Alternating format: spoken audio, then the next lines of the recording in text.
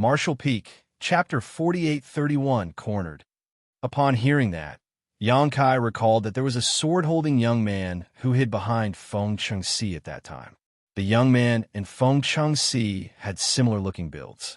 Although their temperaments were different, the young man just had to put on a disguise and remain silent. The people who were not familiar with Feng Chengxi wouldn't find out. Moreover, even though Feng Chengxi was the young city lord, it wasn't until recently that he returned to the city. Not a lot of people in White Jade City could recognize him, let alone be familiar with him. No one could have expected that on his own wedding day, the bridegroom would tell his servant to dress up as him and head to the bride's house in his place. On the other hand, he was helping another man to flee with the bride. "Why are you doing this, senior brother Feng?" Xianxia asked in puzzlement. The last time they met in Gratitude Shrine, they were pretty hostile to each other. Therefore, when Xianxia speculated that the events in the past 3 days had something to do with Feng Chengxi, he couldn't really believe it. Feng Chengxi didn't directly answer his question. Instead, he asked, "Do you know how long I've stayed in this world, junior brother?" After giving it a thought, Xianxia replied, "Marshal, Aunt Yu told me that you came in not long after senior sister Chu did. It's supposed to have been 7 or 8 years now." Feng Chengxi nodded. "That's right. It's been about 8 years. During this period of time, I never stopped looking for junior sister Chu, but it wasn't until a few months ago that I finally found her. At that time, you were soaked in blood as you stood in front of her to protect her. Although she was discomfited, she wasn't harmed one bit. The Samsara world is an interesting place.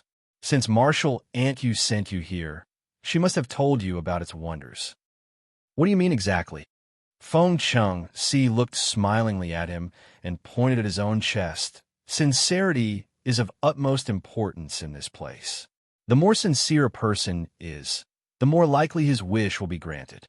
When I came across junior sister Chu for the first time several months ago, I lamented that life was unfair to me. I came here several years before you did, but you were the first one to approach her and protect her. The heavenly way can truly be cruel. However, after giving it thought, I realized that this was one of the wonders of the Samsara world." "Please enlighten me, senior brother," Xianxia said humbly. Feng Chengxi explained, "You came here for junior sister Chu. Although she has lost her memory during the reincarnation, the heart barrier she has set up has something to do with you. Therefore, even though you're late to the game, you could still immediately appear beside her and have a chance to win her heart. On the other hand, I'm different. I came here to execute my honored master's orders, so I haven't managed to achieve my goal despite the fact that I've been here for a few years. I would have stood a chance if you had never appeared, but nevertheless, since you're here, I can only be a foil. I suppose that was the reason I suddenly had the urge to return to White Jade City a few months back." Xianxia fell into his thoughts. Feng Chengxi went on to say, "Sincerity will affect the events that take place in this samsara world. Junior sister Chu is lucky enough to have someone like you who is willing to protect her even if your life is at stake. I believe that even if you two come across the same kind of danger in the real 3,000 worlds, you will still make the same decision and will never betray her. Therefore, in this life, it's pointless for me to keep staying here. To do so will go against my true heart." Xianxia saluted him. "Many thanks for helping us, senior brother." Feng Chengxi waved his hand. "There's no need to thank me. I just realized what it is I should do. However, you have to work harder. Although I have no idea what kind of heart barrier junior sister Chu has set up for herself, I suppose it won't be easy to pass the tests. If you can't help her shatter the heart barrier, she'll be lost in the Samsara Pavilion forever. If that happens, Inyang Cave Heaven won't let you off. I'll do my best to bring her out of this place safely." "That's for the best," Feng Chengxi nodded. "I have another thing to ask you, though." "Go ahead." Xianxia took a glance at the carriage. "It seems that I still haven't managed to help senior sister Chu shatter the heart barrier. What can I do to help restore her memory?" Feng Chengxi replied with a smile. "It's different for everyone. In fact, you have already done more than enough, but junior sister Chu still hasn't retrieved her memory. It seems that her expectations of you are quite high, so you'll have to work harder. I'll lend you a hand as well." Upon hearing that, Yang Kai frowned. Certainly, he would work hard, but the other man didn't specify how much more he had to do. Instead, he felt that Feng Chengxi's smile was somewhat ominous, especially when the latter said that he would lend Yang Kai a hand. Yang Kai had a feeling that something terrible was about to happen. Also, it's the City Lord's mansion that has partnered up with Hidden Treasure Peak. Feng Chengxi said, it's also the City Lord's mansion's arrangement that you were attacked when escorting goods. I already had such a speculation. Yang Kai dipped his head. Feng Chengxi appeared surprised. It seems that you've seen through everything. Yang Kai replied impassively. A few months ago, those from Hidden Treasure Peak easily barged into the Meng Manor, while the soldiers from the City Lord's mansion were unusually slow to react. That in and of itself was ridiculous. If White Jade City had always been this unsafe, the City Lord's mansion would have lost its authority long ago. Feng Chengxi nodded. Indeed, the Meng family is extremely wealthy, so the City Lord's mansion would like to have a share of that. That's why they worked with Hidden Treasure Peak to kidnap the eldest young lady so that they could have a talk with Meng Yi. At that time, I happened to return to White Jade City. When I heard about the matter, the first thought that came into my head was that she might be the one I had been looking for. Hence, I took the initiative to lead the soldiers to chase after the bandits. However, it was too late at that time. One night had passed since the second manager of Hidden Treasure Peak took the eldest young lady away. So even if I ran after them, I wouldn't have stood a chance to save her.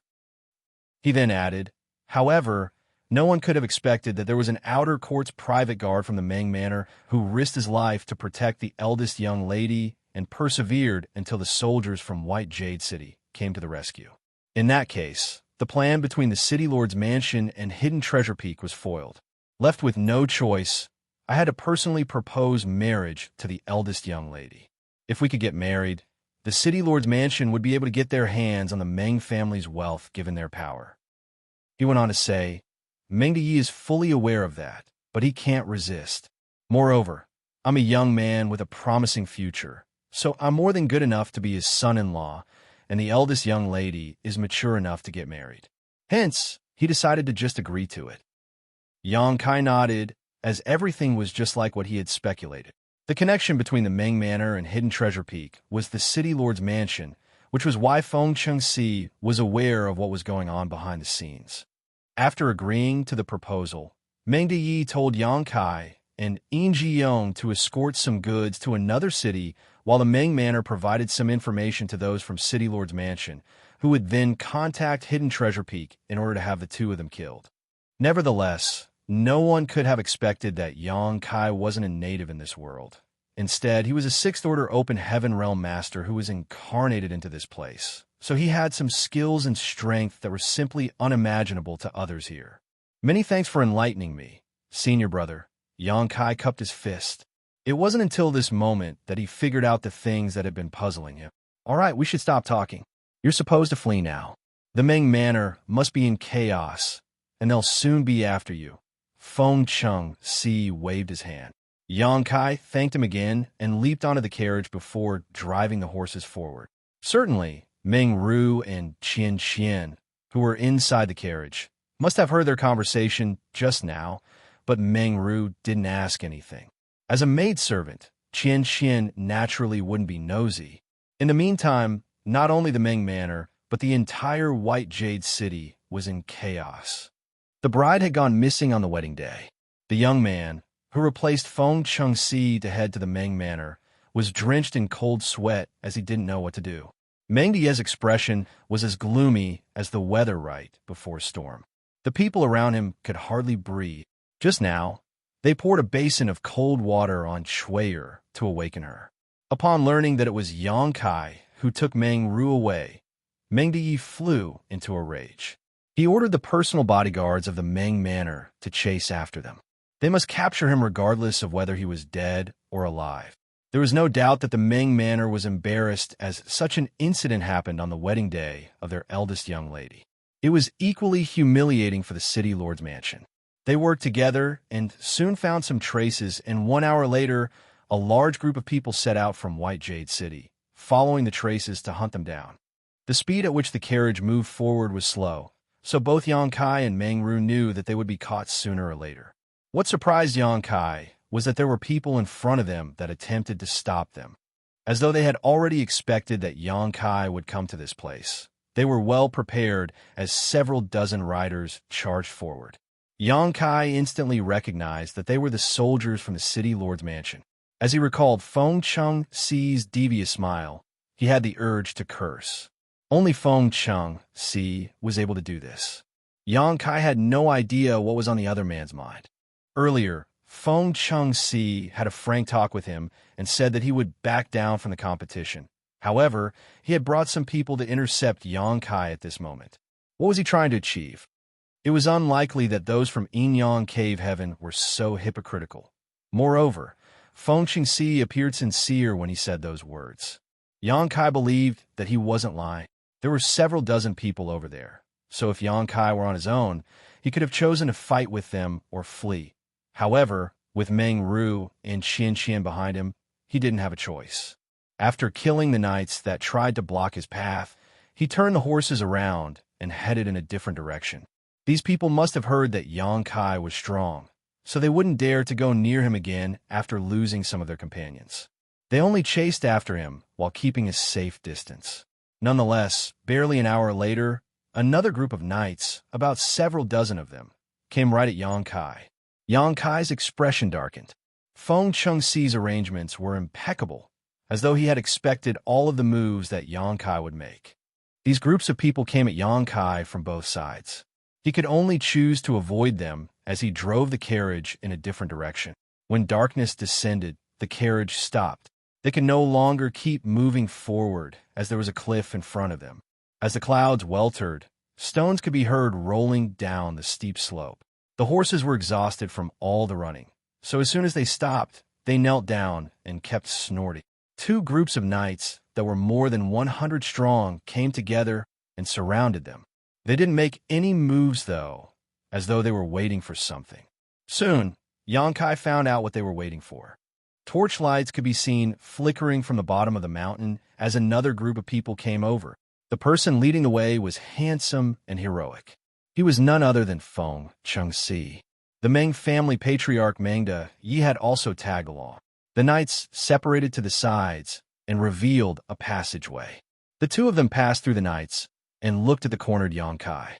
One of them sported a smile and winked at Yang Kai, while the other's expression was extremely gloomy. Martial Peak, Chapter 4832, I'm glad that you're okay. On the edge of the cliff, Yang Kai stood in front of the carriage while facing the knights that had surrounded him. There was nowhere else he could go. It could be said to be a death trap. Meng Ye's eyes were fuming as he glared at Yang Kai. On the wedding day, his daughter was snatched by a private guard, which was humiliating for both the Meng Manor and himself. If this matter couldn't be settled in a perfect manner, he would never be able to face anyone again in White Jade City. He secretly swore that he had to rip this private guard into 10,000 pieces in order to vent out his fury. How dare you, you bastard! Meng Yi said through clenched teeth while glowering at Yang Kai. Is this how you repay the Meng Manor for nurturing you? You're such an ungrateful brat. Give Ruer back to me, and this old master will spare your life. Yang Kai cupped his fist. Please forgive me, patriarch. I have no choice but to do this. Eldest young lady and I are in love with each other. Please let us go. Like a cat whose tail had been stamped on, Meng Yi was enraged. Shut up. Who do you think you are? A noble lady like Ruer would never fall in love with someone like you. Stop slandering her. He then turned to Feng Chengxi. Young city lord, please don't believe his nonsense. He must have forcefully taken Ruer away. Otherwise, she would never have left the Meng Manor. With a smile on his face, Feng Chengxi didn't respond to him. The next moment, with the help of Xianxia, Meng Ru got out of the carriage with a sorrowful expression. Meng Yi was elated upon seeing that and quickly asked, Are you hurt, Ruer? Like a child who had made a mistake, Meng Ru wouldn't dare to look her father in the eyes as she shook her head.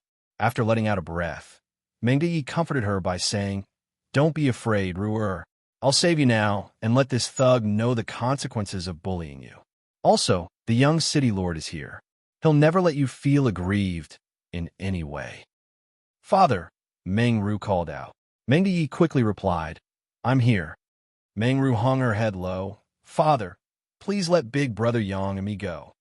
As if struck by lightning, Meng Yi instantly sported a livid expression as he stared at his daughter with a pair of piercing eyes. "What did you say?" He could reprimand Yang Kai for spouting nonsense just now and dismiss it out of hand, but it was a different case when Meng Ru said it. The eldest young lady of the Meng Manor had basically just admitted that she was in love with her bodyguard right in front of everyone. The revelation sent a shockwave across all the knights. Upon receiving the order, they started pursuing Yang Kai, thinking that the eldest young lady was kidnapped by her personal bodyguard. However, it didn't seem to be the case now. Instead, the eldest young lady of the Meng Manor had willingly left with him. Rather than a kidnap, it was two lovebirds who had eloped together. These were two very different scenarios. The eldest young lady of Meng family had not only humiliated the Meng Manor, but also the city lord's mansion. Many of them cautiously glanced at Feng Xianxia, only to realize that the young city lord remained calm and collected with a faint smile still on his face, as though the fact that the bride had fled with another man didn't concern him one bit. "Father, you've doted on me over the years, and you've never forced me to marry anyone. I've also repeatedly told you that I've been waiting for the man who is destined to be with me." Meng Ru initially hung her head low. Despite her frail figure, though, she seemed to have summoned enough courage as she looked up at him and declared, "Now, the wait is over. Big brother Yang is the man I've been waiting for." Meng Yi trembled with fury, which was about to erupt like a volcano. Meng Ru had indeed repeatedly told him that she was waiting for someone, but he never took it seriously and thought that she was just being perfunctory with him. Certainly, he wouldn't believe it when she brought it up again. "You're sick, Ruer," Meng Yi said in a grim voice. "Come home with me. I'll get a doctor to treat you." Meng Ru shook her head. "I'm not sick." Meng Yi took a glance at Yang Kai and said impassively, "If you're not sick, you should be concerned about his safety. If you come home with me, I'll spare his life, but if you're obstinate, he will die today." Meng Ru instantly turned pale. Although she knew that Yang Kai was powerful, there was no way he could deal with so many people. She also was flustered at the fact that Meng Yi threatened her with Yang Kai's life. When she turned her head and met Yang Kai's eyes, though, she saw the man flashing a smile at her. In an instant, she cast away her hesitation and turned to look at her father with determination. "Father, please let us go." Meng Yi appeared to be heartbroken, as he didn't have the final say in this situation. Only a small number of people around here were from the Meng Manor. Most of them were soldiers from the city lord's mansion, and they only listened to Feng Xianxia. Although he had the intention to forgive his daughter, he was unable to do that. The young city lord was right beside him, and as the patriarch of the Meng family, he had to behave appropriately in this situation. With difficulty, he shook his head and said, "You're being fooled by him because you're young and naive. The young city lord is a magnanimous person, so I'm sure he'll forgive you. Come home with me and serve the young city lord with all your heart in the future." The last bit of hope in Meng Ru's eyes went out as she fell on her knees and pressed her head against the ground 3 times in front of her father. Meng Yi was flabbergasted. "What are you doing?" After getting to her feet, Meng Ru turned to Yang Kai and put on a bright smile. "Since we're not able to get married in this life, we will die together at the very least. Big brother Yang, I'm really pleased to have finally found you." Yang Kai let out a breath and took a step forward before unsheathing his saber and sword. Standing in front of Meng Ru with his sturdy figure, he clanged his weapons together. "Before I die, no one can harm you. Both of you have gone mad." Meng Ye's eyes turned bloodshot. Feng Xianxia, who had kept a smile on his face, seemed to have gone crazy all of a sudden as he roared. "Kill all of them and let them know the consequences of offending this young city lord." Meng Yi was astonished and shouted, "Please wait, young city lord." Just when he wanted to stop them, he was kicked off the horse by Feng Xianxia and fell to the ground in pain. The knights crisscrossed one another and came at Yang Kai from all directions, ensuring that he would not be able to flee. As glints flashed through Yang Kai's weapons, Grunts and shrieks were continuously heard. Limbs were sent flying away while blood dyed the ground crimson. As more corpses piled up, Xianxia didn't take a single step while his back remained straight, just like how he protected the eldest young lady in front of the cave back then. He wielded his weapons and killed his opponents like he was cutting through straw. Just a moment later, many corpses lay strewn across the ground. Usually, this kind of carnage was enough to make anyone feel frightened. Despite the large number of people on their side, they might not have the courage to keep going forward. After all, no one could be certain whether they would be the next to get killed. However, Xianxia was on top of everything here. Although the people from the city lord's mansion were terrified, they wouldn't dare to back down. Only by killing Xianxia would they be able to live to see tomorrow. There would only be one outcome to this intense battle. Either Xianxia was killed, or all of them would perish. Xianxia had brought a lot of people with him this time, some 200 or 300 in total, which was more than twice as many as the bandits from Hidden Treasure Peak that Xianxia had to face back then. Xianxia's energy was not infinite, so despite being powerful, there was no way he could persevere forever in this situation. Stirring Cloud Saber and Covering Rain Sword were extremely useful in this battle. Even though Meng De Yi tried to kill Xianxia by telling him to escort some goods to Great Abundant City and then ambushing him, he had indeed regarded him highly before that.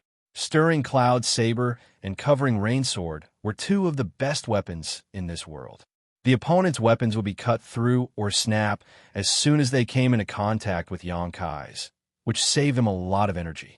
Meng De Yi was still begging Xianxia to spare his daughter's life, but the infuriated young city lord simply ordered someone to tie him up and toss him aside. The personal bodyguards from the Meng Manor wouldn't dare to protest despite being furious. They also had to deal with Xianxia following Xia's order. As time passed, a blood river formed at the edge of the cliff, and Xianxia was already drenched in blood. He was covered in the opponent's blood as well as his own. Despite being strong, he was unable to perfectly protect Meng Ru when faced with so many opponents.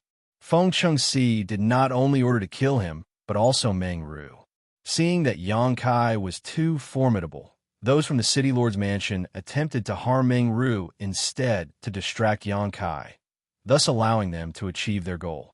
Even incredible weapons like Stirring Cloud Saber and Covering Rain Sword were unable to last forever in such an intense battle. The blades of both weapons were bent and chipped, rendering them less useful. Xianxia was already on his last legs as he staggered. Despite that, he was determined to stand strong. Just then, he saw a sword coming at him from the left, but he was unable to dodge it. If he did that, Meng Ru would definitely be harmed. He could only tense up his body as he got ready to be stabbed. At the same time, he had to ensure that his vital parts wouldn't be hit. When a grunt was heard next, though, everyone was shocked. Xianxia didn't feel any impact or pain. Someone seemed to have blocked the sword for him. As he turned his head, his pupils contracted. It was a petite figure that had blocked the sword, which had pierced through her chest. It was a fatal injury. Xianxia, who was usually timid and bashful, spread her arms and stood in front of Xianxia at this moment. Summoning all her courage in the last moments of her life, she bravely looked Xianxia in the eyes. Then, she put on a bright smile while blood streamed out of her mouth. "Big brother Yang, I'm glad that you're okay." The smile was like an invisible hand that clenched Xianxia's heart, making it impossible for him to breathe. His encounters with Xianxia over the past months flashed through his eyes as he always remembered her to be a bashful and obedient woman. Both of them joined the Meng Manor at around the same time, and although she was a newcomer too, she instantly gained the eldest young lady's favor and became her trusted maidservant. When she learned martial arts, she showed an aptitude that was just as great as Meng Ru's. Whenever their eyes met, she would become flustered like a frightened rabbit. Xianxia suddenly recalled seeing the same kind of expression on another woman's face. She was a woman he was not familiar with, but it was destined that he would be tangled up with her forever. As two figures overlapped in his mind, he suddenly called out, "Junior Sister Tao." Xianxia was already on her last breath, but upon hearing Xianxia's words, she seemed to have been infused with a new stream of energy as her eyes brightened instantly. All the sorrow and doubts in her heart were cast away as she called out, "Senior Brother Yang." Martial Peak, Chapter 4833, Live or Die Together. "Senior Brother Yang." Xianxia called out with a satisfied smile, "Thank you." Yang Kai had no idea why she thanked him, nor did he know whether she would really pass away like this. With that said, it was just a samsara world that she had reincarnated into, so the real her wouldn't be affected when she was killed here. However, he had never expected that Tao Ling Wan had also come to this samsara world, and she had been by his side without him knowing the whole time. At the critical moment, she had even blocked a fatal sword strike with her body for him. Both Feng Chengxi and Yu Xiangdai had said that sincerity was of utmost importance in the samsara world. The more sincere a person was, the more likely his or her wish would be granted. Furthermore, everything that happened here reflected one's true heart. Tao Ling Wan was willing to die in Yang Kai's stead in this samsara world. In other words, she would make the same decision in the outside world if she was faced with the same situation. Yang Kai felt an excruciating pain in his heart. He wielded his stirring cloud saber and cut off the attacker's arm. Then, he wrapped his arm around Xianxia's waist and stepped backwards. When he looked down, he realized that Xianxia had closed her eyes. Despite the trace of blood on the corner of her mouth, she sported a contented smile. Feng Chengxi, who appeared to have gone mad shouting orders to his subordinates, suddenly became startled and muttered, "Junior Sister Tao." Nevertheless, he soon realized what had happened and sported a bitter smile. Honored Master made a move in the end, but not only did he fail to catch the chicken, he even lost his rice in the process. He couldn't imagine how his honored master would react upon learning what happened in this place, but he was certain that the latter wouldn't be pleased. Xianxian's death didn't give Yang Kai a chance to breathe. Although the people from the city lord's mansion were surprised at the maidservant's bravery and determination, it ultimately didn't change anything.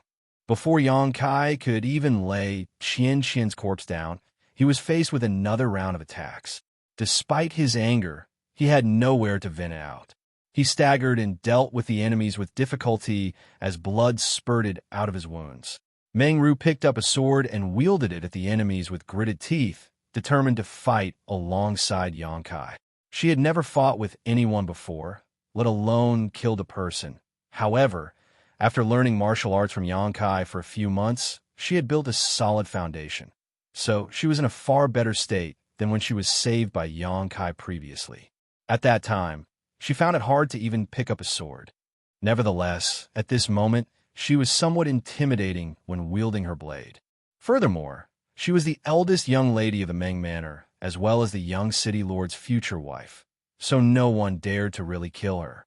Xianxian's death seemed to have shocked Feng Chengxi, so while riding his horse, he simply looked up at the sky and sighed. It was getting late, so it was time everything ended. Despite the fact that he hadn't managed to achieve his goal after staying in this world for a few years, he never lost hope as he was determined to complete the task given to him by his honored master. However, the moment he realized his true heart, he discovered that all he really felt was fatigued. Everything he had done in this samsara world seemed to be nothing more than a farce. The young city lord leaped into the air and flew over everyone like a bird.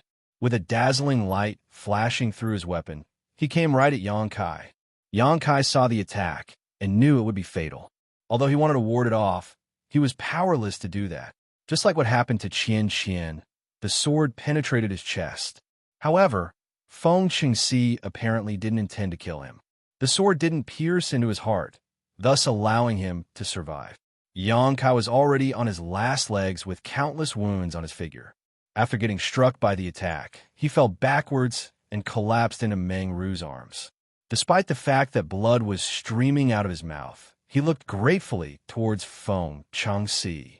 All of a sudden, he realized how he was supposed to break Chu Hua Shan's heart barrier. He had also figured out the reason Feng Chengxi had done all of this. Feng Chengxi didn't say anything as he gently nodded. "Big Brother Yang," Meng Ru said in a choking voice. She covered the wound on his chest with her fair hand, but she was unable to stop the blood from spurting out. Soon, her hand was dyed red. Yang Kai took her hand. "It's useless." I'm sorry for not being able to protect you. Meng Ru's face was already soaked in tears as she repeatedly shook her head. It's me who has dragged you into this. She knew that, given Yang Kai's strength, he would have been able to flee if he were on his own despite being surrounded by so many people. However, with her around, he could not run away. The soldiers gathered around him, but did not immediately make a move. They were horrified by the power Yang Kai had showcased earlier, but at the same time, they mourned for a dying hero. All of a sudden, Meng Ru stopped crying and put on a smile. As she stroked the man's face, she said gently, I'm sorry for what happened in this life. Let me protect you in the next. Upon finishing her words, she carried Yang Kai up and turned around before leaping off the cliff without hesitation. Under the moonlight, they looked like two lovebirds that sought eternal freedom. When the tied-up Meng Yi saw this, he instantly passed out. Feng Xianxia let out a breath while feeling exhausted. Everything had finally ended. As Yang Kai heard the wind howl, he started losing consciousness. He could feel his figure plunging rapidly as this life was finally coming to an end. All he could do was wait for Chu Huashang to break her own heart barrier. Fortunately, Chu Huashang didn't let him wait for a long time. While he was in a daze, he heard the woman calling out to him, Junior brother?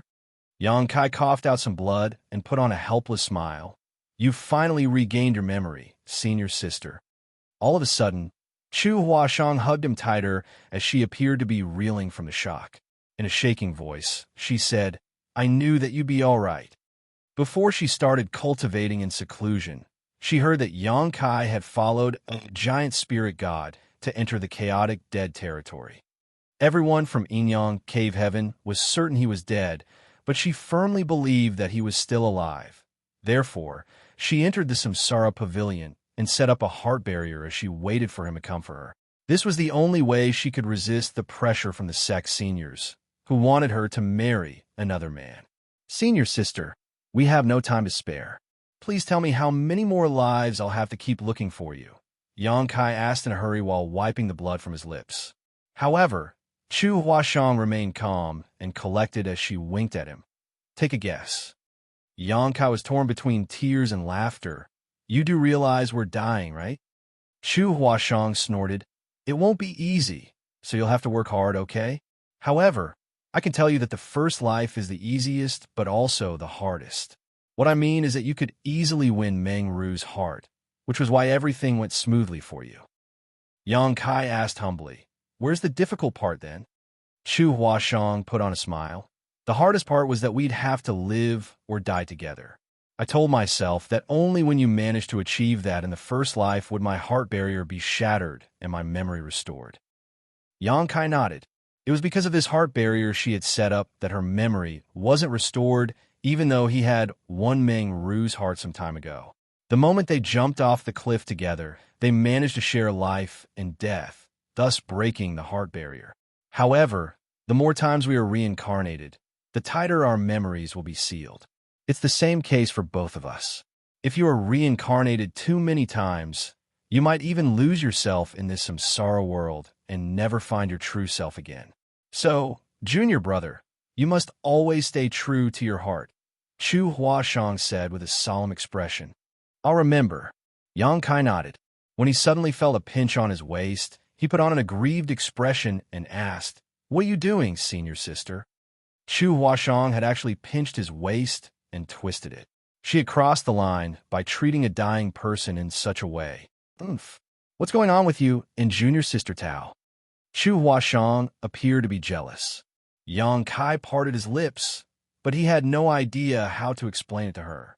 Chu Huashang asked, Junior sister, Tao must be Tao Ling Wan, right? Yang Kai nodded in. He didn't know why Tao Ling Wan had also come here, and even entered the same samsara world as Chu Huashang. Suddenly, Chu Huashang let out a long sigh. Although I have no idea what happened between you two, she would have been doomed if you hadn't recognized her. Why is that? Yang Kai frowned. I'm sure you know a thing or two about the wonders of the Samsara Pavilion. A disciple who enters this place will set up a heart barrier for herself. If the heart barrier isn't broken, she will be lost in this place forever. My heart barrier was that I wanted you to find me and make me fall in love with you. You were aware of that, so you had a target regardless of what you did. Despite the difficulties, you knew the kind of goal you had to achieve. Yang Kai nodded. The heart barrier she had set up was definitely different. Chu Hua Shang. I guess the heart barrier might be that you had to recognize her without knowing who she really was. It wasn't hard for Chu Huashan to come up with this speculation. After all, Tao Lingwan only recovered her memory after Yang Kai called her junior sister Tao earlier. What would have happened if I hadn't recognized her? Yang Kai asked. All her memories were sealed within Xianxia. If you hadn't managed to help her restore her memory when Xianxia passed away, she would never have had a chance to awaken. It was the same for me. Yang Kai was instantly soaked in cold sweat as he felt somewhat horrified. He couldn't figure out why Tao Lingwan would do such a thing, as he had no idea that she had also entered the Samsara Pavilion. The only reason he could recognize her was that Tao Lingwan and Xianxian were so similar when it came to their temperaments. At that time, he was focused on breaking Chu Huashan's heart barrier, so he didn't pay much attention to Xianxian. It wasn't until Xianxian was killed in his stead that he recalled everything about her. What is she trying to do? Perhaps she's trying to prove something. Chu Huashang shook her head. Women can be foolish and unreasonable sometimes, but she succeeded, didn't she? Tao Lingwan was willing to die in Yang Kai's stead, and although they were in a samsara world, she had still risked her life just by coming here. Regardless of what Yang Kai thought of her, he now knew that this woman was willing to sacrifice her life for him. Will we see her again? Yang Kai asked. I'm not sure. Chu Huashang shook her head. Maybe we'll see her, but I doubt it. Her heart barrier is different from mine. You have recognized her, and she has expressed her sincerity. It's pointless to go through the same thing again. Marshall Peak, Chapter 4834, I'll protect you. Senior sister, I'm sleepy. Yang Kai muttered under his breath. Get some rest. You'll see me again when you open your eyes. Chu Huashang pulled him closer to her embrace. In the meantime, Yu Xiangdai and Chen Xiao were waiting patiently outside the Samsara Pavilion. This place was where hearts were trained, not where one would cultivate. Therefore, even though the Samsara Pavilion was amazing, it didn't have the same advantage as small source worlds in which time would pass by quicker. The speed at which time flowed in the Samsara worlds and the outside world was the same. It had been 3 months since Yang Kai entered the Samsara Pavilion, and no one knew what was going on with him inside. It wasn't certain if he shattered Chu Huashang's heart barrier or had even found her. Certainly, they were worried, but as outsiders, their worries were meaningless. It all hinged on Yang Kai's own capabilities. It was because of this matter that Yu Xiangdai and Chen Xiao, who had been fellow brother and sister for thousands of years, got into a conflict. Presently, they were dozens of meters apart as they sat on empty clearings and waited patiently. Just then, a figure stepped out of the shopping district just outside of the Samsara Pavilion. Sensing something, Chen Xiao immediately opened his eyes and glanced at that person. Following that, he let out a breath almost imperceptibly. Yu Xiangdai noticed the person as well. There was a surprised expression on her face as she watched Tao Lingwan coming over. This couldn't be helped, as Tao Lingwan came out too soon. No one had ever managed to leave the Samsara Pavilion so soon after entering it. However, Yu Xiangdai recalled something as she narrowed her eyes and put on a smug smile. Honored Master, Tao Lingwan walked up to Chen Xiao and saluted him in an elegant manner. Chen Xiao examined her to make sure that she was completely fine and healthy. He parted his lips in an attempt to express his concern, but he was not able to say anything. In the end, he just nodded. I'm glad that you're back. I'm sorry for worrying you. Tao Lingwan hung her head low. Yu Xiangdai approached her and asked, Did you meet young boy? Tao Lingwan nodded gently. How was it? After giving it a thought, Tao Lingwan replied, I believe he must have helped junior sister Chu restore her memory. Yu Xiangdai's eyes brightened when she heard that. Then, she let out a breath. That's good. That's good. Chen Xiao asked, Did you see him? Tao Lingwan nodded her head. Yes. Chen Xiao stopped asking further. Since Yang Kai had helped Chu Huashang restore her memory, it meant that he had broken her heart barrier. Hence, he had succeeded in this life. On the other hand, Feng Chengxi had not managed to achieve his goal, even though it had been 8 or so years since he entered the Samsara Pavilion. Although Xianxia had already expected it, he was still disappointed upon learning the outcome. As they spoke, Feng Chengxi stepped out of the Samsara Pavilion and saluted Xianxia and Yu Xiangdai.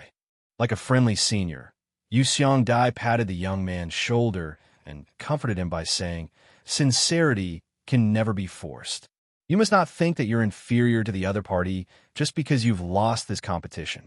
You're a core disciple of Yin-Yang Cave Heaven after all, and a bright future is ahead of you. However, love is not something which one can control at will." Feng Chengxi obediently saluted her. "Many thanks for your teaching, martial aunt." A gleeful Yu Xiangdai then shot Xianxia a glance and mocked. "So what if you've done everything you can to set others up? Look at the outcome now. You're the one who has suffered a setback in the end. I suggest that you stop being so short-sighted, senior brother." A dispassionate Xianxia glanced at her. "Waner is my disciple, as well as a member of Yin-Yang Cave Heaven." Yu Xiangdai batted her eyes and suddenly said through clenched teeth, "It's basically a buy one get one free deal. We have made a loss." Tao Lingwan started blushing furiously. She found it hard to deal with Yu Xiangdai, who could be unrestrained at her words sometimes, and when she thought of the fact that she had to face Chu Huashang in the future, she couldn't help feeling guilty. Although she was just executing her honored master's orders, she was the one who had acted in the end. After struggling internally for a bit, Yu Xiangdai made up her mind. "Senior brother, be prepared. When that brat exits the Samsara Pavilion, we'll let him marry Xiao Huashang and Waner." Xianxia arched his brow. "How are they going to get married?" Yu Xiangdai snorted.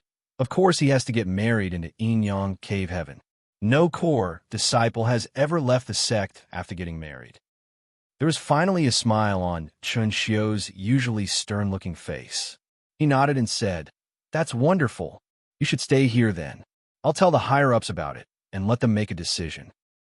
Yu Xiangdai bowed her head, after which Xianxia left the place with his disciples. The conflict between them was resolved after they came to an agreement. Some heavy things seemed to have pressed against Yang Kai's body as he realized that it was pitch black around him. He tried his best to break free from this situation, but to no avail. He even found it increasingly difficult to breathe. For a moment, he thought that he was going to lose his life here and now. After falling off the cliff alongside Chu Huashang, he moved on to the next life. However, he had not the foggiest idea about the situation in this place. As soon as he opened his eyes, he realized that he was buried beneath some things. The sounds of people wailing and dying could faintly be heard, but they soon quieted down. Just then, a ray of light came into his sight as the heavy things on his figure were taken away. He got to his feet with difficulty and immediately examined his body. When he was beneath the heavy objects, Yang Kai already felt that something was off, and upon first examination, he realized what was wrong. Presently, he was just a boy around 12 or 13 years old. It was no wonder that he didn't have much strength as his body had shrunk. "What the?" Yang Kai secretly cursed. The reason he entered this samsara world was to break Chu Huashang's heart barrier. In order to do that, he had to win her heart. How was such a young brat supposed to do that? Did he have to grow up first? At this moment, he was standing on some debris. It was apparent that he was pressed under a collapsed house just now. He caught a whiff of a pleasant scent as a figure came into his sight. Looking up, he instantly saw the familiar face. The word "senior sister" Chu almost spurted out of his mouth. Presently, Chu Huashang was just standing in front of him. She was clad in tight-fitting clothes with a sword at her waist. She tapped the dust off his shoulder and asked gently, "Are you all right, little one?" "Little one." Yang Kai's brow twitched. "Where are your parents?" Chu Huashang asked. Yang Kai didn't know how to reply to her. Thinking that he was still reeling from the shock, Chu Huashang hesitated for a bit before letting out a sigh. Then, she bent her back and took his hand. "Don't be afraid. You should follow me from now on. I'll protect you." Yang Kai had the urge to curse. This would definitely be a life that he would never want to look back on. He could already imagine that when he and Chu Huashang got out of the Samsara Pavilion, She would certainly tease him whenever she remembered this. However, there was nothing he could do at this moment. With that said, he felt fortunate that he saw Chu Huashang as soon as he opened his eyes. He could grow up by her side and slowly get closer to her heart. All of a sudden, he recalled what Meng Ru said to him when she carried him up and jumped off the cliff. "I'm sorry for what happened in this life. Let me protect you in the next." Her wish had been granted. In this life, it would be her turn to protect him. The Samsara Pavilion was indeed an amazing place where sincerity was of utmost importance. When Meng Ru jumped off the cliff, she must have had a strong desire to protect Yang Kai in the next life, which was why her wish was granted after the reincarnation. In this life, Chu Huashang was one of the brightest disciples in a major sect. Not only was she talented and powerful, she was also beautiful. She had countless admirers within the sect, and even the rising stars from other sects had heard of her. There was never a lack of people who proposed marriage to her, which made Yang Kai feel apprehensive as he was worried that the sect's elders would pressure her to accept one of those proposals. Fortunately, she was an important figure in the sect, so she had a say in this matter. If she didn't agree, no one could force her. After Yang Kai was brought back to the sect, he became a disciple and started cultivating under her tutelage. They rapidly became closer to each other. In this life, Chu Huashang was like a master or elder sister to him. As time passed, Yang Kai grew up to be an adult. Unfortunately, in this life, his aptitude was terrible. Regardless of how hard he cultivated, he was still much weaker than Chu Huashang. Perhaps it had something to do with Meng Ru's last wish. He reckoned that he would really have to be protected by Chu Huashang in his life. Additionally, since he was an adult now, he realized that she started looking at him with a different kind of gaze, which was filled with a sense of longing. This made him feel secretly pleased. As she continued to protect and take care of him, her love for the man became increasingly conspicuous. However, due to the difference between their age and seniority, she wouldn't dare to cross the boundary. Upon that realization, Yang Kai decided to take the initiative to pursue her. She would always blush and feel her heart pounding against her chest whenever he approached her. When he turned 20 years old, there was finally a breakthrough in their relationship. Following Yang Kai's years of pursuit, she finally cast away the worries in her heart and accepted the man, who was 10 years younger than she was and who she had saved all those years ago. The heart barrier was shattered, and Chu Huashang once again recovered her memory. There wasn't really any difficulty to speak of in this life. It just took Yang Kai a lot of time to win her heart. With that said, he once again experienced the abstrusity of the Samsara Pavilion this time. As one's memory was repeatedly sealed, they could realize their true heart and train it more effectively. This was true for both Yang Kai and Chu Huashang.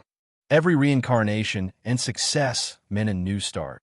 For the first 3 lives, it wasn't difficult for Yang Kai.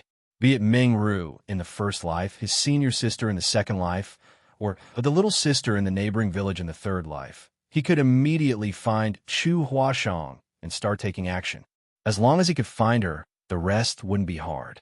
That was because her heart barriers had something to do with him, so he had a natural advantage when it came to breaking them. However, after the third life, the difficulty began to increase.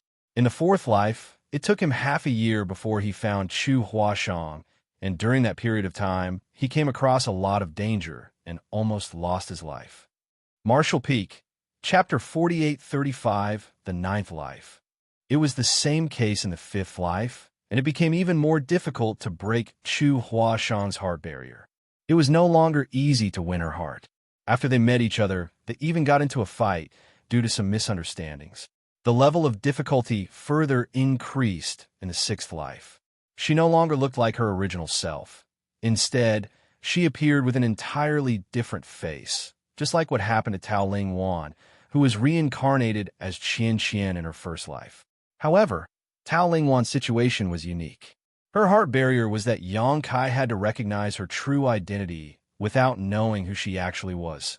Therefore, she wouldn't appear before Yang Kai with her original appearance. It was different for Chu Huashang. Her appearance didn't change in the first 5 lives, so Yang Kai could instantly recognize her after finding her. Nevertheless, in the sixth life, she had turned into an entirely different person.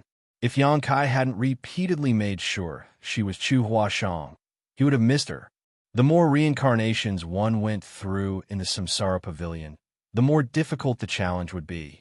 One's memory was greatly affected during reincarnation, and for every reincarnation, Chu Huashang's memory would be sealed. Yang Kai was fine initially, but as he went through rounds of reincarnation, his memory began to be affected as well. They moved on to the seventh life, eighth life, and finally arrived at their ninth life. There were a lot of grand halls in the Grand Qi Temple where many powerful cultivators resided. The fight between the forces of righteousness and evil had persisted for hundreds of years. Due to the never-ending war, countless people had lost their lives. As a result, the entire continent had turned into living hell where blood rivers had formed. About 100 years ago, Grand Qi Temple was born from an alliance of 7 sects. Only the most powerful and upright person had the right to become the temple master of Grand Qi Temple and lead all the righteous great forces in the world. On the other hand, there were those from White Lotus sect who were good at bewitching people and causing trouble in the world. In this chaotic world, they had taken on innumerable disciples to fight against Grand Qi Temple, becoming their greatest enemy. There were victories and losses on both sides following years of fighting between the righteous and the wicked. Evil had steadily gained the upper hand over the past few decades, but perhaps the righteous would gain an upper hand in the decades that followed. However, regardless of which side was at an advantage, they couldn't completely destroy the other. There were the top 7 sects on the continent, which were Divine Method Hall, Grand Battle Sect, Swaying Willow Sect, Hidden Sword Villa, Shooting Star Palace, Emerald Smoke Sect, and Lion Hall. These were the 7 sects that had propped up the righteous side and jointly founded Grand Qi Temple. It had been about 130 years since Grand Qi Temple was born.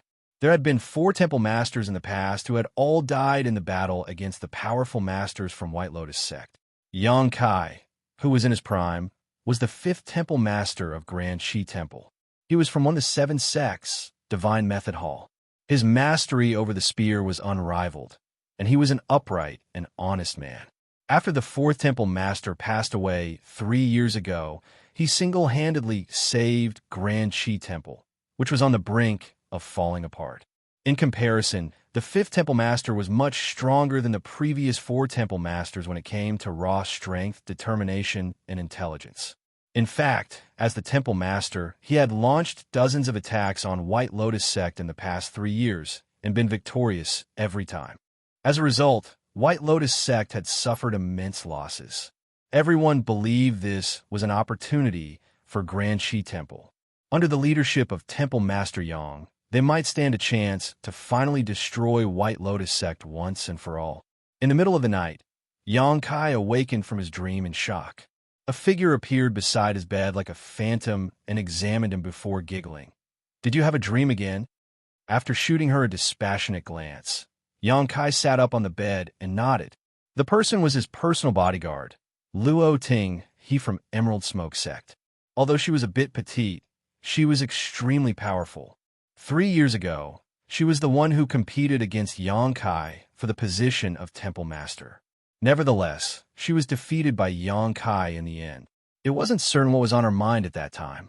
Given her strength, she was more than good enough to be the Vice Temple Master, even though she had lost the competition to be the next Temple Master. However, she didn't do that. Instead, she requested to become Yang Kai's personal bodyguard. Those from Emerald Smoke sect were against the idea.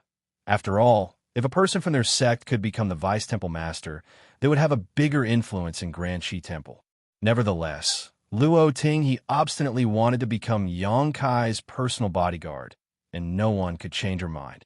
Although she was a personal bodyguard on paper, she was more like a friend to Yang Kai now. She could be at ease in front of the man.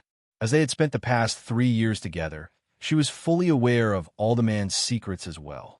Therefore, she knew that this temple master, who was the hope of Grand Qi Temple's future, had a problem. He would always have strange dreams in the middle of the night. In those dreams, he would see a woman with a vague appearance. He had no idea who the woman was, nor had he met her before. However, he had a feeling that she was very important to him. Have you not recalled it? Luo Ting, he suddenly asked. A speechless Yang Kai rolled his eyes. Do you even know what you're asking? Luo Ting, he shrugged. I don't know. I just wanted to ask. The problem with Temple Master Yang Kai was that he would always have strange dreams. On the other hand, his personal bodyguard also had a problem. Whenever Yang Kai awakened from his dream in shock, she would always ask this exact question. Yang Kai had a serious discussion with her the first time around, but she was unable to explain anything. Furthermore, after 3 years of getting along with one another, Yang Kai realized that something was wrong with his personal bodyguard's head. She would always do things that were unexpected. For example, she would suddenly laugh for no reason, but sometimes she would weep in silence. Her mood swings were pretty drastic. What time is it? Yang Kai looked out the window. Just after midnight. As Luo Ting he spoke, she soaked a towel in a basin of water and wrung it before passing it to Yang Kai. After taking it, Yang Kai wiped his face and felt refreshed. However, the vague image of that woman in his dream still lingered in his mind. He had a feeling that the woman in his dream was someone very important to him. But as he went through the past experiences in his life, he was certain that he had never met her before. This strange matter puzzled him. Just then, a slight noise was heard coming from outside. Yang Kai's gaze turned ferocious while Luo Ting, his petite figure, instantly disappeared from the spot. A cold breeze swept through the gap of the door. A moment later, Luo Ting, he returned to the room with blood still dripping from her sword. Yang Kai looked up while a calm and collected Luo Ting. He said, some of the conceited disciples from White Lotus sect wanted to assassinate you. How many of them are still alive? Yang Kai asked in a grim voice. 3. Luo Ting, he chuckled. You must do whatever it takes to find out everything they know. Yang Kai snorted. Don't worry. Luo Ting, he nodded repeatedly. I'll dig out everything from their heads. Upon finishing her words, she turned around and left. The next day, powerful cultivators gathered together in the main conference hall of Grand Qi Temple. There were 6 vice temple masters under Temple Master Yang Kai. Since Yang Kai was from Divine Method Hall, which was one of the 7 sects, the other vice temple masters were the ones who were in charge of the remaining 6 sects. Under the vice temple masters were the hall masters. There were about 30 of them. These were the managers of Grand Qi Temple that had gathered together. They could command all the cultivators in the world who belonged to the righteous path. At this moment, all of them were gazing at Yang Kai. The past 3 years were more than enough time for Yang Kai to build sufficient authority as the 5th temple master. Presently, he remained silent, and even though there were a lot of people in the Grand Hall, no one dared to say anything. A moment later, Yang Kai suddenly opened his eyes and said, in 10 days, those from White Lotus sect intend to hold a sacrificial ceremony in Eastar City and refine a 10,000 soul banner. All of them had their expressions changed drastically upon hearing that. Vice Temple Master Gan Shan, who was from Grand Battle sect, asked in horror, Are you serious, Temple Master? Yang Kai nodded. Xiao He personally obtained the information from the assassins last night. At the mention of Xiao He, all of them shuddered, including Vice Temple Master Xiaohong Tao, who was also from Emerald Smoke sect. Although Luo Ting, he appeared to be crazy sometimes, all of them knew how ruthless she was. She was the oddest one in Grand Qi Temple. If not for the fact that she had never done anything wicked and that she was really from Emerald Smoke sect, many would have condemned her, as the things she had done were no different from, if not worse than, those from the wicked path. No one could hide any secrets following her interrogation. Yu Xingzhou, who was from Shooting Star Palace, frowned. Can we believe what the assassins have said? Holding a sacrificial ceremony in Eastar City to refine a 10,000 soul banner is no small matter. It's supposed to be a top secret that only the leaders of White Lotus sect have the right to know. Yang Kai explained, it's a major event to hold a sacrificial ceremony in Eastar City, so they will need a lot of people to carry it out. Even if White Lotus sect wanted to hide this news, some people might still be able to figure out what's going on. Xiao He has already speculated that something like this was about to occur, so this conclusion is not entirely based on what the assassins have said. Upon hearing that, Yu Xingzhou nodded. In that case, Eastar City will be in danger. Yangkai rose from the seat and declared, "Although Eastar City is not big, there are still around 100,000 residents, all of whom are innocent. If those from White Lotus sect succeed in refining the 10,000 soul banner, many more innocent people will be affected. We have to stop them. Moreover, the 10,000 soul banner is very important to White Lotus sect, so the White Lotus matriarch might personally host the sacrificial ceremony.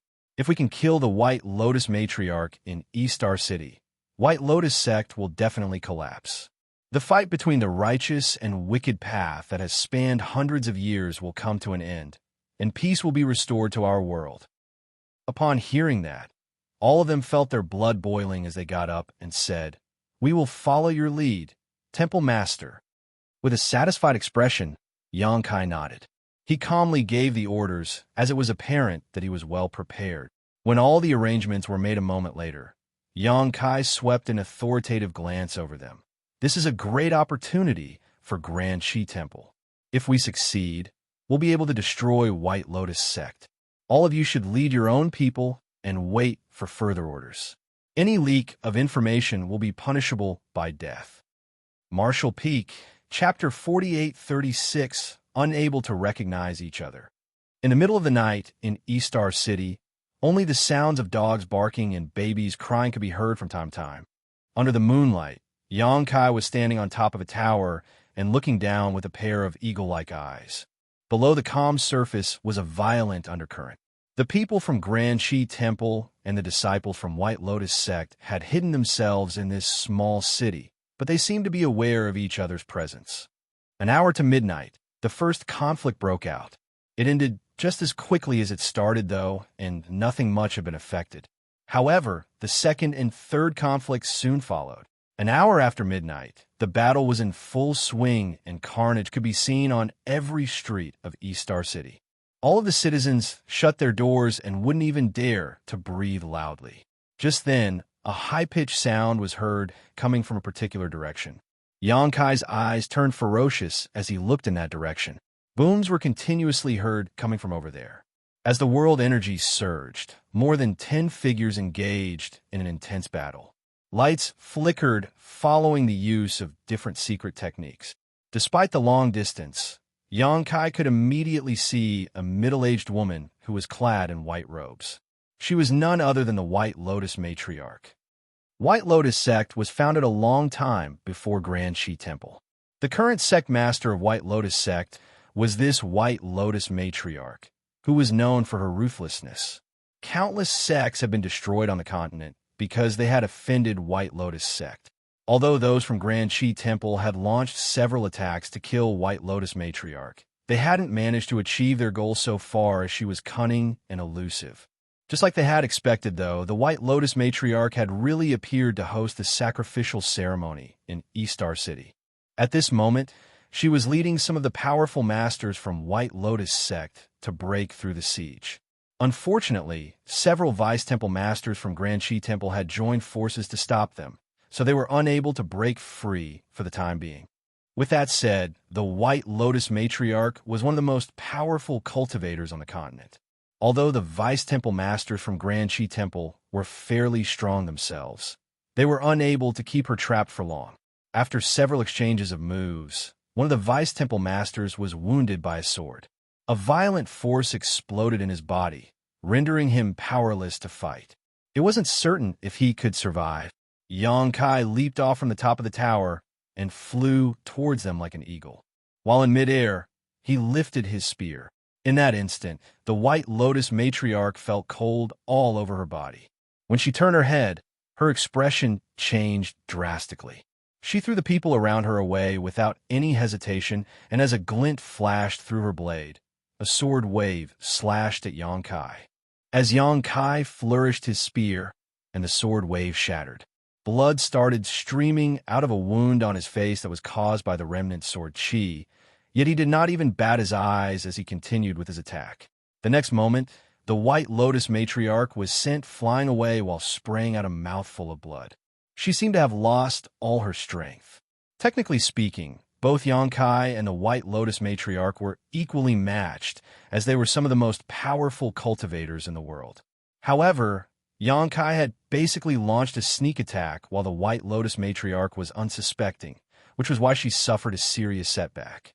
Before the enemy even landed, Luo Ting he appeared right on the spot where she was falling.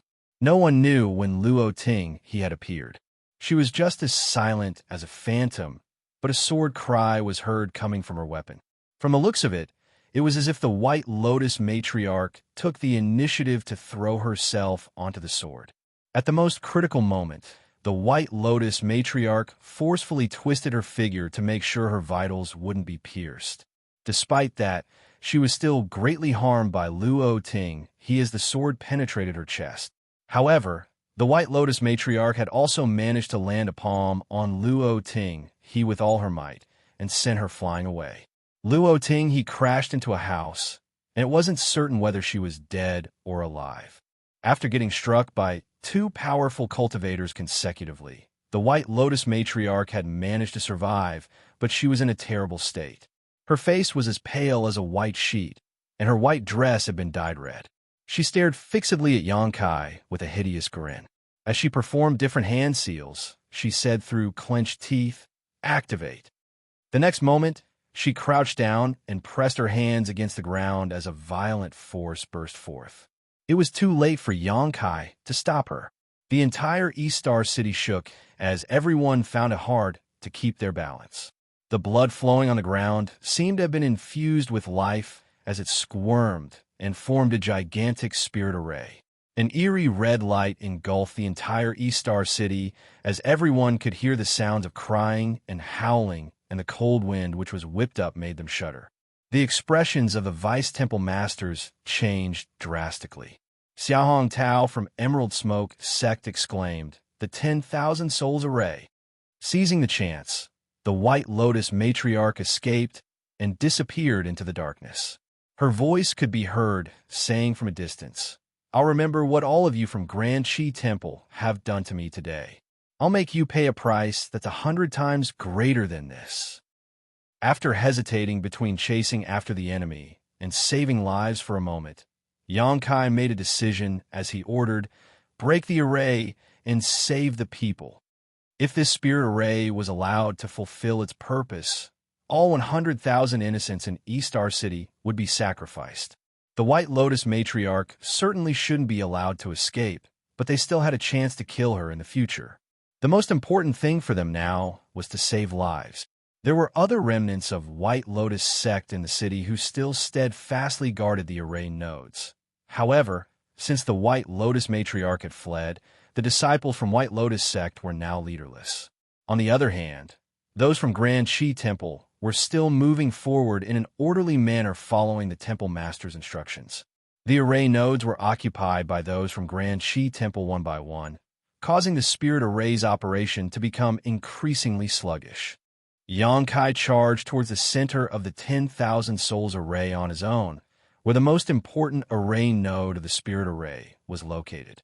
As long as it was destroyed, the spirit array's efficacy would be halved. To his surprise, no sounds of fighting could be heard coming from over there. Instead, the place was in dead silence. With that said, the stench of blood here was the strongest. With the spear in his hand, Yonkai arrived at the array node, only to see the corpses of White Lotus sect's disciples scattered across the ground. In front of the array node stood an alluring figure. As she performed different hand seals, she used some fairly powerful secret techniques at the array node. She must have been at this for quite some time, as she was soaked in sweat. Her damp clothes stuck close to her back.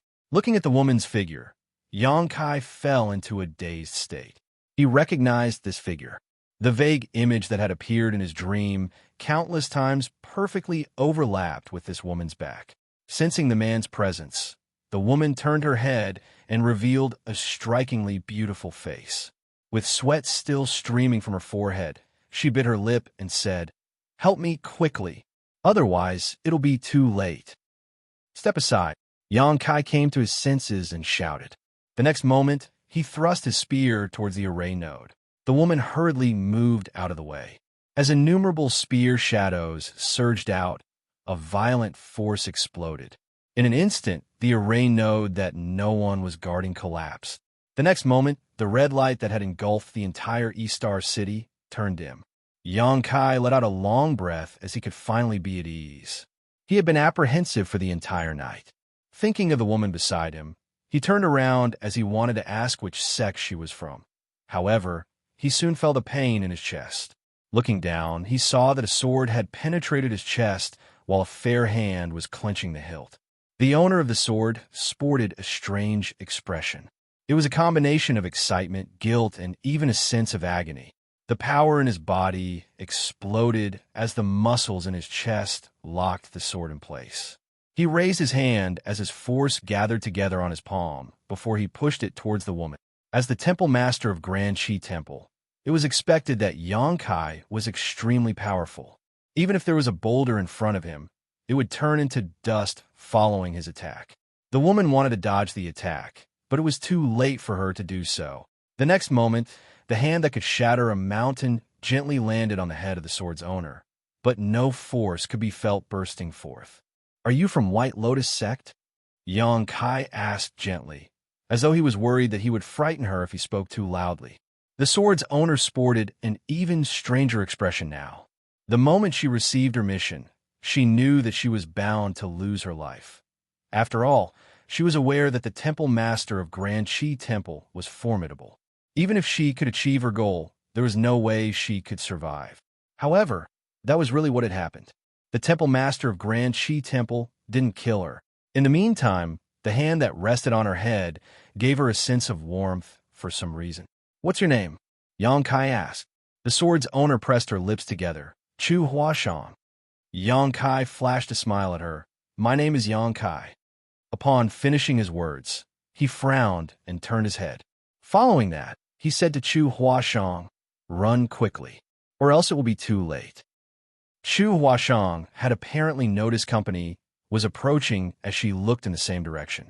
The next instant, she released the hilt and ran away. A short while later, a petite figure arrived with a sword in hand. Luo Ting, he could immediately see that Xianxia was seated on some rubble while holding his spear. There was a sword that had jabbed into his chest. She walked over and took a glance at him. Then, she grabbed the hilt with one hand and pressed her other hand on the man's shoulder. "It may hurt a little." Xianxia nodded. The next instant, the sword was pulled out while blood spurted from the wound. Xianxia's figure shook a little. A dexterous Luo Ting, he struck some of the man's acupoints to stop his blood from streaming out. Then, she said, the White Lotus matriarch escaped. The White Lotus matriarch ran away after activating the spirit array. Luo Ting, he chased after her, but despite her injuries, the White Lotus matriarch was as agile as ever when fleeing. After pursuing for more than a dozen kilometers, Luo Ting, he realized that the enemy was nowhere to be seen. Left with no other choice, she could only return to the city. Following that, she saw that Xianxia was hurt. "We'll have another chance to kill her in the future." Xianxia nonchalantly nodded. Since the White Lotus matriarch had been badly injured, it would take her about a year for her to recuperate. He then asked, "Have you heard of the name Chu Huashang?" Luo Ting, he shook her head. "No." She furrowed her brows while staring at the wound on the man's chest. Given her eyesight, she could see that Xianxia was directly facing the opponent when he was hurt. However, she couldn't think of anyone in the world who could harm this man while facing him head-on. Even the White Lotus matriarch wouldn't be able to do that. Nevertheless, she didn't intend to ask him about what had happened. Xianxia would tell her about it if he wanted. "Ask around," Xianxia ordered. Luo Ting, he said, "You'd better recuperate first." Xianxia nodded. "There's poison on the tip of that sword, so I'll probably pass out soon. Before I wake up, the vice-temple masters will handle the affairs in the temple while you'll assist them from the side." "Got it," Luo Ting, he replied. When she took a glance at Xianxia, she realized that he had already lost consciousness. She let out a sigh and carried Xianxia up before dexterously leaving the city at full speed. She intended to return to Grand Qi Temple first. Martial Peak, Chapter 4837, Xiaohe.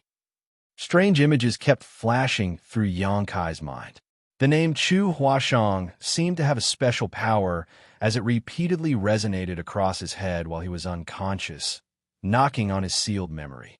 There came a moment when the seal was broken as he went through the experiences in his previous lives in his dream. The figure that had always been vague in his dreams finally became crystal clear. As she turned her head, a joyful and coquettish face came into his sight. Xianxia abruptly opened his eyes. He was still weak due to the injury and poison he had suffered from. Even though he was strong, it was impossible that he could fully recover as soon as he awakened. Everything around him looked familiar to him. He supposed he was in his own bedroom in Grand Shi Temple. A person was seated beside his bed. The only person who could enter his bedroom as she pleased and protected him while he was unconscious was none other than Luo Tinghe. At this moment, she was looking at him with a weird expression. As though realizing something, she once again asked the question she had asked countless times before. "Have you recalled it?" Xianxia nodded his head. An energized Luo Tinghe asked, "What did you recall?" "Many things." Xianxia struggled to sit up, but he didn't have the strength to do so. Seeing that, Luo Tinghe quickly helped him up and placed a pillow behind his back. Then, she stared at him with a longing expression. "Tell me all about it." Xianxia shook his head, then gazed at her with an awkward expression and asked, "Have you recalled it?" In an instant, Luo Tinghe appeared puzzled. "What am I supposed to recall?" "I don't know." In the dream, he finally shattered the shackles that had locked his memory and remembered who he truly was. He recalled where this place was and his reason for coming here. Xianxia felt a lingering fear in his heart and realized once more how mysterious the Samsara Pavilion was. It was already his 9th life.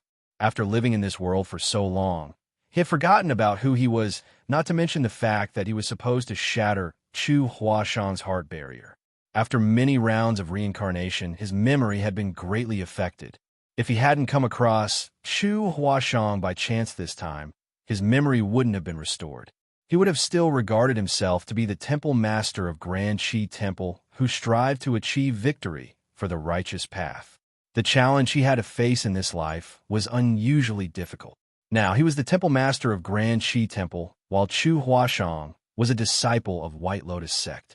Both parties had been arch-nemeses for a very long time. During their first encounter, Chu Huashan thrust her sword into his chest and almost killed him. This wasn't a good sign. He reckoned that he had to come up with a good plan in order to win her heart and shatter her heart barrier in this kind of situation. Besides that, the existence of Luo Tinghe concerned him. After his memory was restored, Xianxia realized that his personal bodyguard was no ordinary person. That was because she had been by his side since the 6th life. In the 6th life, he saved a starving beggar, who was none other than Luo Tinghe. The person had the same name and appearance as his current personal bodyguard. He initially thought that she was just an illusory figure in the samsara world, so he wasn't bothered by it.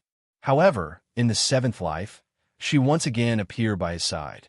This time, she was no longer a beggar. Instead, she was a valiant general who had made countless contributions on the battlefields. On the other hand, he was the king of the country. In the 8th life, she became a sect master while he was a disciple of that sect. After so many rounds of reincarnation, he finally figured out a thing or two about the samsara worlds. These samsara worlds were born on the foundation of Chu Huashan's heart barrier. In other words, her heart was the key to solving the mystery in the samsara worlds. The reason Xianxia could always smoothly appear in these samsara worlds was that Chu Huashan's heart barrier had something to do with him as it connected both of them. Therefore, regardless of how many rounds of reincarnation he went through, he would always appear in the samsara world where she was located. While that was the case for him, what was going on with Xiaohe?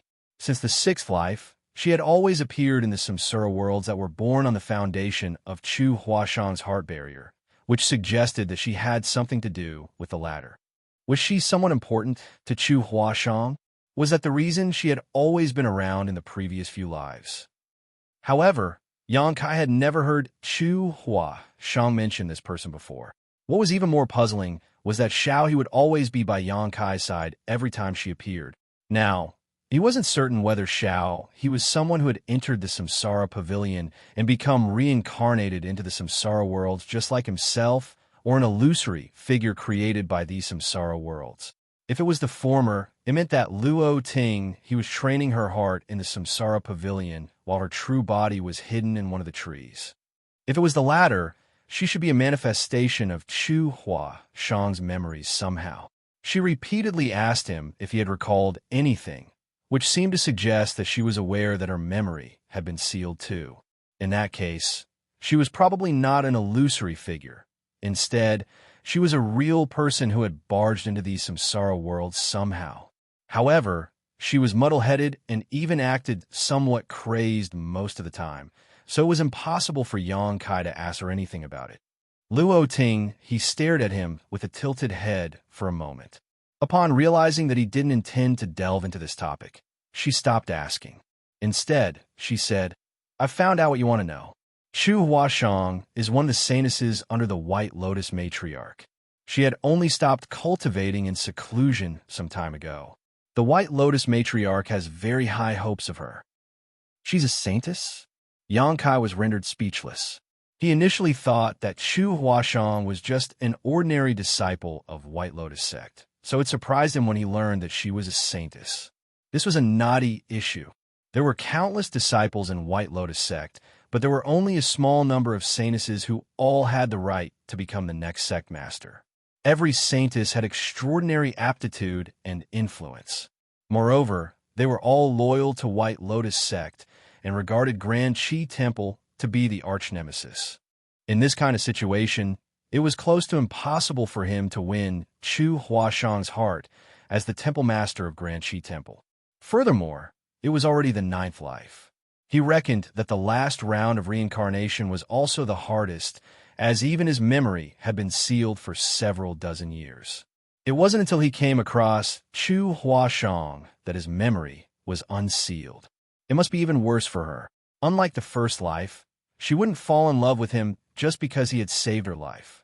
Therefore, it was practically hopeless to wait for Chu Huashang to fall in love with him. When they met again, she would only try to kill him without hesitation, just like how she steadfastly thrust her sword into his chest during their first encounter. From what we've gathered, it was just a pretense that those from White Lotus sect wanted to hold a sacrificial ceremony in East Star City. Their original intention was to kill you. Seeing that he didn't say anything, Xiao took the initiative to report the information that Grand Qi Temple had gathered recently. Yang Kai nodded. "I figured." In fact, the White Lotus Matriarch had made an incredible move.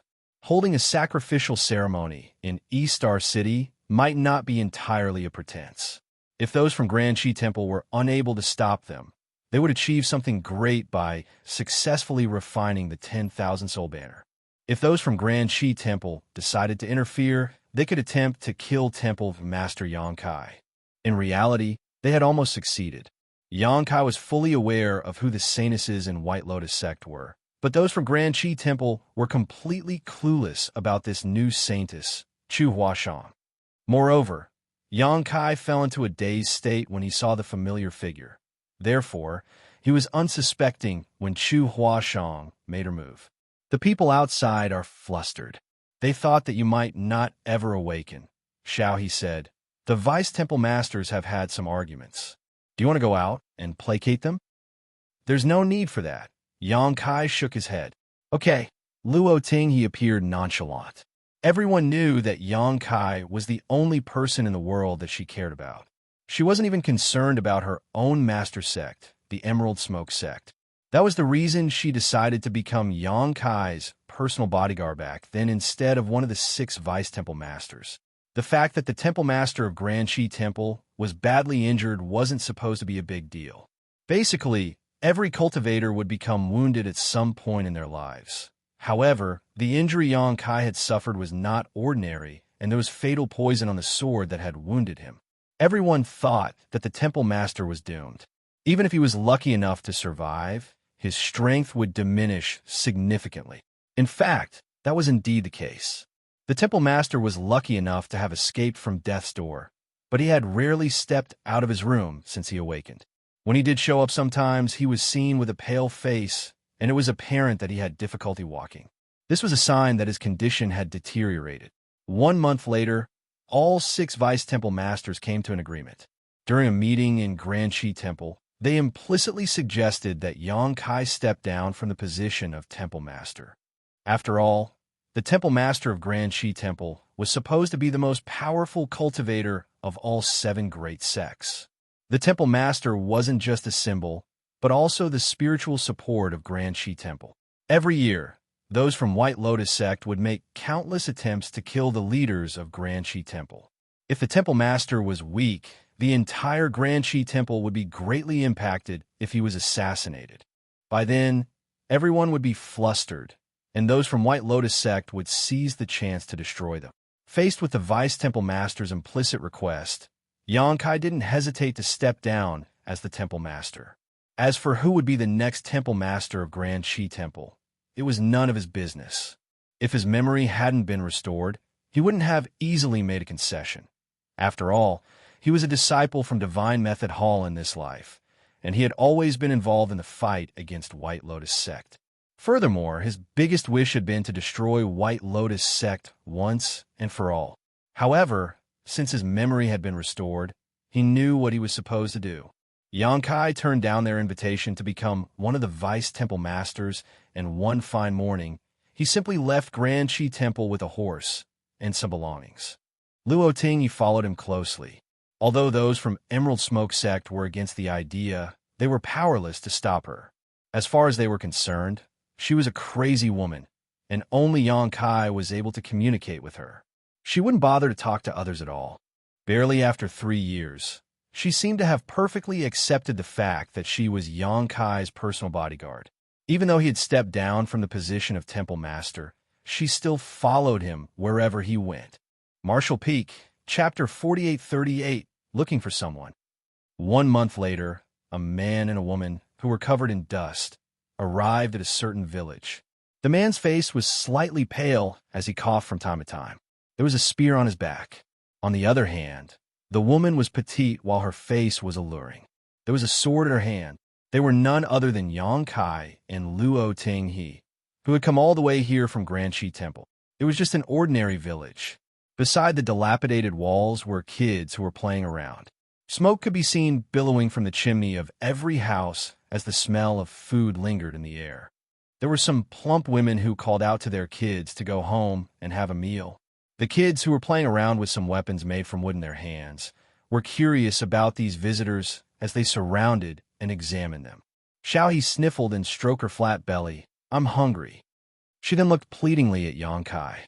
Following a sigh, Yang Kai took the pouch from his waist and fished out a silver coin. He then said to the kids around him, "Whoever can bring us to have some delicious food will get this." The eyes of those kids brightened as they streamed towards him. "I have some delicious food in my house. I'll bring you there. Come to my house." "They're lying. They don't eat meat at all. There's salted fish in my house." After a tug of war, a slightly older kid managed to grab the silver coin. Although he was punched a bit by the other kids because of that, he didn't mind it. As he clenched the silver coin in his hand, he took Yang Kai's clothes with his other hand and said, "Come with me." Yang Kai nodded and motioned for Xiaohe to follow him. They soon arrived at the kid's house. His parents were around, wearing simple clothes that most farmers would own. Years of hard work had left some clear marks on their bodies. The man wasn't good with words as he smiled like a fool. Realizing that Yang Kai and Xiaohe were wealthy, though, he treated them in a friendly manner. On the other hand, his wife was stocky, but she was pretty hospitable. Seeing the silver coin presented to them by their son, they generously gave Yang Kai and Xiaohe 2 bowls of rice, as well as a salted fish they had kept for quite some time. Xiaohe picked up the bowl and wolfed down the meal. The man was squatting at the door and smoking while the woman stood on the side with a smile. The kid was seated by the table as he watched Xiaohe devour the food with a pair of curious eyes. "Are you not going to eat?" After finishing her own food, Xiaohe looked up and realized that Yang Kai hadn't had anything. "You can have it," Yang Kai put on a smile. Without hesitation, Xiaohe picked up his bowl of rice and gobbled it up. It was hard to imagine that such a small woman had such a big appetite. In fact, Yang Kai had brought quite a bit of money with him when he left Grand Shi Temple, but barely 1 month later, he had used up almost all of it to buy food for Xiaohe. "My sister was born to have a big appetite. Please don't mind her, madam." Yang Kai turned to look at the smiling woman. Although the woman was hospitable, she wasn't good with words. Upon hearing that, she waved her hand and said, "It's fine. We still have quite a lot of rice. She can have as much of it as she pleases." Yang Kai then gazed at the kid beside him. "You're still growing. Why don't you eat something?" The kid replied with a smile, "You can eat first. I'll eat later." In response, Yang Kai nodded and stopped objecting. All of a sudden, Xiaohe raised the bowl and said to the woman, "More rice, please." Upon hearing that, the man, who was smoking at the door, started coughing violently. He almost couldn't breathe because of that. The woman's eyelids twitched as she took the bowl with an awkward expression before she entered the kitchen to get more rice for her. Xiaohe proceeded to devour that bowl and then asked for more. 1 hour later, the woman took the empty bowl with a bitter expression and looked at Xiaohe, who was still asking for more rice. "That's all we have." The man was no longer in the mood to smoke. Since Xiaohe asked for more rice for the third time, he had kept turning his head to stare fixedly at her. The kid beside Yang Kai sported a cold expression. A disappointed Xiaohe said, "I'm not full yet." Disbelief was written all over the woman's face as she gazed at Yang Kai. She couldn't figure out how he managed to raise his sister. This kind of appetite was enough to make a wealthy family go broke. Was the food delicious? Yang Kai gaped at Xiaohe. "It was delicious, but there was a bitter aftertaste," Xiaohe replied honestly. "Of course the food was bitter since there was poison in it." Yang Kai chuckled. As soon as he finished speaking, 3 figures came right at Xiaohe and him at the same time. The man, who had been seated by the door, suddenly attempted to tackle them. The saber in his hand flickered as he was engulfed in murderous intent. The woman tossed the bowl away as she took a step forward and pushed out her palm toward Xiaohe. Even the kid beside Yang Kai suddenly fished out a sword and tried to stab it into the latter's heart from a tricky angle. The next moment, Xiaohe made a move. The man and woman grunted before they were sent flying away while spraying a mouthful of blood. Yang Kai extended 2 fingers and gently caught the blade. Regardless of how hard the kid tried, he was unable to retract his sword as his face started flushing. A furious Xiaohe snapped, "Why didn't you tell me earlier that there was poison in the food? Aren't you immune to all kinds of poison?" Yang Kai batted his eyes. "Oh, right." Xiaohe calmed down instantly, but she still felt aggrieved. "But you should have told me about it. Would you not eat it if I told you?" A bashful Xiaohe replied hesitantly, "I would still eat it anyway." "See?" Yang Kai shrugged and extended his hand. The kid grunted and fell backwards. Then, he was shocked to realize that he was unable to move as a mysterious force passed through all his meridians. "Who are they?" Xiaohe frowned. The 3 of them were cultivators, and they put poison into their food. It was apparent that they were ill-intentioned. They're disciples of White Lotus sect. Yang Kai rose from the chair.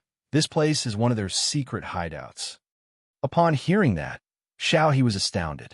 She just followed Yang Kai wherever he went and didn't care about anything else. So she was surprised to learn that he had brought her to this kind of place. It wasn't that she was afraid.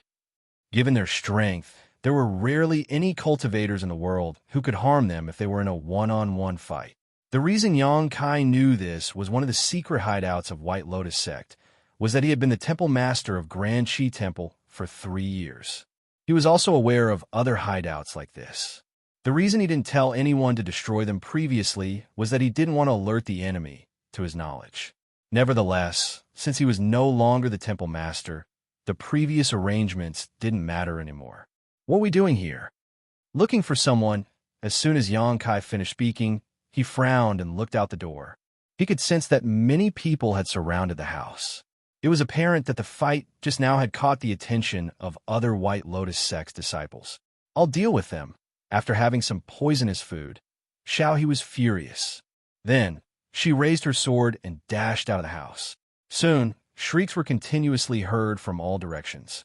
The woman and the man, who were lying on the ground, finally had their expressions changed drastically. The woman asked, "Who are you?" Turning to her, he slowly spoke his name, Yang Kai. Upon hearing that, the man widened his eyes and started trembling. With a pale face, the woman exclaimed, Grand Qi Temple's temple master, Xianxia. The war between good and evil had raged for hundreds of years. Even though the grassroots disciples of White Lotus sect had never seen Xianxia before, all of them had heard his name at least. To them, the temple master of Grand Qi Temple was just as noble as their own White Lotus matriarch. The average person wouldn't have a chance to see either of them. No one could have expected that the temple master of Grand Qi Temple would appear in such a remote village. I'm no longer the temple master of Grand Qi Temple. Xianxia shook his head. His words confirmed the woman's speculation. The woman appeared dejected. Just now, she was trying to come up with a way to flee. However, upon learning that the man before her eyes was the legendary Xianxia, she gave up on the idea. The gap between their strength was insurmountable. So how was she supposed to flee? "What are you doing in our White Lotus sect stronghold?" the woman asked. "I already said I'm looking for someone from White Lotus sect." "Who are you talking about?" "It's none of your business. Just tell your higher-ups about it, and the person I'm looking for will come see me." A myriad of expressions came over the woman's face. With her hand pressed against her chest, she got to her feet slowly. Then, she forcefully moved backwards and destroyed the wall behind her before running away at full speed. Then, she heard Xianxia saying, "I'll wait here for a month. If I don't see the person I'm looking for by then, I'll personally visit the 8 secret hideouts of White Lotus sect." The woman shuddered and ran faster. Xiaoyi dashed into the house and looked around. She fled. "It's fine." Xianxia waved his hand and took a look at her sword, which was soaked in blood. "Have you killed all of them?" Nonchalantly, Xiaoyi replied, "Yes. You wanted some of them to live. You should have told me earlier." Then, she gazed at the man and the kid on the ground as her murderous intent surged. "Well, you should probably keep them alive to cook for you." "I don't know how to cook." Xianxia's words were effective in stopping her from killing the last 2 survivors. Although the man and the kid had escaped from death's door, they felt devastated. After all, as disciples of White Lotus sect, they had fallen into the hands of these 2. It was expected that life would be like living hell for them. They could already imagine the kind of torture they would face. In reality, things were different for what they imagined. In the following days, they were not tortured in any way.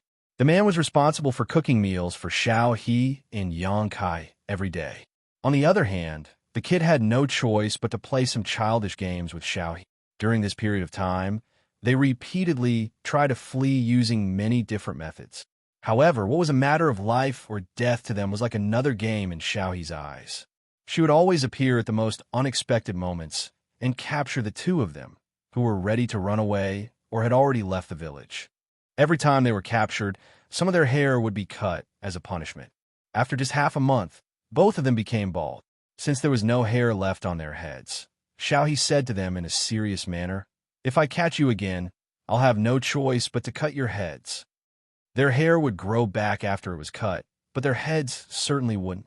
They wouldn't dare to find out whether Xiaoyi was serious, so after that day, they became obedient and didn't dare to flee again.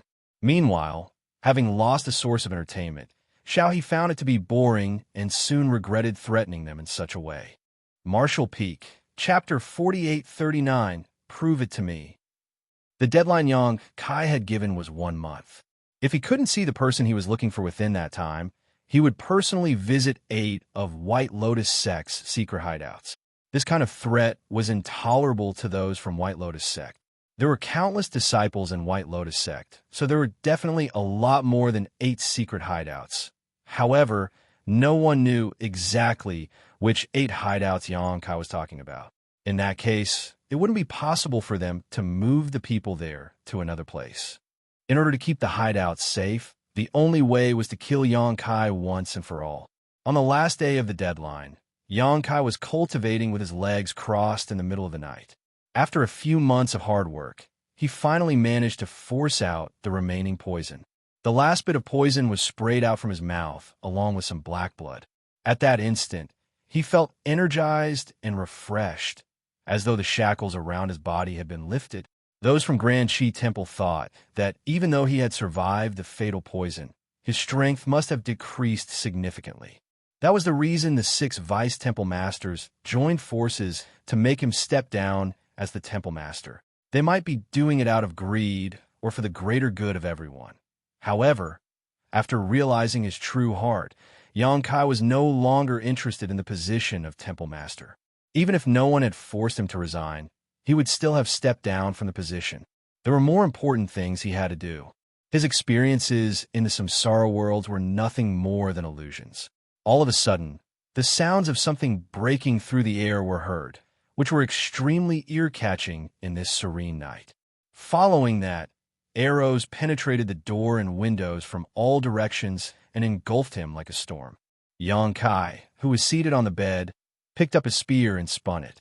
Following some clangs, all the arrows were deflected. However, the rain of arrows didn't seem to be stopping anytime soon. Xianxia roared and leaped into the air before smashing through the roof. There were already some people waiting for him on the roof. As soon as he appeared, they assumed a formation and tried to kill him together. All of them were fairly powerful. In a one-on-one fight, none of them could last even 3 of Xianxia's moves. But after they joined forces, they could make up for each other's weaknesses and greatly increase their collective strength. After more than 10 breaths of intense battle, Xianxia grunted and fell backwards. He crashed through the roof and landed on the ground. Just then, 2 hands suddenly emerged from the ground and grabbed his ankles. The person then exerted more force with his hands in an attempt to drag Xianxia into the ground. Without sparing a glance, Xianxia stabbed his spear a meter deep into the ground. When he pulled out his weapon, the ground was already dyed crimson. The attackers came at him from the rooftop, but Xianxia wielded his spear and dealt with them. Right then, shrieks could be heard coming from outside the house. Xiaohe had made her move. In the darkness, she was like a phantom. Wherever she drifted, enemies would shriek and lose their lives. A moment later, she arrived at Xianxia's side. The people that had been using a formation were initially an equal match for Xianxia. However, with Xiaohe joining the battle, they instantly found it hard to persevere. Xianxia and Xiaohe had worked together for many years, so they could easily coordinate with each other. The powerful cultivators that White Lotus sect had spent years nurturing were all killed in fewer than 20 breaths. There was some blood on Xiaohe's face. She dabbed it with her finger and licked it with her tongue. Her expression became excited and hideous, while her murderous intent radiated like a bright light in the darkness. It was as though she would kill any living creature that was in front of her. Xianxia directly landed a smack on her head. Xiaohe's figure was forced to lower, but her murderous intent had subsided significantly. She had restored some sensibility as she sported an aggrieved expression and pressed her lips together. "Look for her," Xianxia demanded. Xiaohe sniffled, then pointed in a particular direction. That way. They moved at the same time and charged forward in that direction. Inside a house that was still intact stood several figures in silence, as they had hidden their auras. Even a top cultivator like Xianxia hadn't noticed it before. Nevertheless, Xiaohe could accurately find them. The wall shattered, but before those people could react, Xianxia and Xiaohe had already appeared right in front of them. As their eyes met, Xianxia flashed a bright smile at the woman at the front. However, the woman sported an extremely gloomy expression while the faces of her personal bodyguards were tight. Xiaohe swept a glance over them while appearing eager. She looked inquisitively at Xianxia to seek his permission to kill them. While Xianxia pretended that he hadn't seen it, Xiaohe appeared disappointed. The atmosphere was somewhat awkward. Both parties were only 10 meters apart. While those from White Lotus sect were hostile, Xianxia and Xiaohe remained calm and collected, as though they didn't have any regard for the other party. At that, those from White Lotus sect became even more apprehensive. All of a sudden, the woman at the front put on a smile. Everything else in the world paled compared to her smile at this moment. "I heard you were looking for me, old man." Xianxia's brow twitched. In one of their lives, the woman called him Little One and told him not to be afraid. This life, she called him Old Man. It seemed that what went around came around. "Yes, I was looking for you," Xianxia nodded. There was an innocent expression on the face of the White Lotus sect saintess, Chu Huashan. She tilted her head and placed her finger on her lips. "What's the matter?" Xianxia flashed a smile at her. There was no murderous intent in his eyes, which were only filled with tenderness. A shocked Chu Huashang asked, "Have you fallen in love with me, old man?" An unabashed Yang Kai directly admitted it. It was love at first sight. Upon hearing that, Chu Huashang and her personal bodyguards were stunned. Only Xiao He's eyes brightened as though she had just heard something interesting. With an excited expression, she darted her gaze between Yang Kai and Chu Huashang while for some reason feeling anxious. Chu Huashang was lost for words. She wasn't serious when she said that just now, so it surprised her that the other party directly admitted it. Moreover, his expression and tone seemed to suggest that he was completely sincere. Although she was young, she was good at reading people's faces. Therefore, she could judge whether a person was lying through his gaze and tone. She wanted to look for the traces of Yang Kai lying, but her attempt was futile. All of a sudden, she started laughing and bent her back as though she had just heard the funniest joke in the world. Yang Kai only looked silently at her with a pair of loving eyes. A moment later, Chu Huashang stopped laughing and wiped the tears off the corners of her eyes. She gazed at the man and said, "It was love at first sight? Did you forget I wounded you at that time?" Yang Kai nodded. "Your attack almost killed me, so you have to make up for it for the rest of this life." Xiaoyi's face started flushing as she became more agitated. She pressed her hands against her chest with an enchanted expression, as though she had just heard the most loving words in the world. The smile on Chu Huashang's face froze as she pursed her lips. "You're pretty good at spewing nonsense, old man." Yang Kai took a step forward and looked her in the eyes. "I speak only the truth." Chu Huashang suddenly became flustered and frowned. "You're the temple master of Grand Qi Temple, while I'm a saintess of White Lotus Sect. We're basically blood enemies. Just tell me straight if there's anything you want to say, and stop teasing a little girl like me." "Do you think I'm teasing you?" Yang Kai took another step forward. Chu Huashang instinctively took a step backwards while her personal bodyguards felt threatened. After all, one of the strongest masters in this world was standing right in front of them. Given the short distance between them, they wouldn't have time to react if the other party abruptly made a move. "Are you not?" "Of course not. Everything I've said is from the bottom of my heart." Chu Huashang stared fixedly at him for a moment before turning to Xiao He and asking, "Big sister, has he always been so crazy?" Upon hearing that, Xiao He shook her head. "This has never happened before. I always thought that he wasn't interested in women. Well, since he's finally in love with one, you should just get together with him. What's there to hesitate about? Although there's a huge gap between your age and he's old enough to be your father. Age has nothing to do with love. I'm telling you, even though he's old, he's still a virgin." A speechless Chu Huashang gazed at Xiao He. Since she was aware of Yang Kai's identity, she certainly knew who Xiao He was as well. This woman was from Emerald Smoke Sect, but she wasn't interested in the position of Vice Temple Master. Instead, she decided to become Yang Kai's personal bodyguard. She was the nightmare of many powerful cultivators from White Lotus Sect, and she had killed many of them as well. Almost everyone in the world believed that she was Yang Kai's woman. However, that didn't seem to be the case now. Although they were close to each other, they were apparently not lovers. Both the Temple Master of Grand Qi Temple and this woman were insane. Those from White Lotus Sect have placed a lot of moles in Grand Qi Temple. As a saintess, you should know that I stepped down as Temple Master 2 months ago. I'm no longer a member of Grand Qi Temple, so you don't have to worry about anything." Chu Huashang snorted. "Who knows if this is a plot of those from Grand Qi Temple?" Yang Kai replied with a smile. "There's no point in explaining. Time will prove everything." After a moment of silence, Chu Huashang suddenly winked at him. "Why don't you prove it to me now?" "How do you want me to do that?" Yang Kai asked. "It's simple."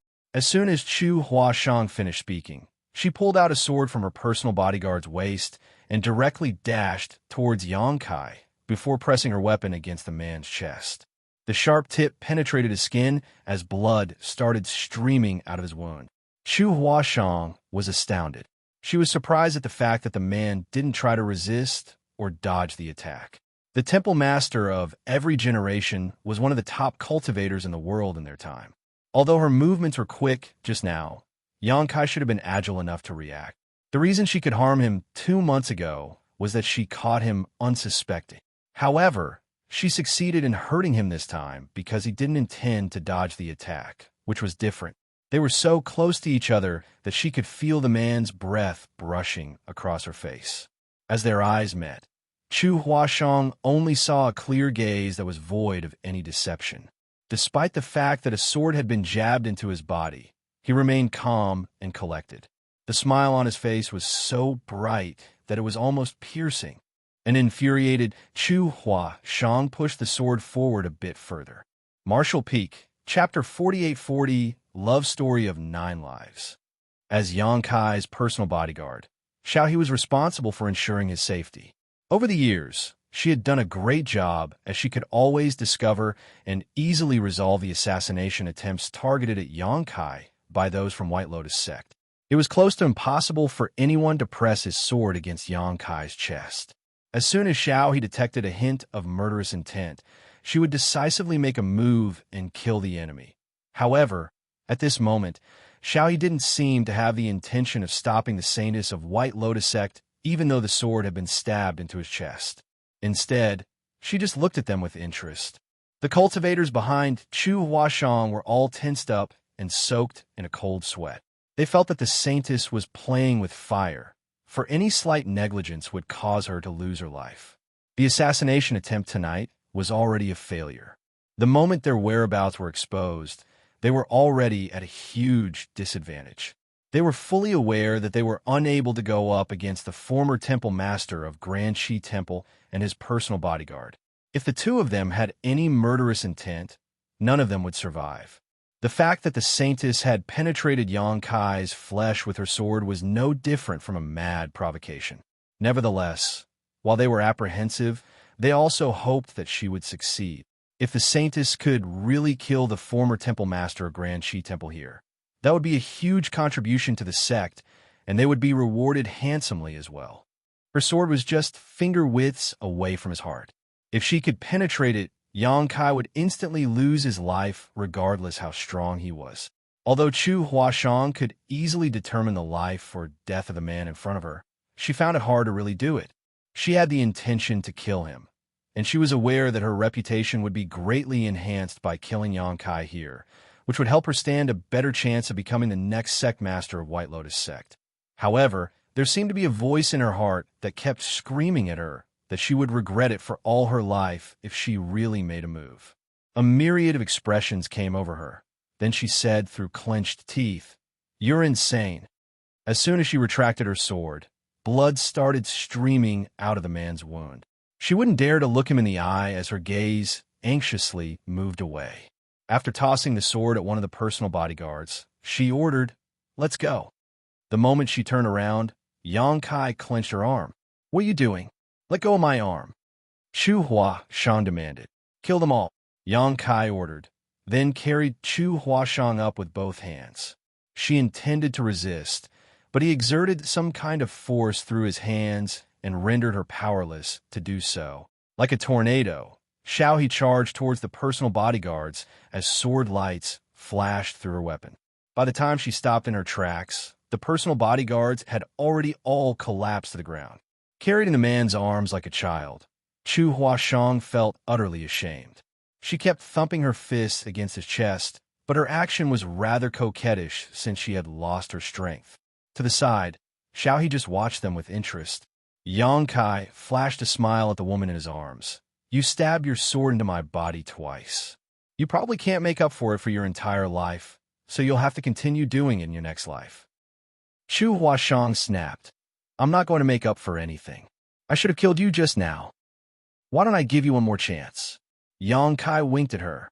Chu Huashang snorted, thinking that he was just probing her. She even suspected that if she had really tried to kill him just now, the man would have counterattacked. When that happened, she would have fallen into a worse state than being captured. Since she was unable to defeat him or flee, she decided to make a concession and let him carry her. She took the initiative to wrap her hands around the man's neck to stabilize herself. Wind could be heard howling while the view around her flew backwards rapidly. "Where are you taking me?" Chu Huashang asked. "You'll find out when we arrive," Yang Kai replied nonchalantly. 3 days later, Yang Kai found a lake in a certain valley. There were no traces that suggested that anyone had visited this place before, and the view was excellent. This place was suitable for a reclusive life. After putting the woman down, Xianxia said to Xiao He, "Keep an eye on her and make sure that she doesn't flee." Xiao He nodded. "Don't worry, she won't be able to run away." She then took a look at Chu Huashang's legs. "Why don't I break her legs?" Chu Huashang couldn't help but shudder as she looked at Xiao He as if she was a demon, and firmly declared, "Don't do that. I'm not going to run away." Xiao He nodded. "You'd better be obedient then." After that, Xianxia left the place to fell some trees. It took him several days to build 3 log houses by the lake for the 3 of them. The difficulty in the 9th life was very high. It wasn't until Xianxia had lived in this world for decades that his memory was restored, so it would be even harder to bring back Chu Huashang's memory and shatter her heart barrier. However, since he had found her, there was a target he could aim to achieve. He was ready to make Chu Huashang slowly open up to him. He believed that she would fall in love with him one day. Moreover, it was a good sign that she had decided to give up on the idea of killing him in the end some time ago. This meant that even though her memory had been sealed, she still had some instincts that pulled her back from killing him. No one would come to this valley. Every day, Xianxia would head out to hunt some food and collect firewood, while Xiao He would keep an eye on Chu Huashang.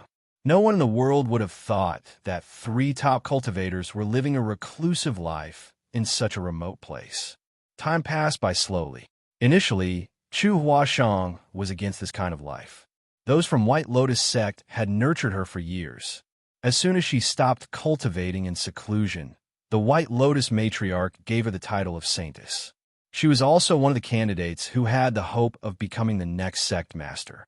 As a powerful young woman with a bright future, it was expected that she hated to live like a captive. Nevertheless, she was clever enough not to try fleeing. That was because she knew that it was impossible for her to flee from Xiao He. With that said, she made sure to let Xianxia and Xiao He know that she abhorred them by glowering at them every time they met. Other than having meals, she would never leave her house. Xianxia had already expected it, so he didn't mind it, nor did it bother Xiao He. The only person in the world she was concerned about was Xianxia. Soon, 3 months had passed. Time could really change a person. Chu Huashang was initially doubtful, but now she could confirm that the man who was old enough to be her father had really fallen in love with her. Although he had restricted her freedom over the past few months, he took very good care of her in all other ways. Every time he looked at her, his eyes were brimming with care. Anyone could see the longing behind his eyes as long as they were not blind. Chu Huashang didn't understand the reason behind it. Before she was captured by Xianxia, she had only met the man once. At that time, she had stabbed her sword into his chest and almost killed him. She was fully aware that she was beautiful, but she didn't think she was charming enough to make someone like the former temple master of Grand Qi Temple fall head over heels for her. If he could easily be attracted to beauty, he couldn't have become the temple master of Grand Qi Temple. After 3 months of living together, the tension between them had eased. In the middle of the night, Chu Huashang and Xianxia were lying on the roof of a log house. With their hands placed behind their heads, they looked up at the starry sky. "Old man, where did we stop last night?" Chu Huashang gazed at the brightest star in the sky and asked. "The 8th life," Xianxia replied. "Oh, continue from there, then. Who were you and me in the 8th life?" These days, Xianxia had been telling Chu Huashang about a love story of 9 lives. Everything he had said came from his own experiences, but to Chu Huashang, it was a strange story that was touching enough to elicit tears from naive young people. She was willing to listen to it, as there was nothing else she could do here, so it was a good way to kill time. In the 8th life, both of them were from different sects. However, these sects were arch nemesis, just like what was going on between Grand Qi Temple and White Lotus sect. It was expected that their love story was full of hardship. Nevertheless, they were just common disciples of their own sects, unlike in this life, where both of them held powerful positions. Despite the hardship and several attempts to kill each other, they resolved their differences in the end and married. Chu Huashang attentively listened to the story. Although the story itself was banal, Xianxia was able to make it interesting with his vivid descriptions. It was as though he had personally experienced it. Just then, someone could be heard sobbing from behind them. Without even turning her head, Chu Huashang let out a sigh. "Big sister Xiaohe, why are you crying again?" It's such a touching story. Presently, Xiaohe was seated with her legs crossed behind them. She started bawling her eyes out as tears slid down her face like pearls with a snapped string. Every time Yangkai told Chu Huashang about this love story of 9 lives, Xiaohe would come over and listen to it as well. Without fail, she would always break into tears in the end. She was more passionate about the story than Chu Huashang. Suddenly thinking of something, Yangkai asked, "Xiaohe, if you were the sect master of one of the sects in the 8th life, what would you do after finding out that someone in your sect was in love with a disciple from an opposing sect?" Without pondering on it, Xiaohe replied, "I would have agreed to let them get together regardless of what it took." Yangkai put on a bright smile. "You really did." "Thanks." Xiaohe was perplexed. "What do you mean?" Yangkai didn't explain anything. In fact, Xiaohe, as a sect master in the 8th life, had really allowed Yangkai and Chu Huashang to get together, just like she had said just now. In order to help them, she even decided to destroy the opposing sect despite knowing that she would also be killed, thus clearing the biggest obstacle between the two of them. Now that they were in their 9th life, Xiaohe's reply matched what she had done. Yangkai could now confirm that Xiaohe was a real person who had barged into this samsara world somehow. However, it wasn't certain about her identity in Yin-Yang Cave Heaven. "Old man, according to you, we're supposedly in our 9th life now, right?" Chu Huashang asked. "Yes, it's the 9th life, as well as the last." "Is it because of what we went through in our previous lives that you fell in love with me at first sight?" "Yes." Chu Huashang couldn't help but sneer. "You're pretty amazing, old man. The story you fabricated is so moving that I've almost believed it." Xiaohe appeared beside her and looked down at her. "How could you not believe him? You should believe it and get married to him tomorrow. It's a love story of 9 lives.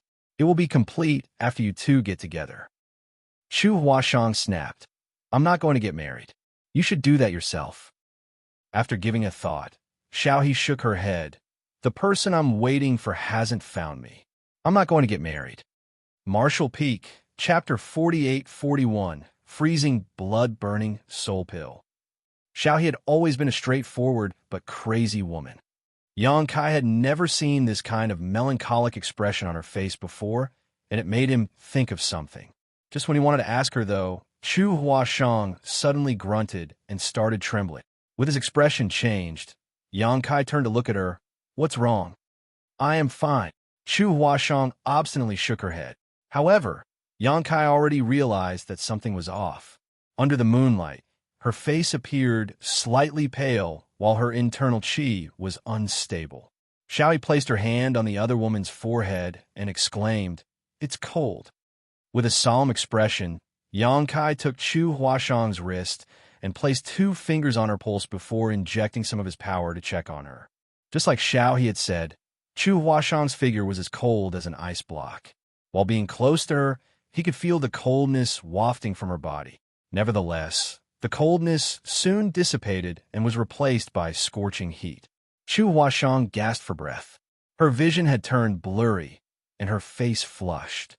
Upon examination, he realized that her qi was in chaos. The power she had obtained by cultivating was rampaging around her meridians like an out-of-control horse. Yangkai and Xiaohe exchanged glances before saying at the same time, "Freezing blood-burning soul pill." There were countless kinds of pills in the world, but the wickedest of them all was the freezing blood-burning soul pill.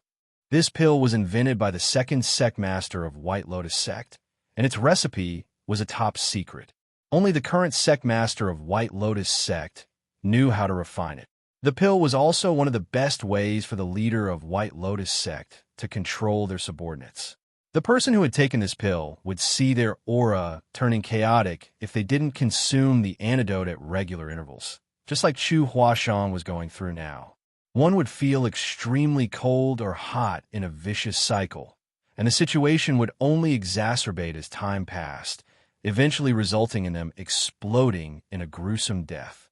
There were countless disciples in White Lotus sect. There were already a lot of disciples in the middle of the hierarchy, not to mention the grassroots disciples. Although the White Lotus matriarch was powerful, she couldn't ensure that her subordinates would always be faithful to her. Therefore, many disciples in the middle of the hierarchy, especially the hall masters, were controlled by her using freezing blood-burning soul pills. Only by gaining the White Lotus matriarch's trust would they be spared from this kind of treatment. Xianxia initially thought that, as a saintess, Chu Huashang had gained a White Lotus matriarch's complete trust, and she didn't have to take the freezing blood-burning soul pill. It wasn't until the poison struck her that he realized he was wrong. Although Chu Huashang was one of the few saintesses of White Lotus sect, she was still controlled by the freezing blood-burning soul pill. From what those from Grand Qi Temple had gathered, after a person took the freezing blood-burning soul pill, they would have to consume an antidote every 3 months. Otherwise, life would become a living hell for them. After some calculations, Xianxia realized that it had been 3 months since Chu Huashang was brought to this place. In other words, the last time they met, she must have just consumed the antidote. Since time was up now, the medicinal efficacies of the freezing, blood-burning soul pill started taking effect. Whose blood was used? Xianxia asked with a solemn expression. Needless to say, he knew that the White Lotus matriarch's blood had been used. The refinement of the freezing, blood-burning soul pill required human blood, and it also took the same person's blood to produce the antidote. Chu Huashang was the saintess of White Lotus sect. Hence, only the freezing, blood-burning soul pill made from the White Lotus matriarch's blood could ensure her loyalty. What should we do now? Xiaohe asked anxiously. She was fully aware of the freezing, blood-burning soul pill's effects, so she was afraid that Chu Huashang would lose her life just like that. If Chu Huashang died, she wouldn't be able to see the things she had always wanted to get a glimpse of. After a moment of hesitation, Xianxia carried Chu Huashang up. While using his own strength to protect her meridians, he walked out and said, "Let's go." In order to save Chu Huashang, they had to look for the White Lotus matriarch. He had underestimated the difficulty he had to face in his 9th life. Initially, he thought that after bringing her to this place, he just had to spend years with her, and she would eventually fall in love with him. However, since she had been struck by the freezing, blood-burning soul pill, he had to give up on this plan. The most important thing he had to do now was to save her life. Although the fight between Grand Qi Temple and White Lotus sect had been ongoing for many years, they still hadn't found a location of White Lotus sect's headquarters. It wasn't that those from Grand Qi Temple were terrible at gathering information. It was just that those from White Lotus sect didn't have a fixed headquarters. White Lotus sect had countless hideouts, so wherever the White Lotus matriarch was located would be the headquarters. However, she would always go to a different place after some time. Only the people closest to her knew the regular switching pattern. Usually, even the hall masters of White Lotus sect were unable to find her. Fortunately, Chu Huashang held a very important position, so she had the right to know the hiding place of the White Lotus matriarch. Sometimes she was conscious, but sometimes she would pass out. Xianxia could only intermittently ask her about the White Lotus matriarch's whereabouts. It took Xianxia and Xiaohe a month before they arrived at a certain valley. There were some traces that suggested that there were people living here, and in the deepest part of the forest there were a number of buildings. Apparently, this was another secret hideout of White Lotus sect. Certainly, the disciples of White Lotus sect who were in the periphery had noticed Xianxia and Xiaohe's arrival. Therefore, as soon as they stepped into this place, they were surrounded by countless White Lotus sect disciples from all directions.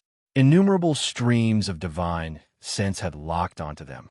Some of them darted their gazes between Xianxia and Chu Huashang, who was in his arms, with doubtful expressions. They definitely knew that she was a saintess, but they had no idea why she was in a man's arms at the moment. This prompted many of them to look resentfully at him. Like an enraged cheetah, Xiaohe growled from time to time while appearing tempted. Since there were so many disciples of White Lotus sect around, she had the urge to slaughter them all. However, even though they were 2 of the most powerful cultivators in the world, they would be doomed if they had to deal with so many formidable enemies from White Lotus sect. In other words, The moment they stepped into this place, they already lost control of their own fates. I was wondering why the magpies were chirping early in the morning. I can understand now. There are some honored guests here. Someone was heard laughing as a middle-aged woman clad in white clothes emerged from the crowd. Although she was no longer young, she was still charming. It was obvious that she must have been alluring in her youth. Despite her age, she was still pretty attractive, as age didn't seem to have left any marks on her. Her white clothes made her look very pure, just like a lotus. With a dispassionate expression, Xianxia turned to look at her. They had been arch-nemeses for a long time, and it wasn't the first time they dealt with each other, so there wasn't a need to say anything else. Don't be so nervous. Do you all know who that is? The White Lotus matriarch chuckled like a young maiden. He is the former temple master of Grand Qi Temple, Xianxia. If he wants to kill you all, I won't be able to save you. In an instant, the disciples of White Lotus sect around her appeared flustered. The name Xianxia was intimidating to the disciples of White Lotus sect, as he had killed a lot of their companions. In their eyes, he was their greatest enemy. Upon seeing how her subordinates reacted, the White Lotus matriarch snorted. Then, she looked condescendingly at Xianxia. What brings you, a temple master of Grand Qi Temple, here? Xianxia shook his head. I'm no longer the temple master of Grand Qi Temple, and they have nothing to do with me anymore. So, you don't have to be resentful of me. I've come all the way here to save a person. The White Lotus matriarch's gaze fell upon Chu Huashang, who was in Xianxia's arms, and then she asked, Do you want to save her? Yes. The White Lotus matriarch scoffed. There are only two kinds of people in this world, those that are useful to me and those that are useless. Since she's been captured by you, she's useless. You have the liberty to decide if you want to kill her.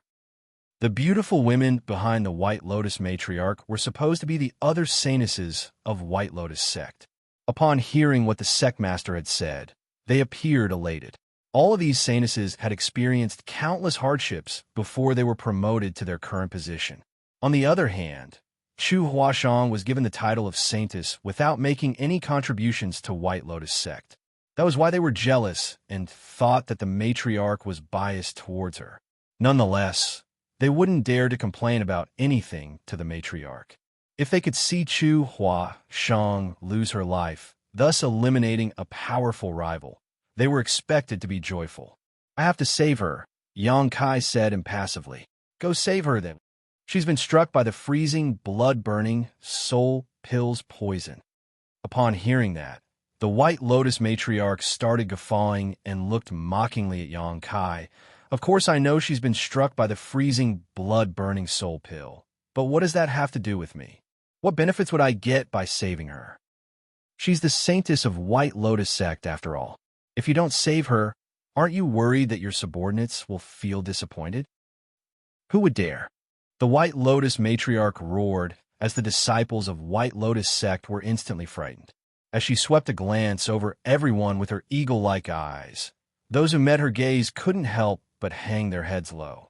Meanwhile, the saintesses behind her were quivering like quails in the winter. A moment later, she gazed at Xianxia and said through clenched teeth, Good. I wasn't aware that you're such a sharp-tongued person. Are you saving her or not? Xianxia stared fixedly at her as his murderous intent spread out. It was as though he would go into a frenzy if the White Lotus matriarch dared to say no. She's a disciple of White Lotus sect, and you have no right to interfere. I have the liberty to decide whether I want to save her or not. The White Lotus matriarch said through gritted teeth. Despite what she had said, she jerked her head to the side. The next moment, one of the saintesses leaped forward and soon stood in front of Xianxia. It was apparent that this saintess was anxious. After all, she had to summon her courage in order to stand before a powerful cultivator like Xianxia. She cautiously extended both hands to show that she didn't mean any harm. Martial Peak, Chapter 4842, Left Protector. Xianxia passed Chu Huashang to the saintess, who quickly brought her back to the White Lotus matriarch and put her down in front of the ladder. The White Lotus matriarch looked down at Chu Huashang and extended her left hand. As she activated her power, she sucked Chu Huashang towards her and struck the woman's acupoints with her right hand. After a cough, Chu Huashang slowly awakened. She still appeared to be in pain. As the force in her body charged around, she felt cold or hot from time to time, as though she would lose her life by exploding at any moment. Faced with the White Lotus matriarch's impassive gaze, she fell on one knee and said through chattering teeth, "I've brought you a gift, matriarch." The White Lotus matriarch nodded gently. "You've done well. You never disappoint me." Chu Huashang hung her head low. "It is what I should do." "Step aside for now." The White Lotus matriarch waved her hand. Upon hearing that, Chu Huashang got to her feet and stood behind the White Lotus matriarch. Then, she fished out a spirit pill from somewhere and stuffed it into her mouth. As soon as she swallowed the pill, she was in a much better state. Upon seeing that, a dumbfounded Xiao exclaimed, "Hey, she lied to us. We've been tricked."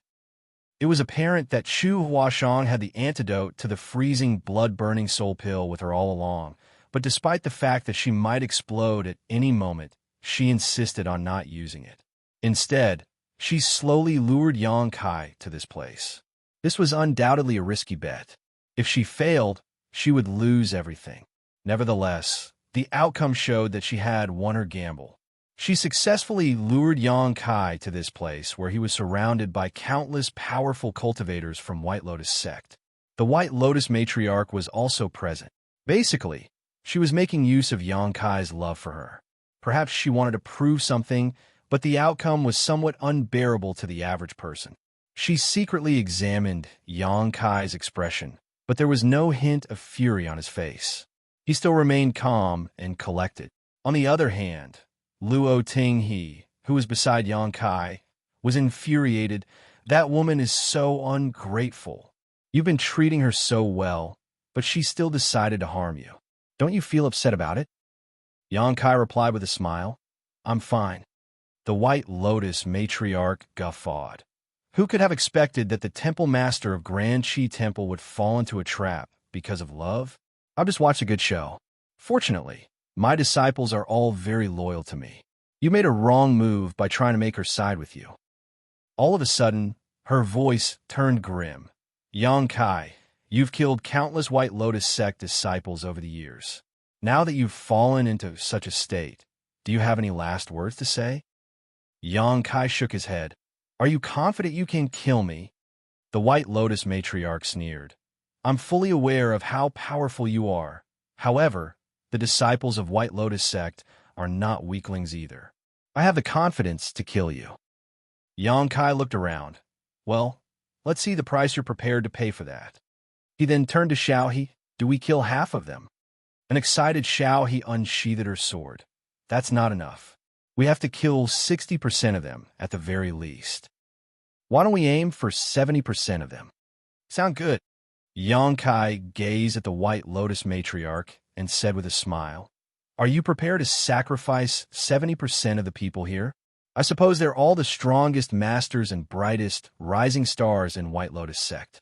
If so many die, White Lotus sect will be all but crippled. By then, it'll take you many years to recover." Instantly, the White Lotus matriarch's face turned livid. Although Yang Kai and Xiao were arrogant, she didn't think they were exaggerating. 4 top cultivators like Yang Kai and Luo Tinghe, it was very likely that they would be able to kill 60 to 70% of the people here if they were willing to throw their lives away. Perhaps even the matriarch herself would be badly injured. When that happened, Grand Qi Temple would be at a huge, possibly even decisive advantage. However, the chance before her eyes was difficult to come by, so it would be unrealistic for her to give it up. At that instant, she was caught in a dilemma.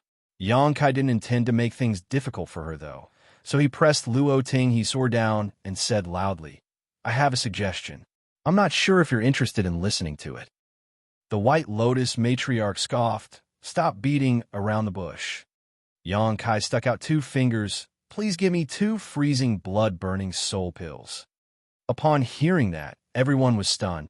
Chu Huashang, who was standing behind the White Lotus matriarch, widened her eyes and stared at Yang Kai in disbelief. She even suspected that she had heard it wrong. The White Lotus matriarch was equally shocked as she spurted out, What do you want 2 freezing, blood-burning soul pills for? Xianxia replied with a smile. Rather than risking the lives of so many people just to kill us, don't you want 2 more powerful cultivators to work under you? Ew. The White Lotus matriarch was dumbfounded. Although she already had a speculation before, she still found it hard to believe even after he spoke the words. After all, the person standing in front of her was Xianxia, the former temple master of Grand Qi Temple. She even suspected that there was something wrong with the information she had gathered. Was Xianxia stepping down as the temple master of Grand Qi Temple just a pretense? Presently, was this place already surrounded by many cultivators from Grand Qi Temple, and as soon as Xianxia gave the order, they would storm inside. The idea soon became rooted in the White Lotus matriarch's mind and started growing. She was instantly alerted as she looked around, thinking that many people had hidden behind the bushes. It was as though they would jump out at any moment to kill her. What are you playing at? The White Lotus matriarch questioned sternly. Xianxia shook his head. There's no point in explaining anything. You just have to pass me 2 freezing blood-burning soul pills and wait. The White Lotus matriarch stared at Xianxia as though it was the first time they had met. There was a conflicted expression on her face. After all, she was no ordinary woman. Xianxia's suggestion was tempting to her. Rather than risking the lives of many in order to kill Xianxia and Luo Ting, the power of White Lotus sect would be enhanced greatly if they could take control of these 2 people. Other than being one of the most powerful cultivators in the world, Xianxia was also the former temple master of Grand Qi Temple. As soon as the news was spread, it would deal a heavy blow to Grand Qi Temple. Therefore, she soon made a decision and fished out a jade bottle, which was filled with red pills. She poured out 2 pills and flicked them at the 2 of them. Xianxia and Xiao respectively took a pill. The White Lotus matriarch's eyes started brightening as she stared fixedly at Xianxia. If the man really swallowed the pill, it would prove that he was a trustworthy person, or he could at least be controlled. If he dared to pull a trick, she would immediately give the order to kill him regardless of what price she had to pay. To her surprise, Xianxia didn't even hesitate to take the freezing, blood-burning soul pill in his hand. After examining the pill for a moment, Xiao tossed it in her mouth and started chewing it. After gulping it down, she spat and complained, "It tastes terrible. What the hell is it?" Gazing at Xianxia with an excited expression, the White Lotus matriarch demanded, "Open your mouth and let me see." Xianxia opened his mouth as he was told. There was nothing in it. The White Lotus matriarch's eyes were as bright as stars. She couldn't help but start laughing as the tears of joy slid down her face. The tensed-up White Lotus sect disciples could finally be at ease. They exchanged glances and smiled. After Xianxia consumed the freezing, blood-burning soul pill, he would be under their control. Regardless of how powerful he was, he wouldn't be able to escape now. In other words, the former temple master of Grand Qi Temple was now also a member of White Lotus sect. Life was truly unpredictable. This kind of top cultivator was terrifying as an enemy, but now that he was one of them, he gave them a great sense of security. They could already imagine that when he appeared in the battle against Grand Qi Temple, his presence would send shockwaves across the ladder. "Kneel down!" The White Lotus matriarch suddenly stopped laughing and stared coldly at Xianxia. Xianxia slowly shook his head. "It seems you're mistaken about something. Although I've willingly taken the pill, I won't be led by the nose by anyone. From now on, I'll only listen to one person." The White Lotus matriarch's eyes turned piercing as she took a glance at Chu Huashang. Then she said to Xianxia, "Only I am able to refine your antidote. She can't." Xianxia replied with a smile, "I believe you won't let the poison kill me." After giving it a thought, the White Lotus matriarch nodded. "Of course I won't. Someone like you is of great help to us. From now on, you shall be the left protector of White Lotus sect, and I will allow you to listen to Chu Huashang only." It was expected that a top cultivator was haughty. If the White Lotus matriarch insisted on making things difficult for Xianxia, it would only bring about the opposite of the desired outcome. Therefore, she decided to make a concession by granting Xianxia's wish. Although she had given him the title of Left Protector, That was nothing more than another chain to bind him. Regardless, when word got out that Xianxia was now the left protector of White Lotus Sect, the reputation of Grand Qi Temple would be tarnished. Xianxia nodded his head. Many thanks for the promotion, Sect Master.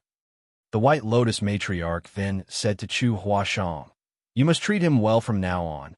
"Yes," Chu Huashang replied with a serious expression. Appearing to be elated, the White Lotus Matriarch declared, "Since we have a new left protector, we should celebrate. Come, prepare a banquet now to welcome the new left protector." The disciples of White Lotus Sect immediately set to work.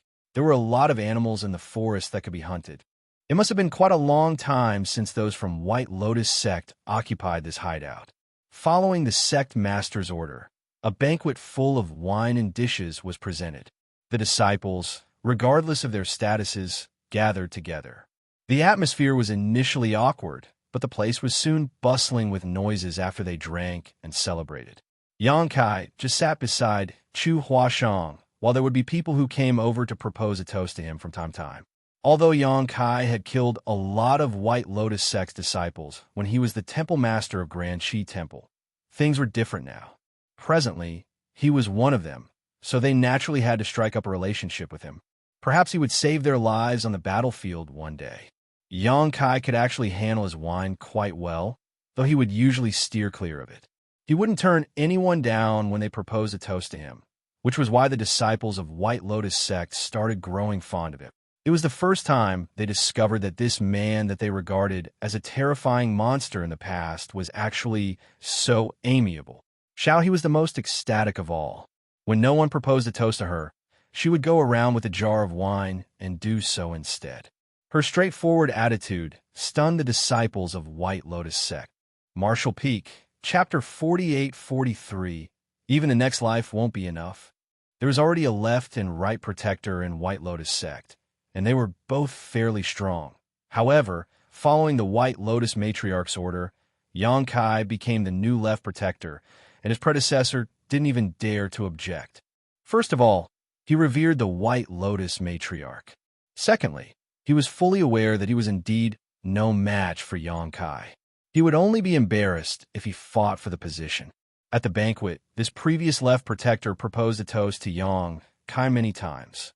After the welcoming party, Xianxia and Xiao, he perfectly mingled with those from White Lotus Sect. Since then, no one regarded them as outsiders anymore. It was peaceful in the days that followed. There was no doubt that the White Lotus Matriarch regarded Xianxia highly, as she would frequently visit him to discuss the current situation in the world and analyze the difference in power between White Lotus Sect and Grand Qi Temple. It seemed that she had started treating him like a confidant. However, she had never demanded Xianxia to do anything. Instead, she essentially treated him as an equal. A few months passed just like that. One day, the White Lotus Matriarch was having a discussion with Chu Huashang about the assassination attempt on the current temple master of Grand Qi Temple when she abruptly stopped and turned her head. Xianxia and Xiao, he were standing beside Chu Huashang like two personal bodyguards.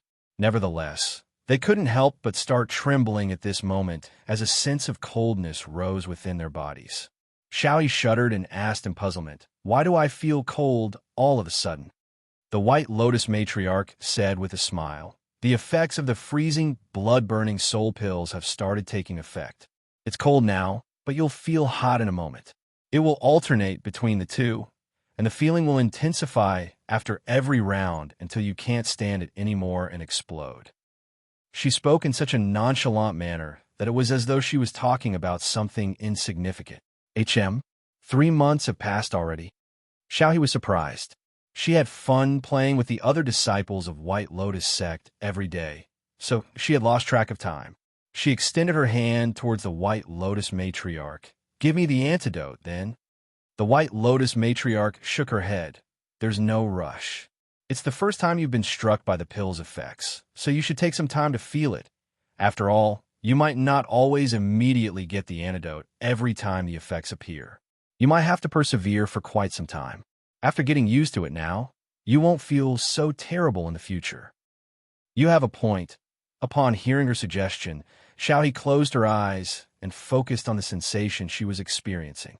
Yang Kai was in the same state as Xiaohe. The sense of coldness in his body broke out without warning, seemingly using his own strength to disturb the flow within his meridians in an uncontrollable manner. The next instant, the coldness turned into a scorching stream of heat that burned every part of his physique like magma. An excruciating pain overwhelmed him. Despite his impassive expression, he was already soaked in sweat. He then turned to look at Xiaohe in surprise. Xiaohe had a unique physique that allowed her to be immune to all sorts of poisons. Yang Kai didn't know why she had this kind of physique, but it had always been like this since they got to know each other. When they were in a secret hideout of White Lotus sect half a year ago, it was thanks to her physique that she was still fine after eating so much poisoned food. It could be said that ordinary poisons wouldn't have any effects on her. Nevertheless, even with such a physique, she was still unable to resist the medicinal efficacies of the freezing blood-burning soul pill. Therefore, it was apparent that the freezing blood-burning soul pill wasn't purely a poison. The White Lotus matriarch and Chu Huashang were still talking about the details of the assassination as they deduced what would possibly happen and how they should proceed so that the assassination attempt would be successful. Chu Huashang attentively listened to her as she ignored the pain that the two people behind her were going through. About 4 hours later, the White Lotus matriarch nodded. "That's all. If you fail again this time, you don't have to return." Chu Huashang replied, "Don't worry, Sectmaster. I will definitely succeed." The White Lotus matriarch nodded her head again, then suddenly ordered, "Kill them." There were only 4 people in the room. Other than the White Lotus matriarch and Chu Huashang, only Yang Kai and Xiaohe, who were struck with medicinal efficacies of the pill, were left.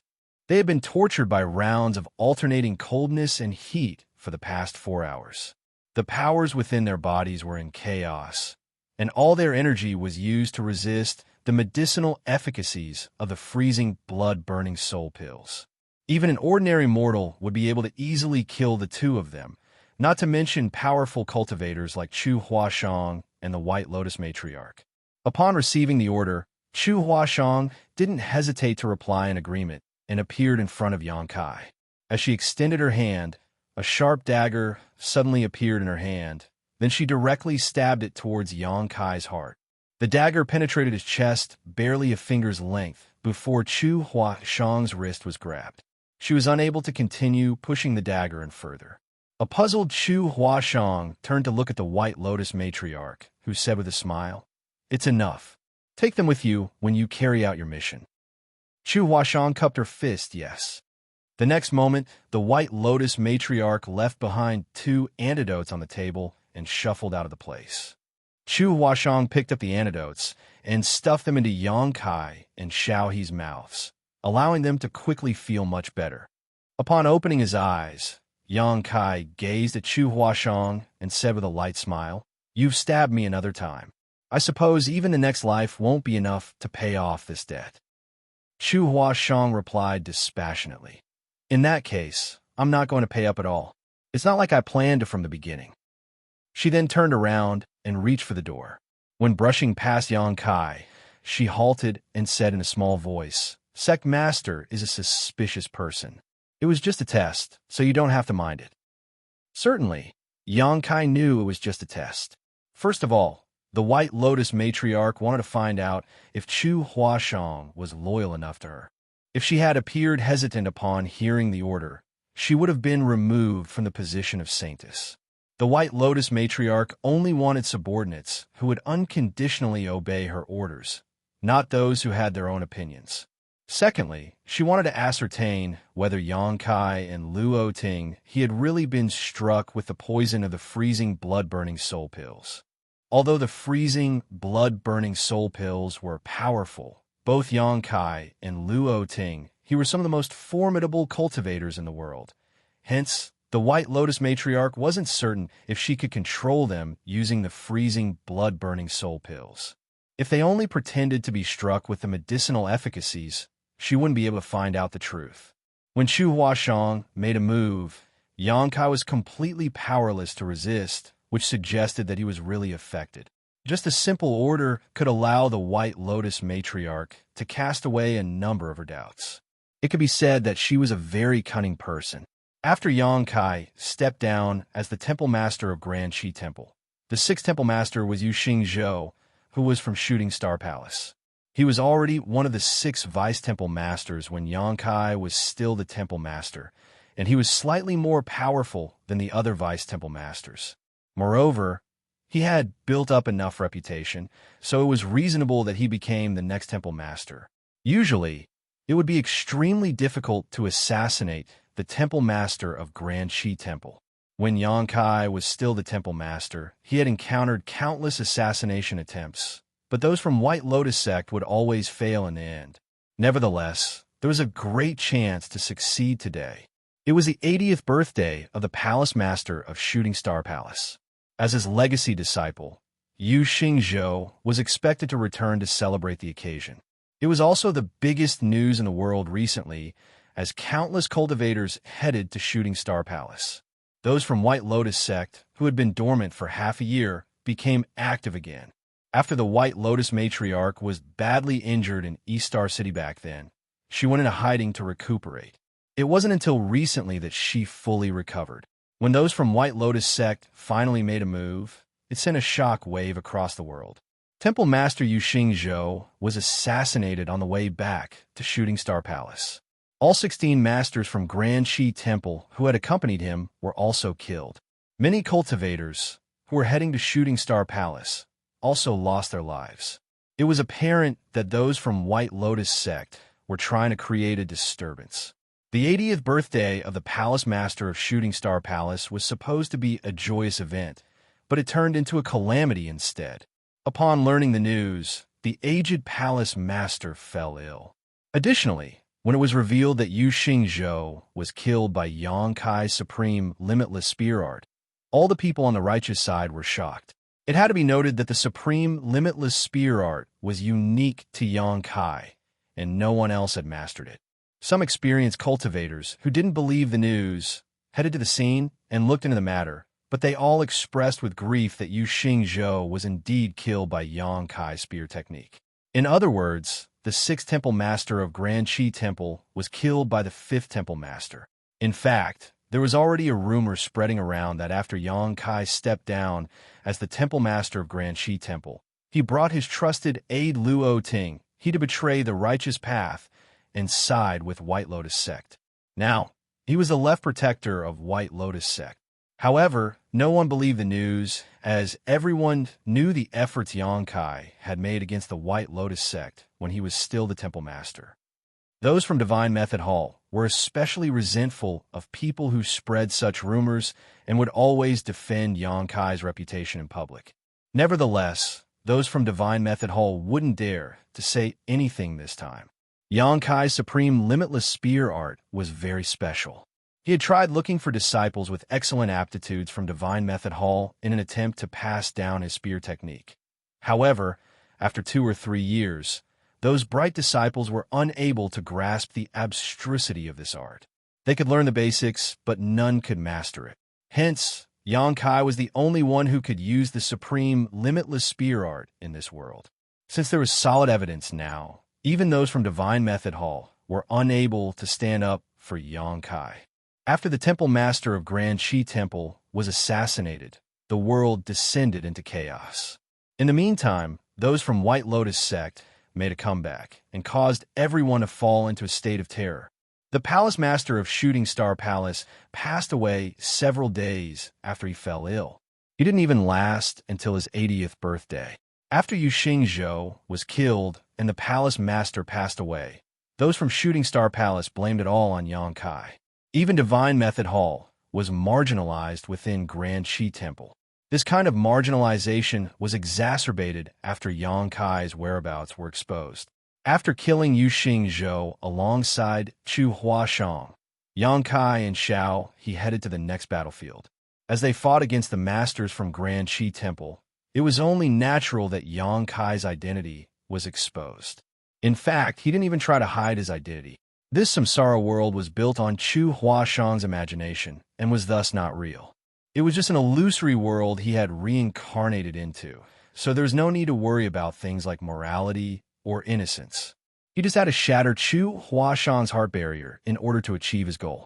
Martial Peak, Chapter 4844, Killing the Saintess. On that front, progress wasn't so satisfactory. It wasn't easy to shatter Chu Huashang's heart barrier in this life. Xianxia became aware of that after spending months with her. Although she was still a woman who appeared obedient to the White Lotus matriarch, she was clearly a very ambitious person. This kind of ambition was as scorching as the sun, something Xianxia had never seen before. Previously, she was captured by Xianxia and went on to spend months living in the secluded valley. The way she reacted might be a pretense or a revelation of her true feelings. However, after she was freed, her latent ambitions were reignited. With Xianxia and Luo Ting, he joining White Lotus sect, the latter's strength had greatly increased. Both of them were already two of the most powerful cultivators in the world. So with the two of them joining forces, rarely was there anyone in the world who could go up against them. When news spread that more and more leaders of Grand Qi Temple were killed, the world became anxious. If the 7 major sects could work together at this point, they might stand a chance to weather the storm. However, because of Xianxia, the entire Divine Method Hall was marginalized. Even Emerald Smoke sect, which was the sect that Luo Ting he hailed from, received this treatment. Moreover, following the assassination of Temple Master Yuxing Zhou, Grand Qi Temple became leaderless. The entire Grand Qi Temple had descended into chaos. At this point, the White Lotus matriarch resolutely made a decision and led the disciples of White Lotus sect to storm the headquarters of Grand Qi Temple. The battle went on for half a month. Countless people were killed on both sides. In the end, those from Grand Qi Temple lost the battle and their headquarters exchanged owners. The cultivators from the 7 major sects who survived retreated to their own sects to recuperate. The power that those from White Lotus sect had showcased in this war sent a shockwave across the world. In the past, they would only launch sneak attacks as they were as furtive as rats. Although everyone knew that White Lotus sect had taken on a lot of disciples, no one knew the exact figure. This time, they finally experienced it. When storming into the headquarters of Grand Qi Temple, the countless disciples of White Lotus sect were like a rising tide. After the war, White Lotus sect became a name that most people would fear. The White Lotus matriarch had done something that her predecessors had never managed to achieve. She had successfully occupied the headquarters of Grand Qi Temple. Over the past 100 years, those from White Lotus sect had made 3 attempts on Grand Qi Temple, but all 3 attempts failed. There was even a time when the sect master of White Lotus sect was killed in battle. After successfully seizing the headquarters of Grand Qi Temple, the White Lotus matriarch saw her reputation rising to unprecedented heights. Following the incident, those from White Lotus sect also had their own headquarters, which originally belonged to those from Grand Qi Temple. They were now visible to the public, which was unlike in the past when they had to hide in the dark. In this battle, Xianxia had put in a lot of effort as he had killed more than 20 masters from Grand Qi Temple, which contributed greatly to the success of White Lotus sect occupying the headquarters. It wasn't until this moment that the White Lotus matriarch had complete trust in him. Because of him, Chu Huashang's status in White Lotus sect was fortified. Initially, there were other saintesses who were equal matches for her, but she was now the most outstanding of them all. The White Lotus matriarch regarded her especially highly. Although it was never made official, all the disciples of White Lotus sect believed that Chu Huashang would be the next sect master.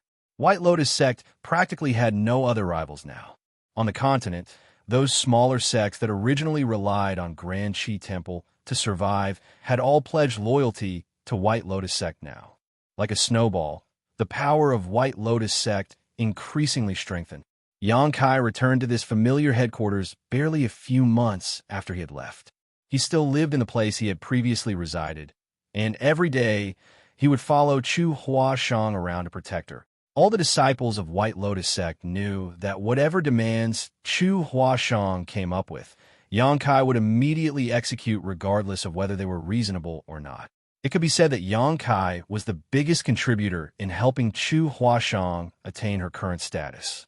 If not for him, the several assassination attempts wouldn't have been carried out so smoothly and caused immense pressure to the leaders of Grand Qi Temple. Those from White Lotus sect wouldn't have been able to defeat Grand Qi Temple with ease either. Chu Huashang became increasingly ambitious following her rise in status and the White Lotus matriarch's appreciation of her. She was practically the second most influential person in White Lotus sect now.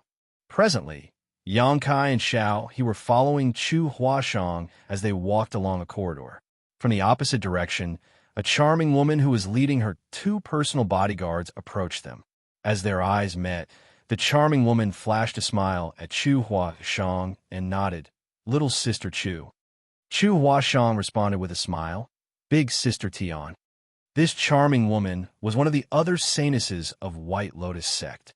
Before the rise of Chu Huashang, she was the most outstanding saintess, as she was slightly more beautiful and powerful than the others. She was also most valued by the White Lotus matriarch at that time. "Where are you going, little Sister Chu?" Xianxia asked with concern. Chu Huashang replied, "I just visited the sect master and was going to get some rest now." "Are you going to visit the sect master as well, big sister?" Xianxia put on a faint smile. "No, I'm just walking around since I have nothing to do. In the past, I thought that Grand Qi Temple's headquarters was profound and mysterious. Now, there doesn't seem to be anything special about this place. We'll feel that something is mysterious before we obtain it. After we get it, we'll realize that there's nothing special about it." Chu Huashang smiled gently.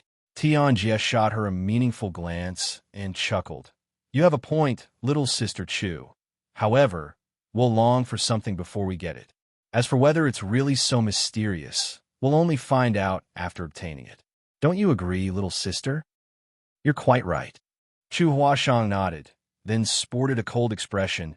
"I heard you're interested in my personal bodyguard, big sister." A shocked Xianxia refuted. "Where did you hear such a rumor, little sister? Everyone in the sect knows that he's your personal bodyguard. Why would I even have my eyes on him?" Chu Huashang said with a smile. "Oh, really? Why did someone not sleep in the middle of the night yesterday and sneak into his room while naked? Then?" A sense of fury overwhelmed Xianxia as she glowered at Xianxia, who was behind Chu Huashang. She had never expected that he would tell Chu Huashang about this kind of matter. On the other hand, Xianxia remained unfazed. Just then, Chu Huashang charged forward as she extended her fair hand and circulated her strength in an attempt to seize Xianxia's neck. Xianxia had never expected that Chu Huashang, who was also a saintess of White Lotus sect, had the guts to make a move on her.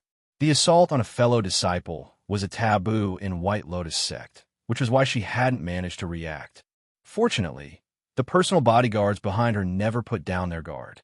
The moment Chu Huashang made a move, they unsheathed their swords and hacked at her. If Chu Huashang didn't retract her hand, her arm would be cut off. Personal bodyguards were the most loyal servants to their saintess, and they wouldn't care about killing others to keep their charge safe. However, instead of withdrawing her hand, Chu Huashang only hastened her speed. Their swords didn't manage to come into contact with Chu Huashang as Xianxia and Xiao. He gently pushed their palms forward and sent the 2 personal bodyguards flying away. At the same time, Chu Huashang clenched Xianxia's fair neck and exerted more force with her hand. At that instant, Xianxia froze and wouldn't dare to move a muscle. "Hey, are you out of your mind?" The color drained from Xianxia's face. Chu Huashang stared coldly at her. "How did you even have the nerve to try to seduce my personal bodyguard?" The intensifying force on her neck and the murderous intent in Chu Huashang's eyes made Xianxia feel anxious. Upon realizing that the other woman really wanted to kill her, she regretted the decision she had made last night. In fact, all the saintesses believed that it was thanks to Xianxia that Chu Huashang had attained her current achievements. As long as they could lure the former temple master of Grand Qi Temple to their side, Chu Huashang would no longer be a threat. Xianxia was a man, while the saintesses were women. The only way they could think of to make him side with them was to seduce him.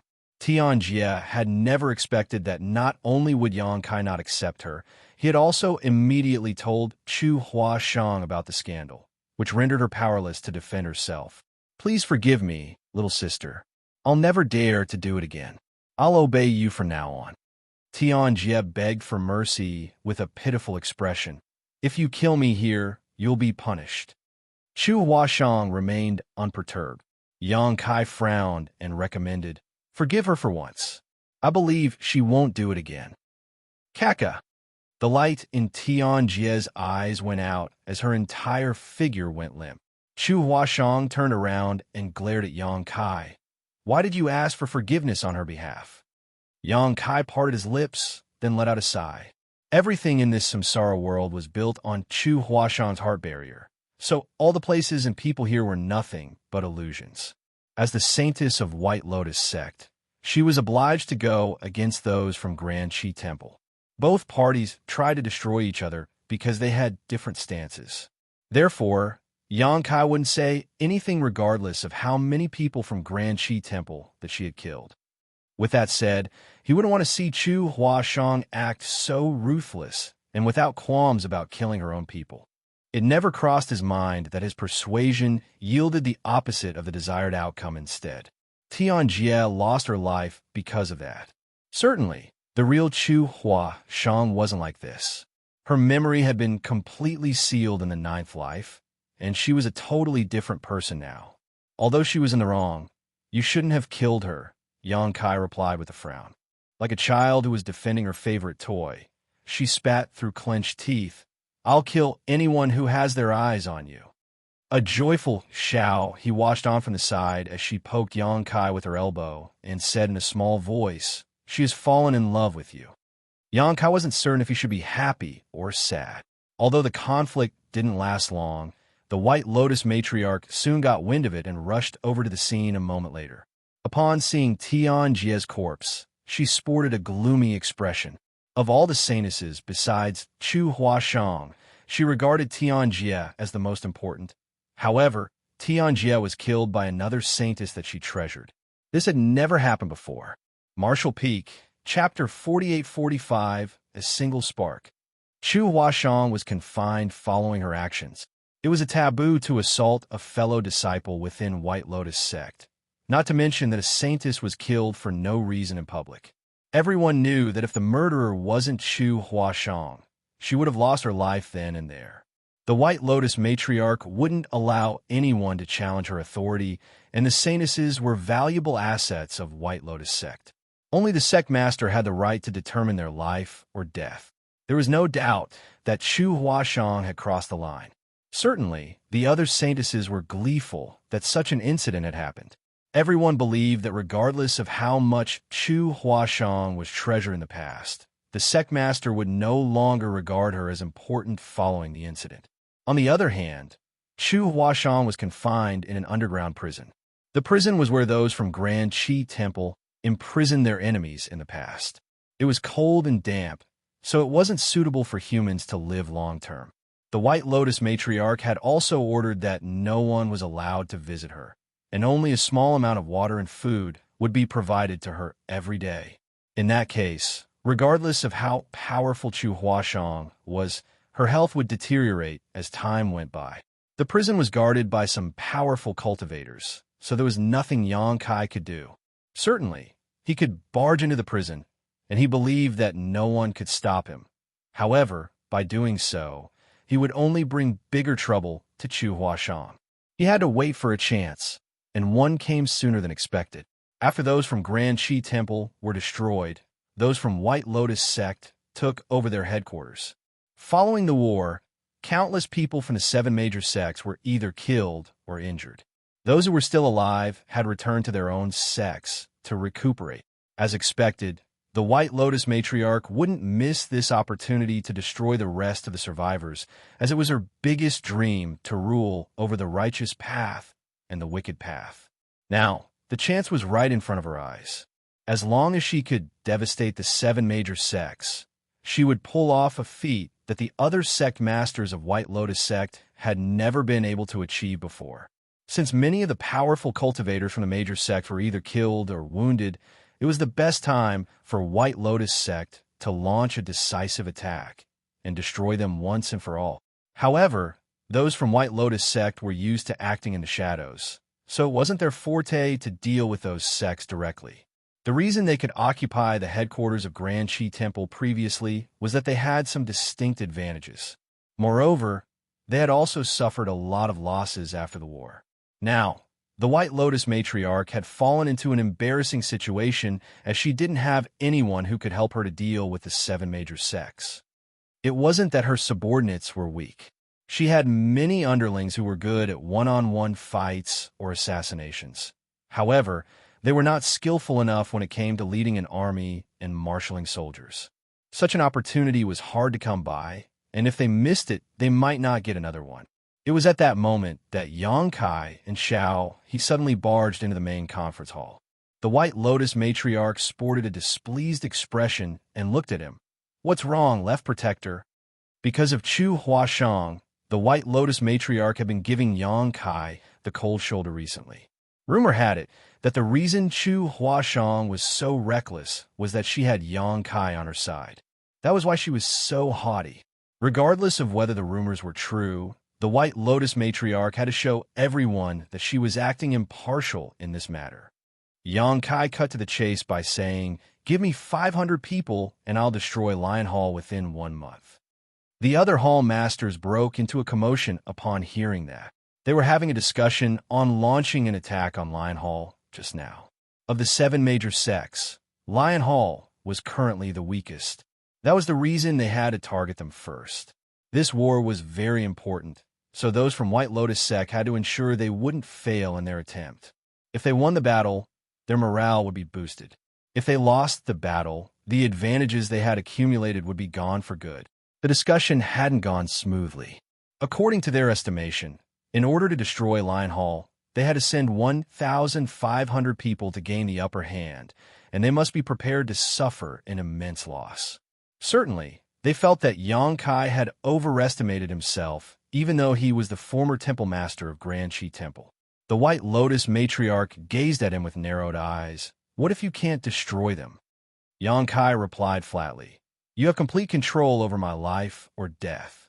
If I can't achieve my goal, I'm willing to die as a punishment." The White Lotus matriarch's lips curled up. "So, you are aware that I also have control over your life or death. Since your life belongs to me, it's not up to you to make decisions about it. Otherwise, you won't be risking anything." Xianxia frowned. "What condition do you have then?" The White Lotus matriarch was apparently well prepared. In fact, she had already come up with such a plan after Chu Huashang was imprisoned following Tianjie's death. So she said, "If you fail, Chu Huashang will lose her life." Xianxia was willing to take the freezing, blood-burning soul pill and join White Lotus sect for Chu Huashang. The White Lotus matriarch believed that by threatening to kill Chu Huashang, Xianxia would do his best to achieve his goal. That was the reason she had only confined Chu Huashang instead of punishing her according to the sect's rules. She needed a competent general who could lead the army for her, and Xianxia was the most qualified. However, she didn't want to take the initiative and asked him to do it lest she appeared desperate. Now, everything was within her control. "Good." Xianxia directly agreed to it. "However, I'd also like you to agree to a condition I have." The White Lotus matriarch was fully aware of his intentions. Upon hearing that, she said with a smile, "Don't worry. If you can really destroy Lion Hall in 1 month, I'll forgive Chu Huashang for what she has done." Xianxia nodded. "It's a deal, then.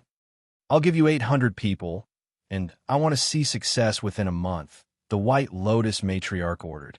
The next day, 300 people departed from the headquarters of White Lotus sect and headed straight towards Lion Hall. More and more people joined them along the way, and by the time they arrived at the gates of Lion Hall, there were exactly 800 of them. Xianxia already had some experience in mobilizing soldiers during the war between the Star Boundary and Demon Realm. Forget 800 people, he had even commanded 800,000 people in battle before. Attacking Lion Hall might be a difficult task to others, but it was just a matter of time in his eyes. Those from Lion Hall were alerted long before the soldiers of White Lotus sect arrived. Not only was the entrance closed, but they had also set up some traps and a grand array to deal with the enemies. These 800 disciples from White Lotus sect didn't immediately launch an attack, though. Yang Kai and Xiao, he spent the next 10 days leading the powerful cultivators from White Lotus sect to launch continuous probing attacks both day and night. Sometimes, several raids would take place at the same time. Lion Hall was like a dilapidated house during a storm, so they were unable to fend off the disciples of White Lotus sect, who relentlessly attacked them from all directions. 10 days later, those from White Lotus sect had lost more than 300 people, while half of the Lion Hall's leaders were killed. Countless other cultivators from Lion Hall were also killed or injured, and morale was low. It wasn't until this moment that Yang Kai gave the order to deal directly with the opponents. The remaining 500 White Lotus sect disciples were high-spirited as they stormed into Lion Hall. Following a bloody carnage, they occupied Lion Hall. When Yang Kai returned to the headquarters of White Lotus sect, about 1 month had passed since he offered to destroy Lion Hall. The White Lotus matriarch was elated as she held a celebratory feast for Yang Kai. At the banquet, Chu Huashang, who had been confined for 1 month, reappeared, and she was seated beside the White Lotus matriarch. They looked as close as a mother and daughter.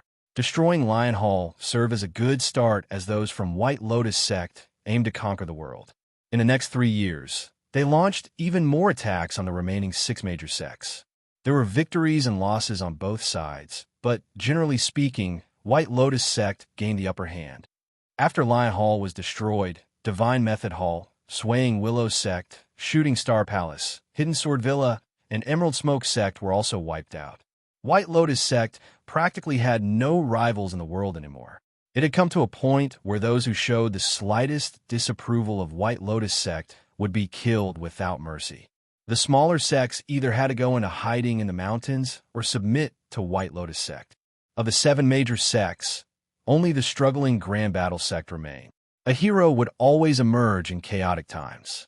An extraordinary person from Grand Battle sect soon attracted everyone's attention. He was the legacy disciple of the current sect master of Grand Battle sect. His name was Lin Tai Do, which had something to do with his sect's name. He was brought back to the sect when he was a young child and was a righteous man who hated all things evil in the world. Besides that, he also had exceptional aptitude and intelligence. It had only been 20 years since he joined the sect, but he was already more powerful than all the previous sect masters of Grand Battle sect. He was only 25 years old now. Those from White Lotus sect were high-spirited as they charged towards Grand Battle sect. They initially thought that it would be an easy victory, but it turned out that they were faced with an unimaginable challenge. Under Lin Tai Do's leadership, the battle against White Lotus sect went on for about half a year. A lot of disciples from White Lotus sect were killed, but they hadn't managed to achieve their goal. An infuriated White Lotus matriarch directly ordered Chu Huashang to occupy Grand Battle sect within 3 months. Failure to do so would lead to the loss of her life. The White Lotus matriarch was not joking. Grand Battle sect was the last obstacle for White Lotus sect before they could declare hegemony over the world. By destroying Grand Battle sect, she would pull off a feat that the previous sect masters had never been able to achieve. She would be able to be the ruler of the world. Certainly, she wouldn't allow such an obstacle to get in her way. All of them knew that the White Lotus matriarch valued Yang Kai's capabilities. However, when he joined White Lotus sect back then, he said that he would only obey Chu Huashang's orders. The White Lotus matriarch was unable to directly give orders to Yang Kai, so she could only make use of Chu Huashang. Upon receiving the order, Yang Kai once again showcased his talent and capabilities in leading an army.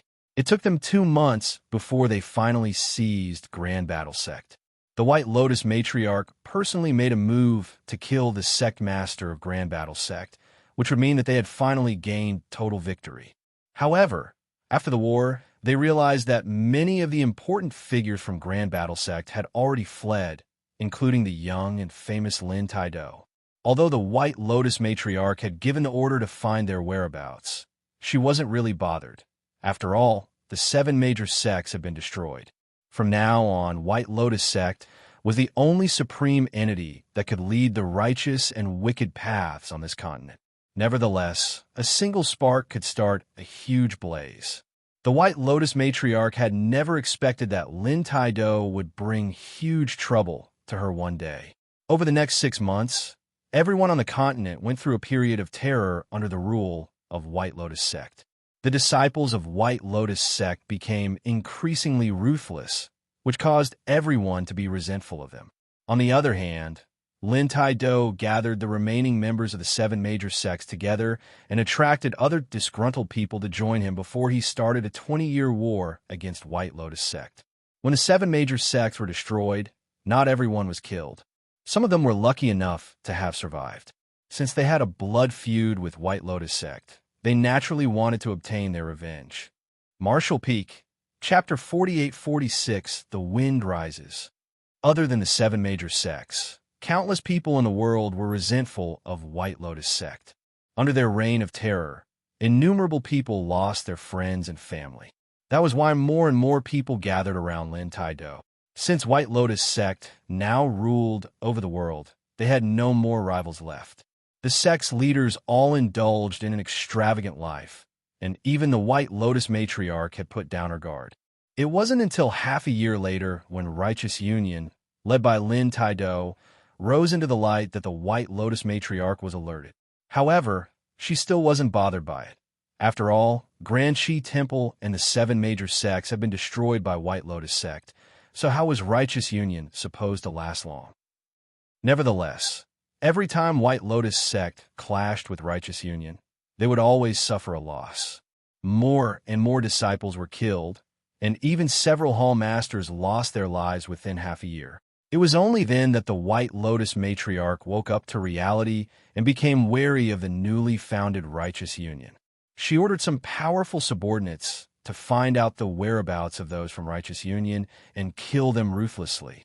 Nonetheless, Righteous Union was different from Grand Shi Temple or the 7 major sects.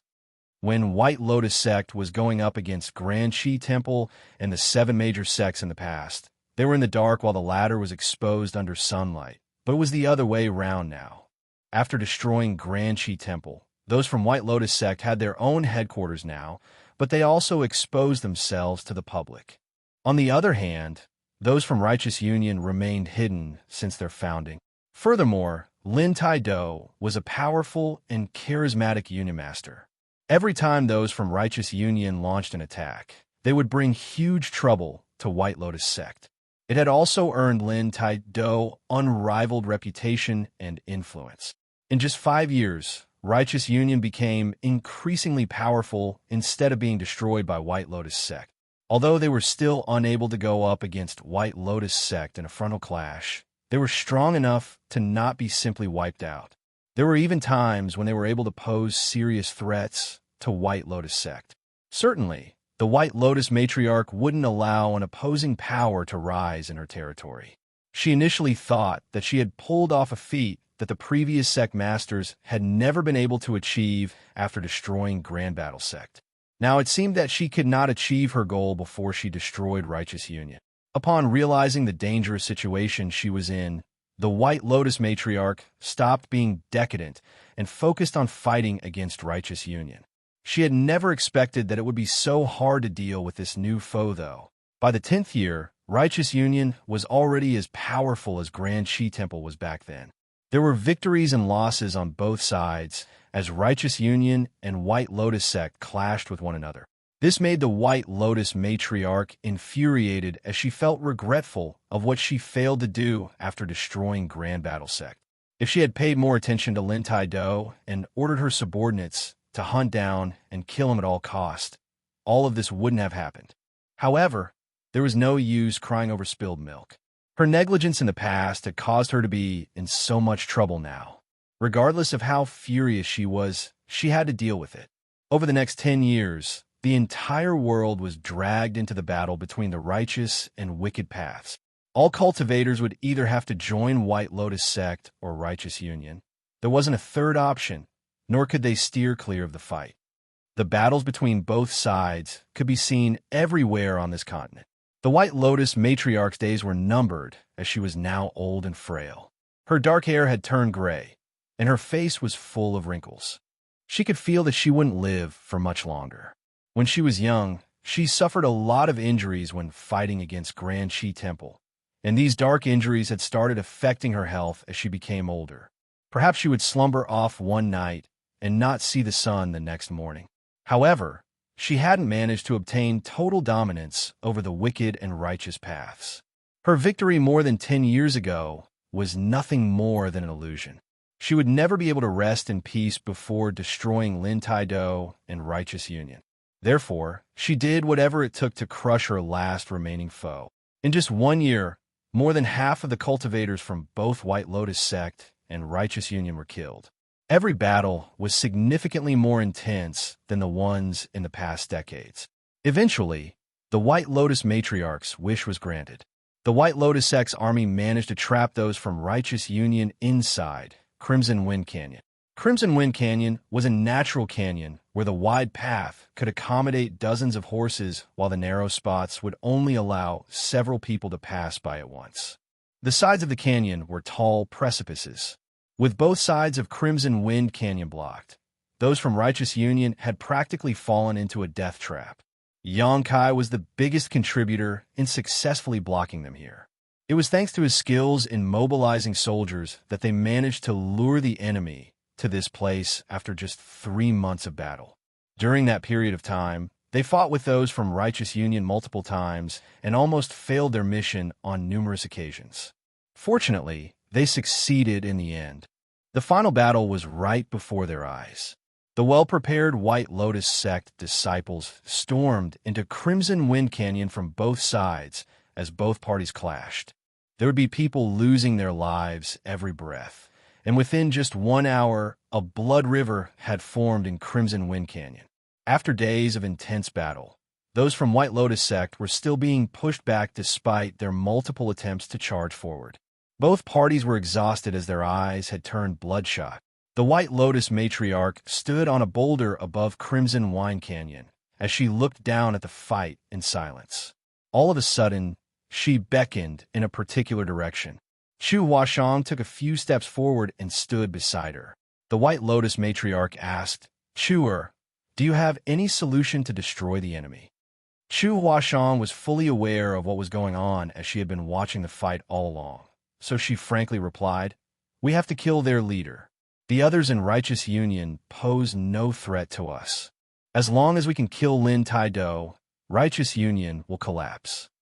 Upon finishing her words, she cupped her fist. "Sect Master, please allow me to personally slay Lin Taido." The White Lotus Matriarch shook her head with a smile. "I'm glad that you're so loyal. I believe that White Lotus Sect will be in good hands after you take over my position." Sect Master, Chu Huashang hung her head low. In recent years, the White Lotus Matriarch had repeatedly told her this. It was as though she intended to pass the position of Sect Master to her after she passed away. Although Chu Huashang was indeed the most qualified one to take over the position of Sect Master in White Lotus Sect, she wouldn't dare to reveal her true feelings. She would always appear obedient every time the White Lotus Matriarch mentioned it. The White Lotus Matriarch cut her off by raising her hand. "I'm old, and my predestined time is near.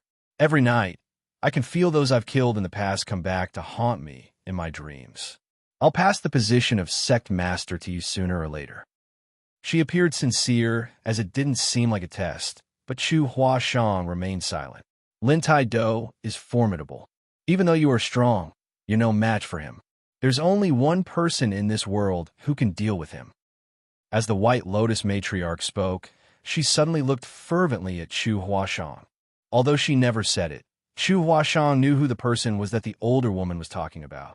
Xianxia. Although they had spent nearly 20 years together, Chu Huashang still hadn't figured out how strong Xianxia truly was. If there was anyone in the world who could defeat Lin Taido, it had to be Xianxia. Tell him to make a move. After Lin Taido is killed, there won't be Righteous Union anymore, the White Lotus Matriarch ordered. Chu Huashang had been staying by the White Lotus Matriarch's side all along, so she had discovered something that those disciples of White Lotus Sect were not aware of. She suddenly realized something upon hearing what the White Lotus Matriarch had said, so she appeared conflicted for a moment. The White Lotus matriarch took the younger woman's hand and patted it. I know you're an ambitious person who wants to take over the position of sect master. You want to be the noblest woman in the world. Love doesn't really matter to you, does it? I'm sure you've realized Xianxia's feelings for you after spending 20 years with him. Why do you always keep a distance from him? I promise you that after this war, I will pass you the position of sect master. That's my only wish before my death. After you become the sect master, you'll rule over both the wicked and righteous paths. Chu Huashang pressed her lips together and appeared hesitant. Think it over. The White Lotus matriarch shot her a glance and spoke no further. She knew that Chu Huashang would make a wise decision. As expected, Chu Huashang lifted her head a moment later and replied, I will give him the order. Go on. The White Lotus matriarch nodded. It was only then that Chu Huashang turned around and flew towards the canyon. On one side of the canyon, Xianxia was monitoring the battle. Time didn't seem to have left any marks on him, even though 20 years had passed. He looked almost the same as the time when he first joined White Lotus sect. Although he was also older now, he wasn't as wrinkled as the White Lotus matriarch. Xiaohe still steadfastly stayed by his side. Xianxia saw Chu Huashang the moment she arrived as he flashed a smile at her. Is the sect master running out of patience? Tell her that righteous union will collapse within 7 days. Although Lin Taido is impressive, this is all he can do. Chu Huashang stared silently at him for a moment before saying, I want you to kill Lin Taido. Now. Xianxia arched his brow. Chu Huashang nodded almost imperceptibly. After a moment of silence, Xianxia put on a smile. Anything you say? If you want him dead now, I'll behead him right away. I'm sure he won't be able to go against my spear. Chu Huashang's face turned pale. She parted her lips in an attempt to say something, but she couldn't utter a word in the end. Seemingly thinking of something, Xianxia fished out something from his pocket and passed it to her. Keep this and don't let anyone discover it. A flustered Chu Huashang took it in a dazed manner. After taking a glance at where the White Lotus matriarch was located, Xianxia said in a small voice, You must never trust the White Lotus matriarch. In an instant, Chu Huashang became stunned as if struck by lightning while the color drained from her face.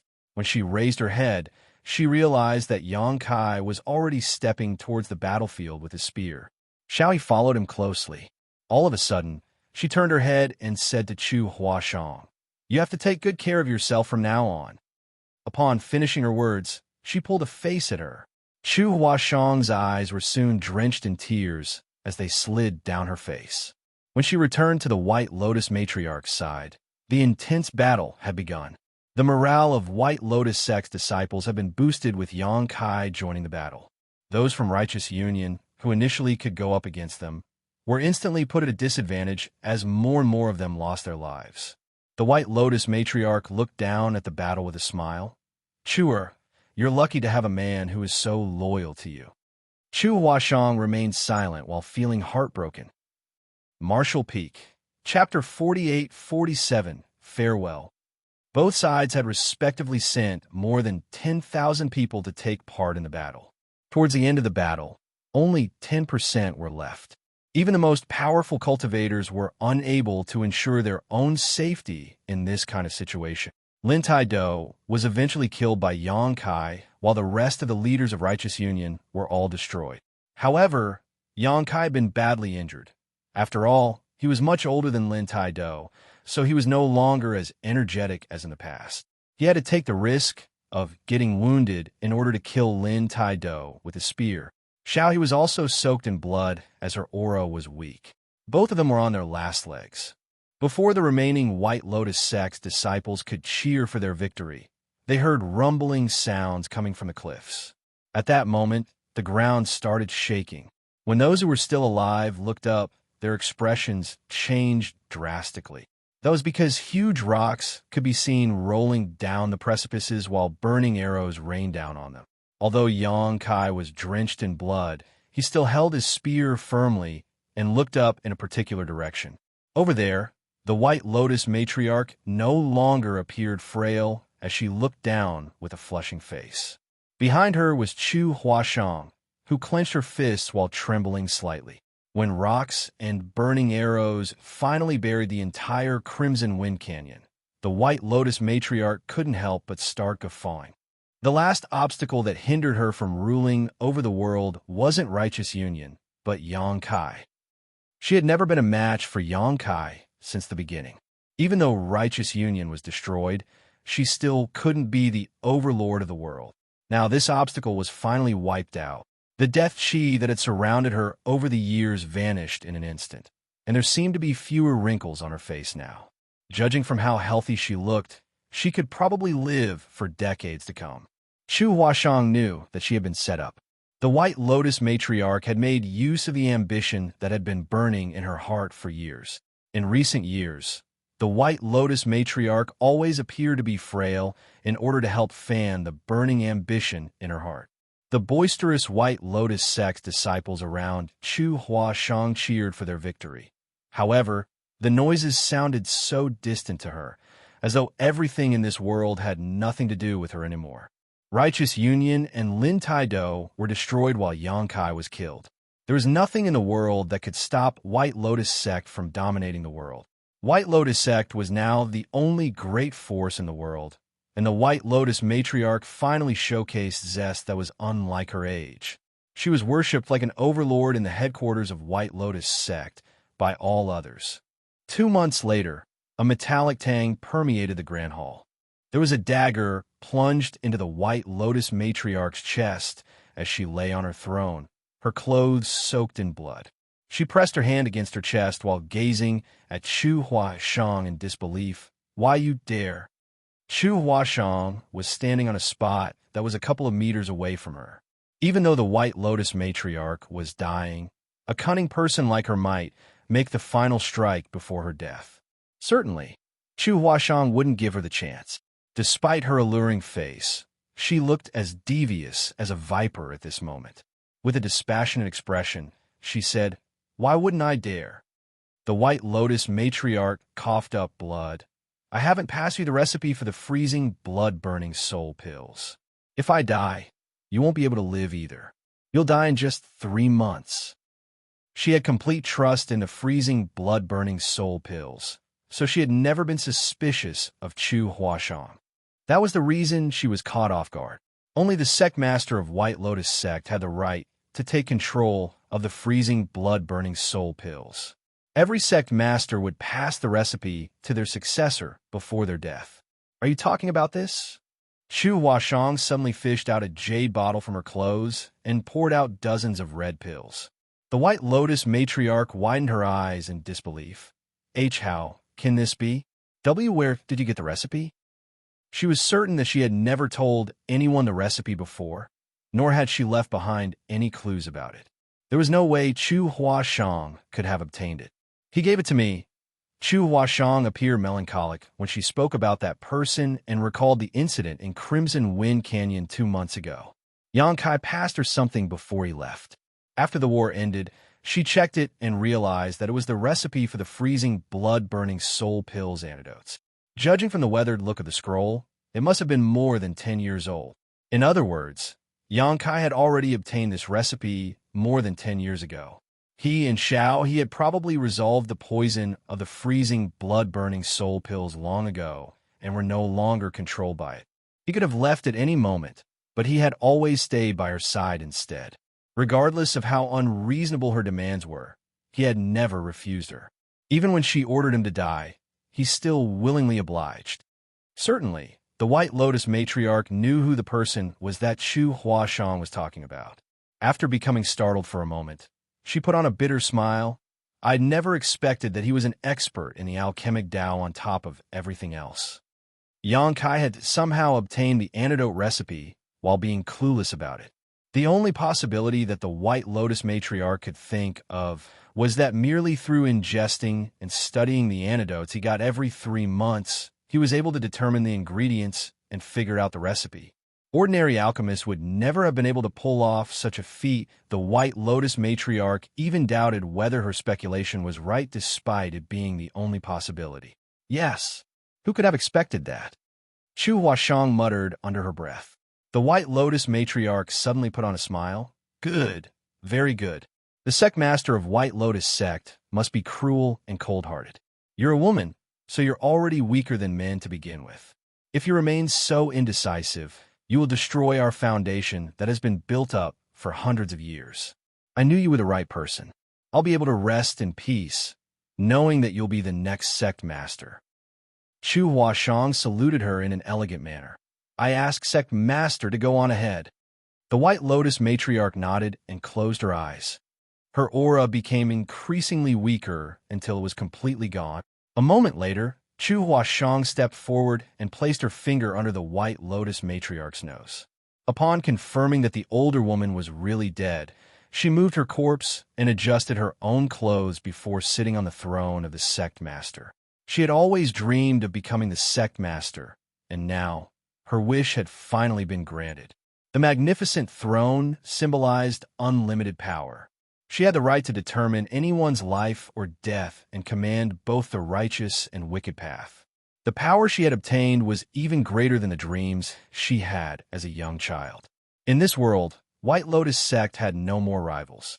She looked down at the hall as though she could already envision the countless masters who would come over to pay respects to her. The corners of her mouth curled as she suddenly began to laugh. Life was too short to have a lot of dreams, and a person would be considered lucky if they could make even one of them come true. Chu Huashang had managed to achieve that and more though. However, innumerable people had lost their lives for her victory. Her unrestrained laugh reverberated across the empty hall, but no one could share her happiness. Presently, she was only accompanied by a corpse. As she laughed, she suddenly broke down into tears. Her tears slid down her face like pearls after the string had snapped. Appearing heartbroken, she covered her face with her hands. There was nothing in the world she feared while she had the unconditional love of that man. It wasn't until she lost him that she realized he had become an inseparable part of her life. While sitting on the throne, she finally discovered that her dream wasn't worth anything. The man she had always neglected in the past was the most valuable treasure she had. However, she had lost him forever. All she could think of now were those few months she had spent living in that log house by the lake. That was undoubtedly the happiest time in her life. At that moment, she felt she could feel the gentle breeze brushing past her cheek as she placed her hands behind her head. While looking up at the starry sky, she listened to the love story of 9 lives. At that time, there were no deceptions and battles in her life. All she had was that man's unconditional love. She missed that time so much. In the next life, I'll repay what I owe you. Chu Huashang lifted her sword to her neck as the sharp blade cut her delicate skin, preparing to end it all. But while her eyes were drenched in tears, she suddenly caught sight of a figure abruptly appearing before her. The person was wearing a mask made from iron, but even though his face was covered, his figure was all too familiar. Chu Huashang thought that her sorrow was causing her to hallucinate as she looked dazedly at the person, so she did not hesitate to exert more force with her hand. It wasn't until her wrist was clenched by the person that her entire figure shook. Behind that person, Xiaohe stuck out her head while appearing puzzled. Why are you trying to kill yourself all of a sudden? You looked so happy a moment ago. How strange. Oh, old man. Chu Huashang quickly wiped away her tears and asked in a shaking voice. The person took her sword and tossed it away before the weapon clanged to the ground. He gently stroked her head and said, "Good people don't live long, while a scourge lasts 1,000 years. I won't die so easily." Chu Huashang couldn't believe her eyes as she attempted to take off the person's iron mask. "My face was burned. It might scare you," Xianxia said. Without hesitation, Chu Huashang took off the mask and saw a contorted face that was caused by burn marks. The face was so hideous that a toddler would break into tears upon seeing it. However, Chu Huashang crashed into the man's embrace and hugged him tightly, as though she was trying to merge with his body. She sniffed at the man's scent as if she was trying to imprint it in the deepest part of her mind. Regardless of how many rounds of reincarnation she had to go through, she would never forget his scent. Xianxia's clothes were smeared by her tears and snot while the woman was laughing and crying at the same time. Xiaohe looked at them with a tilted head and couldn't help but remark, "The couple has finally gotten together. How wonderful." All of a sudden, Chu Huashang froze, and the next moment, she lifted her head from the man's embrace and looked up at him with a perplexed expression. "Junior brother?" Yang Kai let out a long breath. "You're finally awake, senior sister." It had been a difficult life for him, as it was much harder to wake Chu Huashang up compared to the previous 8 lives. This couldn't be helped, as Chu Huashang was overly ambitious in this life to the point that she neglected her own feelings. Yang Kai had been working hard to win her heart by staying by her side for 20 years. Even though he had made some progress, he still hadn't managed to shatter her heart barrier. Therefore, he decided to take a risk by helping her fulfill her wish and satisfy her ambition. She would only have time to examine her true feelings after that. Even if the White Lotus matriarch hadn't come up with the plot during the battle at Crimson Wind Canyon, Yang Kai would still have pretended to die to fulfill his plan. However, the White Lotus matriarch's plot almost caused him to really lose his life there. Yang Kai had no idea what would have happened if he was really killed. Fortunately, the outcome turned out to be what he had hoped to see. After going through 9 rounds of reincarnation, Chu Huashang finally resolved her heart and regained herself after her heart barrier was shattered. Martial Peak, Chapter 4848, Martial Aunt Luo. "Yes, I'm awake." Chu Huashang snuggled up to Yang Kai with a joyous expression. "Thank you for everything." Yang Kai slowly shook his head and ran his fingers through her hair. Then Chu Huashang lifted her head and looked over his shoulder before asking in puzzlement, "What's going on with Xiaohe?" Since her heart barrier was shattered, her memory was also restored. Certainly, she had recalled everything that had happened in the rounds of reincarnation. Since the 6th life, Xiaohe had always appeared in the samsara worlds that were built upon her heart barrier, which concerned her. She didn't remember anything about a woman named Luo Tinghe. Supposedly, such a person shouldn't have appeared in her samsara worlds. I have no idea either. However, I think we'll find out about it after we leave this place. Chu Huashang nodded and lifted her head from the man's embrace before looking at him with a sly gaze. "Well, I'll see you in the next life then." Yang Kai was flabbergasted upon hearing that, and in a half-panic asked, "There's a next life?" Without replying to him, Chu Huashang winked at him in a cheeky manner. Just then, everything around him started dissipating like a burning picture scroll. Yang Kai watched his own figure disappearing into the void as his consciousness seemed to have set off on a long journey. When he came to his senses, he realized that it was pitch black around him. Soon, a light tore through the darkness and expanded as the view inside the Samsara Pavilion came into his sight. Yang Kai was startled for a moment before realizing that there wasn't a next life. 9 lives was the limit in the Samsara Pavilion, which was also the number of lives Chu Huashang had set up for her heart barrier. She was just pulling a prank earlier. He slowly shook his head as he was torn between tears and laughter. After stepping out of the tree cave, he looked up at the sky. Although he finally returned to the real world, Yang Kai still found it to be surreal. The experiences and hardships he had gone through in the 9 lives were so vivid that it was as though they had just happened the day before. The experiences felt so real that it could be said they had actually happened.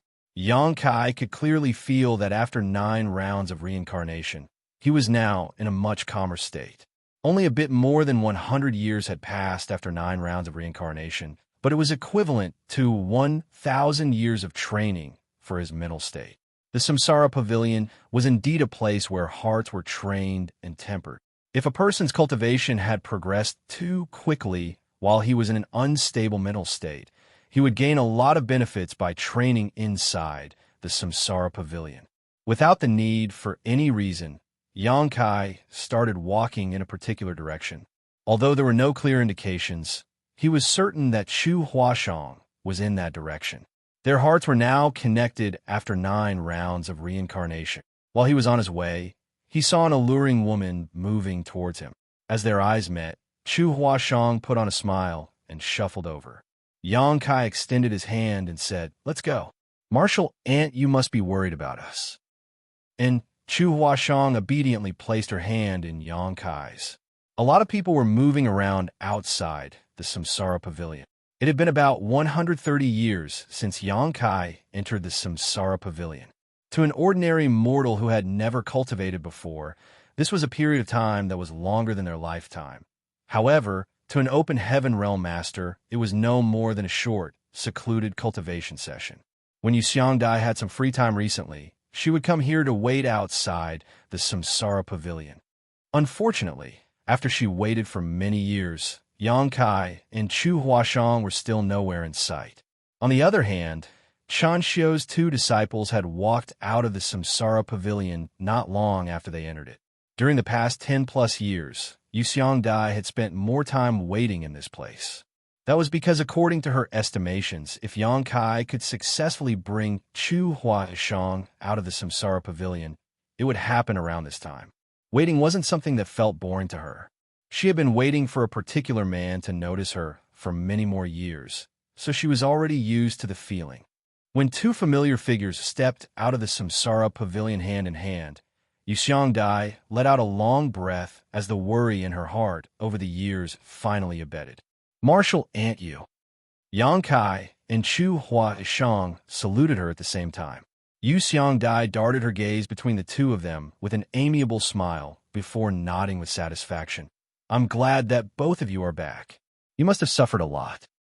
She had received training in the Samsara Pavilion before, so she knew what they would face inside.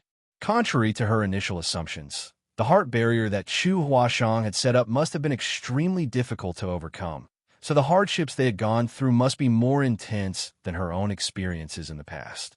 "Many thanks for your concern, Marshal Aunt," Yang Kai said. Xianxia shook her head. "It's nothing. In any case, both of you must be exhausted. Go get some rest now."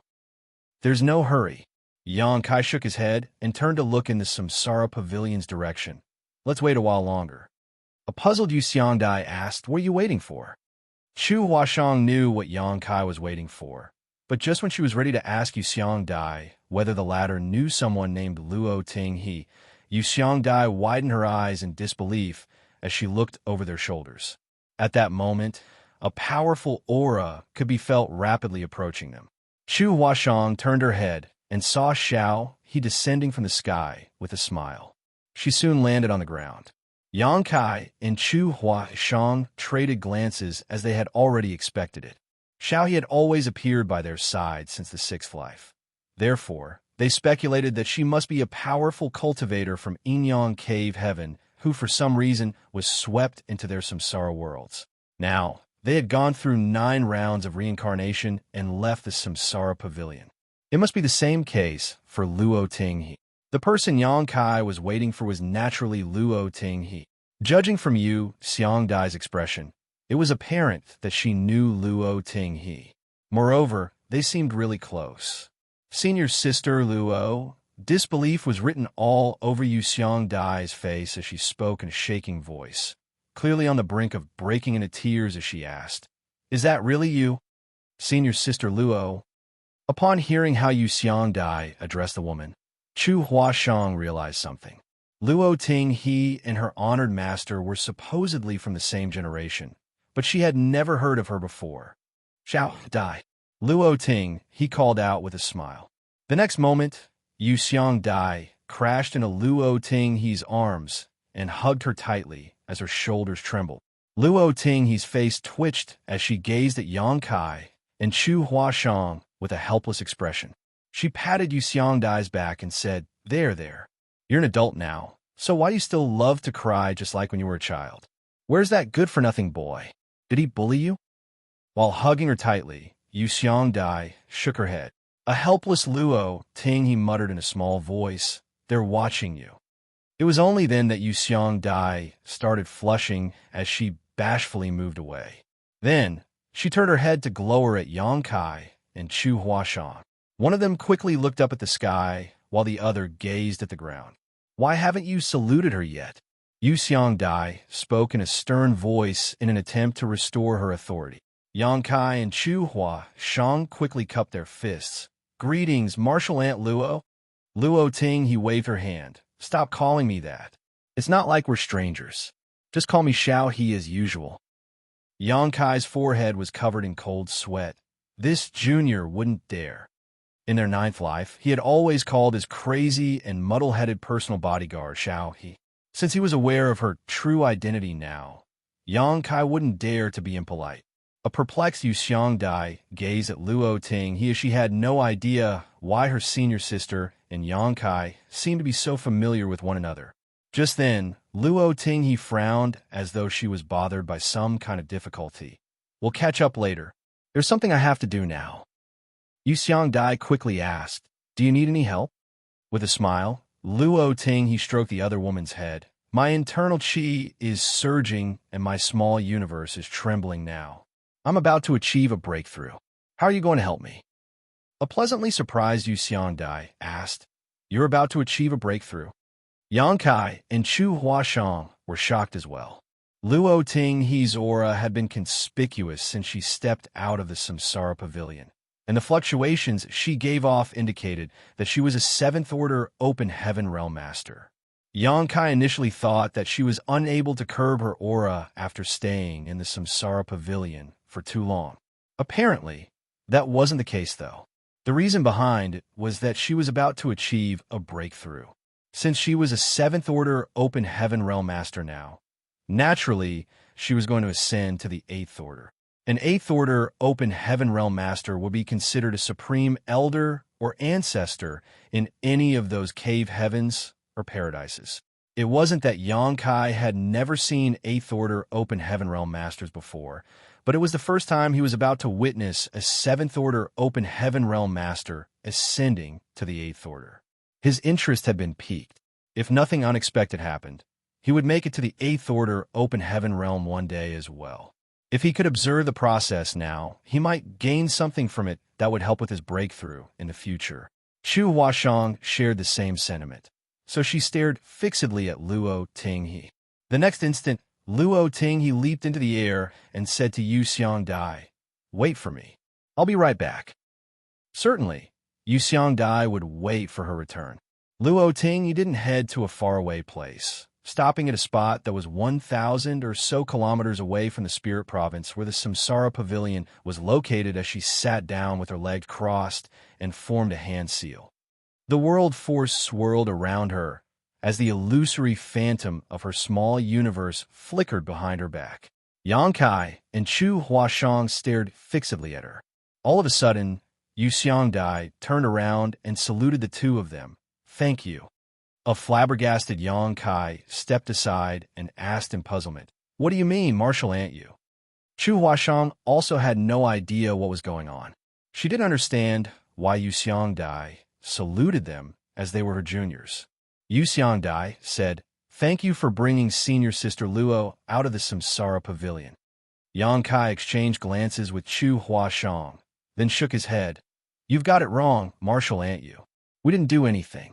Instead, Marshal Ant Luo helped us a lot. It is we who should thank her. Yu Xiangdai put on a smile. Do you know how long senior sister Luo has been trapped inside the Samsara Pavilion? Before they could reply to her, she went on to say, it has been 2,000 years. 2,000 years. Yang Kai and Chu Huashang were astounded upon hearing that. Although they had speculated that Luo Ting, he was a powerful cultivator from Inyang Cave Heaven who had barged into their Samsara worlds, they hadn't expected that she had been trapped inside for 2,000 years. The Samsara Pavilion was a place where Inyang Cave Heaven disciples trained their hearts. Although the place appeared serene, it was paved with danger. Regardless of whether they cultivated the heartfelt Tao or the heartless Tao, Inyang Cave Heaven's disciples had to fall in love at some point in order to advance. Marshall Peak, Chapter 4849, Incredible Contribution. It was rumored that the disciples of Inyang Cave Heaven were all lascivious people. However, they didn't know that these seemingly unscrupulous people were the most loyal partners out there. A lot of Inyang Cave Heaven's disciples entered the Samsara Pavilion to receive training and set up heart barriers for themselves, but they became lost inside forever. Since time immemorial, countless Inyang Cave Heaven's disciples have been trapped inside the Samsara Pavilion as they were no longer able to tell reality and illusion apart. They had lost their way in the rounds of reincarnation. Luo Ting, he was one of them. There had never been any news about her since she entered the Samsara Pavilion 2,000 years ago. It wasn't until this day that she reappeared. Senior sister cultivated the heartfelt Tao, and she had a partner who was also deeply in love with her. Although the challenge was difficult for them, they were supposedly able to surmount it. Unfortunately, what happened? Chu Huasheng asked with anxiety. Although she knew that something must have happened that caused Luo Ting he to be trapped inside the Samsara Pavilion for 2,000 years, she still couldn't help but feel nervous at this moment. Yu Xiangdai shook her head and let out a sigh. Senior sister is a willful person. When she decides to do something, no one can stop her. That day, Brother Su had an argument with her, saying that no one could pass the test of 9 reincarnations in the Samsara Pavilion. Senior sister argued that she could do it, so she entered the Samsara Pavilion without telling anyone about it. Brother Su and I were unable to stop her, and, at that time, Senior Brother Sun was trying to break through to the 8th Order Open Heaven realm. Although she didn't explain who Senior Brother Sun was, Yang Kai and Chu Huasheng knew that he was supposed to be Luo Tinghe's partner. She had faith in the love between them, and she believed that Senior Brother Sun would be able to bring her out of the Samsara Pavilion, so she didn't have a discussion with him before that. An accident happened when Senior Brother Sun was trying to ascend to the 8th Order, and he passed away. Yu Xiangdai appeared melancholic as she recalled the incident from 2,000 years ago. The higher the order in the open heaven realm, the harder it is to achieve a breakthrough. Although Senior Brother Sun was well prepared, he still failed in his attempt in the end.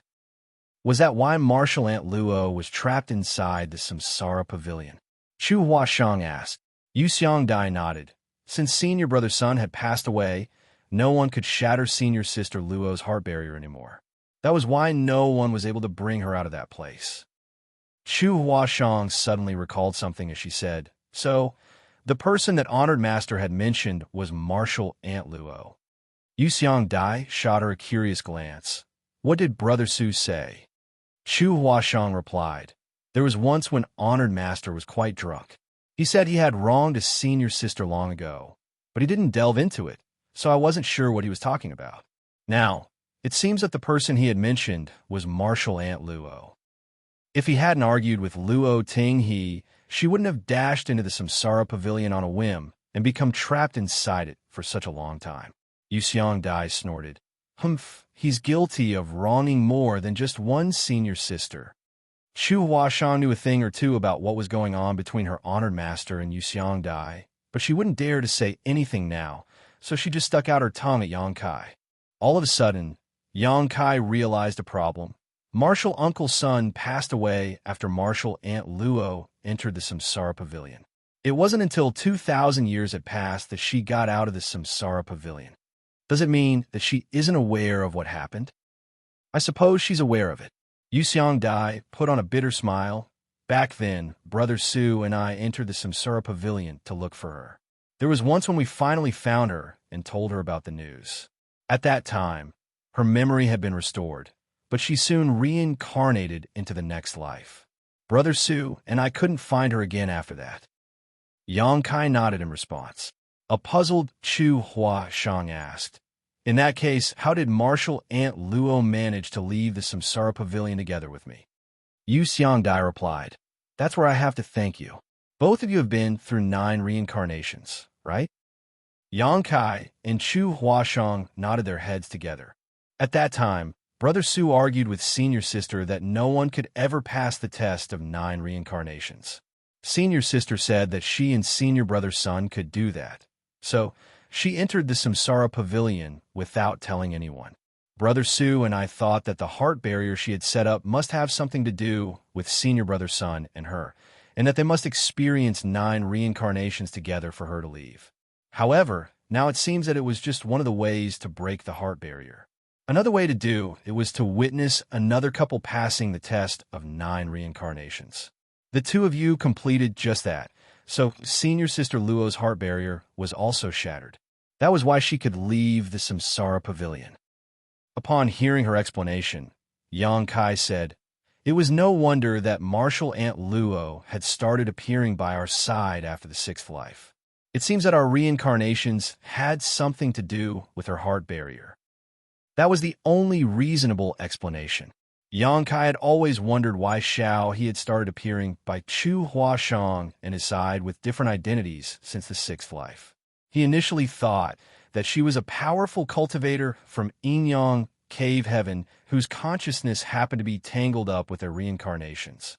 Now, it seemed that it had something to do with the heart barrier she had built as she had to witness another couple completing the test of 9 reincarnations. Hence, she started taking part in their journey in the sixth life. The experiences in the previous lives were still all right, but when Yang Kai recalled that he had been bossing Luo Tinghe around when she was his personal bodyguard in the ninth life, he couldn't help but feel guilty. He thus asked in a small voice, "Martial Ant you, is Martial Ant Luo a small-minded person?" Yuxiang Dai shot him a glance. "What's wrong? Did you do anything wrong to her in the Samsara Pavilion?" Yang Kai quickly denied it. No. How could that be possible?" Yuxiang Dai smiled gently. "I don't know if senior sister is a small-minded person, but Brother Su was always bullied by her when he was a boy. Both of us were raised by senior sister, so while she's like an elder sister, she's also like a mother to us. If Brother Su finds out that she has gotten out of the Samsara Pavilion, I'm sure he'll be relieved." Yang Kai said nonchalantly, "When Martial Uncle Su returns to Yin Cave Heaven, he'll naturally find out about this good news." Yuxiang Dai and Chu Hua Shang fell silent. "A lot of people are coming." Yang Kai suddenly looked into the distance. Although they were 1,000 kilometers apart, Yang Kai could still feel the surging world force coming from Luo Tinghe. As they spoke, the elders from Yin Cave Heaven who had rarely stepped out of their homes began showing up. It was apparent that they became aware of the ascension attempt. Xianxia rushed over to this place with his 2 disciples as they watched the ascension from a place that was several dozen kilometers away from Yang Kai. Beside him were Tao Ling Wan and Feng Chengxi, who gently nodded at Yang Kai. In response, Yang Kai nodded back at them. There were also a lot of 6th Order and 7th Order Open Heaven Realm Masters that Yang Kai had never seen before. In just over an hour, hundreds of Open Heaven Realm Masters had arrived in groups or as individuals as they found suitable locations to observe Luo Tinghe's ascension. It was rare to see a 7th Order Open Heaven Realm Master ascending to the 8th Order, even in the Cave Heavens and Paradises, so whenever that happened, it would attract countless Open Heaven Realm Masters to come over. To those who intended to make it to the 8th Order, such observation was greatly beneficial to them. Even those who didn't have the chance to ascend to the 8th Order, they could still watch it as they might get something out of it. Although Yang Kai couldn't detect the presence of any 8th Order Open Heaven Realm Masters, he could faintly feel that some people were paying attention to this place in the dark. There was no doubt that they were the ancestors of Yin Cave Heaven. Senior Sister is a genius who is one of the most talented people in the Cave Heavens and Paradises. When she ascended to the Open Heaven Realm, she did so directly to the 7th Order. There was a proud expression on Yuxiang Dai's face when she mentioned Luo Tinghe. Yang Kai and Chu Huashang were astounded. She directly broke through to the 7th Order. Yuxiang Dai nodded. The two of them exchanged glances and saw the shock in each other's eyes. Most of the Open Heaven Realm Masters in the world had no hope of making it to the high-rank Open Heaven Realm in their lifetime. Their starting point determined how far they could go in the Open Heaven Realm. Those who started out below the 5th Order Open Heaven Realm would never see the high rank. Even those who directly ascended to the 5th Order would be at risk of losing their lives when trying to break through. However, Luo Tinghe had directly made it to the 7th Order. In other words, her starting point in the Open Heaven Realm was already much higher than 99% of all Open Heaven Realm Masters. This kind of disparity was truly dispiriting. Yang Kai knew that there were people who could directly ascend to the 7th Order, as he too had such a dream in the past. Only by directly ascending to the 7th Order would one stand a chance to reach the highest 9th Order. That was the peak of the Open Heaven Realm. Nevertheless, life was not a bed of flowers. Although he had a solid foundation and heritage, Yang Kai was forced and made his decision to ascend to the 5th Order Open Heaven Realm outside of Shadowless Cave Heaven in the end. After he consumed a mid-rank world fruit, His starting point in the open heaven realm became the sixth order, which was equivalent to the core disciples from the cave heavens and paradises. At that time, he didn't understand why those from the cave heavens and paradises repeatedly stopped him from ascending to the seventh order and even risked tarnishing their reputations to oppress him. So he was furious about it. Although he found out that it had something to do with the Black Ink clan at a later time, he still couldn't get over it completely. After all, his pursuit of the peak of the martial Tao had been cut off. This was something that was unforgivable. In the 3,000 worlds, apparently, only the disciples born in the cave heavens and paradises who were proven to be loyal and righteous had the right to directly ascend to the seventh order. Even taking all 108 cave heavens and paradises into consideration, only one such disciple would emerge every 1,000 years or so. Luo Ting, he was one such disciple. It was the greatest honor to be able to directly ascend to the seventh order, and it was also a symbol of power. Only a person like her had the right to take a peek at the greatest power of the ninth order. Xianxia had never expected that Luo Ting, he was a cultivator who had directly broken through to the seventh order. It was also his first time meeting such a person. He could imagine that those from Yingyang Cave Heaven must have been heartbroken when Luo Ting, he was trapped in the Samsara Pavilion back then. They must have put in a lot of effort to save her, but it was apparent that their attempts had failed. By going through 9 reincarnations, Chu Huashang and Yang Kai accidentally brought Luo Ting he out of the Samsara Pavilion. In other words, both of them had made an incredible contribution to Yingyang Cave Heaven. That was because they didn't just save a high-rank open heaven realm master, but a potential master who could rise to the greatest heights in the future. There was no doubt that of the two of them, Yang Kai had made a bigger contribution. That was because he was the one who had been working hard to shatter Chu Huashang's heart barrier throughout the 9 reincarnations. It was not an exaggeration to say that he had saved both Luo Ting, he, and Chu Huashang. Martial Peak, Chapter 4850, I'm a well-behaved person. An ascension from the 7th order to the 8th order open heaven realm couldn't be achieved in a short time. Perhaps it would take days or even months. However, the spectators didn't appear to be impatient at all, as they wouldn't miss any details. The Samsara Pavilion was where hearts were trained, so regardless of how long a person stayed inside it, their cultivation wouldn't increase one bit. Luo Ting, he must have reached the critical point of achieving a breakthrough 2,000 ago.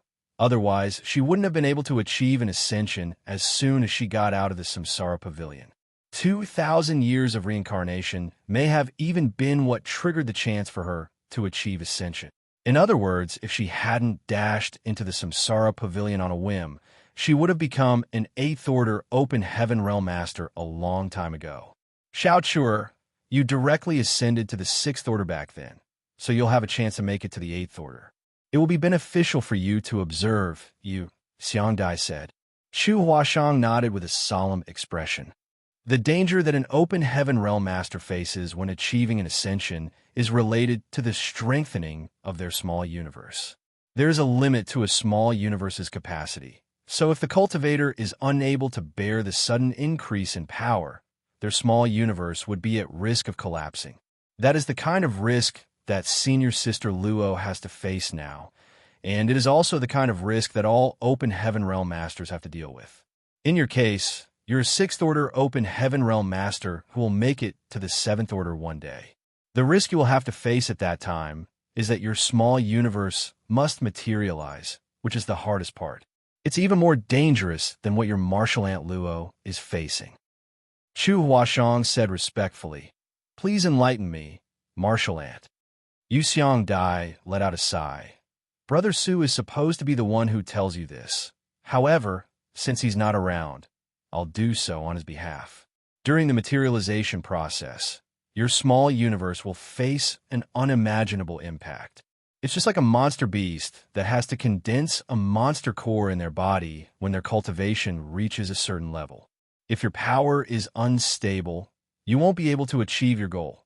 Therefore, before you ascend to the 7th order, you have to make sure that you have accumulated enough heritage. If your heritage is insufficient, your small universe won't be able to materialize, and that will be a fatal disaster. Countless disciples from the cave heavens and paradises have lost their lives during the process. That's the reason there are so few high-rank open heaven realm masters in the cave heavens and paradises. Since time immemorial, there were not many in the cave heavens and paradises who directly ascended to the sixth order open heaven realm, but there must be many people who had directly made it to the fifth order.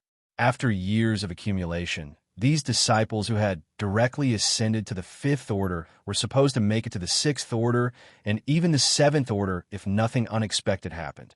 However, if it was so easy to ascend to the seventh order, there would have been more than 10,000 high-rank open heaven realm masters in each of the cave heavens and paradises by now.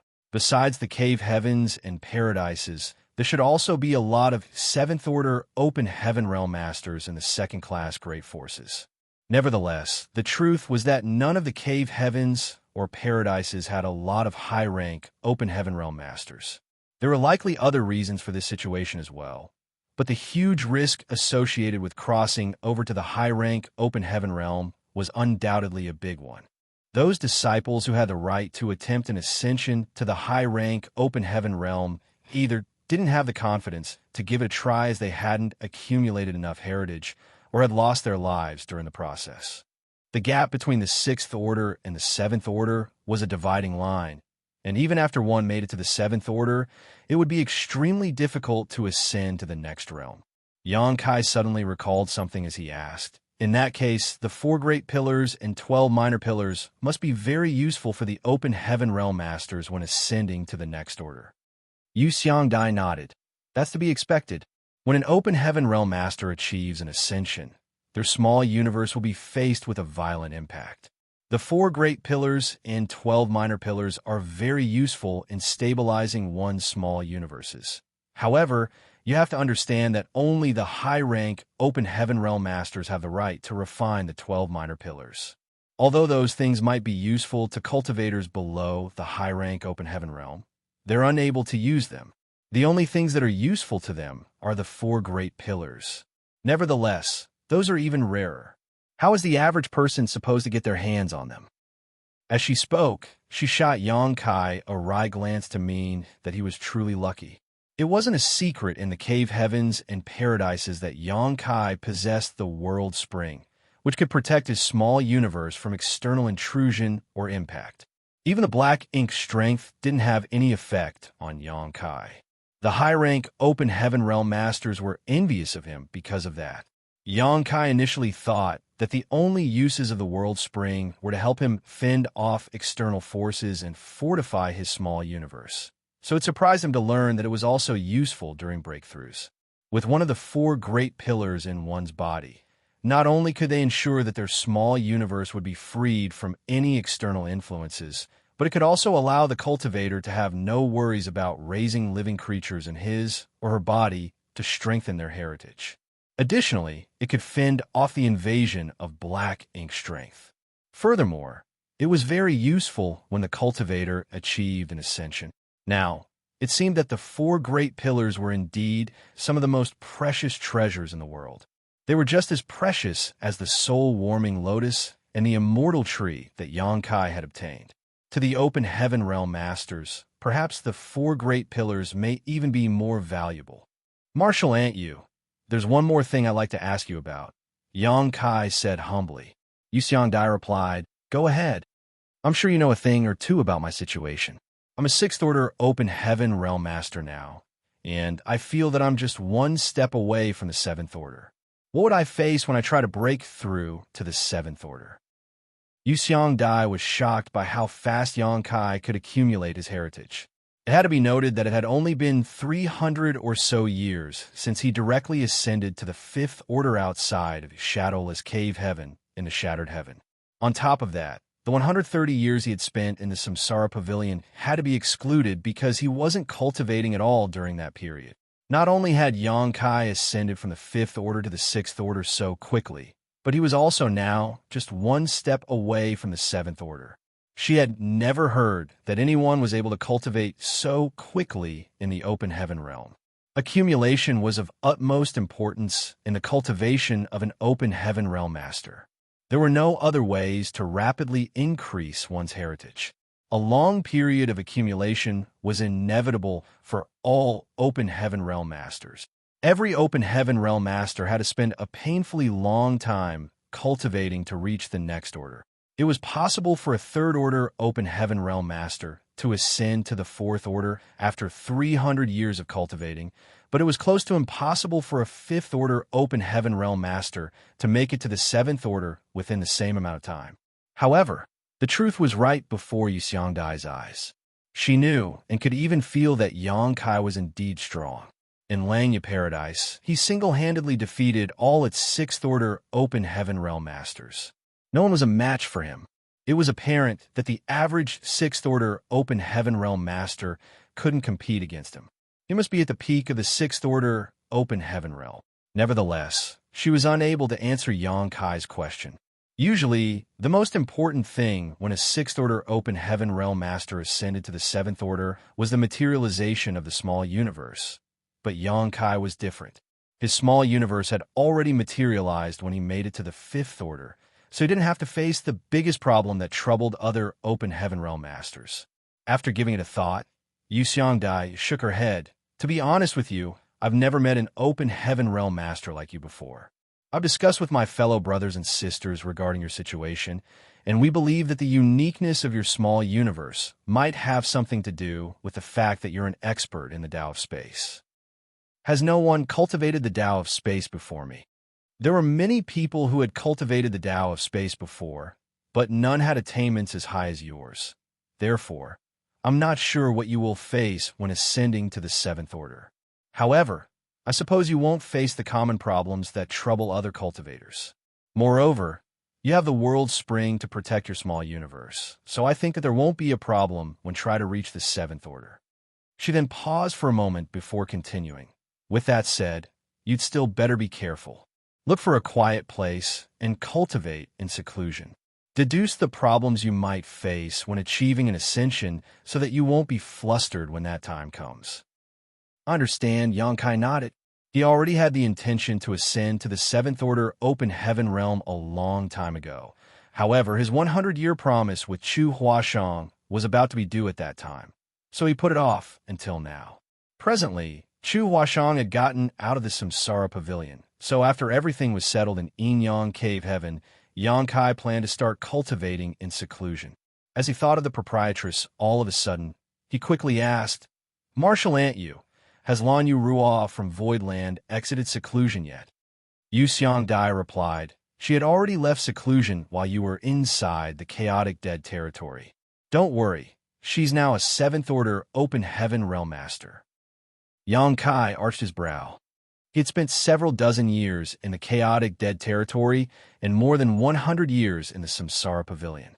So, it had been quite a long time since the proprietress stopped cultivating in seclusion. Upon learning that she had successfully made it to the seventh order, he was relieved. The main reason was that the proprietress had cultivated in seclusion for a very long time, so he wasn't sure if everything was going well for her. Even if she was facing any problems, though, outsiders were unable to lend her a hand. Since she had ascended to the seventh order, she had to face the problem that the high-rank open heaven realm masters, who were not from the cave heavens and paradises, had to deal with. What's the stance of the cave heavens and paradises about her? Yangkai asked. Xianxia replied, C2 Kong from Xian Yuan Cave Heaven has stepped forward to vouch for her, so no one will make a move on her. Don't worry about it. Because of the matter regarding the Black Ink disciples, the cave heavens and paradises were wary of the high-rank open heaven realm masters that emerged in other great forces. As such, they would lure those high-rank open heaven realm masters to their own sects to keep an eye on them, which caused a misunderstanding among the general public. Some people would secretly ascend to the high-rank open heaven realm and then sneak into the shattered heaven. It was the same case for Bright Sun Divine Monarch Cheng Yang, Xia Lin Lang, and others. However, those from the cave heavens and paradises were unable to explain anything about the Black Ink clan to the public. Even the vice sect master of Langya Paradise, Yuan Du, was unable to resist the allure of the black ink strength as he took the initiative to give a sacrificial offering to the Black Ink clan in order to break through his own shackles. It couldn't be guaranteed that others wouldn't be tempted upon learning the powers of the Black Ink strength. After turning into Black Ink disciples, they would no longer be restricted by their starting point in the open heaven realm, which was temptation enough for a lot of people, especially those ambitious people who had a low starting point. However, the proprietress was originally from First Inn, which was a business backed by C2 Kong, who was from Xianyuan Cave Heaven. With his assurance, together with the connections the proprietress had built up over the years, she could ensure her own independence. At the very least, she wouldn't fall into the situation that the other high-rank open heaven realm masters who were not from the cave heavens and paradises had to deal with. All of a sudden, Yu Xiangdai shot a meaningful glance at Chu Huashang. Xiao Chuer, you must be careful in the future. This brat is not someone who is content with his lot. He might even bring back more women in the future. Chu Huashang nodded repeatedly. Yes, martial aunt. An aggrieved Yang Kai refuted. Please stop slandering me. Martial aunt you. I've never been a licentious man. I'm a well-behaved person who always stays within his bounds. Chu Huashang looked smilingly at him. Oh, really? What's going on with you and Senior Sister Tao then? Weren't you supposed to tell me about that? Yang Kai hurriedly said, I was just about to explain. Martial Peak, Chapter 4851, Myriad Lam Mantra. Yang Kai then started talking about everything that had happened after he arrived at Yin Cave Heaven in detail. Chun Xiu asked Tao Ling Wan to take care of him, but this woman suffered from cultivation dissonance in front of him. He was kind enough to help her restore order from chaos, but due to the uniqueness of Yin Cave Heaven's secret art, he left behind a trace of his aura in her small universe. As a result, Tao Ling Wan would need his help if she wanted to ascend to the 7th Order Open Heaven realm one day. Chu Huashang attentively listened to him. A moment later, she let out a sigh. Senior Sister Tao is the victim of this incident. In fact, Yang Kai was the victim here too, because he knew nothing before the incident happened.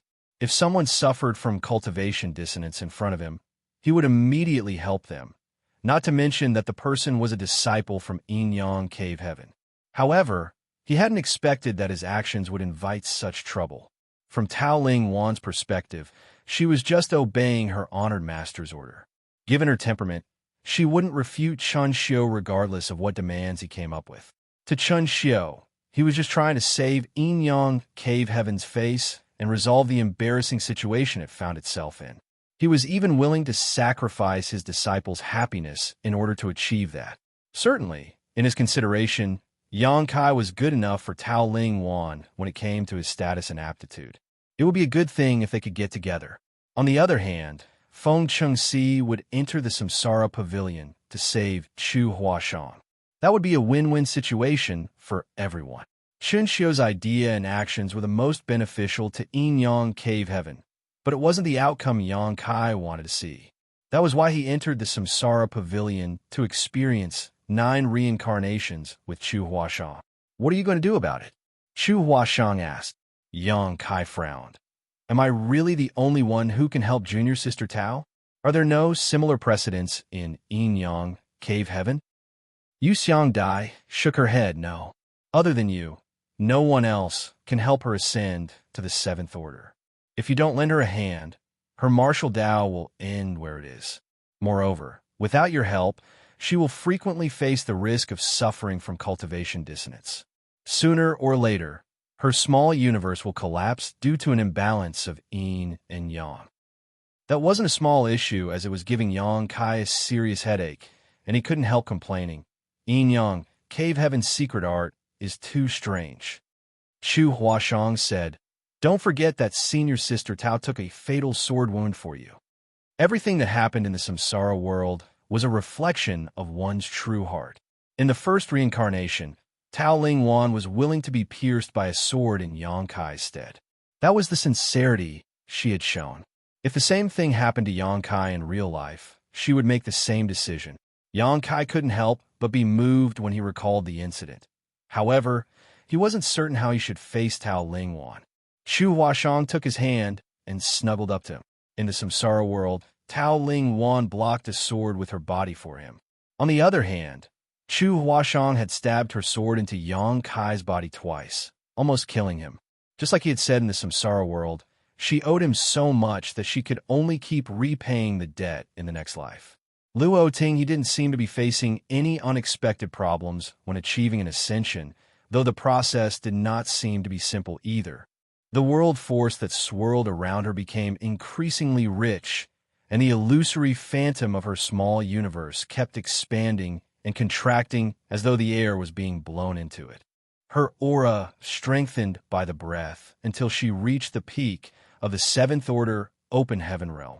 It had come to a point where no more increase was possible. The expansion of the small universe had a huge impact on her. Danger that outsiders were not able to see was sweeping across her entire small universe at that moment. She had to persevere at all costs, and she must not be complacent.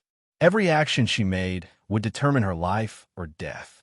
Her life was hanging by a thread, and there wasn't a third option. A few days later, something unexpected happened to this seemingly smooth ascension. Although Yang Kai had never experienced it before, he was also aware that something was amiss. Looking up, he realized that the illusory phantom of the small universe behind Luo Ting, he continued to expand while contracting from time to time, but it could not return to its original state. It was as though she was unable to control the increase of power in her small universe. The solemn expression on Yu Xiangdai's face confirmed his speculation. There were times when he felt that Yu Xiangdai wanted to step forward to help, but she forcefully stopped herself from doing that. The average person was unable to help when it came to the ascension of an open heaven realm master, and any rash move would only exacerbate the situation. More importantly, Luo Ting, he was now trying to ascend to the 8th order from the 7th order, while Yu Xiangdai was just a 7th order open heaven realm master. Even if she was willing to use up all her strength to help, there was nothing she could do. Yang Kai soon figured out the crux of the problem. Given Luo Ting his aptitude, if she followed the conventional path of cultivating, there wouldn't be a problem when she ascended to the 8th order from the 7th order. Even if there were some risks, they wouldn't be insurmountable. Nevertheless, she had been trapped inside the Samsara Pavilion for 2,000 years.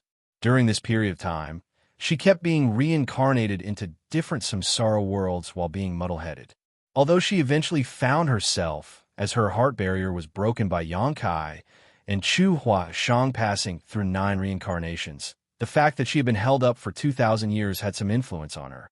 If she had taken some rest and fortified her cultivation before attempting an ascension, there wouldn't have been any problems.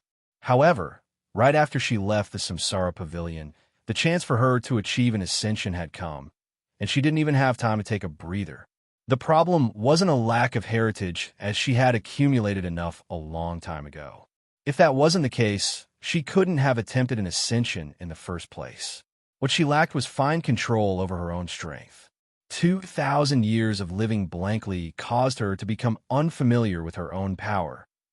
At the thought of this, Yang Kai started getting worried. Luo Ting, he was someone who had directly ascended to the 7th order, and she had a chance to reach the highest 9th order open heaven realm. If she lost her life here due to a lack of control, that would be a huge loss for Yin-Yang Cave Heaven. Even putting Yin-Yang Cave Heaven aside, Luo Ting, he had helped Yang Kai a lot in many rounds of reincarnation, so he wouldn't want to see any accidents happen to her. However, even Yu Xiangdai was unable to help her, let alone Yang Kai. Just then, an aged and grim voice was suddenly heard coming from the distant void. Duo. Following that, another voice was heard coming from a different direction. Similarly, the person only said one syllable, which sounded abstruse and incomprehensible. The next moment, the third syllable was heard coming from a different direction. It was followed by a fourth and a fifth. Short syllables sounded from different directions in a continuous manner, as though they had already come to an agreement. When the strange syllables came together, they formed a mysterious chant. There was no doubt that it was the supreme elders of Yin-Yang Cave Heaven who spoke those syllables. Although they were cultivating in distant places, they were aware of what was going on in this place, and that was why they decided to lend Luo Tinghe a hand. In an instant, Yang Kai felt refreshed, as though his soul had been cleansed. He felt a sense of peacefulness that he had never experienced before.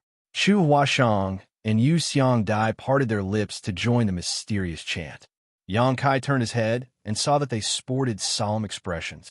More voices were heard coming from different corners of Yin Yang Cave Heaven, from the open heaven realm masters to the common disciples. The voices came together like creeks that streamed towards a river, which then flowed towards a lake. Eventually, the lake gushed towards the ocean. Everyone in Yin Yang Cave Heaven sang the ancient chant as the heavens and earth resonated with it. Yang Kai was pleased to discover that Luo Tinghe's condition was improving while she was engulfed in the voices. He also transformed himself into a creek and joined the ocean. The last thing he wanted to see was an accident happening to Luo Tinghe while she achieved an ascension. Since there was now something he could do to help, he was more than willing. The power of one person might be negligible, but the power of thousands was a force to be reckoned with.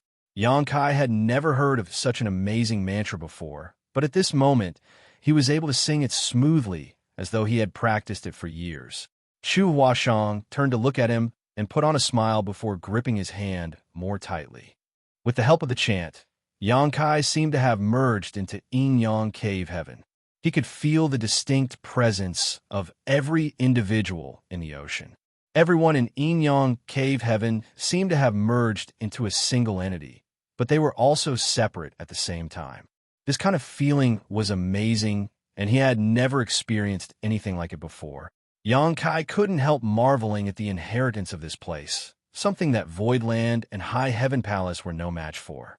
Compared to these cave heavens and paradises that had countless years of accumulation, Voidland and High Heaven Palace were like upstarts. The lack of heritage meant that they were nothing more than castles in the sand. If they couldn't uphold their prosperity, they would fall apart sooner or later and be forgotten by everyone. The continuous chant went on for a long time. Luo Tinghe finally managed to take control of her own power as the illusory phantom of the small universe behind her became stable again. A moment later, a powerful aura suddenly radiated from Luo Tinghe's figure. It was the aura of an 8th Order Open Heaven Realm Master.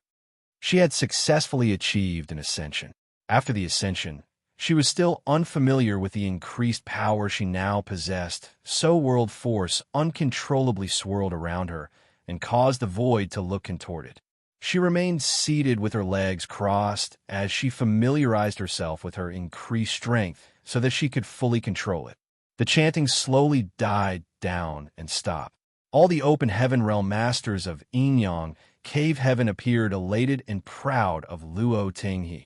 From now on, there would be one more 8th Order ancestor in Yin Yang Cave Heaven. Although the cave heavens and paradises had always been united, there was still some competition between them. They would compare the strengths of their disciples of every generation and the numbers of 7th Order Open Heaven Realm Masters and ancestors they had.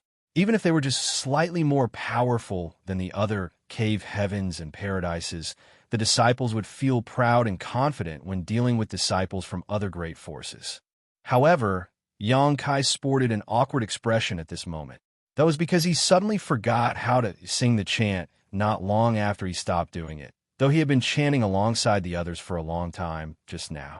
He could remember every syllable of the chant, but he couldn't string it together into anything meaningful for some reason. It was as though there was a mysterious power in his mind that stopped him from doing that. Since we've chanted the Myriad Law mantra together, you can be considered a part of Yin Yang Cave Heaven from now on. Yu Xiangdai suddenly flashed a smile at her. Yang Kai arched his brow. Myriad Law mantra? It wasn't until this moment that he found out the name of the abstruse chant. Martial Peak, Chapter 4852, Sect Master Zhuqiuming. There are 3 great mantras in Yin Yang Cave Heaven, and the Myriad Law mantra is one of them. However, this mantra is too profound as it requires a lot of people to sing it together to be of any use. It's not harmful in any way, but it has an amazing effect on soothing one's mind, Yu Xiangdai explained. Yang Kai nodded in response.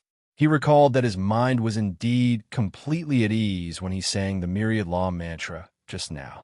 In any case, he was already a Yin Cave Heaven's son-in-law, so he was considered a member of the sect. Whether or not he chanted the myriad law mantra wouldn't change anything. They went on to wait for a few days more before Luo Ting he could finally gain some measure of control over her power. The sect master of Yin Cave Heaven led a group of high-rank, open heaven realm masters to stand before Luo Ting, and salute her, "Greetings, ancestor." Luo Ting he walked up to him and grabbed his long beard with a smile. "Junior brothers, we haven't met for ages. Why is your beard so long now?" Zhuo Qiuming's face twitched as he felt helpless in his heart. Many years had passed, but this senior sister was still as willful as ever. Only senior brother's son was able to put her in her place, but he passed away 2,000 years ago. Now, no fellow brothers of the same generation could discipline her. Furthermore, she was now an 8th-order ancestor. "Ancestor Luo, my name is Wuxia, not so." The sect master refuted meekly. "What's the difference?" Luo Ting he patted the sect master's shoulder. However, since she had just achieved an ascension, she still couldn't fully control her power. Her pat caused Zhuo Qiuming's shoulder to sink quite noticeably. The brows of the 7th-order elders behind him twitched.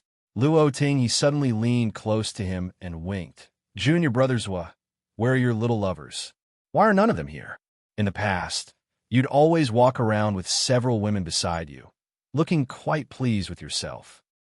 Upon hearing that, the elders were stunned. Many people were not aware of the sect master's love affairs in the past. He always appeared solemn nowadays, and everyone respected him as the sect master. Hence, no one could have expected that he used to be a lascivious person. At this moment, they couldn't help but let their thoughts run wild after listening to what Luo Ting he had said. A flushing Zhuo Qiuming refuted, "Please do not slander me, Ancestor Luo. I'm now the sect master of Yin Cave Heaven, and I represent the sect's face. If these words are spread to outsiders, it will cause a misunderstanding and tarnish Yin Cave Heaven's reputation." Luo Ting he started counting with her fingers. "Let me see. When you were 15, you were in love with senior sister Zhou, who was 3 years older than you were. Then, you fell in love with someone else. That little girl came to me and bawled her eyes out. It was quite annoying, actually. When you were 20, you got together with senior sister Zhang, who was 10 years older than you were. The relationship only lasted for a few months. Oh, after you ascended to the Emperor realm, there was Marshal Ant Tan." Zhuo Qiuming's expression darkened as Luo Ting he spoke, and at the mention of Marshal Ant Tan, he couldn't take it anymore as he put on a smile and cut her off by saying, "You have such a good memory, senior sister, and you look just as beautiful as in the past." Luo Ting he looked smilingly at him and gave him another pat. "There you go. Why did you even call me ancestor? I wiped your backside countless times when you were a baby. Don't you think it's awkward for you to call me ancestor?" "Whatever you say, senior sister." Zhuo Qiuming wiped the cold sweat off his forehead. "Anyways, you're an 8th-order open heaven realm master now, so you're indeed a supreme elder of Yin Cave Heaven. Please come to my place when you're free, as I have to help you to go through the registration process to leave your name on the ancestral records. You'll receive the treatment that an ancestor deserves." A nonchalant Luo Ting he replied, Fine, I'll look for you when I'm free. Later." Upon finishing her words, she shuffled towards Xianxia and gave her a signal with her eyes. Then, she engulfed Xianxia with her power and left. After they were gone, Yang and Chu Huashang traded glances. "Respects to the ancestor." Zhuo Qiuming saluted her, and the others followed suit. All of a sudden, an elder behind him asked, "You like older women, sect master?" Zhuo Qiuming ran his fingers through his beard and replied impassively, "Junior brother Wang, you joined the sect at a later time, so you're not aware of Ancestor Luo's temperament. You don't have to take her words seriously." Just when junior brother Wang wanted to ask more questions, Zhuo Qiuming turned to look at Yang and Chu Huashang. "You too, come with me. Elder Chun, bring your disciple as well." Chun Xiu, who wasn't far away from them, bent his back, yes. Yang Kai instantly figured out that Zhuo Qiuming was going to talk about the marriage with him. After the open heaven realm masters were done with witnessing Luo Ting his ascension, they soon left. However, this piece of exciting news would cause a sensation within Yinyang Cave Heaven for quite a long time. Yang Kai took Chu Huashang's hand as they followed Zhuo Qiuming. Chun Xiu brought Tao Ling Wan to follow after them, then took the initiative to say, "Nephew Yang." "Elder Chun." Yang Kai nodded in response, then flashed a smile at Tao Ling Wan, junior sister Tao. He was not fond of Chun Xiu, but he felt a sense of shame when facing Tao Ling Wan. Perhaps he knew that he was unable to give her anything and thus felt guilty. A blushing Tao Ling Wan called out in a small voice, "Senior brother Yang." Chu Huashang glowered at Yang Kai. "I've been wondering, why are you taking advantage of her?" An aggrieved Yang Kai refuted, "What do you mean taking advantage of her?" Chu Huashang reasoned with him. "In the sect, senior sister Tao is my senior sister. So how can you call her junior sister? Do you want to call me junior sister as well?" Upon hearing that, Yang Kai was lost for words. Tao Ling Wan was the one who called him senior brother first, and he just followed along. He didn't intend to take advantage of her in any way. Chu Huashang shot him another glare, then brushed past him and walked up to Tao Ling Wan before taking the other woman's hand. "Senior sister Tao, you have to be wary of him. He now takes advantage of you by calling you junior sister, and he might bully you in the future. If he really does that, you have to tell me about it. I'll stand up for you." With a reddened face, Tao Ling Wan hung her head low. No, it wasn't certain what she meant by that. Chu Huashang hadn't frequently come into contact with Tao Ling Wan in the past, but she was aware that this senior sister was a bashful person. According to her observation, Tao Ling Wan was identical to Xianxia, who served Meng Ru in their first reincarnation. She couldn't help but feel sympathetic towards this innocent senior sister. Presently, Chen Xiu was walking alongside Yang Kai. He turned his head to look at Chu Huashang and Tao Ling Wan, then said with a smile, "Marshal Nish Chu is a magnanimous person. Nephew Yang, I'm not sure if you'll be the same." Yang Kai asked, "What do you mean, Elder Chun?" Chun Xiu let out a sigh. "What's the point of playing dumb, Marshal Nephew? This Chun was indeed selfish previously, but I meant no harm. I understand that you have some grudges against me, and I don't intend to defend myself. However, Wanner's future hinges on you now, so I hope that you'll give this issue some serious thought. I would die with no regrets as long as she can obtain the happiness she deserves."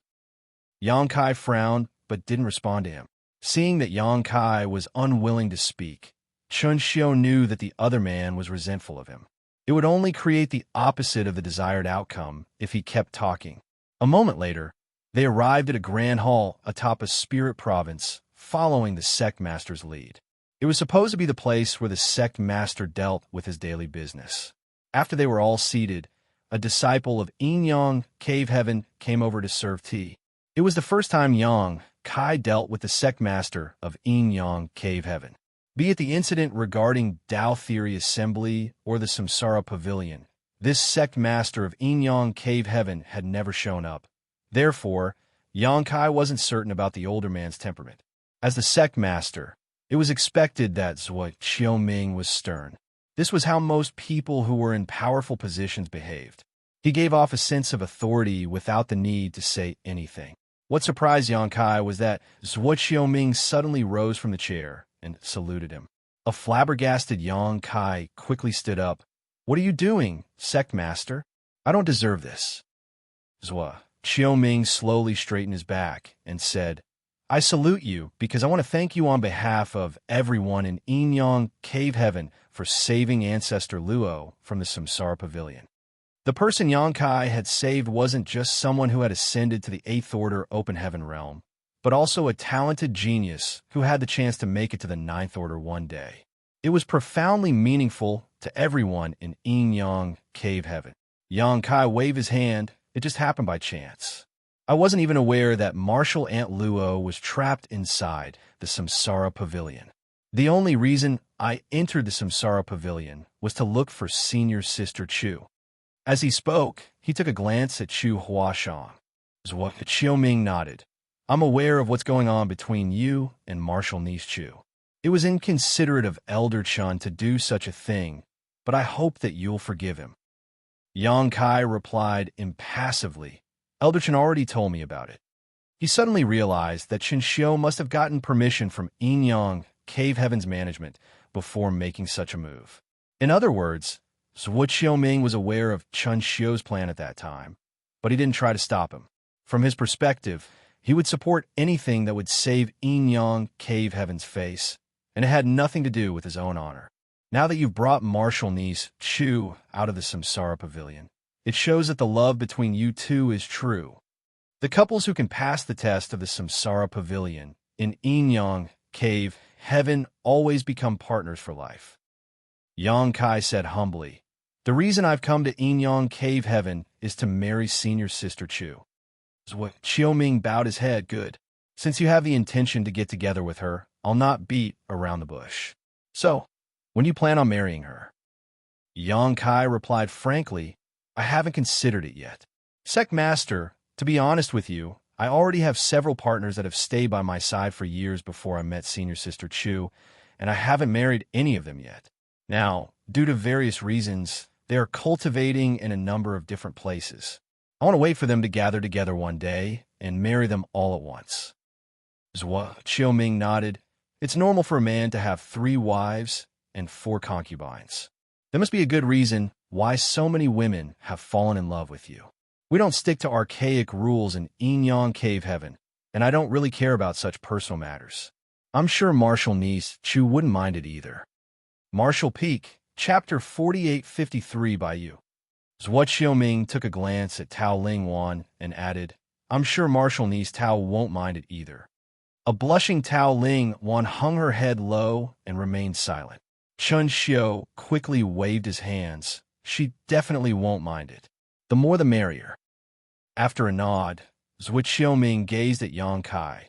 Marshal nephew, you have the final say in when to hold the wedding. When your partners come together one day, and you happen to be free, you have to inform us earlier. We'll hold a grand wedding for you. A grateful Yang Kai cupped his fist. Many thanks, Sect Master. I will not forget this favor. Zhuo Qiuming ran his fingers through his beard. Since we're one family, you don't have to be overly polite with me.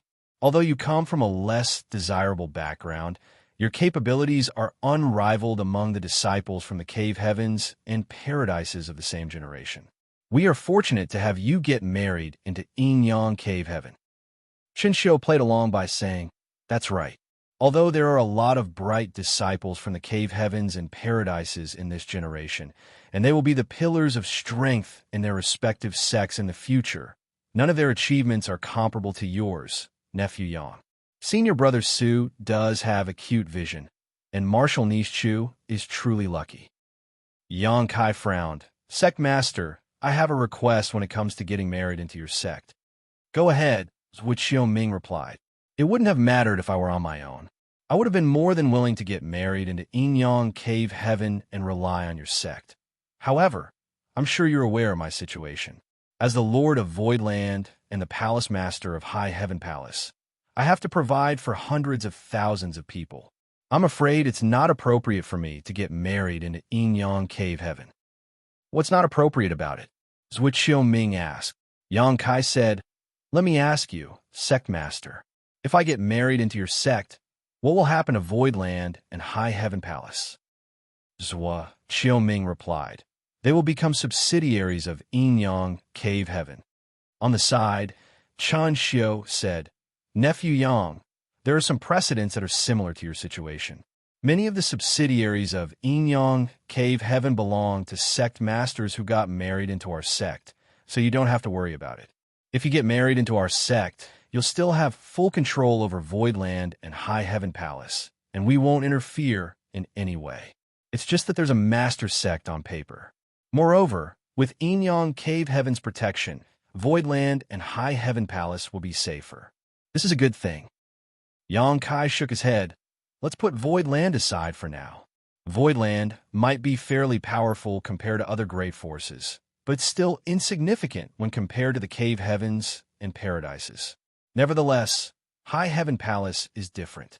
The world tree in the star boundary is the center of attention in the entire 3,000 worlds. The cave heavens and paradises have all set up Tao temples in the star boundary, and there are senior experts who look for disciples with excellent aptitudes in that place year-round. It's the same case for Yin-Yang Cave Heaven. If High Heaven Palace becomes a subsidiary of Yin-Yang Cave Heaven, the star boundary will be your sect's territory as well. Even if I'm fine with that, the other cave heavens and paradises won't agree to it. Zhua Xiaoming said, "If that's what you're worried about, you can set your mind at ease. We'll deal with it appropriately so that the other great forces won't have any complaints." Yang Kai shook his head again. It's still inappropriate. Regardless of what Zhua Xiaoming and Xianxia said, once Voidland and High Heaven Palace became subordinate sects of Yin-Yang Cave Heaven, there would be complications. As the leader of both sects, Yang Kai had to take their future into consideration. Moreover, he had the intention to develop Voidland or High Heaven Palace into one of the cave heavens and paradises one day. If they became Yin-Yang Cave Heaven's subsidiaries, he would never achieve his goal. Zhua Xiaoming narrowed his eyes. "What opinion do you have then, Martial Nephew?" "I wouldn't dare to say that it's an opinion," Yang Kai said humbly. He had already expected this kind of situation, so he was well prepared. "What I mean is that I'm not going to get married in an Yin-Yang Cave Heaven. Instead, I'll marry Senior Sister Chu and bring her back with me." Zhua Xiaoming arched his brow. A stunned Xianxia gazed at Yang Kai. "Nephew Yang, even though there have been disciples of Yin-Yang Cave Heaven who married outsiders and left the sect, those were the marriages between the cave heavens and paradises. Other than the cave heavens and paradises, those who want to marry our disciples have no choice but to get married into our sect. This is the case even for common disciples. Not to mention that Martial Nishu is a noble core disciple of Yin-Yang Cave Heaven." Zhua Xiaoming nodded. "Since time immemorial, the core disciples of Yin-Yang Cave Heaven have never married outsiders and left the sect. Besides our sect, it's the same case for the other cave heavens and paradises. If you don't believe me, you can ask around. If you can find such a precedent, I will agree to your request." Those who could become core disciples must have directly ascended to the Sixth Order Open Heaven realm, and they had a chance to become Eighth Order ancestors in their respective sects. It was expected that such disciples were treasured in the cave heavens and paradises, and these sects would never let them go. Yang Kai argued by saying, "Precedents can be created." Zhua Xiaoming shook his head. "We won't make an exception for you, Martial Nephew." His firm stance suggested that he wouldn't be easily persuaded by Yang Kai, who didn't expect he could do it with ease anyways. On the side, Xianxia asked, "Have you discussed this matter with Martial Nishu before, nephew?" Yang Kai shook his head as he had never mentioned this to Chu Huashan before. However, he believed that after they went through 9 reincarnations together, she would support any decisions he made. "Why don't you ask Martial Nishu about it? If she's willing to get married and leave the sect, we'll continue talking about it." "There's no need for that."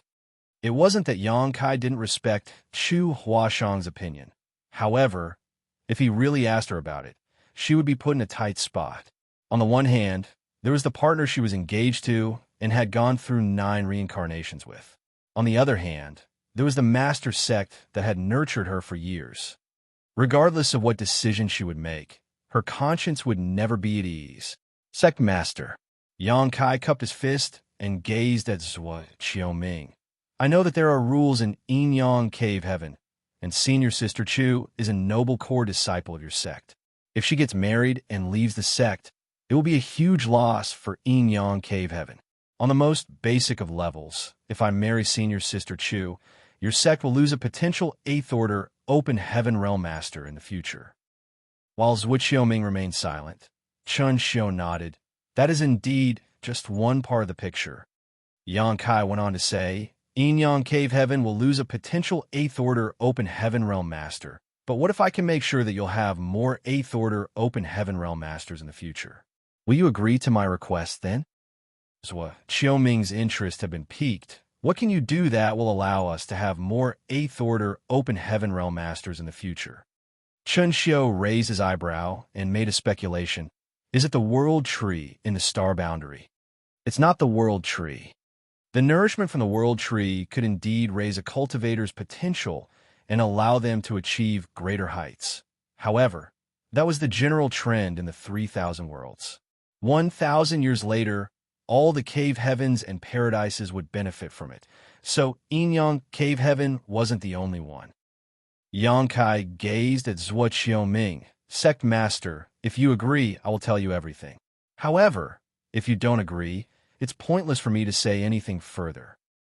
Zhuo Ming replied with a smile. You have to make yourself clear so that I can make a judgment. Otherwise, how will I know if you're just making things up? Certainly, I wouldn't make things up when it comes to such a matter. And so, both sides fell into a deadlock. Zhuo Ming wanted to find out why Yang Kai had the confidence to make such a claim. On the other hand, Yang Kai wanted the sect master to agree to his terms first before he would tell him anything. Chen Xiu tried to probe him, but Yang Kai wouldn't reveal anything. This made the two leaders of Inyang Cave Heaven doubt whether Yang Kai was really capable of achieving what he said. They would have run out of patience by now if Yang Kai was anyone else. However, he had just made a huge contribution by bringing two important disciples out of the Samsara Pavilion. So, Zhuo Ming wouldn't be stern to him. Certainly, Chen Xiu wouldn't dare to do that as well, since he still hoped there would be a proper arrangement for his disciple. He remained polite while probing the younger man. 1 hour later, Yang Kai and Chu Huashang left since both parties hadn't come to an agreement. Nevertheless, it was a good start in Yang Kai's eyes. He had already made his stance clear, and those from Inyang Cave Heaven would have to slowly accept it. As Yang Kai walked alongside Chu Huashang, he suddenly asked, "Do you blame me, senior sister?" Chu Huashang turned her head and flashed a smile at him. "Blame you for not discussing the matter with me in advance." "Yes." Chu Huashang replied with a smile. "Since it happened suddenly, you didn't have time to discuss it with me." Right after they left the Samsara Pavilion, they witnessed Luo Ting, his ascension. Following that, they were summoned by the sect master. As she spoke, she wrapped her arm around Yang Kai's and rested her head on his shoulder. Honor Master used to tell me that a woman has to follow her man wherever he goes. To me, it makes no difference whether you get married into Inyang Cave Heaven or bring me out of the sect. However, it's a different case for the others. She was talking about Su Yin and the others. If Yang Kai really got married into Inyang Cave Heaven, Su Yin and the others naturally had to come over as well. By then, they would be living under someone else's roof. Certainly, those from Inyang Cave Heaven wouldn't oppress them. However, if something unexpected happened one day, they might feel aggrieved. But how are you going to persuade Sect Master and the others? Since Honored Master isn't around, no one else can help you with it. Chu Huashang asked curiously. Yang Kai replied with a smile. I'm prepared to pay a hefty price to buy you. Chu Huashang stared at him before scoffing. You want to buy me? You will have to spend a fortune then, for I'm very expensive. Regardless of how high the price is, I'll accept it as long as they're willing to let you go. Chu Huashang giggled. It'll cost you an arm and a leg. You'd best be prepared. Over the following days, Yang Kai followed Chu Huashang to visit the spirit provinces in Inyang Cave Heaven and take in the sights. He had never felt more at ease as he left behind the conflicts and carnage that he had always been tangled up with over the past many years, giving him an almost surreal feel. 10 days later, 2 visitors arrived at Chu Huashang's residence. The visitors surprised Yang Kai, but was also somewhat within his expectation. He asked with a smile, Martial ants, are you here to persuade me? Luo Ting, he remained as willful as ever. Although she was now an 8th Order ancestor in Inyang Cave Heaven, she still sat directly with her legs crossed on a chair and munched on a delicious spirit fruit she took out from somewhere. As she was having her snack, she said, I'm annoyed by that brat's surname Zhua. He insists on making me ask you what you're up to. I decided to come here, since I was unable to brush him off. Martial Peak, Chapter 4854, Betrothal Gift. Yu Xiangdai followed up. Sect Master is curious about what you've said. He wants to find out how you're going to create more 8th Order open Heaven Realm Masters for us.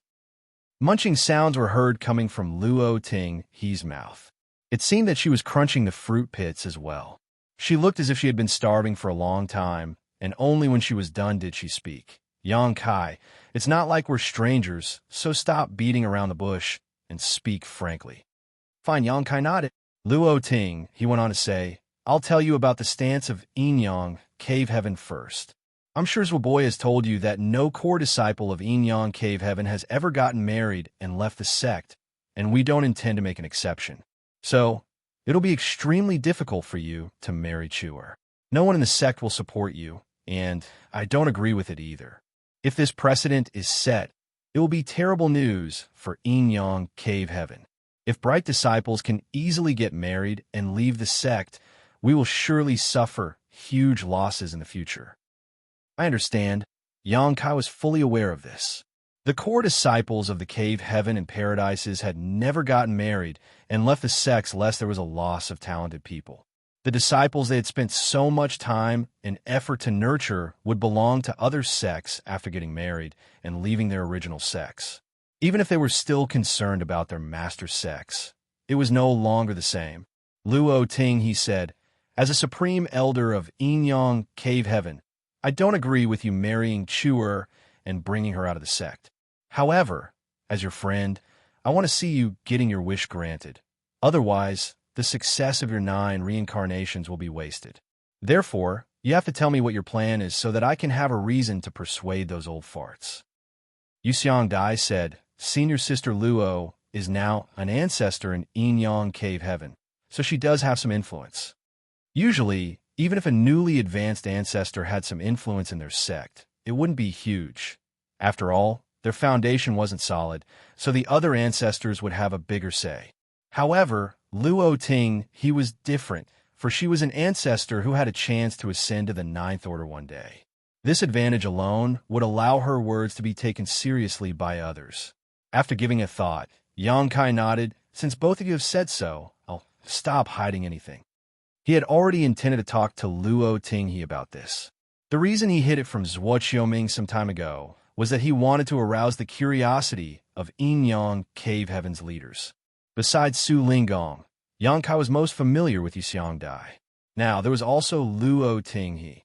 Sect Master Zhuo Qiuming and Elder Xianxia were unable to get a clear reply from Yang Kai, so they had to rely on Luo Tinghe to probe a young man. In fact, Yang Kai had been waiting for Luo Tinghe or Xianxia to show up for the past few days. With the two of them as go-betweens, Yang Kai could finally reveal his plan. Marshal Aunt Luo, have you heard of the World Tree in the Star Boundary? Yang Kai asked. Luo Tinghe didn't understand what their discussion today had to do with the World Tree, but she still nodded. I've heard about it from Junior Sister Yu. You've done a great job, as it's a huge contribution for the entire 3,000 worlds. In fact, I had heard rumors regarding the World Tree before, but I've never seen it with my own eyes. I'm ready to go over and have a look. Marshal Ant, you've just ascended to the 8th Order. If you can cultivate around the World Tree, it will help with stabilizing your foundation. After the matter here is settled, I'll head to the Star Boundary with you. Yang Kai ended this topic, then continued. The nourishment from the World Tree allows the cultivators living in the Star Boundary to gain immense benefits. Over the years, a lot of young people with excellent aptitudes have emerged in the Star Boundary. The power of the World Tree also allows cultivators to have a brighter future than what they originally could have achieved. He went on to say, in the past, those who could directly ascend to the 6th Order would be core disciples in the Cave Heaven and Paradises, but there wouldn't be a lot of them. It was even rarer for anyone to directly ascend to the 7th Order. However, with the nourishment from the World Tree, the future of the martial Tao in the entire 3,000 worlds will only get better. In the future, when the first batch of cultivators who have gained the benefits mature, there will be many who will directly ascend to the 6th Order. When the second batch of beneficiaries come of age, perhaps there will be a lot of people who can directly ascend to the 7th Order. Yu Xiangdai nodded. Since you've been busy dealing with your affairs in the past years, you might not be aware of it yet. The power of the World Tree's nourishment has already manifested. Some of the disciples from the cave heaven and paradises who were sent to the star boundary have shown signs that they will be able to directly ascend to the sixth order. All of the cave heaven and paradises had set up Tao temples in the star boundary. Inside those Tao temples, there were also disciples who were taken on in the star boundary, but most of the disciples were sent to this place from the cave heaven and paradises. Most of these disciples were children, but there were also some established cultivators. Having said that, these established cultivators were far from the open heaven realm, as they were generally below the Tao source realm. That was because the lower the cultivation and the younger a person was, the greater the benefits they would get from the world tree's nourishment. If they had condensed their Tao seal and ascended to the open heaven realm, it would be useless to head to the star boundary in terms of increasing their aptitude. It had been several hundred years since the world tree in the star boundary became known to the public. There was ample time for the first batch of disciples to grow up. None of them had ascended to the open heaven realm yet. However, many people had condensed their Tao seals, so it was just a matter of time before they broke through. The firmness of their Tao seals and the orders of the resources they had refined would determine how far they could go when ascending to the open heaven realm. In the past, all the cave heaven and paradises treated their core disciples like treasures. Nevertheless, in the future, there would be more people who could directly ascend to the sixth order, and that number would only continue to grow. It was because of this benefit that those from Thousand Cranes Paradise were willing to reconcile with Xianxia. Otherwise, they wouldn't have easily let Xianxia off for killing Zhuo Quanhui. Certainly, the fact that Zhuo Quanhui had betrayed Thousand Cranes Paradise first had allowed them to have room to save the situation. Otherwise, even if they were willing to reconcile with Xianxia, they would still have had to kill him for the sake of their reputation. If that had happened, Voidland and the star boundary wouldn't have been able to bear the consequences. The first batch of cultivators had already obtained immense benefits, so the children who were born and grew up in the star boundary would be the second batch of beneficiaries. Some of them might be able to directly ascend to the seventh order because they were younger, which allowed them to get even more benefits from the world tree's nourishment. Things would only get better for the third batch, the fourth batch, and so on. All of the cave heaven and paradises were looking forward to that bright future. The fact that Star Boundary was an open heaven realm cradle had spread across all corners of the 3,000 worlds.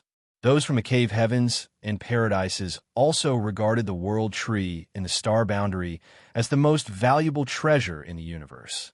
As such, a lot of high-rank open heaven realm masters were stationed in the star boundary all year round to monitor and protect it. One day, there will be a lot of 6th Order and 7th Order open heaven realm masters in Yin Yang Cave Heaven. Those disciples need a lot of materials when trying to break through, and it will require even more when they begin to cultivate. Xianxia gazed at Luo Ting. I know that given Yin Yang Cave Heaven's heritage that has been accumulated over countless years, you must have a lot of materials in reserve that are ready to be used at any moment. However, your sect's reserves can probably satisfy the needs of the disciples who are trying to break through right now. But can it support the exponential growth of the people who will directly ascend to the 6th Order and 7th Order in the near future? Even if you have enough reserves for the time being, how long can they last? Luo Ting, he shook her head. I've just left the Samsara Pavilion, so I'm not sure about it. Yu Xiangdai, on the other hand, frowned. I know little about it as well. Those valuable materials are controlled by Supreme Elder. However, I've heard the sect master mention that the reserve of strategic materials leaves much to be desired. He especially wants us to look for more Yin and Yang element materials that are in the 6th Order and above. Obviously, he has expected what will soon happen in the star boundary. When the sect master mentioned valuable materials, there was no doubt that he was talking about Yin and Yang element materials, especially ones in the 6th Order and 7th Order, which are the rarest of all. When an open heaven realm master cultivated, they could use materials of lower orders or open heaven pills. However, those precious materials were required when trying to make the initial breakthrough to the open heaven realm. In the past, Xianxia had spent a lot of time and effort in order to look for a 7th Order Yin element material, but he never achieved his goal in the end, which went to show that these precious materials were extremely rare and couldn't even be bought with money. I'm sure that the other cave heavens and paradises can also see things that the sect master is able to see. I dare say that all the cave heaven and paradises are now scrambling to collect 6th and 7th order yin and yang element materials. Xianxia put on a bitter smile. They don't just scramble to get 6th order and 7th order yin and yang element materials. Because of the good fortune divine furnace, they are collecting all yin and yang element materials regardless of the orders. Other than yin and yang element materials, it's the same case for materials of the 5 elements that are of higher orders. These days, the prices of yin and yang element materials have risen by 10 or 20%. The good fortune divine furnace was an incredible treasure as it could potentially turn a lot of low-order materials into high-order ones. In the past, 2nd order and 3rd order yin and yang element materials were practically useless. However, if they were dumped into the good fortune divine furnace, they could be turned into 3rd order and 4th order materials, which would be useful. Now, you can't even find yin and yang element materials that are above the 4th order on the market. Xianxia nodded. It seems that all the cave heavens and paradises are getting prepared. Nevertheless, regardless of how they try to collect those materials, there will still be a lack when they need to use them. What are you trying to say? Luo Ting, he still hadn't figured out Xianxia's intention after such a long time. They were talking about marriage, so why did he mention cultivation materials all of a sudden? With a solemn expression, Xianxia said, I'm willing to offer 1,000 6th order and 100 7th order sets of yin and yang element materials as a betrothal gift. So, I hope that those from Yin Yang Cave Heaven will allow me to marry senior sister Chu at an appropriate time. Everyone was shocked upon hearing that. The astounded ladies gazed at Xianxia and thought that they had misheard him. Although Luo Ting, he had been trapped inside the Samsara Pavilion for 2,000 years, and she knew little about the current affairs in the 3,000 worlds, she was aware that the figures that Xianxia had just brought up were astonishing. She couldn't help but turn a look at Xianxia and ask, Xiao Dai, there must be something wrong with my ears after I was trapped for such a long time. What did Yang Boy just say? Xianxia appeared to be dumbfounded, but upon hearing her senior sister's words, she subconsciously replied. He said he would offer 1,000 6th order and 100 7th order sets of yin and yang element materials as his betrothal gift. Martial Peak, Chapter 4855, No Problem. So, Luo Ting, he landed her palm on the armrest. She was so forceful that the armrest directly turned into dust. Senior sister, Xianxia was torn between tears and laughter. They were talking about marriage, not an auction. Why did her senior sister even say it like that? With that said, she was still stunned by the figures that Xianxia had brought up. 1,000 6th order and 100 7th order yin and yang element materials were worth countless open heaven pills. In fact, 6th order and 7th order yin and yang element materials often couldn't be bought with open heaven pills, not to mention that those were a staggering number of strategic resources given the current situation in the world. There was no doubt that even Yin Yang Cave Heaven didn't have so many materials. It could be said that this kind of fortune was tempting enough for all the cave heavens and paradises. With these resources in possession, those from Yin Yang Cave Heaven wouldn't have to worry about the ascension of their disciples for the next 1,000 years at least. Xianxia soon came to her senses. Is this the way you're able to help create more 8th order open heaven realm masters for Yin Yang Cave Heaven that you've mentioned to the sect master? Xianxia replied with a smile. And with so many resources in possession, coupled with the world tree's nourishment in the star boundary, a lot of disciples who could directly ascend to the 6th order and the 7th order would emerge in Yin Yang Cave Heaven. These people would have the potential to slowly make it to the 8th order. Xianxia was unable to create more 8th order open heaven realm masters directly, for he was only a 6th order open heaven realm master.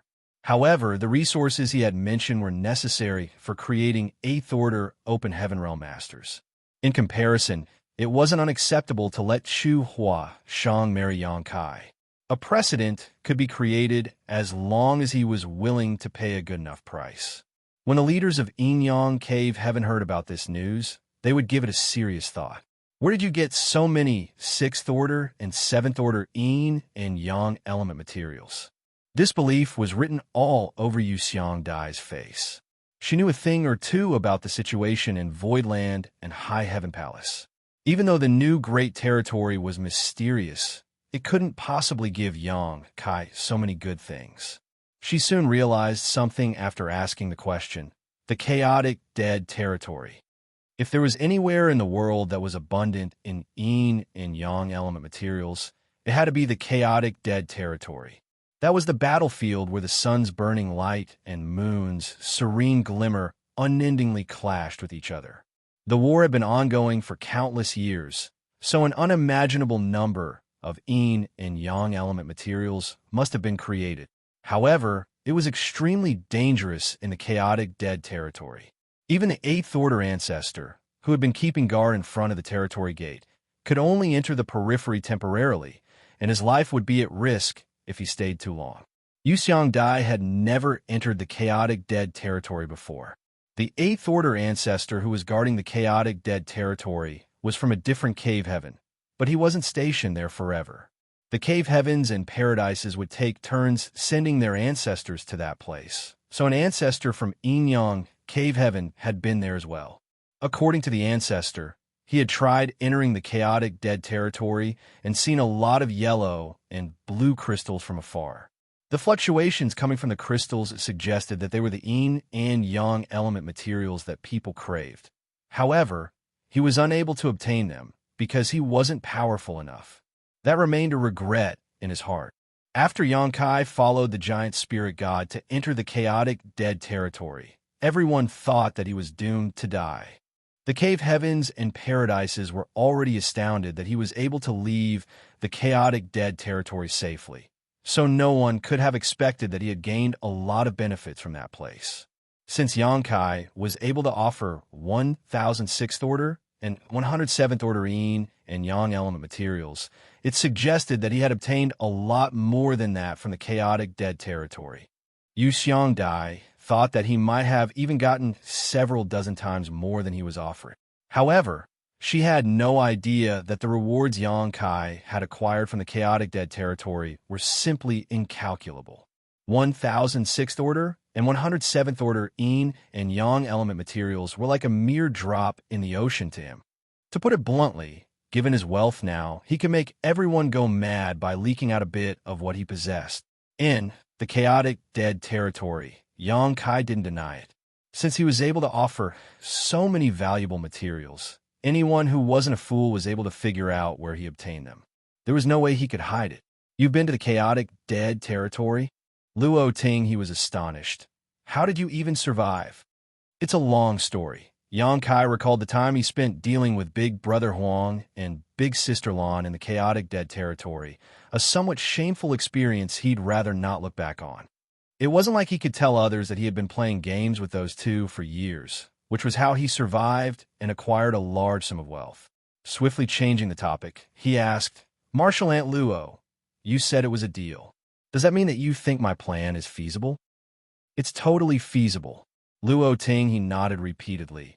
"I can't even contain the urge to agree to it right now. However, Chewer's matter is important to the sect, so I'll have to discuss it with those old farts. Regardless, you don't have to worry about it. I'm sure I can reason with them, since you're able to offer so many precious materials." "Many thanks for the help, Martial Aunt Luo."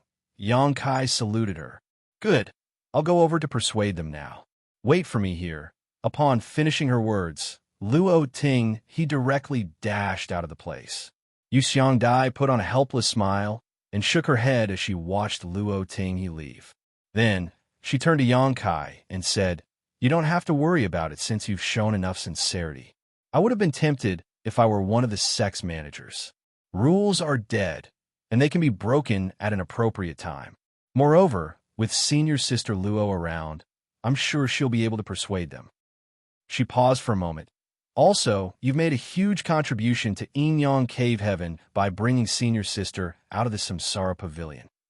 Even if they have nothing to give you to express their gratitude, there's no reason for them to make things difficult for you.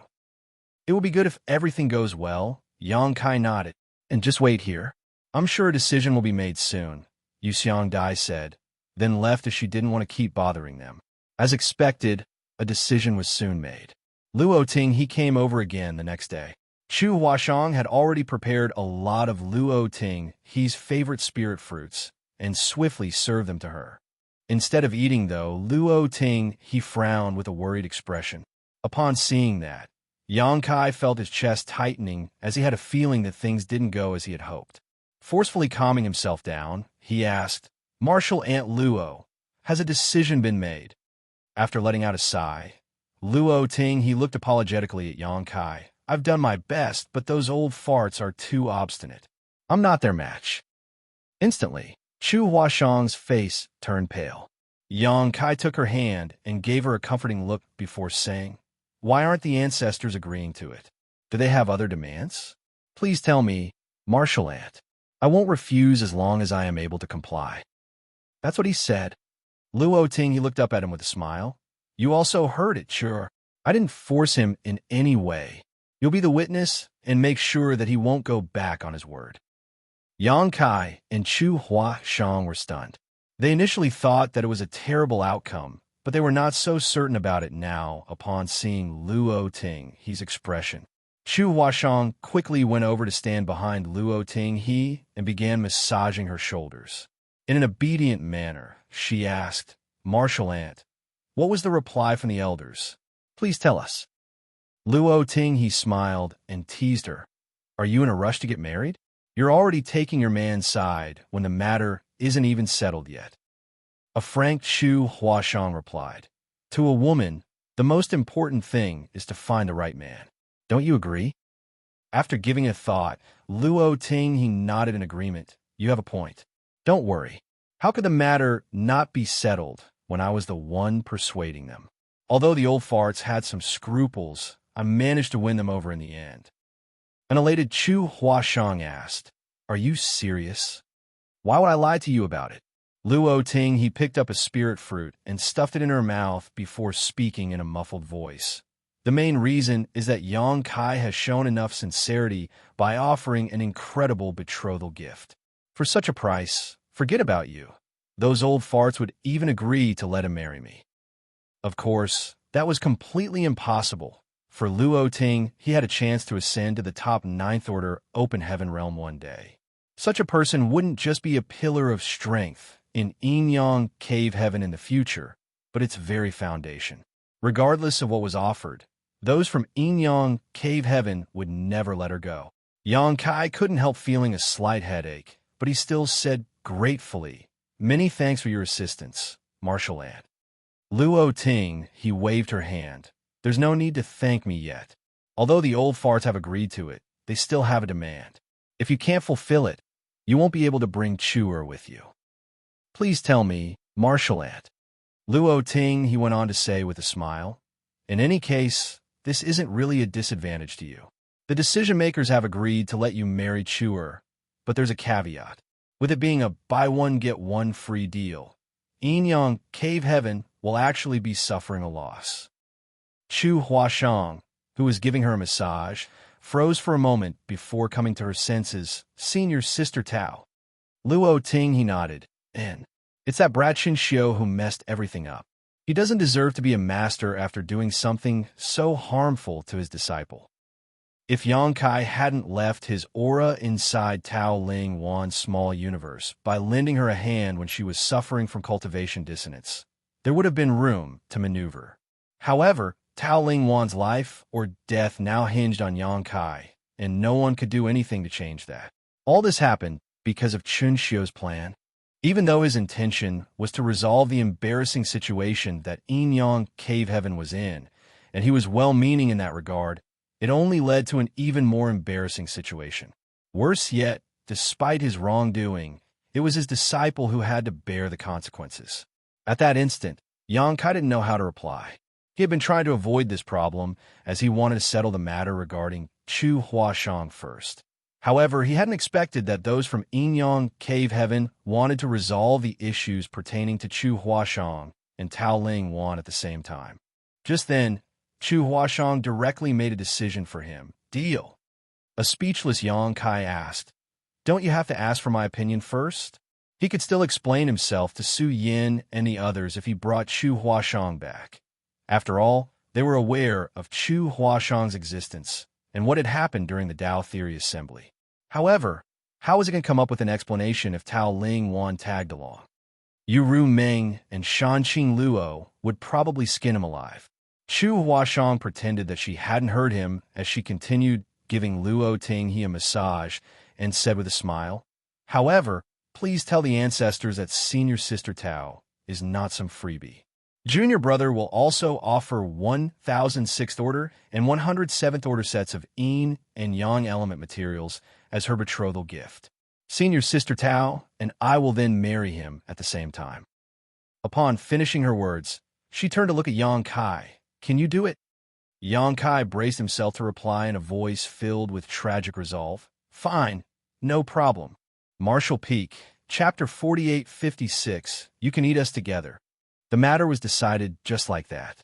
Yang Kai had to offer 2,000 Sixth Order and 200 Seventh Order sets of Yin-Yang element materials as betrothal gifts, and he would be allowed to marry 2 disciples from Yin-Yang Cave Heaven at an appropriate time. Xianxia was grateful to Chu Huashang for her magnanimity. He was a Seventh Order Open Heaven Realm Master after all. As an inner elder of Yin-Yang Cave Heaven, he was aware of some insider information. Moreover, he was the one who persuaded the ancestors to make marrying Tao Ling Wan one of the conditions. Certainly, he was doing all this for his disciples' future. After all, Tao Ling Wan's small universe had been marked by Yang Kai's aura. Without him, she would never be able to make it to the Seventh Order, and she would be at risk of losing her life at any moment. Chu Huashang's magnanimity had saved Tao Ling Wan from that fate and allowed the 2 of them to stand on an equal footing. The fact that 2 Sixth Order disciples would get married and leave the sect sometime in the future couldn't be hidden. When the news was spread, everyone in Yin-Yang Cave Heaven was shocked. However, upon learning the price that Yang Kai had offered as his betrothal gift, they were even more astounded. 2,000 Sixth Order and 200 Seventh Order sets of Yin-Yang element materials. Such an amount was unimaginably immense. Those materials were more than enough to be the betrothal gifts for Yang Kai to marry 2 disciples. Outside Yin-Yang Cave Heaven, goodbyes were being said. Yang Kai had to return to the Star Boundary. Back then, after he left the Star Boundary, he headed to Langya Paradise to make a scene.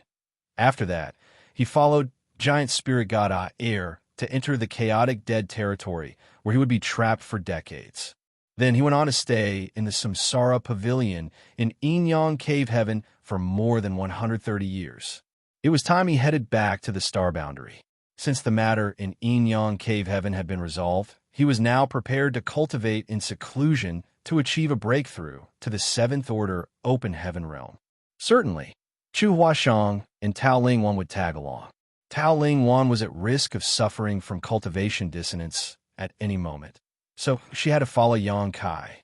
Because of the World Tree, Luo Tinghe was ready to visit the Star Boundary to take a look at one of the rarest treasures in the universe. Moreover, she had just ascended to the Eighth Order Open Heaven Realm, so if she could cultivate beside the World Tree, she might reap some unexpected benefits. Thus, the 4 of them left together. Chen Xiao and Yu Xiangdai saw them off. Feng Chengxi, who was Chen Xiao's disciple, had also come over. "Martial niece Chu, martial nephew Yang, I'm sorry for everything that I've done. Please forgive me and accept my apology." Upon finishing his words, Chen Xiao saluted Yang Kai and Chu Huashang with a sincere attitude. As a senior in the sect, it was very sincere of him to offer an apology to 2 juniors.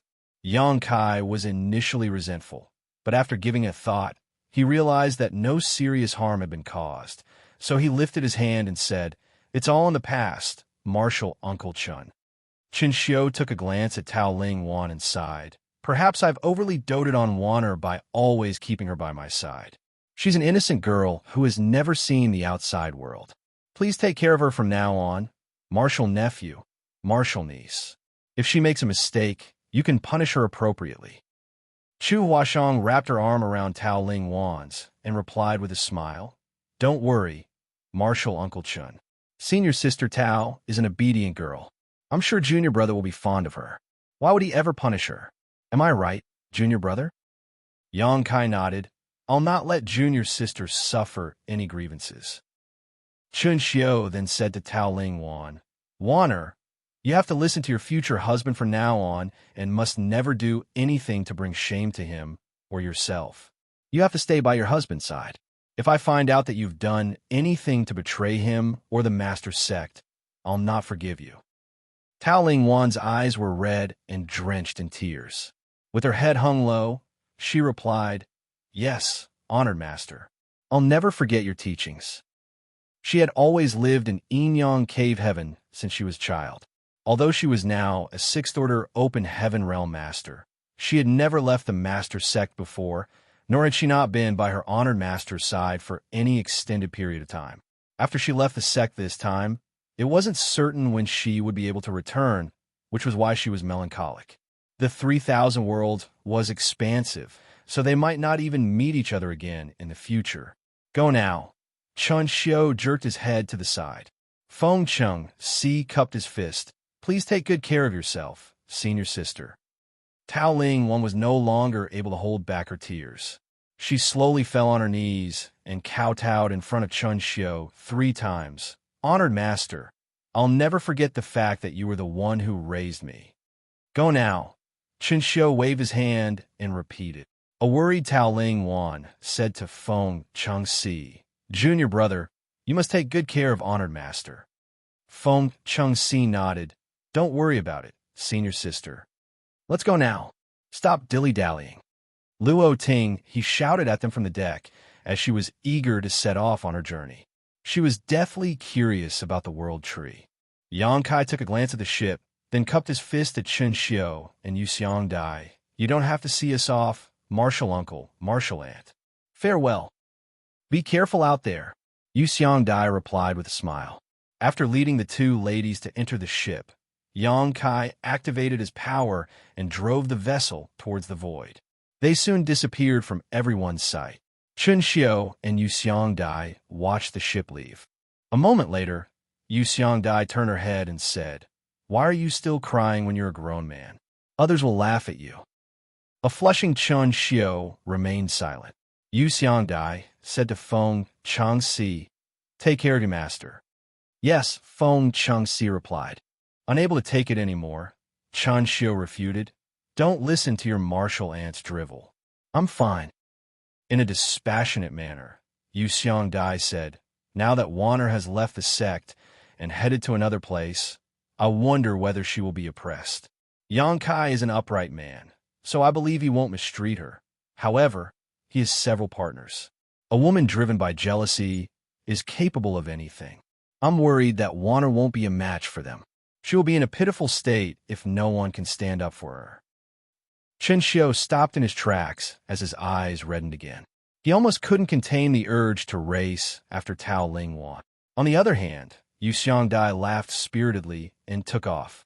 Chun Xiao glowered at her figure, but there was nothing he could do. Everything looked novel to Tao Ling Wan, who had never left the master sect before. While she still hadn't recovered from the sadness for having to leave her home, she was also engulfed in a sense of anxiety. Fortunately, Chu Huashang was there to keep her company. A few days later, she finally settled her nerves. Since Yang Kai was the one driving the ship, the ladies didn't have to worry about anything. Luo Ting, he never showed up as she had to cultivate in her room to consolidate her 8th order open heaven realm cultivation. Chu Huashang thus led Tao Ling Wan to see Yang Kai. The former was completely at ease while the latter hung her head bashfully, seemingly not daring to look Yang Kai in the eyes. It was as though another person had stood in front of Yang Kai and gotten struck by that fatal attack in his stead in the first life instead of this woman before his eyes. Yang Kai looked curiously at them. "Husband," there was a tinge of slyness behind Chu Huashang's eyes as she saluted the man. Her voice was as pleasant as the morning breeze. A speechless Yang Kai pressed his palm against his forehead. Before he could say anything, a slightly trembling Tao Ling Wan also saluted him. Upon summoning all her courage, she called out in a small voice, husband. Yang Kai shot Chu Huashang a glare, as though he was questioning what she had done. Given Tao Ling Wan's temperament, she wouldn't have taken the initiative to call him husband without significant prodding. Chu Huashang must have encouraged her to do so before this. Tao Ling Wan was a naive girl, so she could be fooled easily. Pretending to not see his expression, Chu Huashang spoke in a sweet voice. Husband, do you want to eat me first, or would you prefer senior sister Tao? Upon hearing that, Yang Kai almost couldn't stop himself from coughing up blood. On the other hand, Tao Ling Wan widened her eyes and gazed at Yang Kai in horror. Disbelief was written all over her face, as though she had just heard something inconceivable. A mischievous Chu Huashang went on to say in a charming tone, "You can also eat us together. Stop messing around." Yang Kai chided her with a straight face. In an instant, Chu Huashang pouted in protest. Ignoring her, Yang Kai turned to look at Tao Ling Wan, but he didn't know what to say. A lot of accidents happened during his visit to Yin Yang Cave Heaven, but there was no doubt that Tao Ling Wan was the biggest surprise. Although Chu Huashang had made a decision for him to also offer the same betrothal gift to bring her away, he wasn't ready to face this bashful and timid woman just yet. They were not familiar with each other, as they didn't come into contact frequently in the past. Moreover, she wasn't as approachable as Chu Huashang. "Wanner, can I call you that?" Yang Kai said after giving it a thought. Just like what Chu Huashang had said, Tao Ling Wan was her senior sister while she called Yang Kai junior brother. It would be a mess if Yang Kai called Tao Ling Wan junior sister. Tao Ling Wan nodded almost imperceptibly. "We haven't known each other for long, and we're not familiar with one another, but that's fine. We'll have ample time to grow closer. As for this engagement, you can give it a serious thought. If you regret it one day, I'll never regret it." Tao Ling Wan suddenly summoned her courage and interrupted Yang Kai, staring him straight in the eye with unexpected fortitude. Upon coming to her senses, though, she quickly hung her head low again and whispered, "I'll not regret it." Yang Kai nodded. "It's me who has said something wrong. You can learn more about me through senior sister Chu or your own observation. We're still young after all, so there's no need to rush things. If you miss your master and junior brother one day, just tell me about it, and I'll ask someone to send you back to Yin Yang Cave Heaven. Since it's your master sect, you two can go back to visit as you please." He then added, "Also, if you realize that you're about to suffer from cultivation dissonance, you have to tell me quickly. You must not try to deal with it on your own." As Yang Kai continued to say caring words to her, Tao Ling Wan nodded repeatedly and became less nervous. All of a sudden, Yang Kai stopped speaking and frowned. The perceptive Chu Huashang noticed that there was something wrong with him, so she asked anxiously, "What happened?" Yang Kai tried to sense it for a moment before shaking his head. "I have no idea. I just feel a sense of unease all of a sudden." A sense of unease? Chu Huashang arched her brow. To a powerful sixth-order open heaven realm master like Yang Kai, it wasn't a good sign to feel a sense of uneasiness. That might signal that something bad was about to happen. "Perhaps I was just imagining it," Yang Kai pondered. "You must not be negligent." Chu Huashang said seriously, "Examine yourself carefully. I'll also help." Yang Kai nodded. A moment later, though, they still hadn't discovered anything wrong, as though the sense of unease just now was just an illusion. It was not impossible. Although a powerful cultivator had a sensitive perception, it wouldn't be correct every time. Martial Peak, Chapter 4857, A Sense of Unease. As Chu Huashang led Tao Ling Wan to leave, Yang Kai could faintly hear Tao Ling Wan speaking in a hushed and terrified tone. "Junior sister Chu, does husband really eat humans?" "Yes." To make things worse, Chu Huashang took the other woman's hand and spoke in a grim tone. "He'll eat your hands first, as the flesh is delicate. Then, he'll go on to eat your arms and stomach." Upon hearing that, Tao Ling Wan instantly turned pale. Yang Kai couldn't help but let out a sigh as he was worried that Tao Ling Wan wouldn't be able to bear Chu Huashang's cheekiness. The ship continued to move forward. It would take them several months before they could reach the star boundary. If Yang Kai were on his own, He could have used space principles to speed up the journey. However, he was unable to do that as he had 3 ladies with him. He wouldn't be able to endure taking 3 people with him using space principles for an extended period of time. In any case, he didn't mind spending a few months heading home. While they were on the road, Xianxia would refine open heaven pills when he was free. Even if he never cultivated, his heritage would still continue to grow due to the living beings and small stone race in his small universe. Nevertheless, the cultivation process of an open heaven realm master was dull and required time and accumulation. The saying, "many little drops make an ocean," would best describe the process. A few days later, when Xianxia was refining open heaven pills, he furrowed his brows all of a sudden. The sense of uneasiness swept over him again, which alerted him.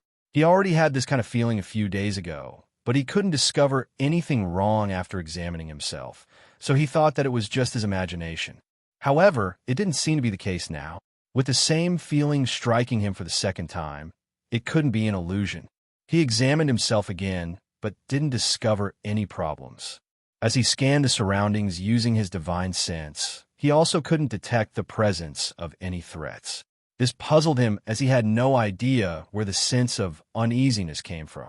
After pondering on it for a moment, Xianxia left his room and arrived at another. Then he knocked on the door. The door was soon opened.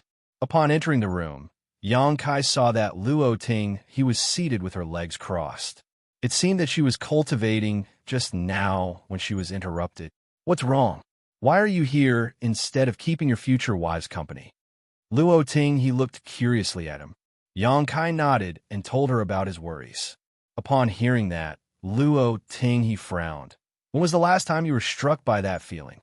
Xianxia replied, 3 days ago." "I'll have a look." Luo Ting he extended her hand and placed her fingers on his wrist. The next moment, a gentle force streamed into his body and thoroughly inspected everything. However, Luo Ting he was unable to discover anything as well. After retracting her hand, she said, "There's nothing wrong with your body. Has anything happened to your small universe?" Xianxia shook his head. "That's what puzzles me. I've examined my small universe as well, and there's no problem with it." With the world spring around, his small universe was basically impenetrable. Unless he passed away, there would never be any problems with his small universe. Moreover, he really never found anything upon examining his small universe. Luo Ting he frowned and fell in her thoughts for a moment before saying, "If it's not your own problem, something might have happened to the people closest to you. 2 people could have their hearts connected when they're close enough.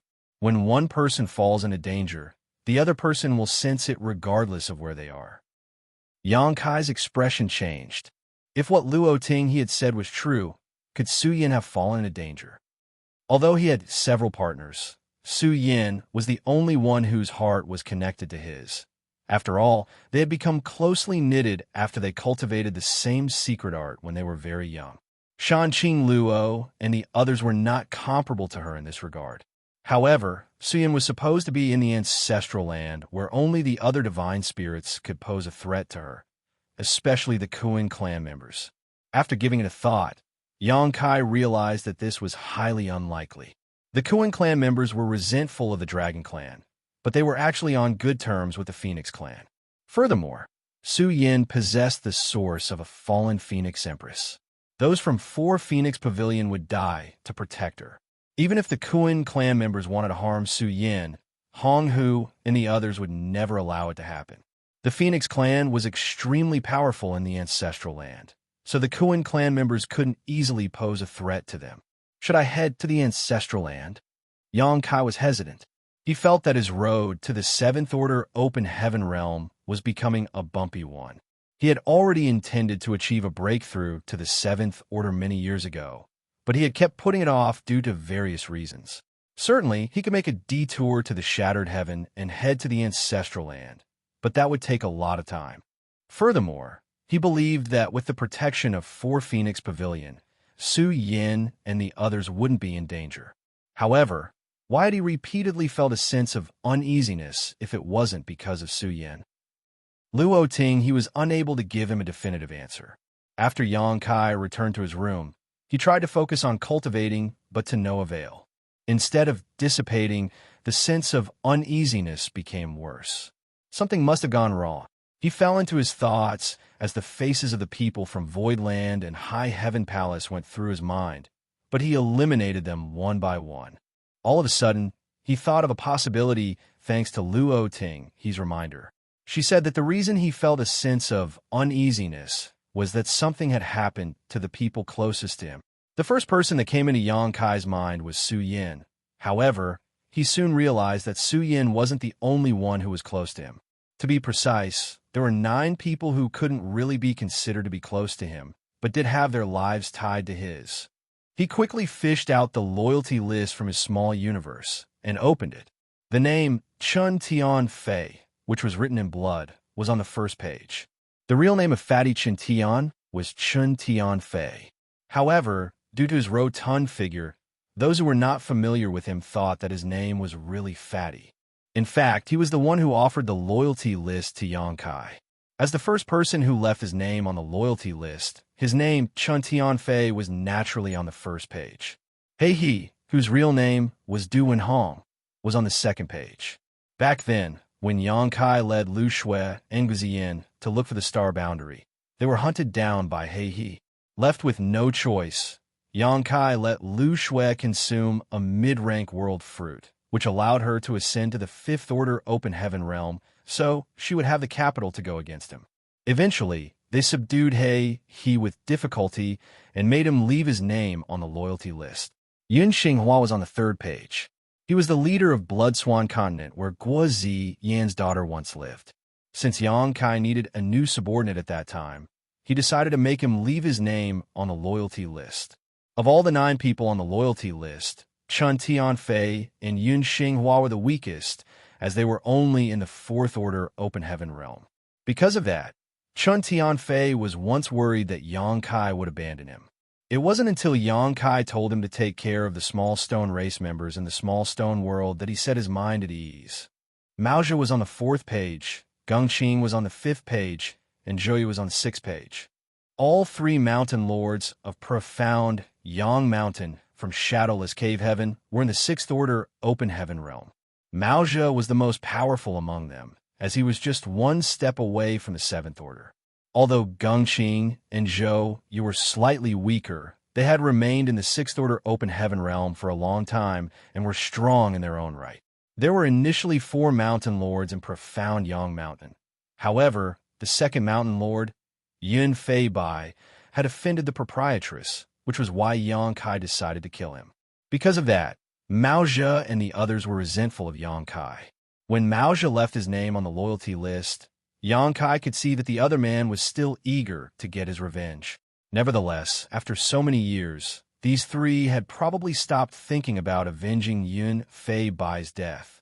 Yang Kai had killed more than 1 7th Order Open Heaven Realm Master already, so even if Maozhe managed to ascend to the 7th Order, he still wouldn't be a match for Yang Kai. He would certainly humiliate himself if he still wanted to get his revenge despite knowing that he couldn't defeat Yang Kai. Hui Gu was on the 7th page. Just like Maozhe and the others, he was in the 6th Order Open Heaven realm. Hui Gu had made a huge contribution when they were dealing with Zuoquan Hui and the others on Prison Star. There was nothing unusual with the first 7 pages, which suggested that these 7 people were still alive and kicking. However, Yang Kai's pupils contracted when he turned to the 8th page. That was because the name Xian Peng had disappeared without him knowing. When he turned to the last page, he saw that the name Luan Bai Feng had also vanished, just like he had expected. The loyalty list had an eerie effect. The person who possessed the loyalty list had full control over the life or death of the people who had left their names on it. If the owner of the loyalty list passed away, the people whose names were on the list would lose their lives as well.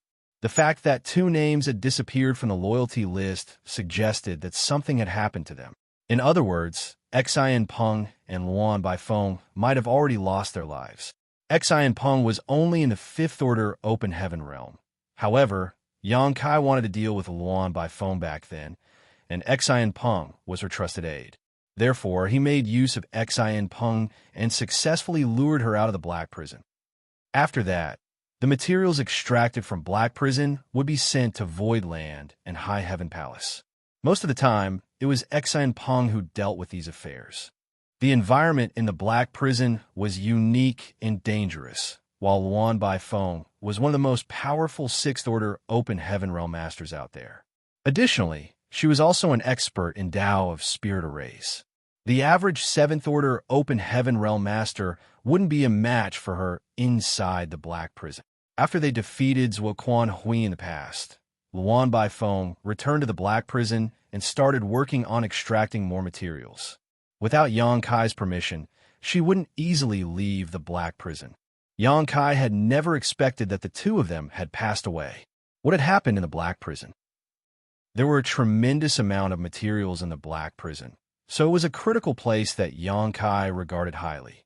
In the past, Voidland and High Heaven Palace mainly got their yin-yang element materials from the Black Prison. Even though Yang Kai had an inexhaustible amount of yin-yang element materials now, there was still a lack of higher-order 5-element materials. After he ascended to the 7th Order, his cultivation progress would speed up if he had complete sets of 7th Order materials to refine. After all, it took a painfully long time to ascend to the 8th Order from the 7th Order. Furthermore, there might be 8th Order materials in Black Prison. Hence, he couldn't afford to lose the Black Prison. Nevertheless, Yang Kai had finally figured out the reason he had repeatedly felt a sense of unease. That was because Xianxia and Luan Baifeng were killed one after the other. It was thanks to the loyalty list that he could faintly detect it despite being far away from them. Without any delay, he quickly summoned Chu Huashang and Tao Lingwan. They then looked for Luo Tinghe. Upon hearing his explanation, Luo Tinghe scowled. So, the reason you felt a sense of uneasiness was that those two passed away. Marshall Peak, Chapter 4858, still alive. That's right. Yang Kai nodded. What are you going to do? Luo Tinghe asked. I have to head to the Black Prison to look into the matter. Regardless of who the culprit is, I'll make them pay. There was a cold expression on Yang Kai's face. He had no idea who had made a move on the Black Prison, but Luan Baifeng had been working for him for a long time now. She had also made a huge contribution when they were dealing with Zuoquan Hui back then. Certainly, the ill-intentioned people were aware that she was Yang Kai's subordinate as well as a person from Voidland. Since the unknown enemy dared to make a move on Luan Baifeng, their real target was probably Yang Kai. Furthermore, given Luan Baifeng's cultivation, coupled with her advantageous position in the Black Prison, the person who was able to kill her must be in the 7th Order Open Heaven Realm at the very least, and the person was no ordinary 7th Order Open Heaven Realm Master. In other words, the person was probably from one of the cave heavens or paradises. The high-rank Open Heaven Realm Masters from the Shattered Heaven wouldn't have the guts to enter the 3,000 worlds. Was it Thousand Crane Paradise or Myriad Demons Cave Heaven? Yang Kai reckoned that he only had some grudges with these two sects, but he couldn't think of the reason they decided to kill Luan Baifeng. At this moment, Yang Kai felt fortunate that Luo Tinghe had also tagged along. Otherwise, he, Chu Huashang, and Tao Lingwan might not be able to accompany him to Black Territory. Regardless of the danger in Black Territory, there wouldn't be a problem as they had Luo Tinghe, who was a new 8th Order Open Heaven Realm Master, with them. Therefore, the ship changed directions and headed straight to Black Territory. They never encountered any danger on the road, and a few months later, they arrived at a great territory that was just beside Black Territory. Yang Kai didn't rush into Black Territory to look into the matter. Since Luan Baifeng and Xianxia were dead, it suggested that a turn of events had already taken place in Black Territory. No one knew what was going on there. Although they had Luo Tinghe, an 8th Order Open Heaven Realm Master, with them, they still had to be careful. They thus hid on a shattered spirit province and waited patiently. Yang Kai had been to this place once before. This was the location where he ambushed Xianxia, who had just left Black Territory at that time, and forced him to leave his name on the loyalty list. He then subdued Luan Baifeng and took control of the Black Prison. Even though there were countless stars in Black Territory that were full of materials, the place was considered barren when it came to anything else. Luan Baifeng was a woman who enjoyed the finer things in life. Therefore, She would periodically tell someone to buy some daily necessities and luxuries from a star city in the neighboring Great Territory. Xianxia wanted to wait for someone to come out so that he could find out the current situation in Black Territory. He was pretty lucky. After waiting for half a month, Xianxia, who was meditating, heard Chu Huashang saying, "Junior brother, someone has come out."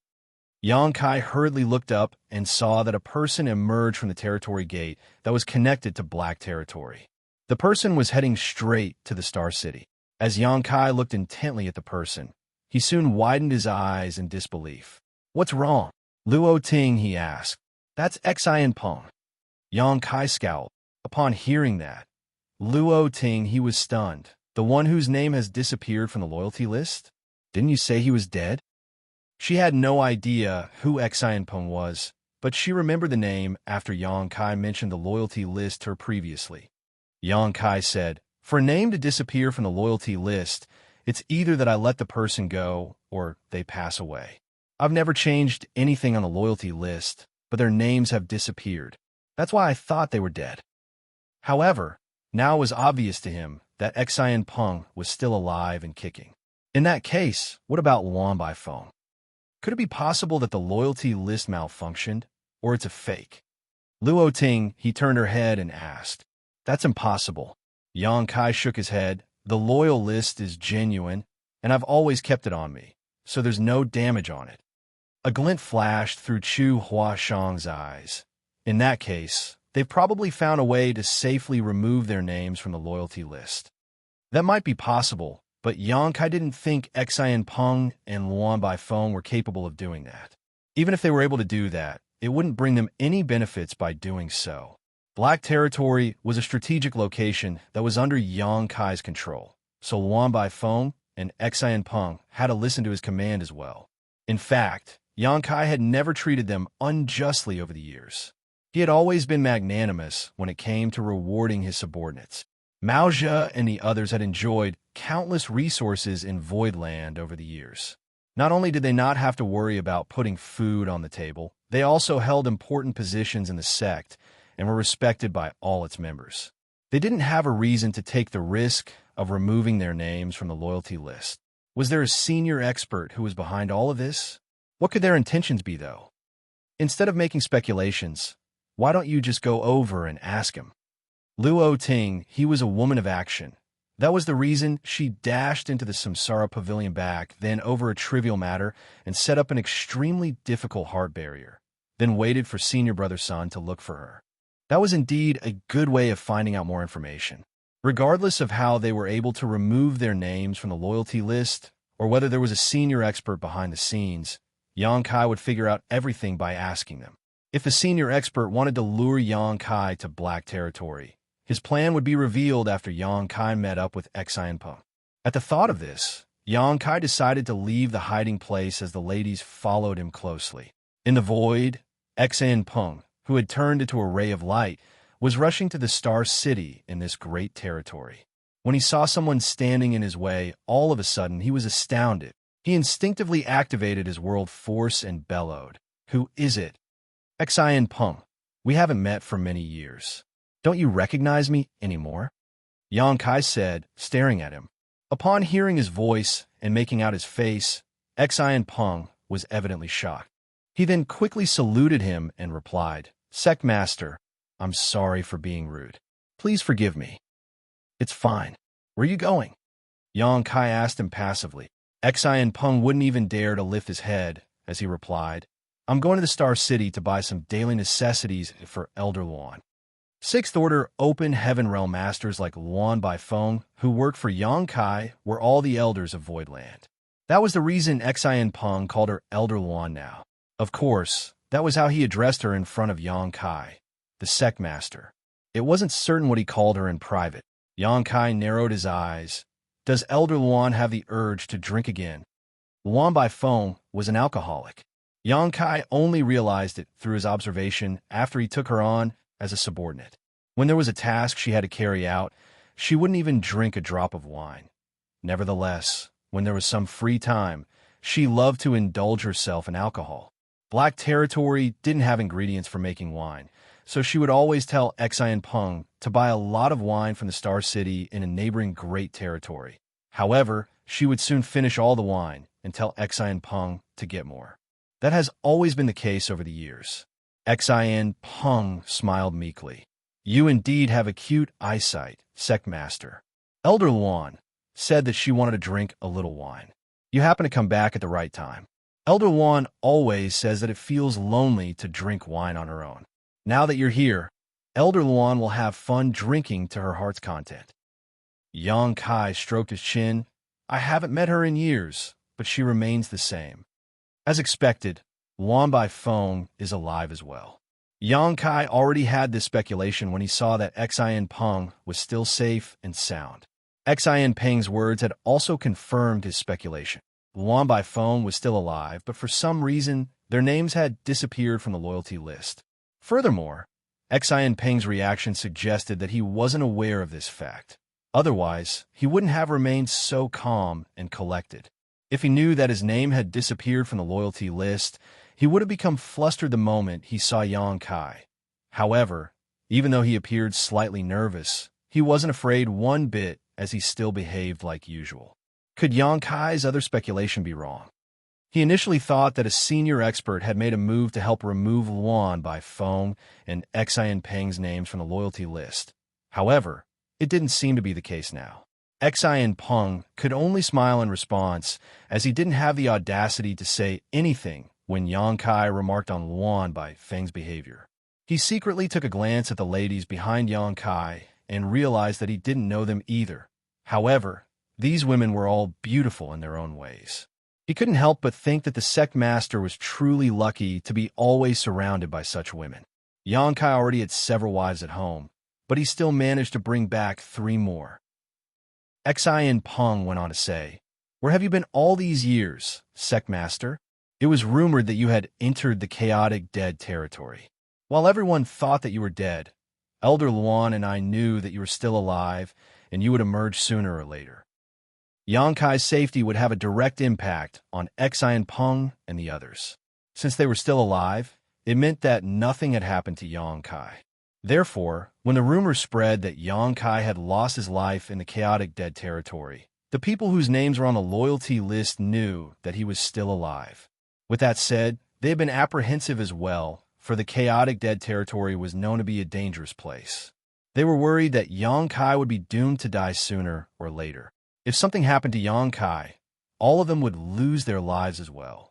Xian Peng was genuinely pleased when he saw Yang Kai appearing in front of him, as he could finally be at ease. Yang Kai nodded. I did come across some accidents. Since you're going to buy wine for Elder Luan, you should go now. I'll be waiting for you here, and we'll enter black territory together. After hesitating for a moment, Xian Peng asked inquisitively, Why don't I send you into black territory first? There's no need for that. Yang Kai waved his hand.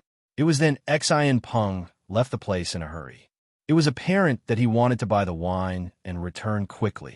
As Yang Kai watched him leave, he asked the others, Did you see anything unusual? Luo Ting, he shook her head. There's nothing unusual about his behavior. Although he was nervous, it was only about as much as a subordinate would be when dealing with their leader. Chu Huashang nodded. I don't see anything wrong with him either. The fact that there was nothing off about Xian Peng suggested that something must have gone wrong somewhere else. Yang Kai suddenly had a feeling that the matter regarding black territory was more complicated than he thought. Tao Ling Wan parted her lips, as though she was trying to say something, but she couldn't bring herself to speak in the end. Seeing that, Chu Huashang asked with a smile, Do you see anything unusual about that person, Senior Sister Tao? Yang Kai instantly turned to look at her. A blushing Tao Ling Wan said in a small voice, It seems that he isn't aware that his name has disappeared from the loyalty list. Yang Kai arched his brow. Why do you say so? Tao Ling Wan replied, If he were aware of it, he would have been apprehensive. That's because the fact that his name has disappeared from the loyalty list suggests that he has betrayed you. In that case, he should have been afraid when he saw you. Marshall Peak, Chapter 4859 Rules. Upon hearing that, Luo Ting He and Chu Hua Shang nodded in agreement. The former said, That's right. Yang Kai praised her by saying, "You're indeed an observant person, Wan'er. I share the same sentiment." Tao Ling Wan smiled bashfully upon getting the compliment, then stopped talking. This was indeed a strange incident. Their names had disappeared from the loyalty list for no reason, so they were supposed to be dead. However, not only were they still alive, they were also not aware of this fact. Just then, a small group of people were seen coming from the Star City's direction. The smiles on their faces as they chatted suggested that they were familiar with each other. Nevertheless, the auras exuding from their bodies were not powerful. The one at the front was only in the fourth order open heaven realm, while the rest were in the third order. It wasn't until they came near Yang Kai and the others that they discovered their presence, which astounded them. It was very common to kill people and snatch goods in the void. Hence, the less powerful cultivators were at risk of losing their lives at any moment. However, since both parties were so close to one another, it wouldn't be appropriate for them to change direction now. By doing so, they would appear weak. They stopped talking and kept their guard up. They brushed past Yang Kai and the others before leaving in a hurry. Seeing that Yang Kai and the others didn't have any ill intentions or try to stop them, they breathed a sigh of relief. Nonetheless, the fourth order open heaven realm masters soon returned. Yang Kai looked curiously at him. Upon confirming that Yang Kai didn't have any malicious intentions, the fourth order open heaven realm master cupped his fist. White Fan Province's Yuan Tongguang offers greetings. Yang Kai nodded dispassionately. What's wrong? Although he had never heard of White Fan Province before, he reckoned that it was just a second-class great force in some great territory, just like Great Moon Province. A great force could be considered second-class when there were mid-rank open heaven realm masters in the sect, but most such forces only had one or two fifth-order masters assuming command. Such great forces were innumerable in the 3,000 worlds. Yuan Tongguang was only in the fourth order open heaven realm. Since Yang Kai and the others were just standing there, he was unable to judge their cultivation. However, he had a feeling that they were more powerful than he was, so he remained polite. Nothing serious, actually. This Yuan just wants to ask whether you're also heading to Black Territory. Yang Kai's expression changed when he heard that. Then he played along by saying, "Indeed, are you going there as well?" At the same time, he was puzzled in his heart. Before his arrival, Black Territory had always been under Luan by Feng's strict control. Even though there were slaves in Black Territory, they were all snatched from other places using all sorts of means. After those from Heavenly Sword Union were defeated, the captives were brought to Black Territory as prisoners. Hence, those who had entered Black Territory were all won by Fangs or slaves. They had to extract materials for her until their death. She had never allowed anyone else to have a hand in this place. However, judging from Yuan Tongguang's words, it seemed that Black Territory had been opened up and anyone could enter now. Yuan Tongguang replied with a smile. "Yes, I heard that there were a lot of materials in Black Territory, but I had never had the chance to have a look. Now that Warden Luan has been kind enough to open up Black Territory for us to extract materials, it's a great opportunity for cultivators who are not so powerful like us. Many people have already entered." Yang Kai frowned and asked probingly, "Brother Yuan, we've just come from another great territory after hearing rumors of this place, so we know little about Black Territory and Warden Luan. However, I've heard that Warden Luan is not a kind-hearted person. Instead, she's ruthless and fierce. Can we even survive if we enter Black Territory? Will we be able to own the materials we've extracted? I don't really believe it." Yuan Tongguang sized him up and replied with a smile. "I see. That's what you're worried about. Is that why you've been staying here instead of entering Black Territory?" This guy seemed to have misunderstood something, but Yang Kai didn't intend to explain anything. He was just trying to extract some information out of him anyway. As Yuan Tongguang spoke, he nodded his head. "Your concern is not unfounded. In the past, no one would have believed Warden Luan if she said such a thing. However, it's different now, for she has joined Voidland and become the elder there. By the way, have you heard of Voidland before?" "Yes," Yang Kai replied in a perfunctory manner. There was a sense of admiration on Yuan Tongguang's face as he continued. "Voidland is incredible, especially its lord. I heard that he's only in the 6th Order Open Heaven realm, but he has killed 7th Order Open Heaven realm masters before. Also, he is still alive and well after offending Thousand Cranes Paradise back then. What's more, he's a great emperor of the Star Boundary. I'm sure you've heard about the Star Boundary before. One of the most precious treasures in the universe, the World Tree, is in the Star Boundary. Now, the Cave Heavens and Paradises have all set up Tao temples in the Star Boundary, and they have a lot of collaborations with the Voidlands Lord. And I've heard his name a lot. There was an awkward expression on Xianxia's face. He didn't know how to deal with this kind of situation when someone praised him right in front of him. To the side, Chu Huashang covered her lips and giggled. Warden Luan is an elder of Voidland. With the assurance from Voidland, there's nothing to worry about. In fact, there are some people who have become filthy rich after getting immense benefits from Black Territory. Really? Xianxia appeared doubtful. Does Warden Luan really allow others to extract materials in her territory as they please? He was furious at this news as he wondered what Luan by phone was up to. The materials in Black Territory were immense, but if all of them were extracted by others, there wouldn't be anything left for Voidland and High Heaven Palace. Nevertheless, he soon recalled something. There was a mysterious power in Black Territory. The further one headed into the place, the quicker one would lose the heritage of their small universe. The average person was unable to reach the depths of the Black Prison. After years of extraction, the stars in the periphery had practically become barren. In the past, Xianxia relied on the effects of his towering, evergreen, divine manifestation, coupled with the void yin-yang mirrors that he had created, to move several stars from Black Territory's inner region to the periphery.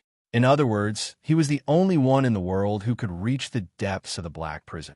Where would these people mine stars after entering Black Territory? Why had some people even reaped tremendous rewards to begin with? Yuan Tongguang asked with a smile. Where are you from, brother? It seems that you know little about Black Territory. Xianxia nodded. I've only heard about it from others. No wonder. Yuan Tongguang sported an expression that showed he had already expected it. I'll put it this way. Even though Warden Luan has allowed outsiders to extract materials in Black Territory, she wouldn't want to be taken advantage of. There are rules to follow if we want to go in. Xianxia said humbly, Please enlighten me, Brother Yuan. Yuan Tongguang responded politely, then explained, Regardless of your origin or cultivation, you may enter Black Territory and extract materials. However, the materials you've discovered won't be entirely yours. Warden Luan has her own rules. For materials in the 3rd Order and below, we can pocket everything. For those that are above the 3rd Order and below the 5th Order, we can keep half of them. For those above the 5th Order, we can't keep any of that, as we have to give everything to Warden Luan. Certainly, she won't let you work for free, though. When you hand in the materials above the 5th Order, she will give you some open heaven pills as a form of compensation. The compensation won't be a lot, but it is satisfactory. Upon hearing that, Xianxia arched his brow. So, those are the rules. The rules are pretty fair, Yuan Tongguang smiled. Indeed, the rules were fair. If Luan Baifeng hadn't opened up Black Territory, the outsiders couldn't have entered the place and extracted materials. Materials below the 3rd Order didn't have much value, so they could just keep them. 4th Order and 5th Order materials were expensive, so they could only keep half of them. For materials above the 5th Order, they couldn't keep any of them, but Luan Baifeng would compensate them with some open heaven pills. In that case, it would attract a lot of weaker open heaven realm masters to work for her. Yuan Tongguang, who was in the 4th Order open heaven realm, was one such person. This group's cultivation was neither high nor low, so they wouldn't have much wealth nor a way to get more. There is no doubt that working in Black Territory was a good option. Besides 4th Order open heaven realm masters, even 5th Order ones would be interested in such a deal, not to mention those who were below the 4th Order open heaven realm. Their orders were too low, so it was extremely difficult for them to obtain cultivation materials. Once the news was spread, a lot of people would stream into Black Territory. Are there already a lot of people in Black Territory? Xianxia asked. I don't think so. After all, it was only a short time ago when the news was spread. I believe that there will be more people in a few months. When was the news spread? Yang Kai asked with a frown. About 3 months ago, Yuan Tongguang replied as he looked doubtfully at Yang Kai.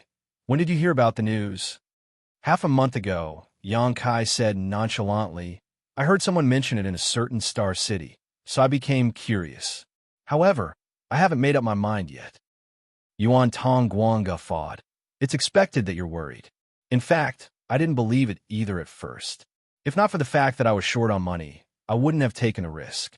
The truth is that the situation in Black Territory is just like what I've described. You'll find out after going in. Yang Kai gazed at him with surprise. Do you mean that you've entered Black Territory before? Yuan Tongguang nodded, and I went in once 2 months ago and got some rewards. Certainly, I wouldn't keep them to myself, so I returned to the sect and brought my fellow brothers here. As he spoke, he pointed at the people behind him. They were apparently the disciples from the same sect that he had mentioned. Their cultivations were also similar to his. He then paused for a moment before saying, If you don't mind, you can come with me. To be honest with you, there's some risk when we extract materials in Black Territory. Although Warden Luan is generous, as she won't deduct the rewards that belong to us, she won't care about our safety either. If we don't come together and join forces, others might have their eyes on us if we manage to extract something good. It was then Yang Kai figured out why Yuan Tongguang returned to talk to him. It was apparent that he wanted to invite Yang Kai and the others to enter Black Territory together and form a small group. Although Yang Kai and his companions never showed their cultivation, it was apparent that they were powerful. Moreover, the 3 beautiful ladies in the group were undoubtedly attractive to them. Martial Peak, Chapter 4860, Go Together. Black Territory was shrouded in mystery. It seemed that Yang Kai had to personally look into the matter. He initially intended to wait for Xianxia Peng to come back before heading to Black Territory with him, but he had changed his mind. After all, if he went with Xianxia Peng, he would immediately see Luan by phone, and he wouldn't be able to investigate the truth on his own. Hence, faced with Yuan Tongguang's invitation, he only gave it a thought for a moment and agreed to it. Good. I'm sorry for troubling you then, Brother Yuan. An elated Yuan Tongguang passionately told his fellow brothers to come over and introduce themselves. Yang Kai told him a fake name, but the surname was still Yang. He wouldn't dare to say that everyone in the 3,000 worlds knew his name, but there must be a lot of people that were aware of who he was. As for his background, he lied to them that he was from Great Moon Province. Upon hearing that, Yuan Tongguang and the others became at ease. In this expansive universe, great forces with the name province wouldn't be too powerful. Therefore, upon learning that Yang Kai and his companions were from Great Moon Province, Yuan Tongguang and the others stopped feeling pressured. Moreover, they believed that Yang Kai and his companions were attracted to the materials in Black Territory. The Open Heaven Realm Masters who came here to extract materials wouldn't be too powerful, with the strongest generally being 5th Order. The group then headed to the Territory Gate together.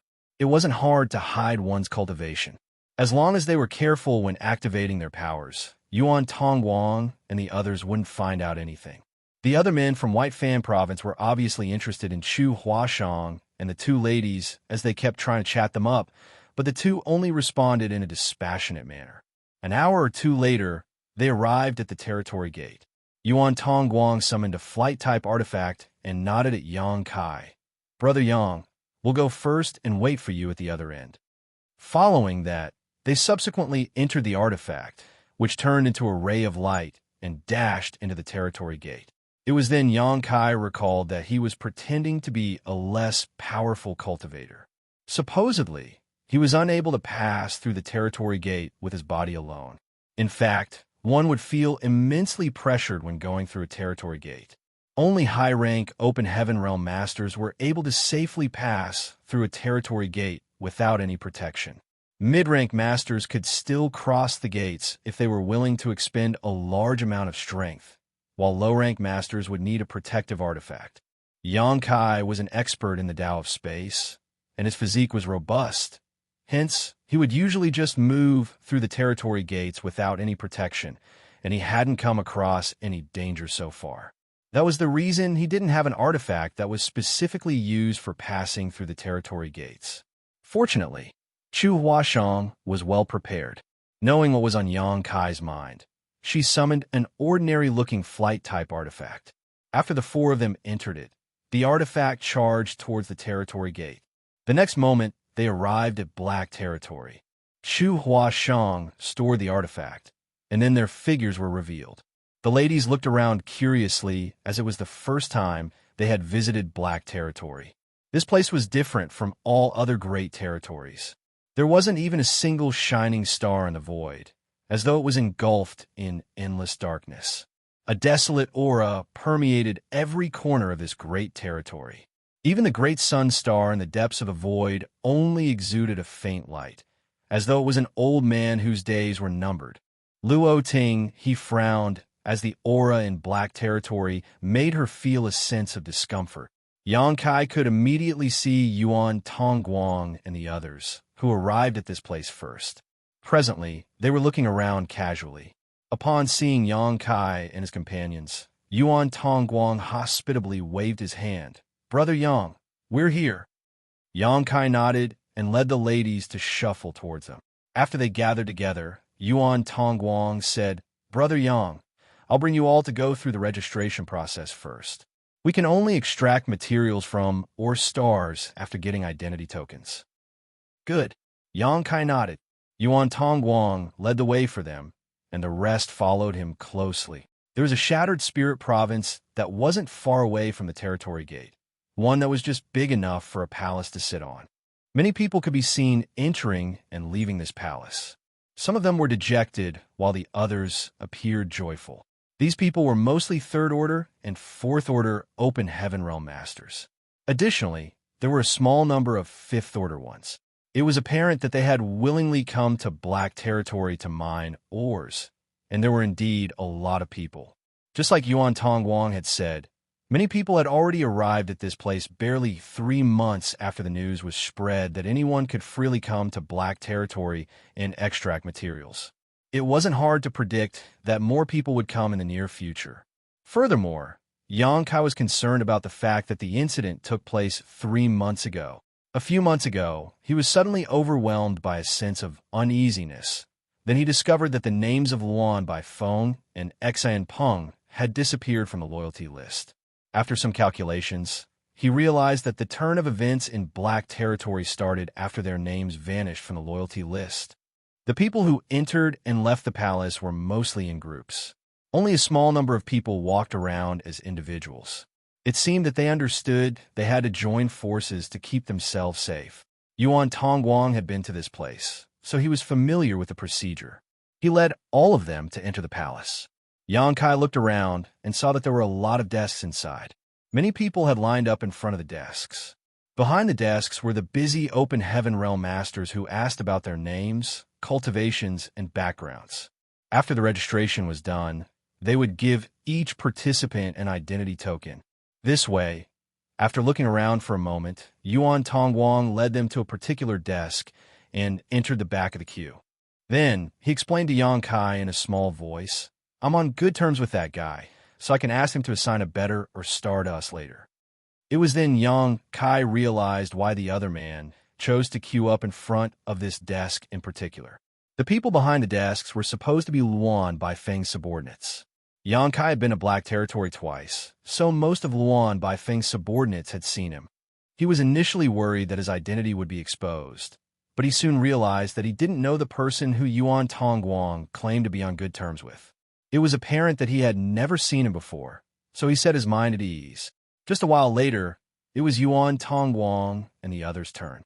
They were indeed on good terms. The friendship strengthened after Yuan Tongguang secretly passed him a space ring. The person put on a bright smile.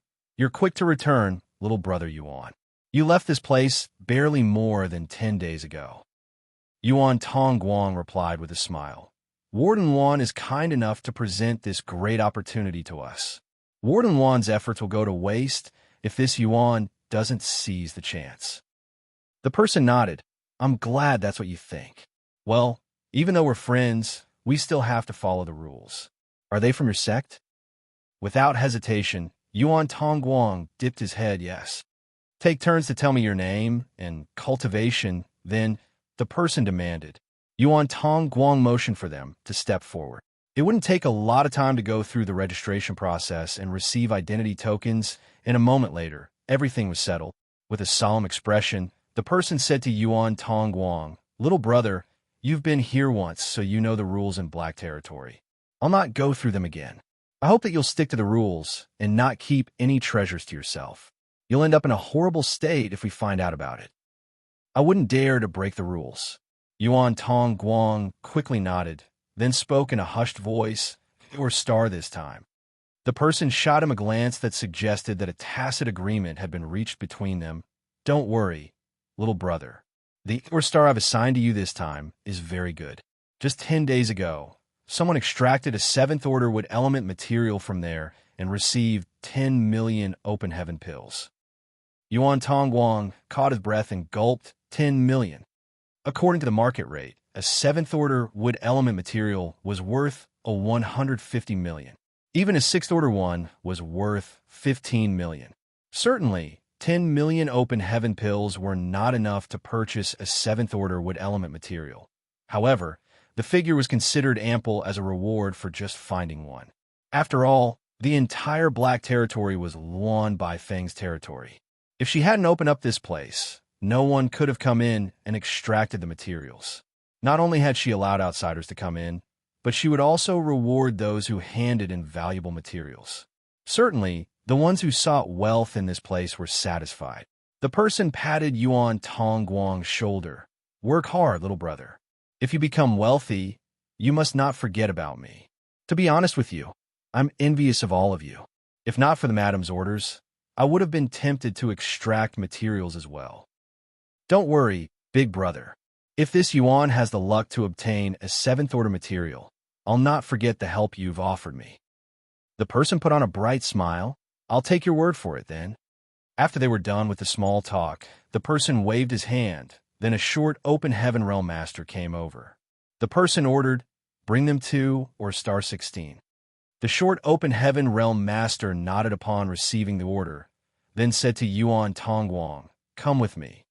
After bidding the person behind the desk farewell, Yuan Tongguang led Xianxia and the others to follow the short open heaven realm master.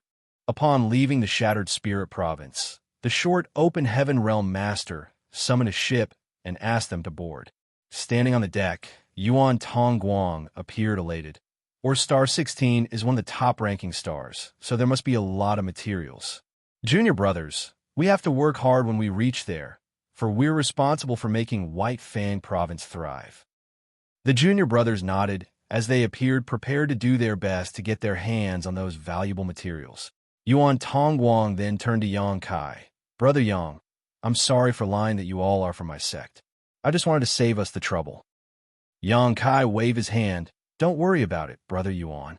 We should be thanking you for saving us the hassle." Yuan Tongguang put on a smile. "However, there's one thing I need to make clear to you. Please go ahead, Brother Yuan. It's the rules I told you previously. You all have to remember the orders of the materials you can keep or have to hand in. When we leave Black Territory, we have to go through an inspection. Those who try to keep the materials to themselves will end up in a horrible state. In the past, there was a person who kept a 6th order material, and what happened to him?" Chu Huashang asked. Yuan Tongguang let out a sigh. "I guess he's still not dead." Tao Ling Wan was perplexed, but she wouldn't dare to ask Yuan Tongguang about it. She said to Chu Huashang in a small voice, "Isn't it a good thing that he isn't dead?" Chu Huashang replied with a smile, "Sometimes it's better to be dead than alive." "Senior sister, have you ever heard about fates worse than death before?" It was then Tao Ling Wan understood what Yuan Tongguang really meant. In an instant, her face turned pale. Martial Peak, Chapter 4861, or Star 16. The short open heaven realm master that led the way didn't talk much as he focused on driving the ship. Faced with Yuan Tongguang's attempt to befriend him, he only responded in a perfunctory manner. Xianxia looked around while standing on the deck. He had been to Black Territory twice. Even though he wouldn't say that he was familiar with this place, he wouldn't find it strange at the very least. Soon, he he found that there were a lot of shattered spirit provinces in the void on his right side. Those countless shattered spirit provinces were barren and strewn about disorderly. Noticing his gaze, Yuan Tongguang came over and asked, "Brother Yang, are you curious about what happened to those shattered spirit provinces?" Yang Kai had an answer in his heart, but he could only play dumb and ask, "You know what happened, Brother Yuan?" There was a meaningful grin on Yuan Tongguang's face as he replied, "I heard about it when I visited this place previously. It said that the Voidland's Lord and Star Boundary's great emperor, Yang Kai, is immensely powerful. When he visited Black Territory in the past, he used a divine ability to move the Ore stars from the inner region to the periphery so that it would be easier for Warden Wan's subordinates to extract resources from them. The shattered spirit provinces you see now are the debris that were left behind after the Ore stars were fully extracted." Upon hearing that, Luo Ting he gazed at Yang Kai in shock. Although she hadn't seen any Ore stars so far, she reckoned that they were just universe worlds with abundant materials. It would require an incredible divine ability to move a whole universe world from one place to another. She was an 8th Order Open Heaven Realm Master, so it was actually a simple matter for her to destroy a universe world. However, she didn't think she would be able to move a universe world intact. Yuan Tongguang's junior brothers were curious about it as well. One of them asked, "The Ore stars were moved to this place? For real? Isn't Senior Yang Kai a 6th Order Open Heaven Realm Master? Could he really do that?" Yuan Tongguang shook his head. "I don't know whether it's true or not, but it's very likely to be what happened. Moreover, as you can see from the scale of the debris, Senior Yang Kai didn't just move one Ore star. It said that it took him some time to move hundreds of Ore stars from the inner region to this place. Hundreds of Ore stars. All of them were dumbfounded as they found it inconceivable. Judging from a scale of the debris, they could see how large the Ore stars originally were. Could anyone really pull off such a feat? Is Yang Kai even human? Another junior brother said, "I suppose that happened a long time ago. There are no more materials left on these Ore stars. It must have taken a lot of time to fully extract all the materials there." Yuan Tongguang nodded. Yes, it said that the incident took place 300 years ago. As he spoke, he took a glance at the short Open Heaven Realm Master, as though he was trying to get confirmation from him. Unfortunately, the short Open Heaven Realm Master didn't intend to respond to them. It wasn't certain whether he had no regard for Yuan Tongguang and the others at all, or was just untalkative in general. Yang Kai became increasingly doubtful as they moved forward. Luan Baifeng already had quite a number of subordinates to begin with, and she had previously captured almost 100 people from Heavenly Sword Union. 300 years had passed, so they should have fully mined out the 30 or so Ore stars that Yang Kai had moved to this place, which was why the void was full of debris now. However, what made him feel doubtful was that he couldn't feel the strange strength that Black Territory was supposedly filled with. He had personally experienced it on his previous visits. The further he went into Black Territory, the more conspicuous the strange strength would be. Engulfed in the strange strength, he could feel the heritage of his small universe leaving his body. Therefore, even though Luan Baifeng had occupied Black Territory, which was abundant with materials for many years, she didn't have a way to mine most of them.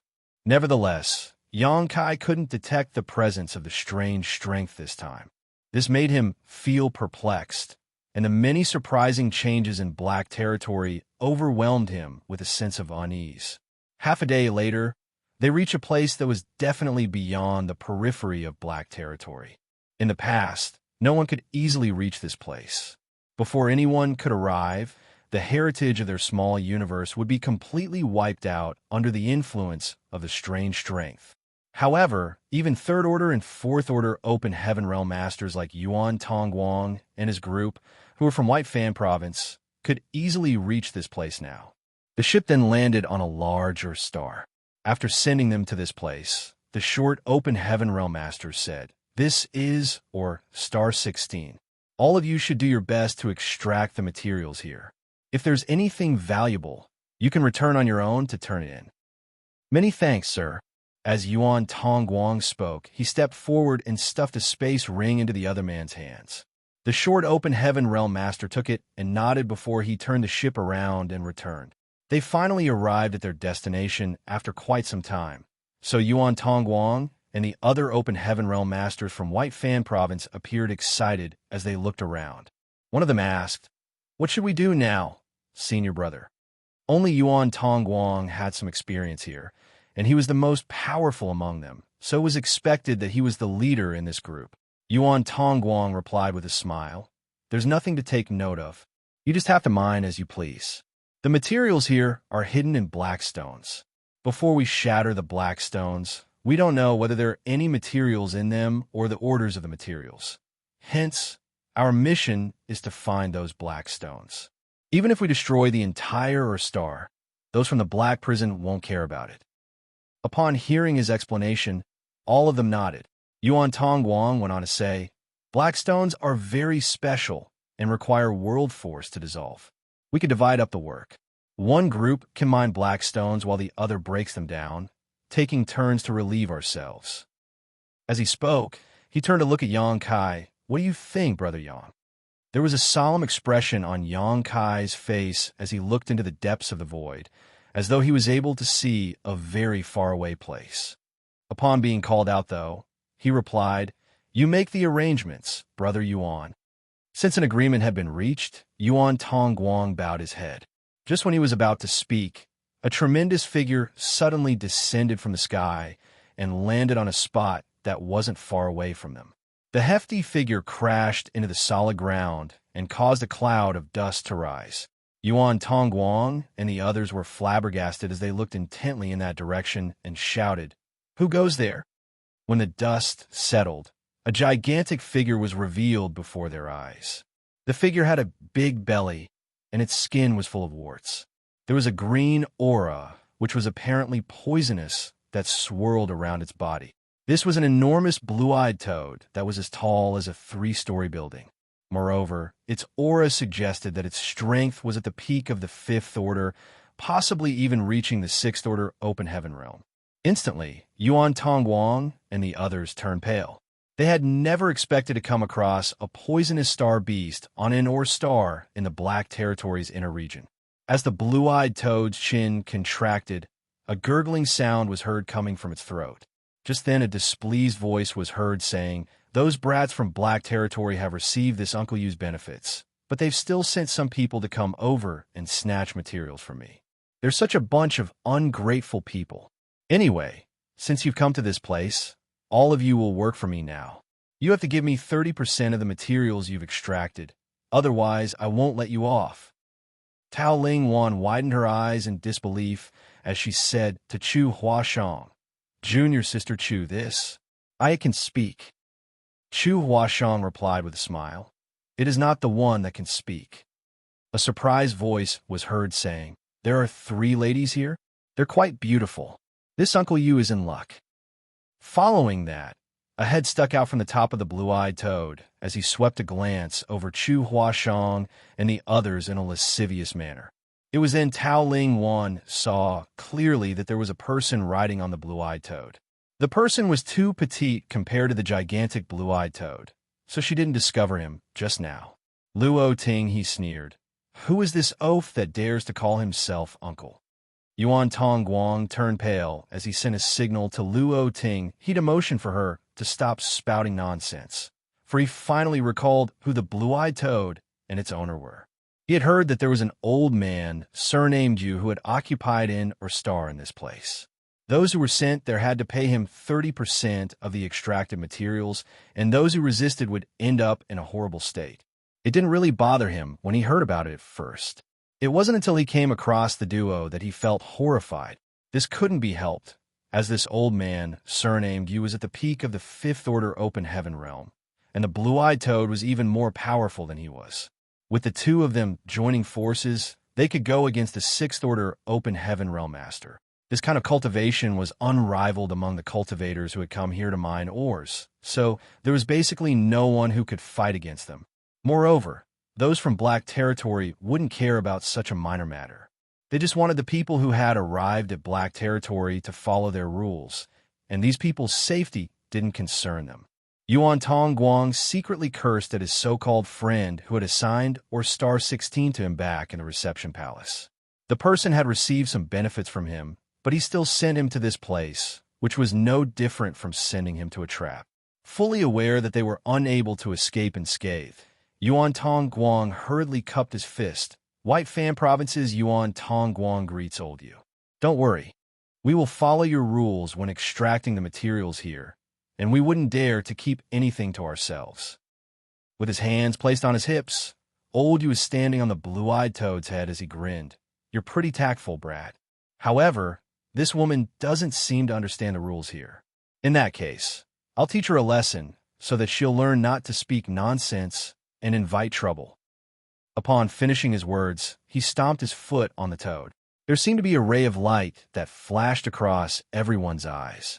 Before Yuan Tongguang and the others could figure out what was going on, they heard a loud slap.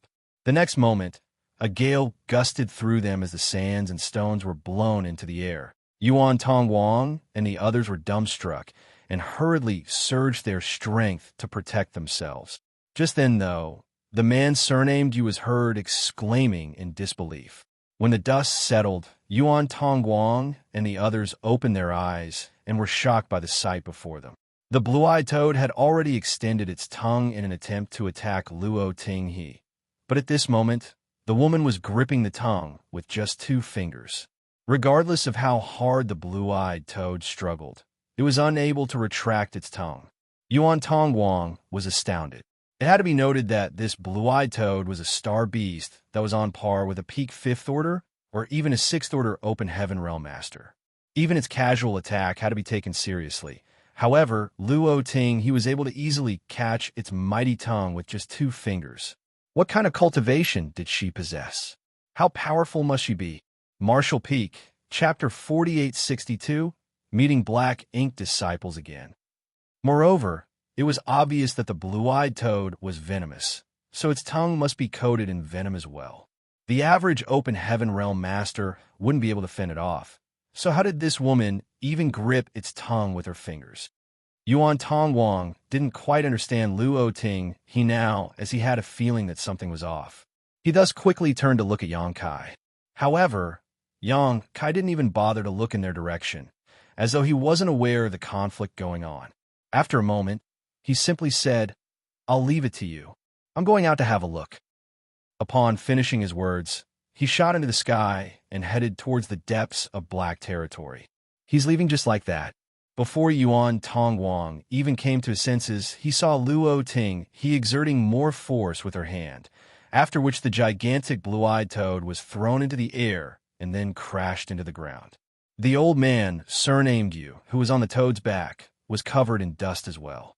Before he could get to his feet, Luo Ting directly stepped on his chest and said smilingly, "You're going to teach me a lesson?" The old man, surnamed Yu, immediately begged for mercy. "Please forgive me, great aunt. I'm sorry for my impudence, and I should be taught a lesson instead. From now on, 30% of all the materials extracted here will go to you. I'm willing to work for you." Yuan Tongguang and the others were dumbfounded. Yang Kai shot towards the depths of black territory. As space principles undulated, he was able to move at an astounding speed. This area was supposed to be filled with a strange strength, and the average open heaven realm master wouldn't be able to come anywhere near here. However, at this moment, his progress was unimpeded, which concerned Yang Kai. He had never figured out what the strange strength truly was. In the past, he planned on thoroughly investigating black territory when he was free one day. Perhaps he could get to the bottom of the strange strength when the time came. He knew that black territory was an expansive place with ample materials, but the reason it was easily occupied by Luan Baifeng, a mere 6th order open heaven realm master, was that this place was filled with that strange strength. Without the strange strength, the stars in black territory would have been targeted by others long ago. Even the cave heavens and paradises would covet such treasures. However, it was because of the strange strength's presence that it was extremely difficult to extract materials in black territory. Most of the time, human lives had to be traded for materials, Therefore, the cave heavens and paradises had never had their eyes on this place before. The strange strength could be said to be the natural barrier of black territory. Nevertheless, the barrier was now gone. On the other hand, Luan Baifeng made a counterintuitive decision by spreading the news to attract a lot of open heaven realm masters to come over and extract materials. There was something off about what was going on. Xianxia passed by a lot of her stars along the way, and it was obvious that many open heaven realm masters were busy extracting materials on those her stars. They used their own secret techniques and were making a lot of noises. Some of the smaller stars were completely shattered as all of the black stones had been found. As he continued moving forward, there came a moment when Xianxia suddenly felt this strange strength engulfing him. He couldn't help but arch his brow as he finally realized that the strange strength that had originally filled black territory was not completely gone. It was just that the area it covered had significantly shrunk. Therefore, the safe area in the periphery had expanded, which allowed others to mine or stars that were previously too dangerous to visit. However, the strange strength was still existent in Black Territory's inner region, and it was extremely dense. On his previous visits to Black Territory, Xianxia used his towering evergreen divine manifestation to protect himself and ward off the strange strength's corrosion. However, even with his wood element power that was condensed from the immortal tree's essence, he was still unable to go very deep into Black Territory. Once his towering evergreen divine manifestation was no longer able to bear it, he couldn't proceed any further. Nonetheless, it was different now. Xianxia had obtained the world spring in the shattered heaven, and with one of the 4 universe pillars in possession, it could ensure that his small universe would always remain intact and impenetrable. Therefore, even though he could feel the strange strength's presence, it didn't have any influence on him. His expression changed upon that realization. Perhaps he could finally find the source of the strange strength. This strength had engulfed a large portion of Black Territory, so there must be a source. In the past, Xianxia had wanted to find the source, but he was incapable of doing so. Now that he had the world spring, he was no longer afraid of the strange strength's corrosion. He was also not worried about the heritage of his small universe leaving his body anymore. Perhaps he could really find the source of the strange strength this time and properly investigate the matter. In this region, there was no one extracting materials on the Or stars, for humans were unable to stay here. Xianxia kept moving further and soon reached an area he hadn't managed to visit on his previous trips. The strange strength kept intensifying. Xianxia reckoned that even in 8th Order open heaven realm masters like Luo Ting, he wouldn't be able to remain here for long. In this place, Xianxia could faintly feel the presence of another kind of strength. However, with the interference from the strange strength, his perception was blurred, so he was unable to identify what that strength was. He continued moving forward, but barely 2 hours later, he found it hard to go any further. What stopped him from going further wasn't the strange strength. With the World Spring's protection, the strange strength in Black Territory wouldn't pose a threat to him. What hindered him were the natural spirit arrays that were seemingly everywhere in Black Territory. Black Territory was dangerous for 2 reasons. First was the presence of the strange strength, and second was the countless natural spirit arrays. The reason Luan Baifeng had such high attainments in the Tao of spirit arrays was that she had been living in Black Territory for a long time. She didn't have an honored master, so she taught herself the Tao of spirit arrays and eventually became an expert in this field. All the natural spirit arrays in Black Territory were her teachers. Xianxia was a complete amateur in the Tao of spirit arrays, and the reason he could even reach this far was that he was able to see through all illusions with the help of his demon eye of annihilation. He had obtained the demon eye of annihilation from Great Demon God, but it was actually a secret technique from Myriad Demons Cave Heaven. The demon eye of annihilation and Black Purgatory were very abstruse eye techniques. Xianxia didn't have a way to cultivate them, as he had only obtained these secret techniques by chance. Although they were already fairly powerful, he couldn't improve them further. Unless he was able to acquire the proper method to cultivate those techniques from Myriad Demons Heaven one day, he would never be able to strengthen them. At this moment, Xianxia could see that it was a land of certain death in front of him through the demon eye of annihilation. If he really barged into it, he would definitely die. After retracting the demon eye of annihilation, everything he saw became normal. However, Xianxia knew that underneath the serene facade of the void hid an intense, murderous intent. He could only make a detour, but he soon encountered a similar situation. The same thing repeated a moment later. A large area in front of him seemed to be covered in spirit arrays, which barred anyone from intruding. The area that was surrounded by the spirit arrays was likely the center of black territory. Xianxia had a feeling that the source of the strange strength was just inside this place.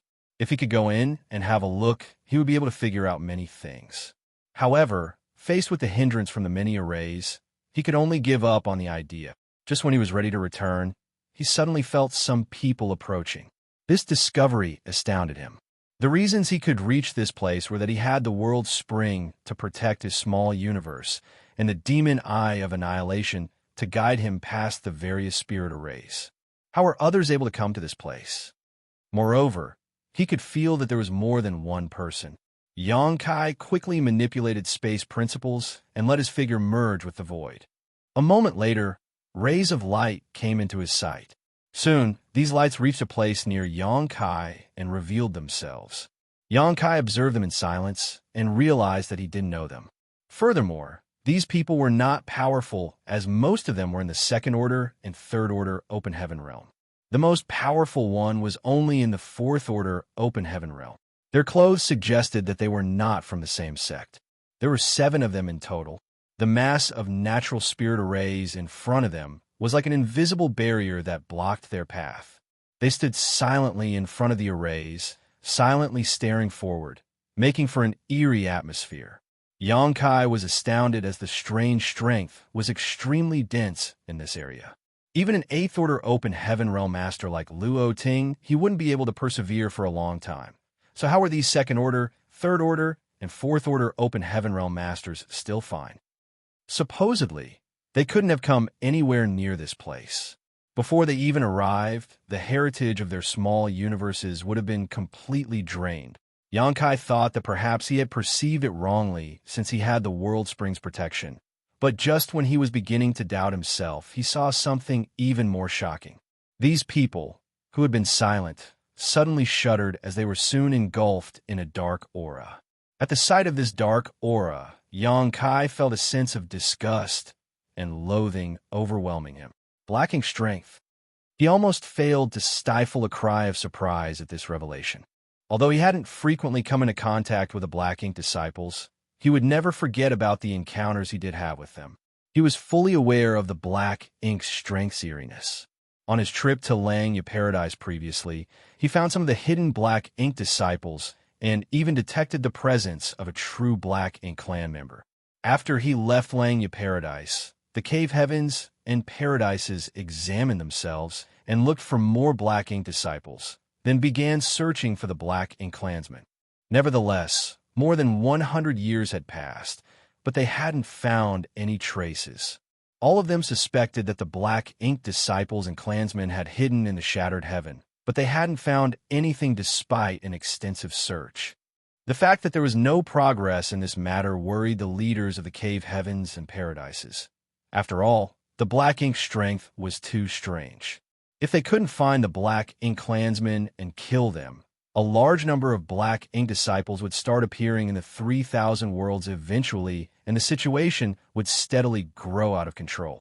Xianxia had never expected to come across Black Ink disciples in Black territory, and so many of them at that.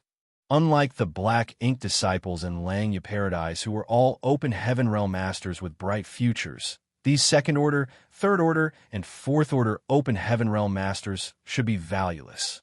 Hence, it was obvious that they were not transformed into Black Ink disciples through the invasion of Black Ink insects. To the Black Ink clan, Black Ink insects were precious items that had to be used sparingly. It would be a waste if the Black Ink insects were used on these open heaven realm masters. The likely explanation was that they had been corrupted by the Black Ink strength directly. Compared to using a Black Ink insect, it was harder to transform someone into a Black Ink disciple through the black ink strength, but that didn't mean it was impossible. Less powerful cultivators were unable to resist the black ink strength and could thus be corrupted given enough time and effort. Martial Peak, Chapter 4863, How Dare You?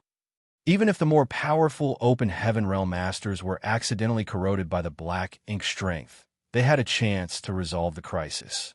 4 high-rank Open Heaven Realm Masters, they could cut off the territory in their small universe that had been invaded, and they would be free.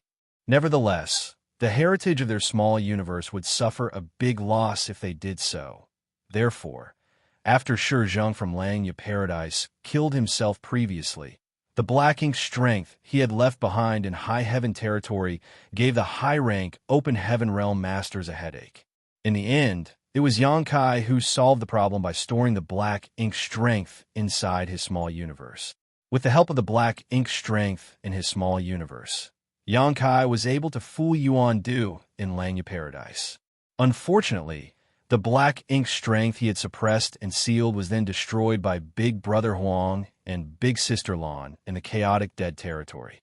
The cave heavens and paradises have been searching for the black ink clansmen and disciples in the shattered heaven for more than 100 years, but to no avail. Presently, Xianxia came across 7 black ink disciples in black territory, which was why he was astonished. As these Open Heaven Realm Masters were engulfed in the dark aura, the whites of their eyes became black, which made them look even eerier. The next instant, they dashed forward without hesitation. After they moved forward a couple hundred meters, the natural spirit arrays hidden in the void activated. Xianxia, who had hidden in the void, was instantly overwhelmed with a sense of crisis as all his skin tightened. These 7 people didn't resist at all and were soon turned into dust by the arrays. Their small universes collapsed, and their world forces dissipated. They were killed in the blink of an eye. The sight stunned Xianxia. He initially thought there was a plot going on as these black ink disciples suddenly appeared in this place. Since they stopped in their tracks in front of the natural spirit arrays just now, it was apparent that they were aware of the danger ahead of them. Despite knowing that they would be killed, though, they still resolutely charged forward. Xianxia couldn't figure out what was going on. Why did these black ink disciples proactively try to get themselves killed? A sense of unease engulfed him. The fact that there were black ink disciples in black territory was a major issue for the 3,000 worlds, so he had to quickly inform the cave heavens and paradises about it.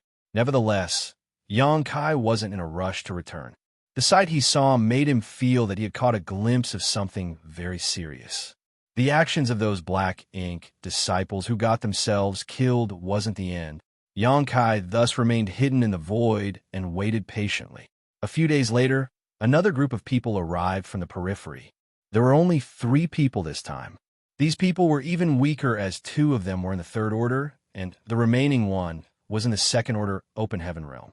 However, the same thing happened again, just like Xianxia had seen a few days ago. These black ink disciple resolutely charged into the natural spirit arrays and killed themselves. Xianxia had never seen these black ink disciples before, so he reckoned that they were not Luan by Feng's subordinates. Instead, they should be outsiders who were attracted to the materials in black territory. He decided to stop his observation here, as he had figured out many things after witnessing 2 batches of black ink disciples killing themselves. Now he needed to verify his theories. Xianxia supposed it was time he looked for Luan by phone.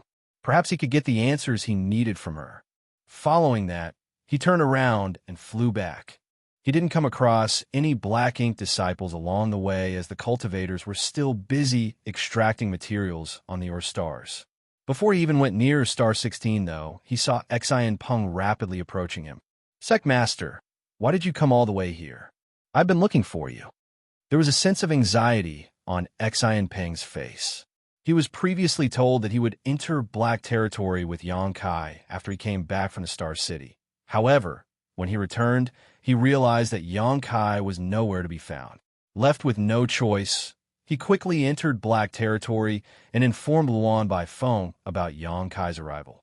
After giving a thought, Luan by phone told her subordinates to go through the list of the people who had arrived in black territory to mine materials in the past few days. The record suggested that Xianxia had headed to or star 16. However, when she arrived at her star 16 with her subordinates, she only saw Luo Ting, he, and the others. Xianxia was nowhere to be seen.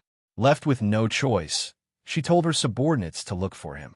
Xian Peng was lucky enough to come across Xianxia, who was on his way back.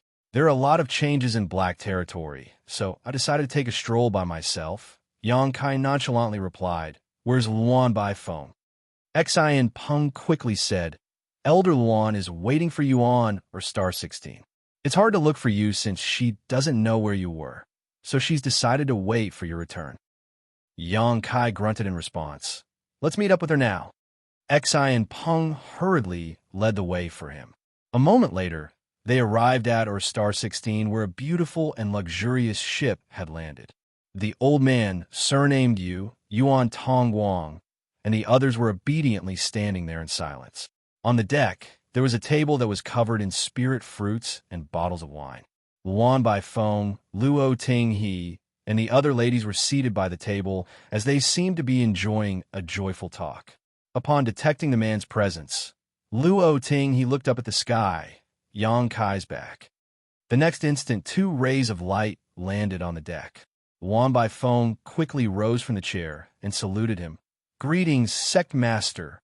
Upon hearing that, Yuan Tongguang, who was kneeling on the ground, widened his mouth in disbelief. When he saw that Luo Ting, he easily defeated the old man, surnamed Yu. He instantly knew that she was a senior expert. Then, Luan Baifeng's arrival confirmed his speculation that Xianxia's group was from a powerful background. Despite his speculation, he wasn't certain about Xianxia's identity. It wasn't until this moment that he realized the young man he chanced upon on the way to Black Territory was the famous Voidlands Lord. At that moment, he was overwhelmed with conflicting feelings. Xianxia looked dispassionately at Luan Baifeng without saying a word. The silent pressure caused Xian Peng to tremble as he couldn't help but gulp. To the side, Luo Ting he fiddled with her glass and then took a sip of the wine. Despite the faint smile on her face, her 8th order open heaven realm pressure slowly began leaking out. A horrified Xian Peng directly fell to his knees on the deck. "How dare you, Luan Baifeng?" Xianxia finally let out a snort. Without lifting her head, Luan Baifeng replied in a humble manner, "Forgive me, but I don't know what mistake I've made. Please enlighten me, Sect Master." "Do you even need me to tell you what you've done?" Xianxia's piercing gaze seemed able to cut across her face. Luan Baifeng fell on one knee. "If I've really made a mistake, I'm willing to receive the punishment without any complaints. However, please point out what I've done, Sect Master." Xianxia scoffed. "Who allowed you to let outsiders come in and extract materials here?" "It was my decision," Luan Baifeng replied in a grim voice. "I want the reason." Luan Baifeng said, "A few months ago, I detected some changes in Black Territory. You've been to the depths of Black Territory, so you must be aware that the area that is covered in the strange strength has significantly shrunk. The originally dangerous places have become safe, and we can now visit or stars that couldn't be reached in the past. This is good news for Black Territory, as well as Voidland and High Heaven Palace. The materials in the ore stars are abundant, but I didn't have enough subordinates to extract them efficiently, so I decided to spread the news to attract more people to come over and help with the mining. Certainly, we have to give them some rewards for their work, so I set up some rules. Those who follow the rules will get some benefits from Black Territory." Xianxia said coldly, "There are more than 10,000 open heaven realm masters in Voidland and High Heaven Palace now. If you wanted to mine the ore stars, you could have just informed head manager or second manager about it, and they would have made the arrangements. Why even rely on outsiders' help and waste precious resources?" Upon realizing the reason behind his fury, Luan Baifeng replied, "Sect Master, if that's what you're angry about, please allow me to explain myself." "Go on." "There are indeed a lot of open heaven realm masters in Voidland and High Heaven Palace now, but most of them are needed to explore the new great territory, while the rest are required to maintain the order in the 2-star cities. Moreover, the cultivators who have just ascended to the open heaven realm need time to solidify their cultivations, so it's not appropriate for them to take on any tasks for the time being. Therefore, Voidland and High Heaven Palace probably can't send a lot of people to this place. Furthermore, there's something off about the changes in Black Territory. Before I find out the truth, I wouldn't dare to let my fellow disciples take such a risk. I'm saying if, I'd really gotten them to come over, I was worried that the strange strength in Black Territory would suddenly experience a resurgence.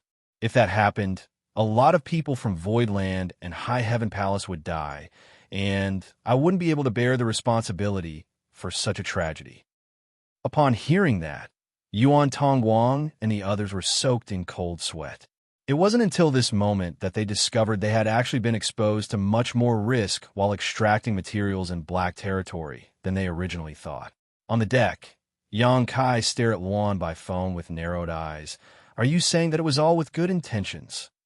Luan by phone replied solemnly, "Sect Master, since I became your subordinate, I've always taken you and the sect into consideration whenever I act. I would never dare to betray you." Yang Kai fell silent while Luan by phone remained kneeling on one knee.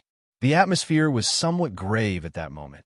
The apprehensive Tao Ling, one, darted her gaze around, as it was the first time she saw Yang Kai looking so grim. She was extremely worried that he would start a fight at any moment.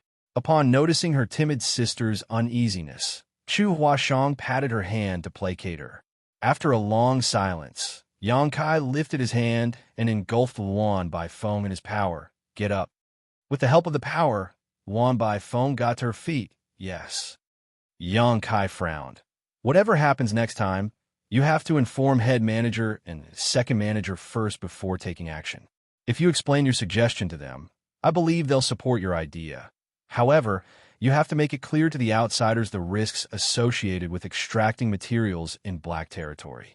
It is not appropriate to simply attract them with benefits without telling them the potential danger." Luan by phone obediently hung her head low. "I'm sorry for not taking that into consideration. I'll make the arrangement after this. By then, they can decide for themselves whether they want to leave or stay." Yang Kai nodded. "That's for the best. Since time immemorial, people have always been willing to take great risks to seek wealth. As long as you make it clear to them the risks hidden in Black Territory, whatever happens after will be their responsibility." Luan by phone nodded again. To the side, Luo Ting, he said with a smile, "I told you that Yang Kai would only be scaring you instead of really punishing you, but you didn't believe me." Luan by phone put on a faint smile. "Many thanks, Senior. Have a seat and tell me when the changes in Black Territory started taking place." After Luan by phone was seated, she began, "I'm not sure exactly when the changes in Black Territory started, but it didn't happen all at once. After some investigation, though, I speculate that the changes started taking place after you left Black Territory previously, but we were not aware of it until recently." Marshall Peak, Chapter 4864, Interesting Thing. On his previous visit to Black Territory, Yang Kai personally refined an incredible artifact called the Void Yin-Yang Mirrors. With this hallowed treasure, he was able to move some 30-plus or stars from the inner region to the periphery so that Luan by Feng's subordinates could easily extract the materials inside them. 300 years had passed since that time. The changes in Black Territory started taking place after he left. Just like Luan by Feng had said, they were not aware of the changes going on in Black Territory because the cultivators here have been focused on mining the ore stars that have been moved to the periphery. It took them about 100 to fully mine out those 30 or so stars. Luan by Feng then headed to the star boundary to look for Yang Kai, as she wanted him to visit Black Territory again and use the Void Yin-Yang Mirrors to move more ore stars out. Unfortunately, Yang Kai was being pursued by bright sun divine monarchs in the shattered heaven at that time. Then he arrived at the ancestral land, and there had not been any news about him since then. Since Yang Kai was nowhere to be found, Luan by Feng's subordinates had nothing else to do. She was not a kind-hearted person, so she ordered her subordinates to go further into Black Territory to begin mining ore stars. She would never allow them to stay idle. Although their slaves and captives were displeased, they could only obey her order. It wasn't until they began venturing into the inner region that the changes in Black Territory became known to Luan by phone. The originally dangerous places had become safe, and the area initially engulfed in the strange strength was now unimpeded. When they were staying there, the heritage of their small universes wouldn't leave their bodies. This discovery astounded Luan by phone, while they were slaves and captives were ecstatic. After all, no one was willing to work in a dangerous place. It was good news to them that Black Territory had become safe. Initially, the safe area in Black Territory wasn't so big, but it became increasingly wider as time passed. More stars were free from the strange strength's influence, and I didn't have enough people to extract the materials, so I came up with a solution. You spread the news and attracted outsiders to come over by promising to give them some benefits. Luan by phone nodded. Yes. Even though we'll suffer some losses, it wouldn't matter to pay a small price as long as we could have control over the valuable materials. That's what I thought, at least. If you think this is a bad idea, I'll chase all of them out now. Xianxia shook his head. Since the news has been spread, others will have a bad impression of us if we go back on our word now. Moreover, you have a point. As long as we can keep the valuable materials, it's fine to pay a small price. The rules you've set are sufficient. Luan by phone hung her head low. Many thanks, Sect Master. You may continue handling the affairs in Black Territory. However, if you come across something like this again, you must not make any rash decisions. If you can't find me, you can consult head manager and second manager. Yes, Luan by phone replied respectfully. Then, she parted her lips as though she was trying to say something. Xianxia shot her a glance. Speak. Luan by phone said, Sect Master, an interesting thing was found on one of your stars some time ago. What is it? Xianxia asked with an arched brow. Luan by phone looked around and replied hesitantly, This thing is a little strange, so it cannot be shown to everyone. I'm not sure how to describe it, but you'll know what it is at first glance. Please come with me. After giving it a thought, Xianxia said, Very well. This way, please. Luan by phone extended her hand. Xianxia rose from the chair and followed her into the cabin. Soon, they entered a room, after which Luan by phone performed different hand seals and activated the barrier in the room to bar anyone from entering.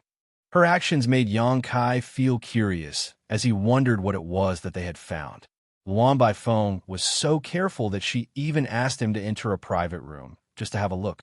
Just as his curiosity was piqued, Luan by phone suddenly fished out a wooden box from her space ring and held it out to him with both hands. Sect Master, it's this thing.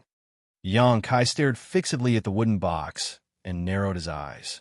That was because he found the wooden box familiar. A couple hundred years ago, someone had fished out a very similar wooden box and presented it to him as a hallowed treasure. In the end, it turned out to be a plot. All these years later, the same thing happened again right before his eyes. Xianxia couldn't help feeling forlorn. Even though there were a lot of open heaven realm masters in Voidland and High Heaven Palace, there were only a small number of Sixth Order masters. Despite the fact that he had subdued Luan by phone using the loyalty list, she was of great help to him. Not to mention that she was extremely talented in the Tao of Spirit Arrays. In fact, Xianxia regarded her highly and had decided to help her ascend to the Seventh Order Open Heaven Realm when the time came. Now, it seemed that there would be no need for that. He suddenly realized why the names of Luan by phone and Xianpeng had disappeared from the loyalty list. Initially, he thought that they had passed away, but it turned out that they were still alive and kicking. Nevertheless, they were no longer the Luan by phone and Xianpeng that he knew. They had turned into entirely different people, so they were no longer loyal to Xianxia. Instead, they were loyal to someone else. That was the reason their names had disappeared from the loyalty list. After taking the wooden box, Xianxia didn't immediately open it. Instead, he said, Elder Luan, we haven't met in years, and it seems that you're being overly polite to me now. With her head hung low, Luan by phone replied, You've become more powerful now, and I wouldn't dare to be impudent in front of you. Xianxia nodded. Do you know what's inside this wooden box? Luan by phone replied, It's a very interesting thing, but I don't know how to deal with it. You'll have to make a decision, Sect Master. Good, Xianxia said. then opened the wooden box as a nervous Luan by phone watched him. The next instant, a black light dashed out of the wooden box and came right at Xianxia's face at the speed of lightning. At the same time, Luan by phone took a few steps back to widen her gap with Xianxia, then performed different hand seals as a grand array completely sealed off this room. She was an expert in the Tao of spirit arrays, and she had personally set up the spirit arrays in this room and on this ship. In this area, she could temporarily exert the power of a seventh-order open heaven realm master. It seemed that Xianxia was about to dodge the black light, but under the influence of the spirit array, he froze for a moment. This moment of delay allowed the black light to penetrate his body. While he started shuddering, an elated Luan by phone gazed at him with a faint smile on her face. A stream of black chi billowed from Xianxia's body and engulfed him. He gritted his teeth and roared as his eyes slowly darkened. Just then, Luan by phone parted her lips and started murmuring to him in a charming manner.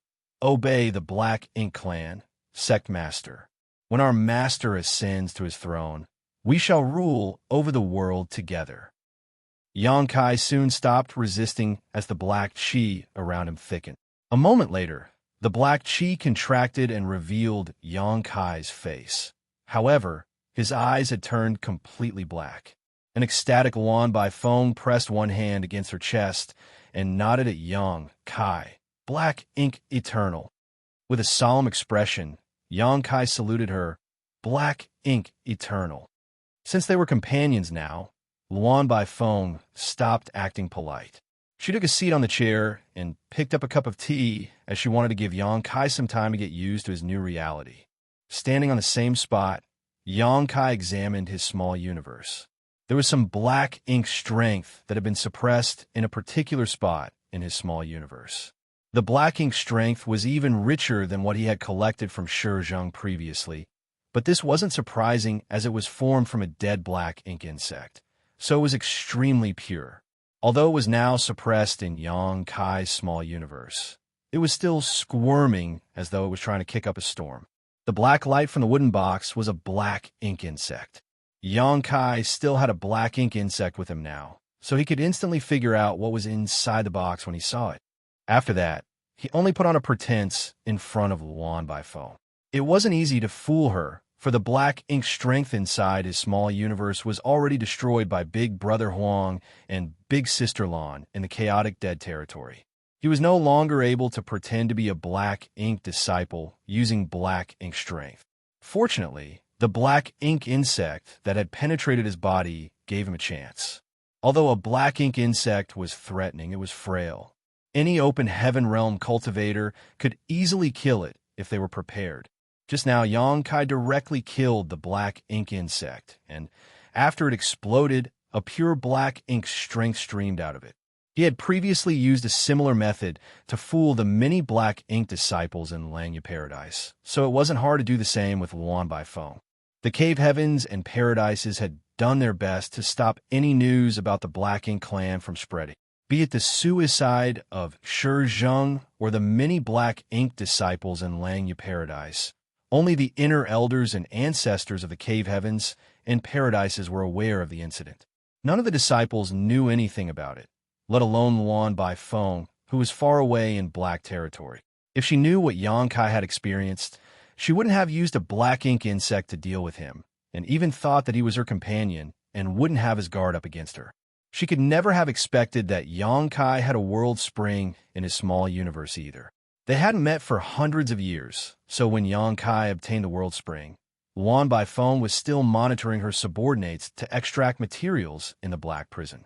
It wasn't until this day that they reunited, and she had no way of knowing Xianxia's current situation. With the world spring's protection, his small universe was impervious to outside influences. Even black ink insects couldn't harm him one bit. Both Luan by phone and Xian Peng were now black ink disciples.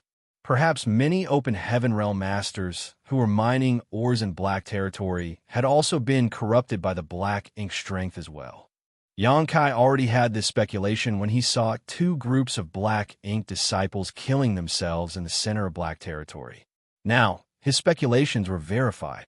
Only in a black ink clansman's hiding place would there be so many black ink disciples. The leaders of the cave heavens and paradises thought that the true black ink clansman was hiding somewhere in the shattered heaven. But no one could have expected that they were really hiding in black territory instead. It was then Xianxia realized what the other kind of strength was besides the strange strength when he arrived at the depths of black territory.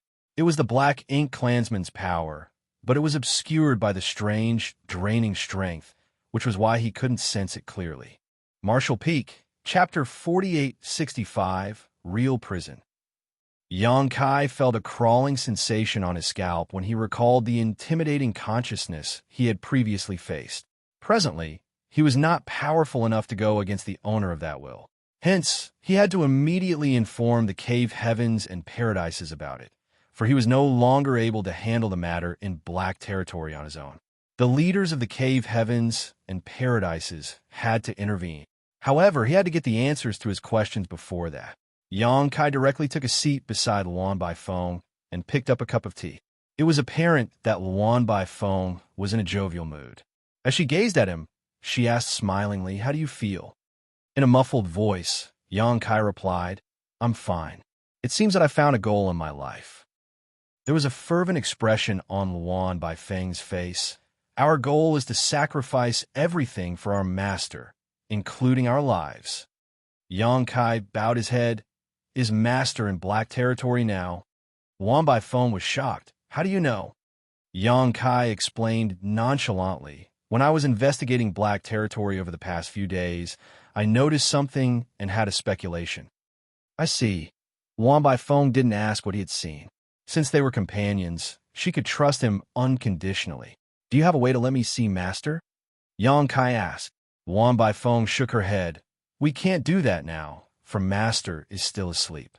The last time he awakened momentarily, he only gave some brief instructions, so I can't bring you to see him. However, our main goal now is to help master break free from his shackles." Xianxia arched his brow. Break free from his shackles? What he had just heard surprised him. He initially thought that the black ink clansman was hiding in the center of black territory that he had visited before. However, judging from Luan Baifeng's words, it seemed that the black ink clansman was actually trapped there instead. Luan Baifeng nodded. "Master has been trapped in the black prison for countless years. Before coming across master, I'd always thought that the black prison was just a name. However, after I met master, I realized that the black prison is a real prison that's specifically used to imprison him." Xianxia narrowed his eyes. "What do you mean?" He recalled the demon sealing land in ancestral land. Although the divine spirits in the ancestral land were aware of the demon sealing land's existence, the current generation of divine spirits had misunderstood the place after a long time had passed. All the divine spirits thought that the thing that was sealed in that place had something to do with demons. It wasn't until the demon sealing land was opened up that they realized it was a black ink sealing land that was used to suppress a black giant spirit god. It surprised Xianxia to learn that the situation in the black prison was similar. This was a real prison where a powerful black ink clansman was trapped. While in a dazed state, Xianxia recalled that when he visited the black prison for the first time, an idea came into his mind that the black prison could very well be a gigantic cage. But he didn't ponder on the issue at that time. It wasn't until this moment that his speculation was confirmed through Luan Baifeng's words. He couldn't help but fall into his thoughts for a moment, then ask, "Are the countless natural spirit arrays and or stars in black territory part of the prison?" With a solemn expression, Luan Baifeng nodded. Yes. Those so-called natural spirit arrays were not naturally formed at all. Instead, they were arranged by ancient humans. However, the people who set up the spirit arrays were so skillful in the Tao of spirit arrays that no one realized it. Everyone believed that the spirit arrays were naturally formed. The spirit arrays and or stars form into a super array, and at its center is where Master is imprisoned. There was a horrified expression on Xianxia's face. The entire black territory is one giant super array. Just who could have done this? He increasingly felt that the situation in black territory was similar to that of the ancestral land. There was the black ink sealing land in the ancestral land, while there was the black prison that was used to trap a black ink clansman here. The ancestral land was surrounded by the divine ability Sea, which served as a secondary barrier. Meanwhile, there were innumerable spirit arrays in black territory, which acted as a cage. Perhaps the setups in the ancestral land and the black prison were built by the same group of people. In ancient times, a group of great experts clashed with the Black Ink clan, while the Black Ink giant spirit god was suppressed and sealed in the ancestral land. The true Black Ink clansman was imprisoned in the Black Prison. Luan Bai Feng went on to say, "The incident took place a long time ago, so I don't know the exact time it happened, and the Master didn't tell me about it. Perhaps to Master, it is a kind of humiliation to be trapped for so many years. His power is irresistible. The setup in the Black Prison is to prevent anyone from approaching Master and giving him a chance to escape." The Black Prison was originally filled with a kind of strange strength. With its influence, no one could visit the depths of the Black Prison. In that case, there wouldn't be a risk of anyone getting turned into a Black Ink disciple and working for the Black Ink clan. Fortunately, you visited this place back then. Luan Bai Feng looked excitedly at him. What does it have anything to do with me? Although Yang Kai had a speculation in his heart, he wasn't certain about it. Luan Bai Feng explained with a smile. I didn't lie to you just now. It was the truth. It was because you moved several or stars from the inner region to the periphery that the super array was weakened, which allowed me to have a chance to serve Master. Yang Kai lowered his gaze. Every star in Black territory is part of the super array. Therefore, for every star that is removed or destroyed, the super array will weaken a little. Exactly, Luan Bai Feng nodded.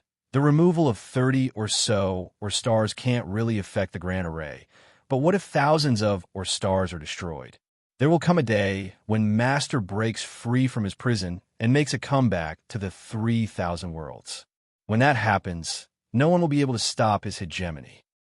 Upon realizing something, Yang Kai said, "That was why you spread the news to attract outsiders to come over and mine the stars." Luan Bai Feng smiled. "I don't have enough subordinates to destroy the stars quickly. Just like you've said, since time immemorial, men die for wealth just as birds die for food. The rules I've established are reasonable, which is why many people are willing to come here and help." Yang Kai praised her by saying, "That's indeed a great idea." "You think so too?" Luan Bai Feng appeared eager as she looked at him. "With you around, we'll be even more efficient. I need you to tell the people from High Heaven Palace and Voidland to come over." "I can make the arrangements," Yang Kai directly agreed. "After Master breaks free, you will be rewarded," Luan Bai Feng said with envy. "This is what I should do. It is every Black Ink disciple's dream to die for Master." Yang Kai appeared solemn as he secretly let out a sigh of relief. Judging from what she had said, it would take quite some time for the Black Ink clansman to really break free from his prison. In other words, he still had time to stop this. Upon recalling something, Yang Kai said, "When I investigated Black territory some time ago, I managed to reach the center. However, I couldn't go any further as that area was covered with arrays. I suppose that's where Master is trapped." Luan Bai Feng nodded. "Yes, I've been there as well. But given my current mastery of the Tao of Spirit Arrays, I couldn't find any loopholes to exploit, let alone a way to break them. It will only bring danger to the Master if I make any rash moves. I also saw some people getting themselves killed by crashing into the arrays." "I know who you're talking about." Luan Bai Feng let out a sigh. "There are companions as well. However, Master is frail now from his long imprisonment, so he needs nourishment to restore his strength." Yang Kai frowned. "Nourishment? The world forces that leak from their bodies after their death are the best food for Master." Upon learning that those in the Black Ink clan lived on world force, Yang Kai felt his heart sinking. Since that place is engulfed in the Grand Array's power, how did they arrive there safely? Although the Super Array's power had been weakened after many stars were destroyed, the strange strength was still present around the center. Before Third Order and Fourth Order Open Heaven Realm Masters even arrived at that place, the heritage of their small universes would have been wiped out. Luan Bai Feng replied with a smile. That's because they had the protection of Master's power. Otherwise, they couldn't have reached that place given their strength. It was then Yang Kai realized that the black ink strength could even resist the Grand Array's power. Is there anything else you want to know? You can ask me anything. I'll tell you whatever I know. Luan Baifeng showed complete trust in him. How were the cultivators turned into our companions? I can see there are many of them. Luan Baifeng put on a smile. There are indeed a lot of them. I suppose we have about 1,000 companions now. However, that's just the beginning, as we'll have even more soon. As for how they were transformed, well, I was the one who personally turned the cultivators into our companions initially. Those second order, third order, and fourth order open heaven realm masters are unable to resist the black ink strength, so I can easily subdue them. Now, you're able to transform others into our companions as well. Companions who have been transformed by black ink insects are able to do that. However, those who are not transformed by black ink insects can't. What happened next? Yang Kai asked. Regardless of how energetic Luan Baifeng was, it was unrealistic for her to turn 1,000 people into black ink disciples on her own. I had more companions to help out after that. They have their own fellow brothers and friends. I've also received some black ink essence from Master. It has slowly developed into such a scale, and it'll only grow bigger in the future. Black ink essence. Yang Kai arched his brow as it was the first time he heard about such a term, which was why he was concerned. Luan Baifeng explained, "You were transformed by a black ink insect that was gifted directly from Master, but he doesn't have a lot of black ink insects. They're usually used to transform open heaven realm masters that are above the fifth order. As for black ink essence, you can take it as something inferior to black ink insects. Although black ink strength has some corrosive power, it can't fully turn a cultivator into our companion. Black ink essence is different, for it can fully turn open heaven realm masters that are below the fifth order into companions who would be loyal to Master." Yang Kai nodded. Black ink insects, black ink essence, black ink strength. In that case, what's inside my body is supposed to be black ink essence, am I right?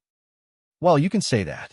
So, you can also transform open heaven realm masters that are below the fifth order. Those who are transformed by you can't turn others into our companions. The black ink strength in their body is threatening to the enemies but can't turn them into our companions. I see. Yang Kai bowed his head, then asked for a vital piece of information. Do you have other black ink insects with you? Marshall Peak, Chapter 4866, Playing Tricks. I only have a few of them. These things are precious, so even Master can't give me many. It requires quite a bit of his remaining strength to condense a black ink insect, Luan Baifeng replied. This was similar to what Yuan Du had said. Black ink insects were very precious to the Black Ink clan. However, it wasn't until this moment that Yang Kai found that the Black Ink clan had to use its own strength to condense black ink insects. The Black Ink clansmen in Black Territory had become frail from a long imprisonment, so they had to preserve their own power. It was impossible for them to condense many of black ink insects. Upon realizing his intention, Luan Baifeng asked, "What are you trying to do?" "I brought some companions with me," Yang Kai replied. "Maybe we can turn them into our comrades." Luan Baifeng rejected the idea. "We'd better not make any rash moves. We could have given it a try if the Sixth Order Open Heaven Realm Masters were the only ones here. However, you've brought an Eighth Order Open Heaven Realm Master with you this time. It is unlikely for a black ink insect to turn an Eighth Order Open Heaven Realm Master into one of us. Master will have to personally make a move to have any chance of success. If others are alerted, Master will be in danger. Both of us can't bear the responsibility for that." After giving it a thought, Yang Kai nodded. "I shouldn't have tried to act impulsively." Luan Baifeng said with a smile, "It's fine. You're just trying to help Master achieve his goal." She had turned Yang Kai into a companion and told him everything. So she decided to end the conversation.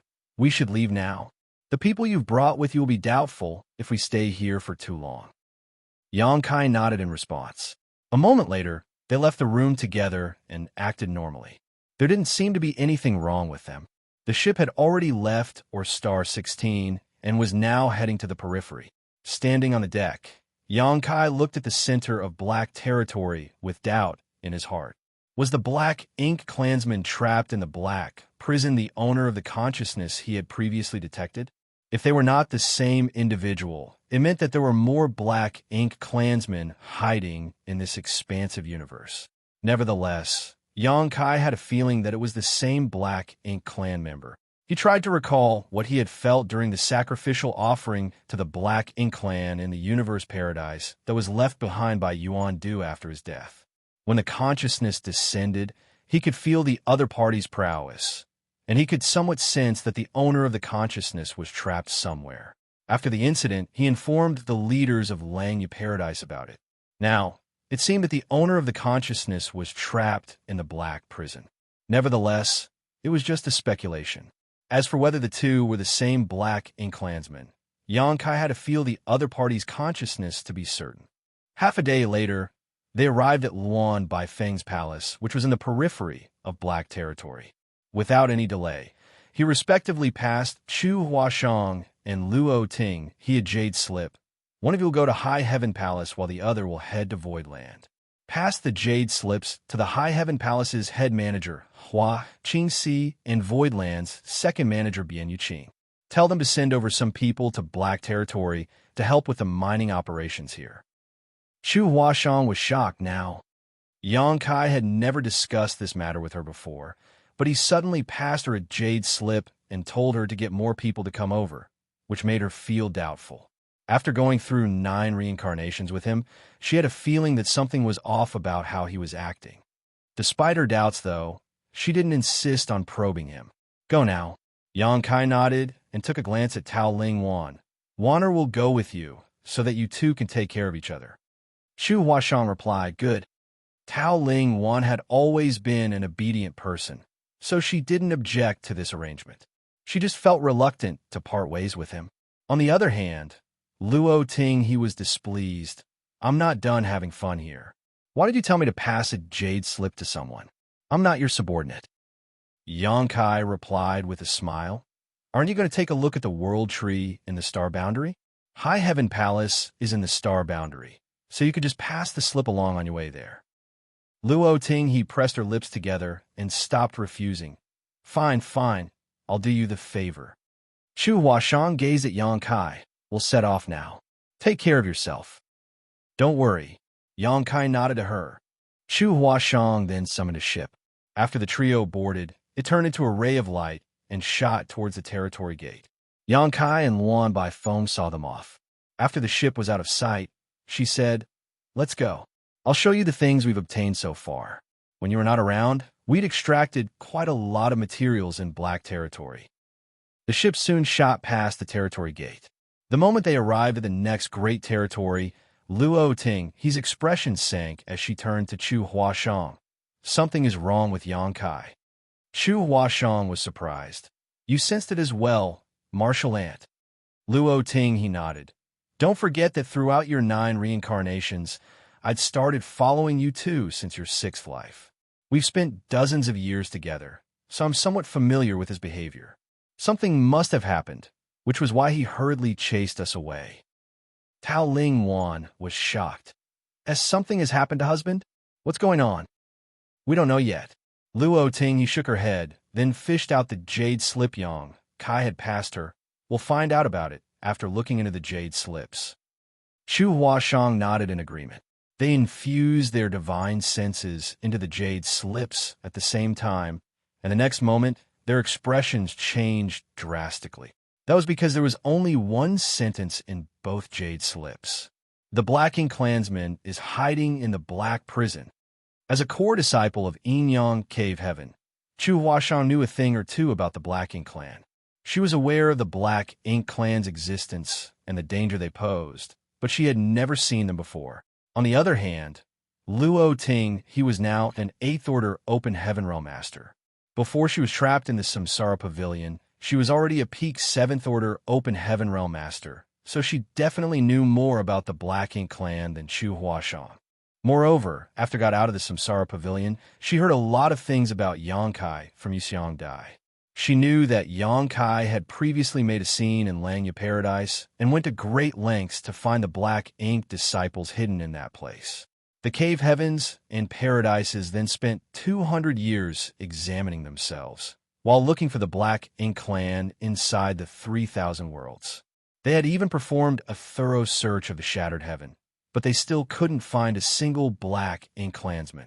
No one could have expected that the black ink clansman was hiding in the black prison. The two ladies instantly realized the severity of the matter. Anything that was related to the black ink clan was no small issue. The fact that Luan Baifeng and Xian Peng were still alive, even though their names had disappeared from the loyalty list, might have something to do with this incident. Martial Aunt Chu Huashang lifted her head and looked inquisitively at Luo Tinghe. After giving it a thought, Luo Tinghe made a decision and said, "Head to the star boundary. The cave heavens and paradises have all set up Dao temples there, so you only need to inform them about this, and they will handle the rest. You must not accidentally leak this news to anyone." Chu Huashang nodded, understood. "What about you, Martial Aunt?" Luo Tinghe replied, "I will head to the nearest cave heavens and paradises and tell those old farts to come over." After Chu Huashang arrived at the star boundary and spread the news, it would then take the envoys of the cave heavens and paradises quite some time to get into contact with their respective sects, then even more time for those sects to mobilize. Yangkai was in danger since he was in the black prison alone. Certainly, Luo Ting, he had to bring reinforcements to black territory as soon as possible. That was already the best arrangement, so Chu Huashang quickly replied, "Good." Luo Ting, he said, "Both of you must be careful. I'll be going now." Upon finishing her words, she shot off the ship and flew towards the nearest paradise. Fully aware of the severity of the matter, Chu Huashang wouldn't dare to waste any time. She and Tao Ling Wan fully activated their powers to drive the ship forward so that they could arrive at the star boundary as soon as possible and tell the envoys there about what was going on in Black Territory. The amount of materials that had been accumulated over the past few hundreds of years in Black Territory was staggering. Before Yangkai left previously, he had moved more than 30 ore stars from the inner region to the periphery. After these ore stars were fully mined out, the super array that had engulfed the entire Black Territory had weakened, which caused the area that was covered with the strange strength to shrink. After that, more stars were exposed to be within the safe area, and as more of them were destroyed, the super array's power continued to decrease. It was a vicious cycle.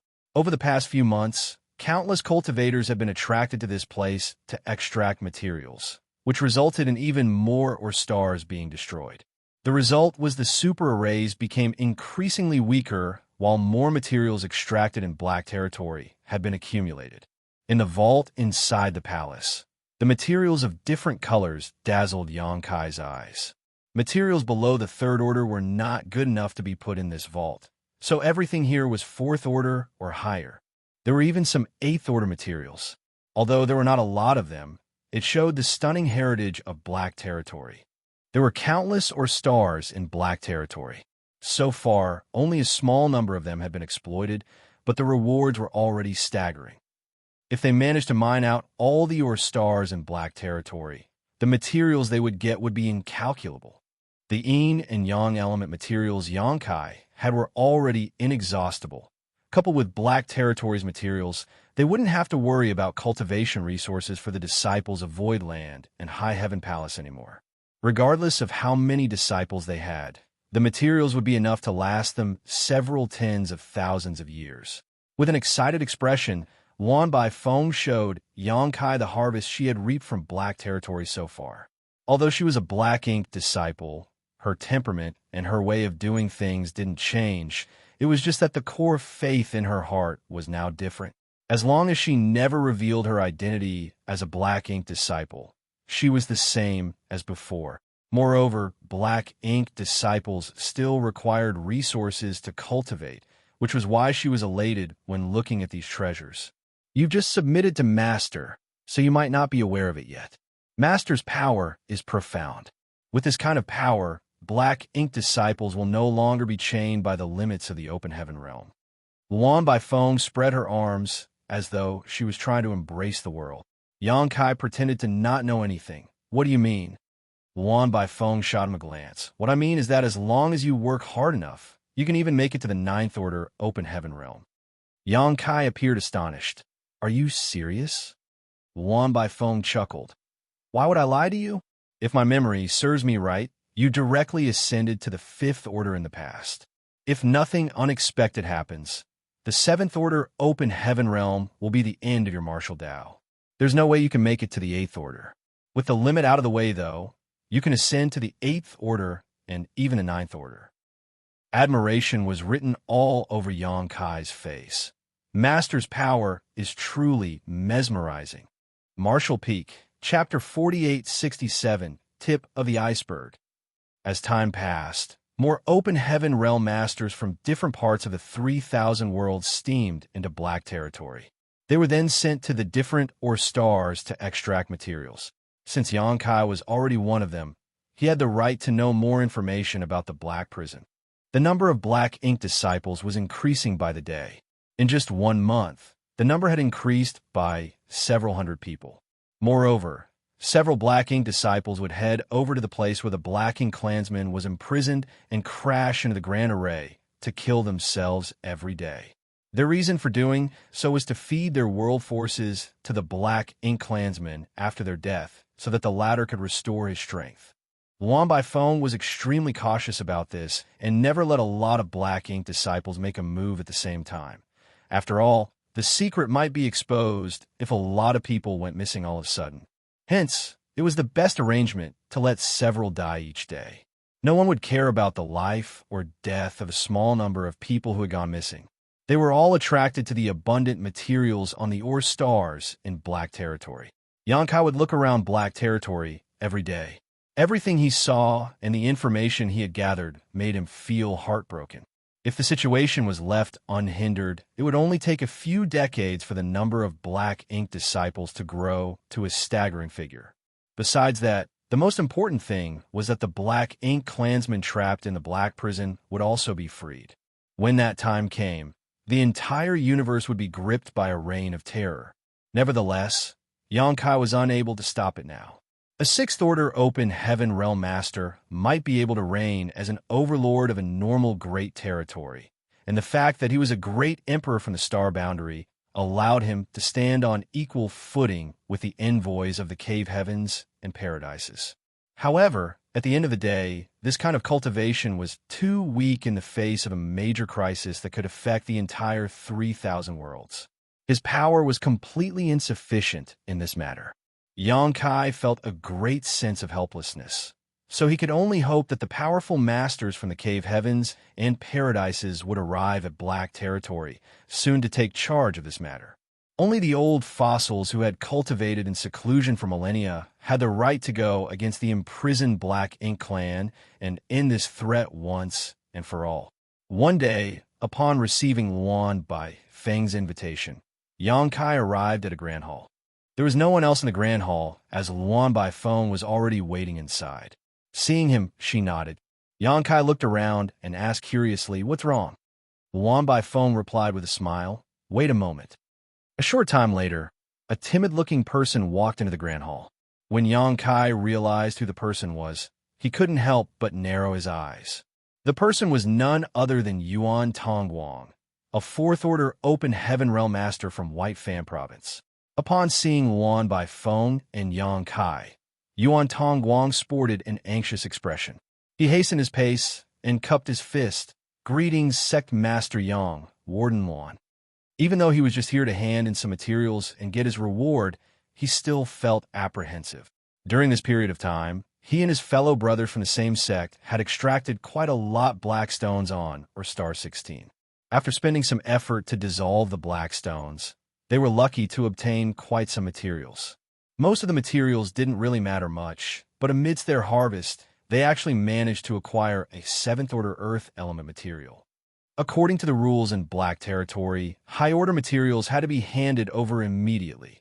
Therefore, Yuan Tongguang quickly returned from Star 16 and informed Luan Baifeng's subordinate about it. The person directly brought him to the Grand Hall. Yuan Tongguang had never expected that Luan Baifeng and Yang Kai would be waiting for him there. However, after giving it thought, he realized it was expected that those from Black Territory had to take this seriously. After all, this one material could be traded for 10 million open heaven pills. 10 million open heaven pills was an astronomical figure for a force like White Fan Province. It had to be noted that this amount of money was almost enough to purchase a complete set of fifth-order materials. It would allow them to create a fifth-order open heaven realm master, which would bring White Fan Province to greater heights. When Xianxia first entered the 3,000 worlds, those from Great Moon Province had given him some compensation because of the matter regarding the Golden Crow's carcass. The compensation was only 100,000 open heaven pills, which was the maximum amount of money that those from Great Moon Province could take out at once. Great Moon Province and White Fan Province were similar in terms of their power and financial strength. It could be said that for someone like Yuan Tongguang to possess 100,000 open heaven pills, he would be considered wealthy, not to mention 10 million. That was an unimaginable amount of wealth. This Yuan has obtained a 7th-order earth element material on or star 16. Please inspect it. Without any delay, Yuan Tongguang told them the purpose of his visit and held out the 7th-order earth element material with both hands. You've done a good job. Luan Baifeng extended her hand and sucked the 7th-order earth element material towards herself before stuffing it into her space ring. She didn't even intend to examine it. She then turned to Xianxia and said smilingly, "Weren't you curious about how to transform a cultivator into a companion? You can give it a try now." While Xianxia sported a dispassionate expression, Yuan Tongguang was puzzled. Supposedly, after he presented the 7th-order earth element material, Luan Baifeng would give him his reward. However, instead of seeing any reward, he heard some puzzling words from the woman. He instinctively felt a great sense of unease. Could everything he had heard be false? Was Luan Baifeng going to kill him so that she didn't have to give him the 10 million open heaven pills? However, if she really did that, her reputation would be severely tarnished. In that case, the people who had come to Black Territory to help with mining materials would no longer trust her. Just when he was doubtful, Xianxia suddenly took a step forward and pointed a finger at him. As space principles undulated, Yuan Tongguang was instantly bound in place. He was only a 4th-order open heaven realm master, so how was he supposed to defend himself against Xianxia? Since the binding secret technique had activated, there was no escaping now. Sect Master Yang? Yuan Tongguang's expression changed drastically as he was now certain that he was doomed. However, he didn't understand the reason behind it. As Xianxia was facing away from Luan Baifeng, he looked apologetically at the other man. He had indeed asked Luan Baifeng about how to turn a cultivator into one of their companions, but he was only doing so to gather information. It never crossed his mind that she would make him do it. He wouldn't dare to show the slightest hesitation, for that might cause his secret to be exposed. The powerful cultivators from the cave heavens and paradises hadn't arrived yet, so if he was exposed at this point, he might trigger some unexpected consequences, and he wouldn't be able to bear the responsibility for that. As he stood in front of Yuan Tongguang, he could see the fear and pleading behind the other man's eyes. Just then, Luan Baifeng's voice was heard coming from behind him. "Activate the black ink essence in your small universe. That's Master's power, and no one can resist it."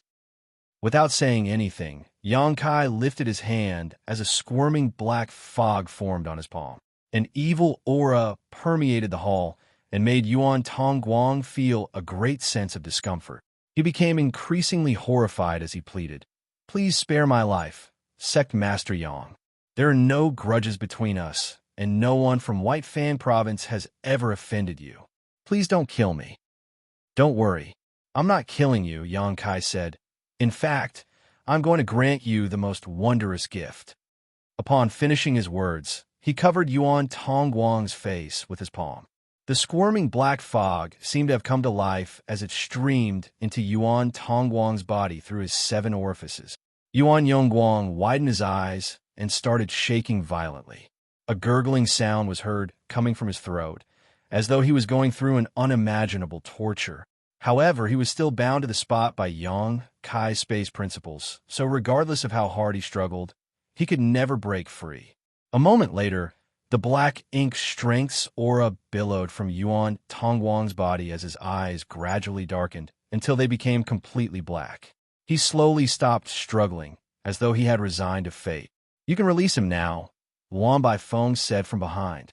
Yang Kai dispelled his binding technique, after which Yuan Tongguang collapsed to the ground.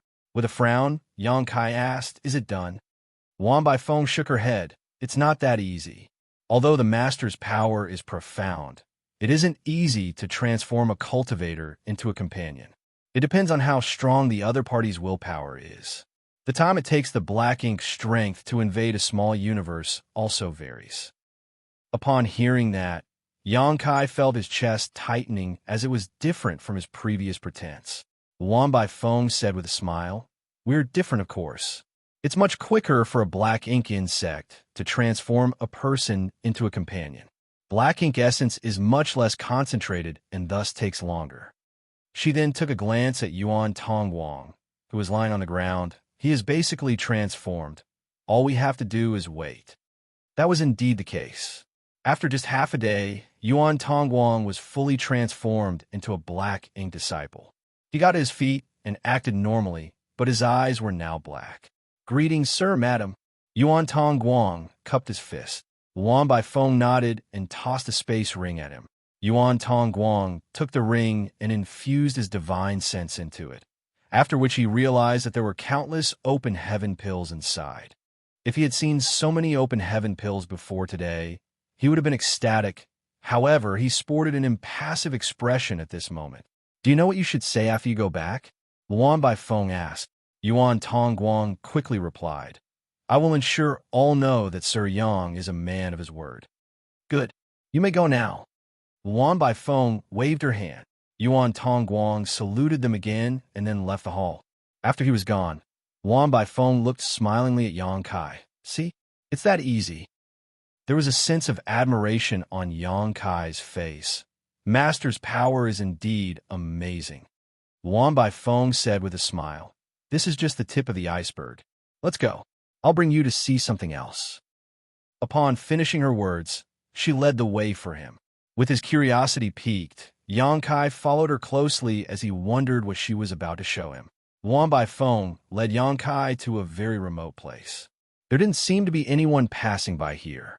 The visitors in Black Territory were aware that this place was filled with inconspicuous but dangerous spirit arrays that were hidden in the void. Therefore, the cultivators who were in Black Territory to mine materials wouldn't dare to wander randomly.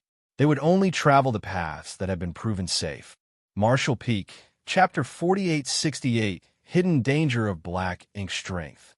No one else dared to come to this particular area in the void that Luan Baifeng had brought Yang Kai to visit. A lot of shattered spirit provinces were scattered around this area.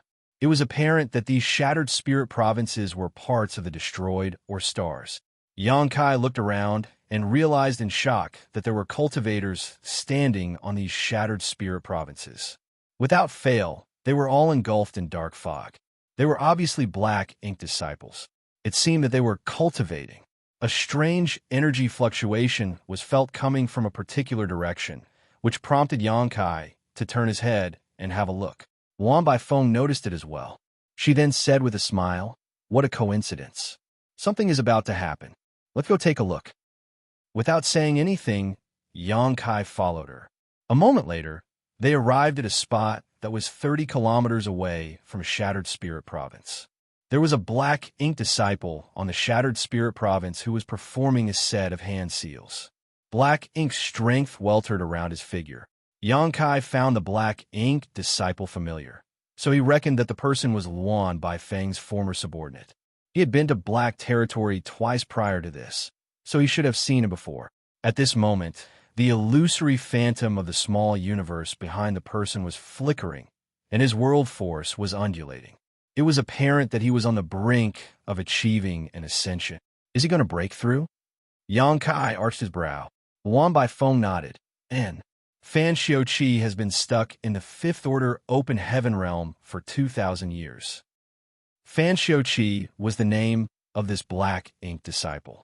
Luan Baifeng was a Sixth Order Open Heaven Realm master, so her subordinates were all below the Sixth Order. She especially regarded Fifth Order Open Heaven Realm Masters highly. Fan Xiaoqi was one of them, and he had been her subordinate for 1,000 years. He was a ruthless man who was originally from a small sect. Since he was displeased with the sect master for distributing materials unfairly, he decided to kill him and fled from the sect. As he had nowhere else to go, he eventually arrived at Black Territory and became Luan by Feng's subordinate. He had been stuck in the Fifth Order Open Heaven realm for the past 2,000 years, so it was obvious that his aptitude was ordinary. Yang Kai had a speculation about what Luan Bai Feng wanted him to see. Fan Xiaoqi only managed to break through to the Third Order initially. Luan Bai Feng looked in that direction with a fervent expression. There were countless Third Order Open Heaven Realm Masters in the 3,000 worlds, making it the starting point for most Open Heaven Realm Masters. The limits of their own aptitudes, the difficulty of acquiring materials, and their finances made it impossible for most cultivators to have a better choice when ascending to the Open Heaven Realm. Moreover, even ascending to the Third Order Open Heaven Realm was a dream that a lot of people could never achieve in their lifetimes. Fan Xiaoqi was just one of those many people. Although he was ordinary, he was the epitome of those who could never achieve anything great in life. If one directly ascended to the Third Order Open Heaven Realm, the end of their martial Tao would be the Fifth Order.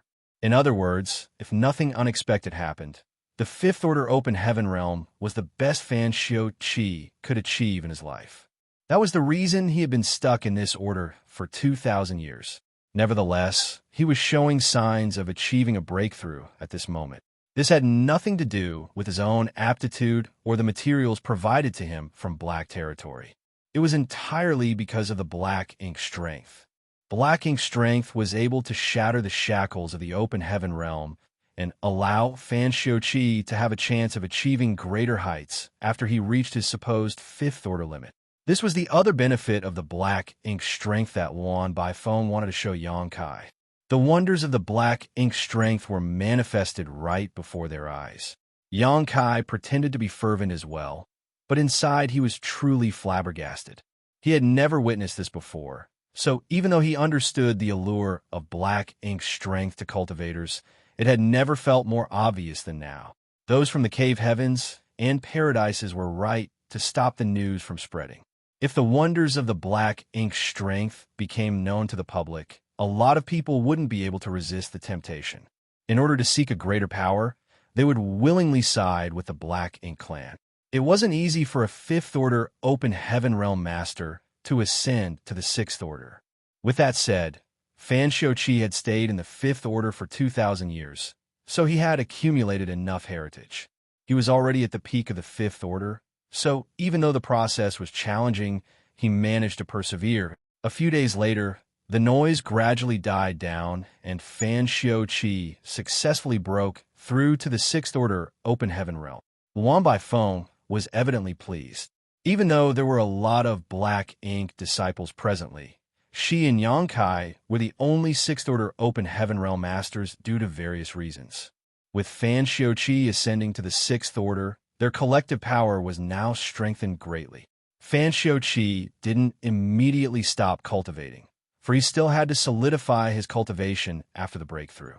However, upon realizing that Luan Bai Feng and Yang Kai were observing him, he opened his eyes and nodded at them.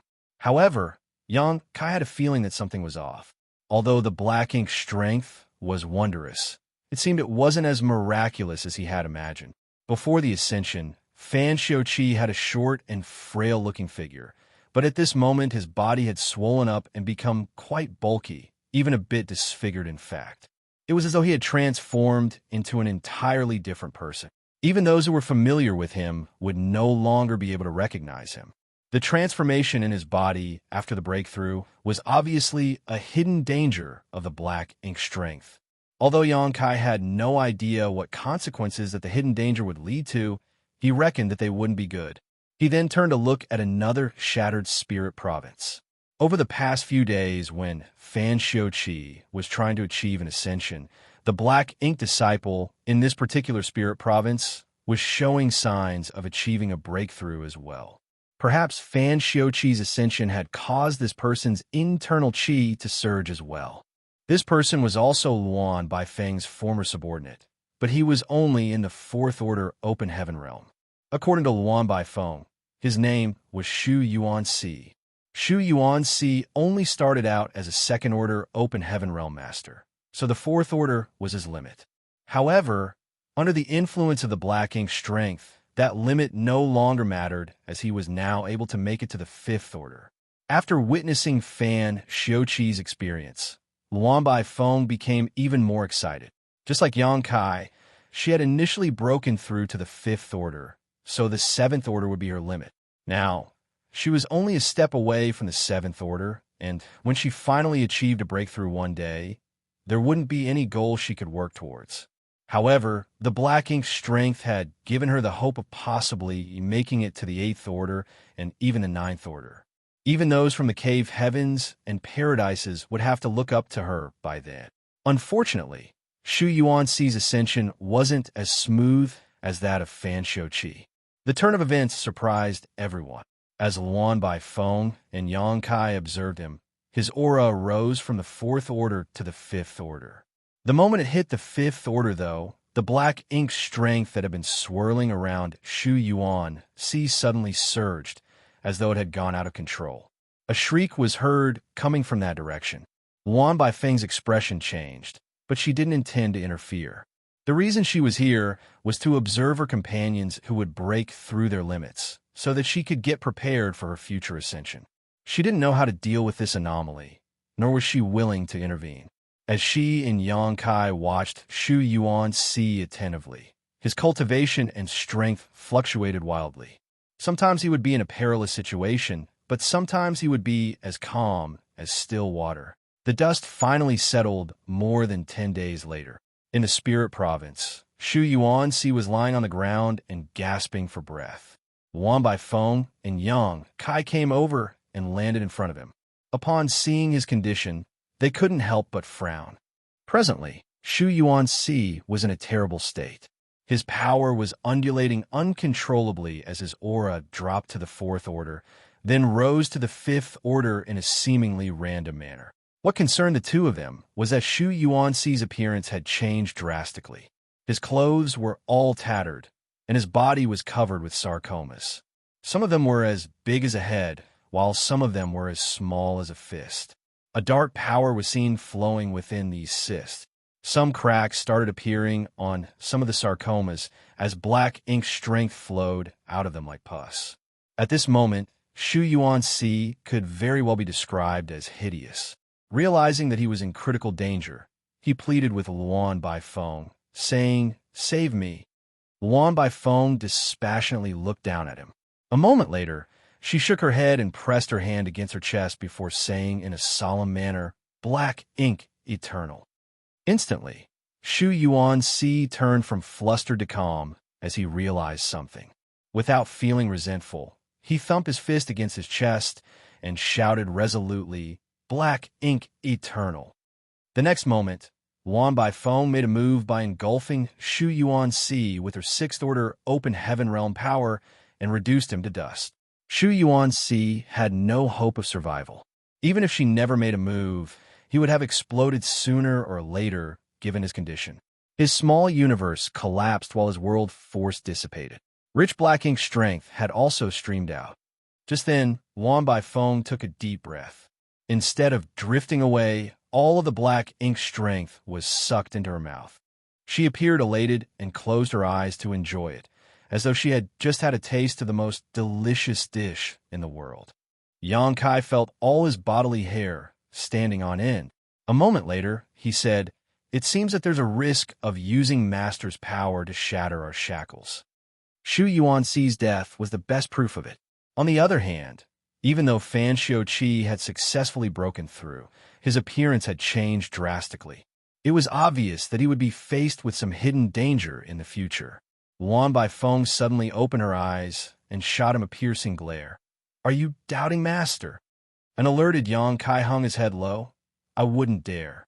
Luan Baifeng stared fixedly at him for a moment before saying, "Master is omnipotent and all-powerful." Shu Yuanxi failed because he was incompetent. The reason Fan Xiaoqi has succeeded is that he is truly loyal to Master. Indeed, Yang Kai nodded in agreement. I don't want to hear any of that again. Any disrespect to Master is blasphemy. Luan Baifeng sternly warned, even if Master won't settle the score with you, I'll not let you off. I will never speak so again, Yang Kai assured her with a solemn expression. In the meantime, he secretly warned himself to be careful when dealing with Luan Baifeng before the powerful cultivators from the cave heavens and paradises arrived. He had to pretend that he was a loyal black ink disciple until then. When Luan Baifeng saw that Yang Kai had shown enough sincerity, her expression turned milder. She nodded and said, "You're already familiar with the situation here, and you had the experience of transforming a cultivator into a companion some time ago. It's time you began actively helping the cause." Marshall Peak, Chapter 4869, Before Black Ink, All Our Ants. What do you want me to do? Yang Kai asked. Go turn more people into our companions. There was a faint smile on Luan Baifeng's face. There are a lot of people in black territory now. They're the sustenance that Master will need when he awakens, so we can't miss this chance. Yang Kai replied respectfully, It is my honor to aid Master. Go now. I'll be waiting. Luan Baifeng waved her hand. It was then Yang Kai dashed towards the Black Territory's inner region while pondering on how he should deal with this situation as a blacking disciple.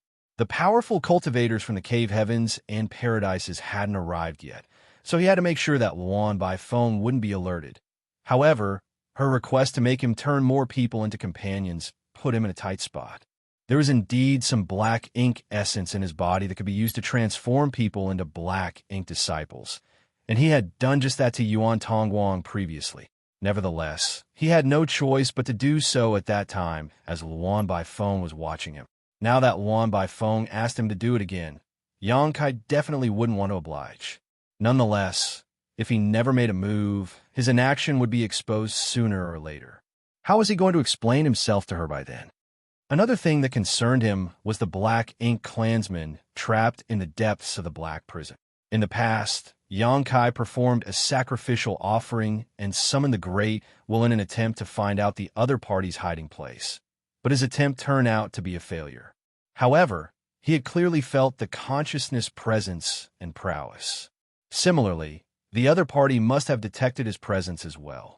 If the owner of the consciousness was a Black Ink clansman trapped in the Black Prison, he would be in a perilous situation. Due to a long period of imprisonment, the Black Ink clansman in the depths of the Black Prison was in a deep sleep, but when they awakened, they might notice his presence. When that time came, his identity would instantly be exposed. Hence, Yang Kai believed that it was just a matter of time before his identity was compromised. It was a race against time. If the masters from the cave heavens and paradises could arrive before he was exposed, things would be fine. However, if they couldn't achieve that, he would be in danger. While his emotions undulated in his heart, he headed to Star 16. The moment he descended from the sky, the cultivators on Star 16 noticed his presence. Soon, the old man surnamed Yuan Tongguang, and the others came over and saluted him. Greetings, Sect Master Yang. Yang Kai nodded. I'm just looking around. Tend to your own business. All of them replied, yes. Yuan Tongguang and the others scattered and continued mining. Yang Kai decided to stay on Star 16 for now. Although he was at risk of having his identity brought to light, he wasn't willing to turn more people into Black Ink disciples. He could only pray that the cave heavens and paradises would arrive sooner. After making some calculations, he realized that it had only been 1 to 2 months since Luo Ting, he, and the others left. Regardless of how quickly they were, help must still be on the way to this place. Fortunately, nothing unexpected happened in the next half a month. While Yuan Tongguang and the others focused on extracting materials, Luan Baifeng didn't have the intention of looking for him. This allowed Yang Kai to have some peaceful days. However, he soon discovered something that made him feel speechless. There were a total of 13 Open Heaven Realm Masters who were extracting materials on Star 16 now. The most powerful one was the old man surnamed Yu. who was riding a blue-eyed toad. He was in the 5th order, while the rest were in the 3rd order and 4th order open heaven realm. All 13 open heaven realm masters had been transformed into black ink disciples. It seemed that Yuan Baifeng had already made a move prior to this. Yuan Tongguang was transformed into a black ink disciple by Yang Kai, after which he returned to, or Star 16. With his cooperation, Yuan Baifeng could easily subdue the open heaven realm masters in this place. It wouldn't have mattered if everything ended there, but 20 days after Yang Kai arrived at her Star 16, Yuan Tongguang and the others, who were extracting materials, suddenly gathered together. Upon noticing it, Yang Kai decided to observe them despite not knowing what was going on. He didn't hide his figure. Even though the black ink disciples were aware of his presence, they didn't say anything. With Yuan Tongguang in the lead, they took off their space rings and passed them to the old man, surnamed Yu. The latter silently took the rings with a solemn expression. "You'll keep these rings." Yuan Tongguang gazed at the old man, surnamed Yu, and said. The older man nodded. "Don't worry. You all go on ahead. This old master will join you soon." Yuan Tongguang and the others pressed their hands against their chests. "Black ink eternal." The old man, surnamed Yu, replied, "Black ink eternal." The next instant, 12 open heaven realm masters shot into the sky and turned into rays of light. Yang Kai sported a dark expression as he had a speculation about what was going on. He sauntered towards the old man, surnamed Yu, and stood beside him before looking in the direction Yuan Tongguang and the others had left. "Before black ink, all are ants," the old man, surnamed Yu, suddenly said. There was a longing expression on his face, as though he was eager to run after Yuan Tongguang and the others. They will soon be one with Master and live eternally. This is an honor we all crave. Yang Kai's speculation was instantly proven right. There was something he was curious about, though. "Who gave you the order?" he asked. The old man, surnamed Yu, shook his head. "No one ordered us to do anything. As long as Master has a need, we are ready to sacrifice ourselves. It could be me next time, or even you." Yang Kai frowned. Could the black ink disciples sense the black ink clansmen's need? Is that why they would proactively sacrifice themselves? However, Yang Kai didn't have time to ponder on it. He had been waiting for a long time and didn't want to expose himself so soon, but things had come to a point where he had no choice but to make a move. First of all, he was the one who transformed Yuan Tongguang into a black ink disciple. If the latter killed himself because of that, Yang Kai would be the murderer. It wasn't that he had never killed anyone before, but the ones he had slain were all enemies he could not reconcile with. Yang Kai had never killed an innocent before, so he wasn't willing to see Yuan Tongguang die. Secondly, the black ink clansmen trapped in the depths of the black prison lived on world force. By intercepting Yuan Tongguang and the others, Yang Kai could stop the black ink clansman from restoring himself. The old man, surnamed Yu, became alerted as he gazed at Yang Kai. "Didn't you sense it?" Yang Kai flashed a smile at him, revealing his snow-white teeth. While the old man, surnamed Yu, was confused, the illusory phantom of a small universe appeared behind Yang Kai and swallowed the old man up like an ominous beast. The small universes of high-rank open heaven realm masters had materialized, so they could accommodate living creatures, including open heaven realm masters of lower orders. Even though Yang Kai wasn't a high-rank open heaven realm master yet, his small universe had already materialized. As a 6th order open heaven realm master, he was able to keep the old man, surnamed Yu, who was a 5th order open heaven realm master, inside his small universe, as long as he could unleash a burst of force that the other party couldn't resist. With that said, there would be a risk Yang Kai had to bear for keeping the other party inside his small universe. This wasn't really an issue for Yang Kai, though. He was nearly on par with a 7th order open heaven realm master now. So before the old man, surnamed Yu, had time to react, he was subdued and transferred into Yang Kai's small universe. The next instant, he was engulfed in a restrictive power and became rooted to the spot, as though he had been struck with a binding secret technique. He couldn't even move a muscle. In 7 Stars Sect, He was feeding the golden carp that had obtained a dragon vein after drinking Yang Kai's dragon blood when all of a sudden, the world around him started spinning. When he recovered, he realized that he was in an unfamiliar place. There was a short and wrinkled old man who appeared bound and placed there. Beside the old man stood a blue-eyed toad that was as tall as a three-story building. A gurgling sound was heard coming from its throat, and the pustules on its figure exuded a poisonous aura. He was dumbstruck at the sight.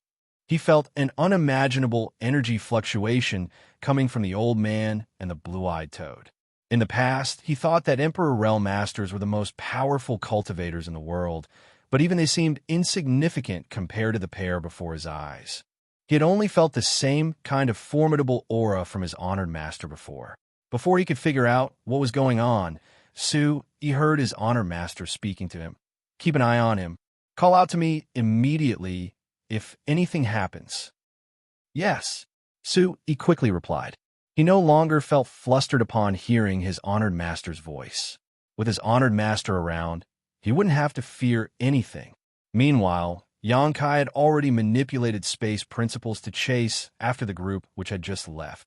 A moment later, he saw Yuan Tongguang and the others and directly hastened his pace to intercept them.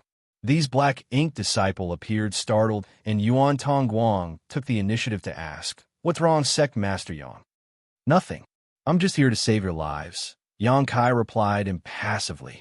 The next moment, he crashed into these black ink disciples as a small universe expanded and engulfed all of them. On the other hand, he was staring fixedly at the old man surnamed Yu. Upon realizing that the old man really couldn't move a muscle, he shifted his attention to the blue-eyed toad. He had never seen such a hideous-looking monster beast before. The golden carp he was told to take care of was much more pleasing to the eye than this blue-eyed toad. Just then, he caught a glimpse of several people appearing abruptly, and just like the short old man, they were all immobile. He quickly stayed further away from them as he wondered what his honored master was doing. It was apparent that his honored master had captured and rendered them immovable, but what was his reason for doing so? In the past, Xianxia wouldn't have spared the lives of black ink disciples. When someone was invaded by the black ink strength, there was no way they could be saved. That was the firm belief those from Xianxia Paradise had instilled in him. That was what those from Xianxia Paradise did as well. Those sixth-order open heaven realm masters, who had exceptional aptitudes and held important positions in Xianxia Paradise, were all killed. Even Gu Ling'er, who was popular among the disciples and elders alike, was not spared. Yuan Du and all other black ink disciples were condemned to death the moment they were discovered. However, Xianxia wanted to save these black ink disciples now. At the same time, he had to verify a speculation he had. A cultivator's temperament would change drastically after they were turned into a black ink disciple, but that wasn't their true selves. If a speculation was proven right, it would mean that it wasn't impossible to save these black ink disciples. That would be good news for the entire universe. Marshall Peak, Chapter 4870, The Time Has Come. Once again, Xianxia arrived at the center of the Black Prison where the Black Ink Clansman was imprisoned. There were a lot of Black Ink disciples scattered on the Ore Stars, and he had no idea which of those Black Ink disciples would come over to sacrifice themselves, so he decided to simply wait for their arrival here. With the help of the Demon Eye of Annihilation, Xianxia was still able to clearly see the concealed danger in this place. The center of the super array was the most intimidating. Even though he was strong, he wouldn't dare to barge into its range. The strange strength that derived from the super array was extremely violent in this place. If not for the fact that Xianxia had the world's spring to protect his small universe, he wouldn't be able to last here for long. Before he even arrived at this place, the heritage of his small universe would have been completely drained. The reason the Black Ink disciples could arrive at this place safely was that they had the Black Ink strength protection. There was one thing that puzzled Xianxia, though. How did the Black Ink disciples avoid the spirit arrays that were widely present in Black territory? In this place, there is a super array that consisted of countless spirit arrays and Ore Stars, which was used to imprison the Black Ink Clansmen. Everywhere in Black territory was potentially dangerous. The reason Xianxia could come all the way here was that his Demon Eye of Annihilation was able to see through all illusions in the world. He might not be able to see through the abstrusity of those spirit rays, but with the help of the demon Eye of Annihilation, he could find the traces of their presence, at least so he could avoid them. Those Third Order and Fourth Order Black Ink disciples were obviously incapable of doing that. So Xianxia could only speculate that Wan Baifeng had mapped out a safe route for them to come to this place and sacrifice themselves for the Black Ink clan. The next day after Xianxia arrived at this place, he intercepted a group of 5 Black Ink disciples. Just like what he had previously done, he put them inside his small universe and suppressed them. 2 to 3 days later, he intercepted another group of Black Ink disciples. Xianxia initially wanted to find a regular pattern, but his attempt was futile. The frequency of their arrival and the number of people were irregular.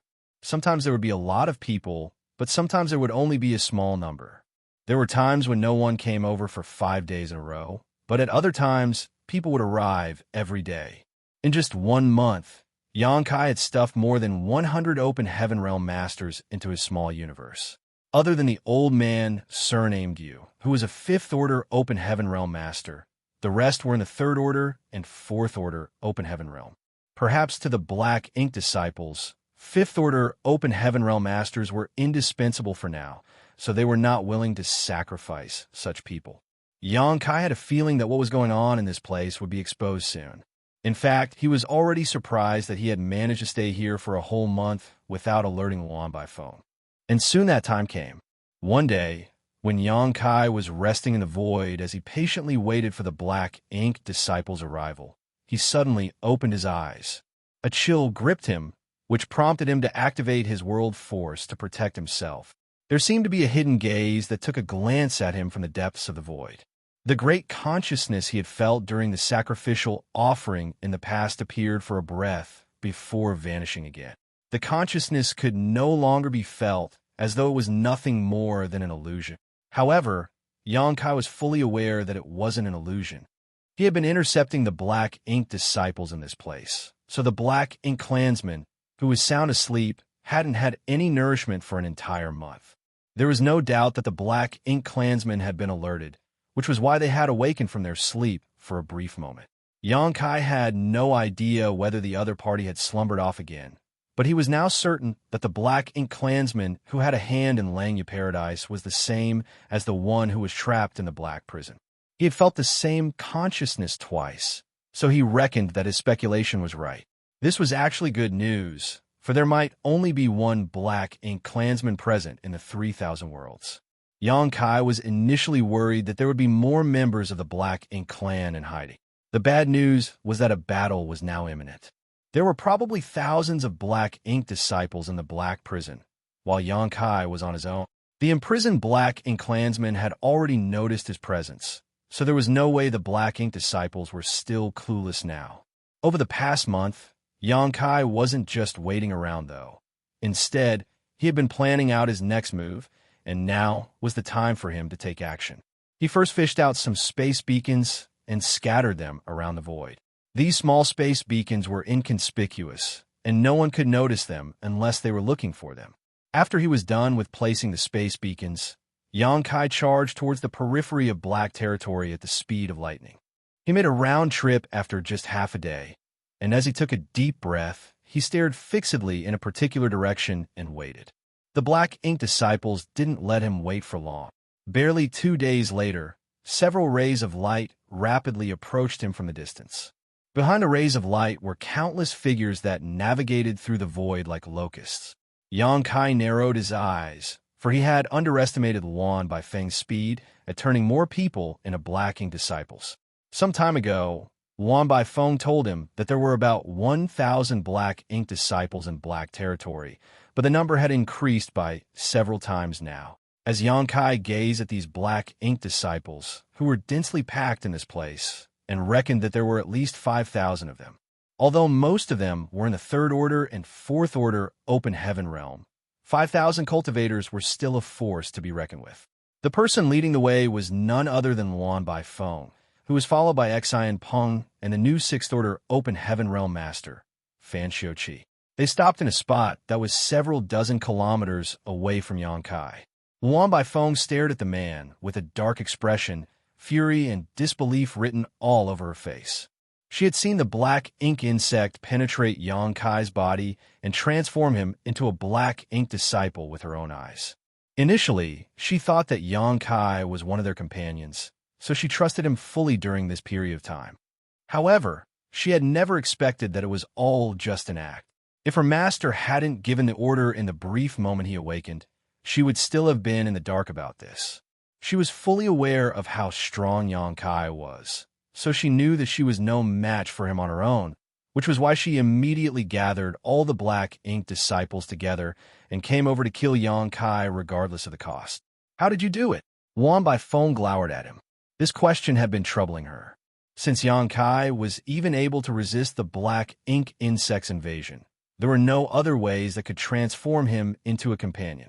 If she couldn't figure out the reason behind it, she wouldn't be able to trust any new black ink disciples. Without trust, the black ink disciples could no longer work together. Why don't you take a guess? Xianxia grinned. It was expected that he wouldn't tell her the truth, as he was more than happy to stall for time. Wan Baifeng said, a lot of profound Yin bamboo was found in the new Great Territory. Since your small universe has materialized, you're able to nurture profound Yin bamboo. As one of the 12 minor pillars, profound Yin bamboo is beneficial to the small universe. Not only can it fortify the small universe, but it could also fend off any external influence. Is that the reason behind it? Xianxia clapped his hands. You're indeed clever. However, Wan Baifeng shook her head. Although the profound Yin bamboo is incredible, it's unable to resist a black ink insect's influence. In fact, none 12 minor pillars can do that, unless you have one of the 4 great pillars. At this point, Wan Baifeng's expression changed. I initially wanted to spare your life, but now it seems that I can't do that. With one of the 4 great pillars protecting his small universe, Xianxia would never be turned into their companion. Although it was difficult to guard against the black ink strength, the 4 great pillars were its biggest nemesis. Xianxia shot a glance at the people behind her and sneered. Do you think you can rely on these people to kill me, Wan Baifeng? Are you sure it's not all your wishful thinking? Even if they're not familiar with my strength, are you clueless about it as well? Wan Baifeng snorted. Let's see if they're able to kill you or not. Despite what she had just said, she didn't immediately order them to make a move. Instead, she asked, you lied to me that those people were going to void land and High Heaven Palace to get more people to come over, didn't you? They must have gone to seek help, right? Correct. Xianxia nodded in admission. If nothing unexpected happens, the masters from the cave heavens and paradises will be here soon. So what if they come? Wan Baifeng wasn't flustered one bit. As long as Master breaks free from his shackles, those so-called cave heavens and paradises are nothing more than weaklings. Before black ink, all are ants. Xianxia let out a sigh. Wan Baifeng, listen to the voice in your heart. You are not your true self now. You're just being influenced by the black ink strength. As a woman, you've managed to make it to the 6th order open heaven realm. You shouldn't be so weak-willed. Impudence. Wan Baifeng snapped. You have no right to criticize us. Xianxia shook his head and fell silent. Wan Baifeng was his former subordinate, so he wanted to give persuading her a try. However, he knew that after she was invaded by the black ink strength, there was no way she would change her mind. I do have one question, though. Wan Baifeng frowned. I hope you'll answer it. Go ahead, Xianxia nodded. It now seems to me that you were well prepared before coming to Black Territory. Were you already aware of the situation here? You could say so. How did you find out? Wan Baifeng appeared puzzled. Xianxia hung his head low for a moment before replying. I thought you and X and Peng were dead. As he spoke, he summoned the loyalty list and turned to the pages where their names were supposed to be. Your names suddenly vanished. I was heartbroken, so I decided to come to Black Territory to look into the matter, but it turned out that you two are still alive and kicking. That's why I found it strange and began investigating. Wan Baifeng was astounded as she had never expected the fact that the situation in Black Territory being exposed had something to do with the loyalty list. That explained everything. Xianxia came over to find out the truth behind their deaths, but he came across Xian Peng just outside Black Territory. That was why he hid his identity and followed Yuan Tongguang to enter black territory and look into the matter. It wasn't until Luan Baifeng used a black ink insect to deal with Yang Kai that all his speculations were verified. Fate is truly unpredictable. Our plan has been foiled. Luan Baifeng let out a sigh. If the situation in black territory hadn't been exposed so soon, she could have come up with a way to help her master break free from his prison. However, nothing was certain now. Even though she said she wasn't bothered by the masters from the cave heavens and paradises, she actually regarded them as archenemies. After all, the cave heavens and paradises had been in existence for eons, and they had accumulated an incalculable heritage. The weak black ink disciples in black territory were certainly no match for them. All this happened because of Yang Kai, so it was expected that Luan Baifeng was resentful of him. Marshall Peak, Chapter 4871, One Man Blocks the Path.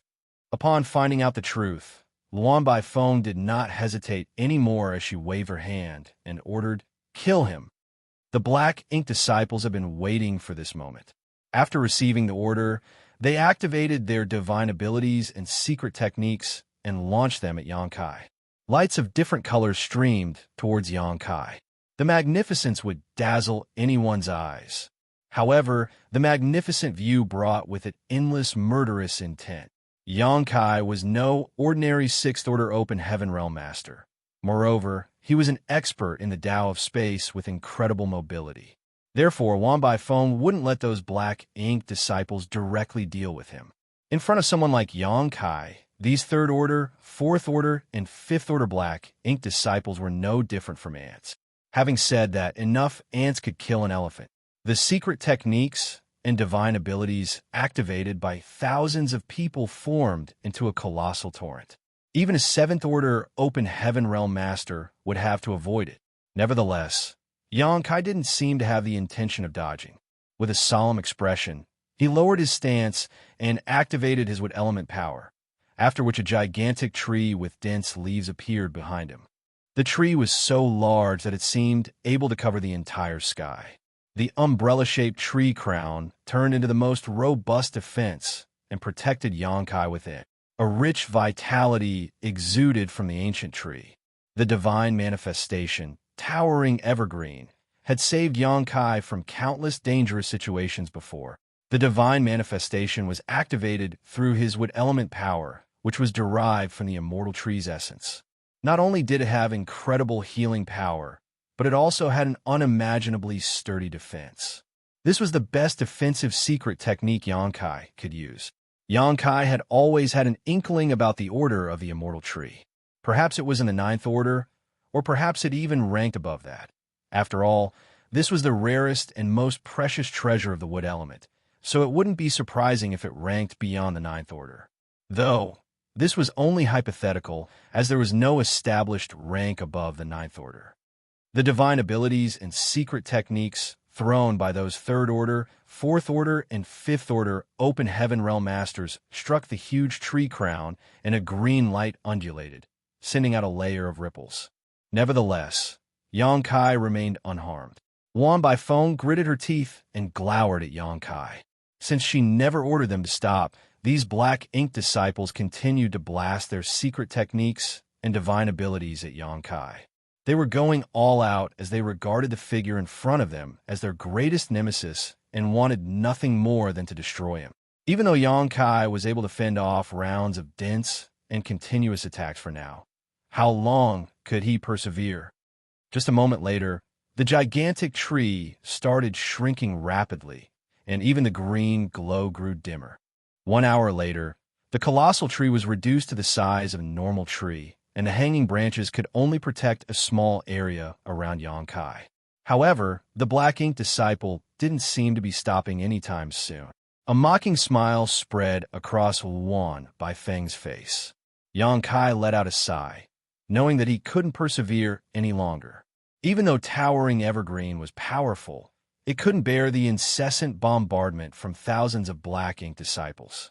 The fact that it had lasted this long time was a testament to how astonishing it was. The moment Luan Baifeng curled up her lips, Yang Kai abruptly disappeared from the spot. Her expression changed drastically, and without hesitation, she took out several array plates. She knew what Yangkai wanted to do, so she was well prepared for this. As an expert in Tao of spirit arrays, she would dedicate time to creating a lot of array plates. A powerful spirit array was sealed within every array plate, and once these spirit arrays were activated, they could be used against her enemies at a moment's notice. In an instant, several array plates exploded. One sealing array and one killing array expanded in front of her, while three bewildering arrays overlaid each other and engulfed her. Booming sounds were heard coming from in front of her. The moment the killing array was formed, it was forcefully destroyed by Yangkai. The sealing array also only managed to stop him for a breath before it was shattered. However, Yangkai stopped in his tracks all of a sudden. There was a fog in front of him where countless illusions loomed, but Luan Baifeng was nowhere to be seen. Naturally, she was hiding within the bewildering arrays she had activated. Her voice sounded elusive as she sneered. "You want to catch me first? Dream on. I dare you to come in and give it a try." In an instant, Yangkai's left eye glowed with a golden light as the power of his demon eye of annihilation manifested. Nonetheless, he was unable to see through the bewildering arrays. The spirit arrays that Luan Baifeng set up were powerful, and he knew little about Tao of spirit arrays, so he wouldn't dare to rashly intrude. There was no winner or loser after this brief exchange of moves. However, the Black Ink disciples were unaffected as they changed directions and continued throwing their secret techniques and divine abilities at Yangkai.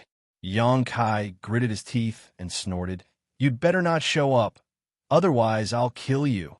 As he spoke, he was drowned in countless secret techniques and divine abilities. Some of the Black Ink disciples appeared elated, but Luan Baifeng's high-pitched voice reverberated in the next instant. "Be careful. This bastard won't die so easily." As expected, Yangkai abruptly appeared in another place on the battlefield. The illusory phantom of his small universe expanded and swallowed the Black Ink disciples, who were facing away from him like an ominous beast. The illusory phantom and Yangkai then disappeared. In the meantime, more than 100 Black Ink disciples had also vanished. This turn of events attracted the attention of many Black Ink disciples as they turned to look in that direction. However, Yangkai had already moved to a different place. Just like what happened earlier, his small universe expanded and contracted in the blink of an eye. All the Black Ink disciples in that area were sucked into his small universe. These third-order, fourth-order, and fifth-order Black Ink disciples were powerless to resist. The entire battlefield was like a large biscuit that had been bitten by Yangkai twice. It was then followed by a third, then a fourth bite. For every bite, at least 100 Black Ink disciples that had gathered together would disappear. Luan Baifeng was livid. She had brought several thousand Black Ink disciples to this place in order to kill Yangkai and nip the crisis in the bud. Nevertheless, it now seemed that she was too naive. The average sixth-order open Heaven Realm master wouldn't be able to face off against so many Black Ink disciples. However, Yangkai was no ordinary sixth-order master. Even if he was no match for them, he could always manipulate space principles and flee. By observing his actions, Luan Baifeng finally realized his intentions. It was apparent that he didn't intend to flee, nor did he want to kill any of these Black Ink disciples. His plan was to suppress them inside his small universe. Luan Baifeng knew what he was wary of, so she soon came up with an idea. Her eyes went completely black, and, as the leader of these Black Ink disciples, she sent an order to all of them. The next instant, thousands of Black Ink disciples charged towards the center of the Black Prison. They initially intended to kill Yangkai, but they all ignored him now. Even when he brushed past them, they didn't even spare him a glance. Don't even think about it. Yangkai roared and crashed into those Black Ink disciples as his small universe swelled. Wherever he went, a large number of Black Ink disciples would be sucked into his small universe. Luan Baifeng's laughter could be heard coming from within the arrays as she taunted. "Can you stop them all? We are all willing to sacrifice ourselves for Master." She no longer wanted to kill Yangkai, for she and the Black Ink disciples were incapable of doing that. However, the Black Ink disciples could sacrifice themselves to nourish the sleeping master. As long as their master could regain his power, he would be able to awaken and free himself. By then, even the powerful cultivators from the cave heavens and paradises would be doomed, let alone a mere Xianxia. This was her original plan anyway. She initially wanted to take it slow and spend decades completing this task so that she wouldn't attract any unwanted attention. However, since the secret had been exposed, she had no choice but to carry it out sooner. The masters from the cave heavens and paradises were already on their way to this place. If their master couldn't break free from the prison in time, these thousands of Black Ink disciples wouldn't be able to defend themselves. Rather than letting these Black Ink disciples be killed by those from the cave heavens and paradises, Luan Baifeng reckoned that they should sacrifice themselves for the master. No one could stop a person who was determined to die, not to mention that thousands of open heaven realm masters were adamant to sacrifice themselves. Xianxia shot through the crowd of Black Ink disciples, and wherever he went, a large area would be cleared out as several hundred Black Ink disciples would be kept inside his small universe. Standing in front of the center of the Black Prison, he was faced with Black Ink disciples who were charging forward in his direction. All of them appeared pious, as though they would soon be greeted with eternal life instead of death. "Your actions are futile," Luan Baifeng sneered in an attempt to shatter Xianxia's confidence. Ignoring her, Xianxia stood there silently with a calm expression. When the first batch of Black Ink disciples arrived at a critical point, Xianxia suddenly performed some hand seals and surged his power. Activate! A dot of black light suddenly exploded and expanded into a black hole that seemed like it could swallow everything in existence. The black hole was so huge that the surrounding space began sinking into it. The unsuspecting Black Ink disciples were instantly sucked into it and disappeared. Dozens of Black Ink disciples were gone just like that. Luan Baifeng, who was hiding in her arrays, had her expression changed when she saw that. The Black Ink disciples didn't stop trying to kill themselves, so Xianxia kept forming different hand seals as he darted about. As he kept these Black Ink disciples inside his small universe and suppressed them, he activated the trick he had set up earlier. More and more black holes exploded as they sucked these Black Ink disciples into them. An incense stick later, there still wasn't a single Black Ink disciple who had managed to cross the invisible boundary point. All of them were warded off by Xianxia, so not even a tiny bit of nourishment had been provided to the Black Ink clansmen. The Black Ink disciples finally stopped in their tracks and stood there silently as they stared coldly at Xianxia. It was as though Luan Baifeng was gaping at Xianxia through these Black Ink disciples. She finally realized what Xianxia had done as she spotted a larger number of space beacons floating about in the void. "Where did you send them?" she asked. Xianxia put on a grin. "Since I can't kill them, I can only send them far away." He had already pondered on this issue when he was setting up the trick. The Black Ink disciples couldn't be allowed to die anywhere near this place, for their deaths would turn into nutrients for the Black Ink clansmen.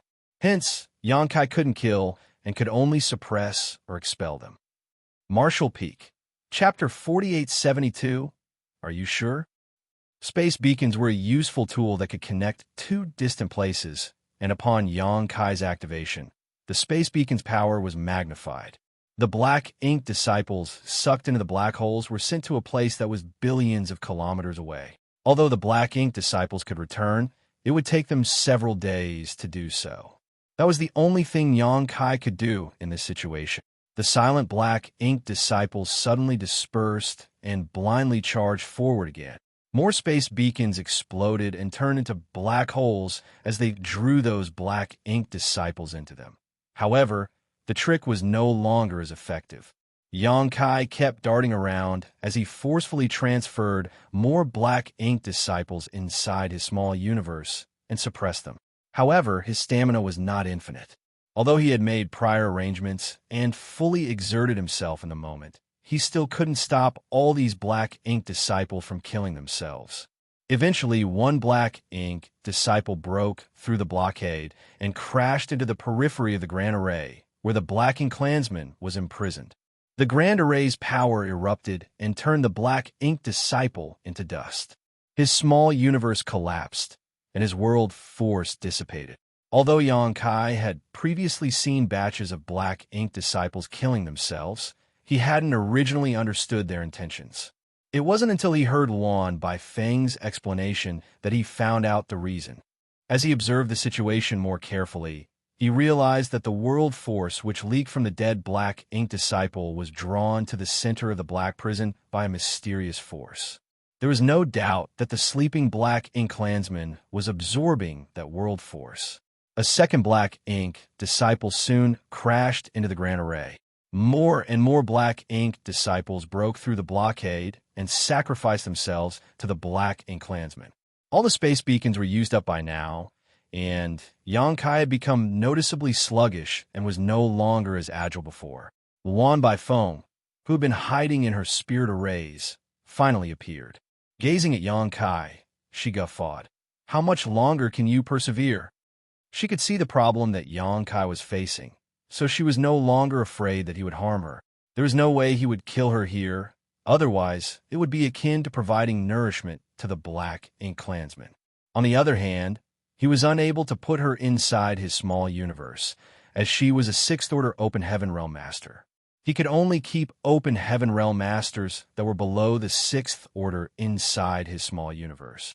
Furthermore, his small universe must have reached its limit. So far, Yang Kai had sucked around 2,000 black ink disciples into this small universe, which is about half of the total number of black ink disciples here. There was a limit to his small universe's capacity, unfortunately, and for every black ink disciple he swallowed, the capacity would be reduced by a little. It was impossible for him to keep infinitely imprisoning these black ink disciples in his small universe. In fact, it was already inconceivable that he had managed to gobble up 2,000 black ink disciples. With such a large number of black ink disciples inside his small universe, it was expected that it would be hard for Yang Kai to mobilize his strength, not to mention that he had to divert a large part of his energy to suppress these black ink disciples so that they wouldn't be able to harm him from the inside. It was because of these hidden dangers that high-rank Open Heaven Realm Masters wouldn't keep other Open Heaven Realm Masters inside their small universes despite being able to do so. They wouldn't do this unless it was absolutely necessary. First of all, it would affect their abilities to use their powers by keeping other Open Heaven Realm Masters inside their small universes. Secondly, if some ill-intentioned people made a move inside their small universes, they would be faced with great danger. Now, Yang Kai had reached his limit. The fact that the black ink disciples were able to brush past him and his sluggishness were the best proof. A sense of hesitation flashed through Luan Bai Feng's eyes as she pondered on whether she should seize this chance and kill Yang Kai. Now, he was unable to fully activate his power. Perhaps he could only use half of his strength, so this was a great opportunity. Nevertheless, she soon gave up on that tempting idea. Although killing Yang Kai was important, she had to help her master restore his power as soon as possible. As long as the master could awaken, Yang Kai would no longer pose any threat to them. As the leader of these black ink disciples, Luan Bai Feng activated her divine sense and prompted all the others to madly charge forward. They were no longer bothered by Yang Kai's presence. Yang Kai let out a sigh and performed a hand seal with one hand. The next moment, the power of a divine spirit swirled around him. Luan Bai Feng's chest tightened as she suddenly had a bad feeling. Dragon transformation. As soon as Yang Kai growled, a dragon roar was heard reverberating across the void. A huge golden dragon head appeared behind him, and a rich dragon pressure materialized and engulfed the surrounding space. Without stopping, the dragon head plunged into his body and disappeared. The next instant, a series of cracking sounds were heard coming from Yang Kai's body, and soon a colossal creature came into the black ink disciple's sight. It was a golden grand dragon. The dragon was covered in thick scales, and there were 2 intimidating dragon horns on his forehead. His dragon claws could be seen flickering with cold light, and the beard under his chin could be seen flapping in the non-existent wind. His huge eyes were like 2 suns that dazzled everyone's eyes. Yang Kai's 20,000-meter figure hovered in the void, as though marking a boundary between life and death. Luan Baifeng narrowed her eyes. She knew that Yangkai had a Dragon Clan bloodline, and a very pure one at that. Additionally, she had seen him using his dragon transformation before. However, that happened several hundred years ago, and after using his secret technique, he only transformed into a 3,000-meter half-dragon. Several hundred years had passed, and now a 20,000 meters grand dragon stood before her. A horrifying dragon pressure seemed to have materialized as all the Black Ink disciples were stunned in place. As the leader of all divine spirits, the Dragon Clan's presence was naturally intimidating to all other living creatures. This wouldn't change even though they had turned into Black Ink disciples. Nonetheless, Luan Baifeng soon came to her senses. Yankai's power had been affected because he had swallowed too many Black Ink disciples. So he had no choice but to transform into a grand dragon in an attempt to deal with so many Black Ink disciples head-on. It was actually good news for them. Ignore him. Our lives are all for the glory of our master. Luan Baifeng bellowed. The Black Ink disciples shot forward again. Even though a 20,000 meters creature was colossal, it was still tiny when compared to the expansive void. Like the rising tide coming into contact with a rock, these Black Ink disciples dispersed right in front of the Grand Dragon. Certainly, Yangkai wouldn't let them succeed. As the distance between them shortened, he lifted his dragon head, and the next moment, a deafening dragon roar reverberated out. This dragon roar was actually a chant in the abstruse dragon language, one of the secret techniques unique to the Dragon Clan. All these Black Ink disciples seemed to have crashed into an invisible wall as they were forced to stop in their tracks. The weaker ones directly passed out upon impact, while the stronger ones saw blood streaming out of their ears and noses as they staggered in the void. In the blink of an eye, several hundred of the remaining Black Ink disciples had passed out. Luan Baifeng's expression instantly turned livid. The dragon roar still hadn't stopped yet, so the still conscious Black Ink disciples hurriedly activated their powers to resist its influence. A moment later, the dragon roar gradually died down, and the conscious Black Ink disciples once again charged forward without hesitation. This time, they scattered even further away from each other. A sense of helplessness flashed through the Grand Dragon's eyes. Yangkai had already done his best, but he still couldn't stop these Black Ink disciples from sacrificing themselves. He could only continue trying to stop them and let the heavens decide their fate. As space principles undulated, he used near-distant horizon and caused the void to contort. After these Black Ink disciples were engulfed in near-distant horizon, they were unable to move forward at all, even though they were seemingly charging ahead. The Grand Dragon dashed forward as he swung his dragon tail and wielded his dragon claws. Even the dragon horns on his forehead had turned into weapons as he knocked these Black Ink disciples unconscious. Yangkai wouldn't dare to kill them, as any dead Black Ink disciple would help to restore the Black Ink clansman's power. Even though a lot of Black Ink disciples had passed out, more of them had broken through his blockade and crashed into the Grand Array. After 1 or 2 days of intense battle, more than 1,000 Black Ink disciples had been knocked out by Yangkai, while several hundred people had brushed past him and gotten themselves killed. This made Yangkai feel helpless. Now, he was faced with an even more difficult situation. The Black Ink disciples that were transferred away by his space beacons should be returning soon, which would mean at least 1,000 more enemies to deal with. The Black Ink disciples had become familiar with the way Yangkai fought, so he was no longer able to stop so many of them on his own. Realizing this as well, Luan Baifeng flashed a victorious smile at him. Yangkai had no idea what would happen if so many people managed to move past him. Perhaps the sleeping Black Ink clansman would get enough nourishment and awaken from his slumber. In front of the center of the Black Prison, a grand dragon was silently hovering in the void.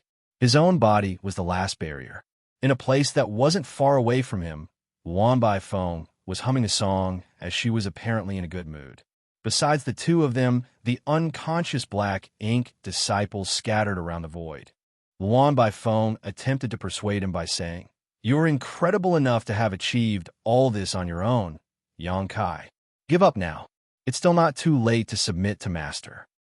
The Grand Dragon shook his head. "I'll never side with you. What side do you think you are on?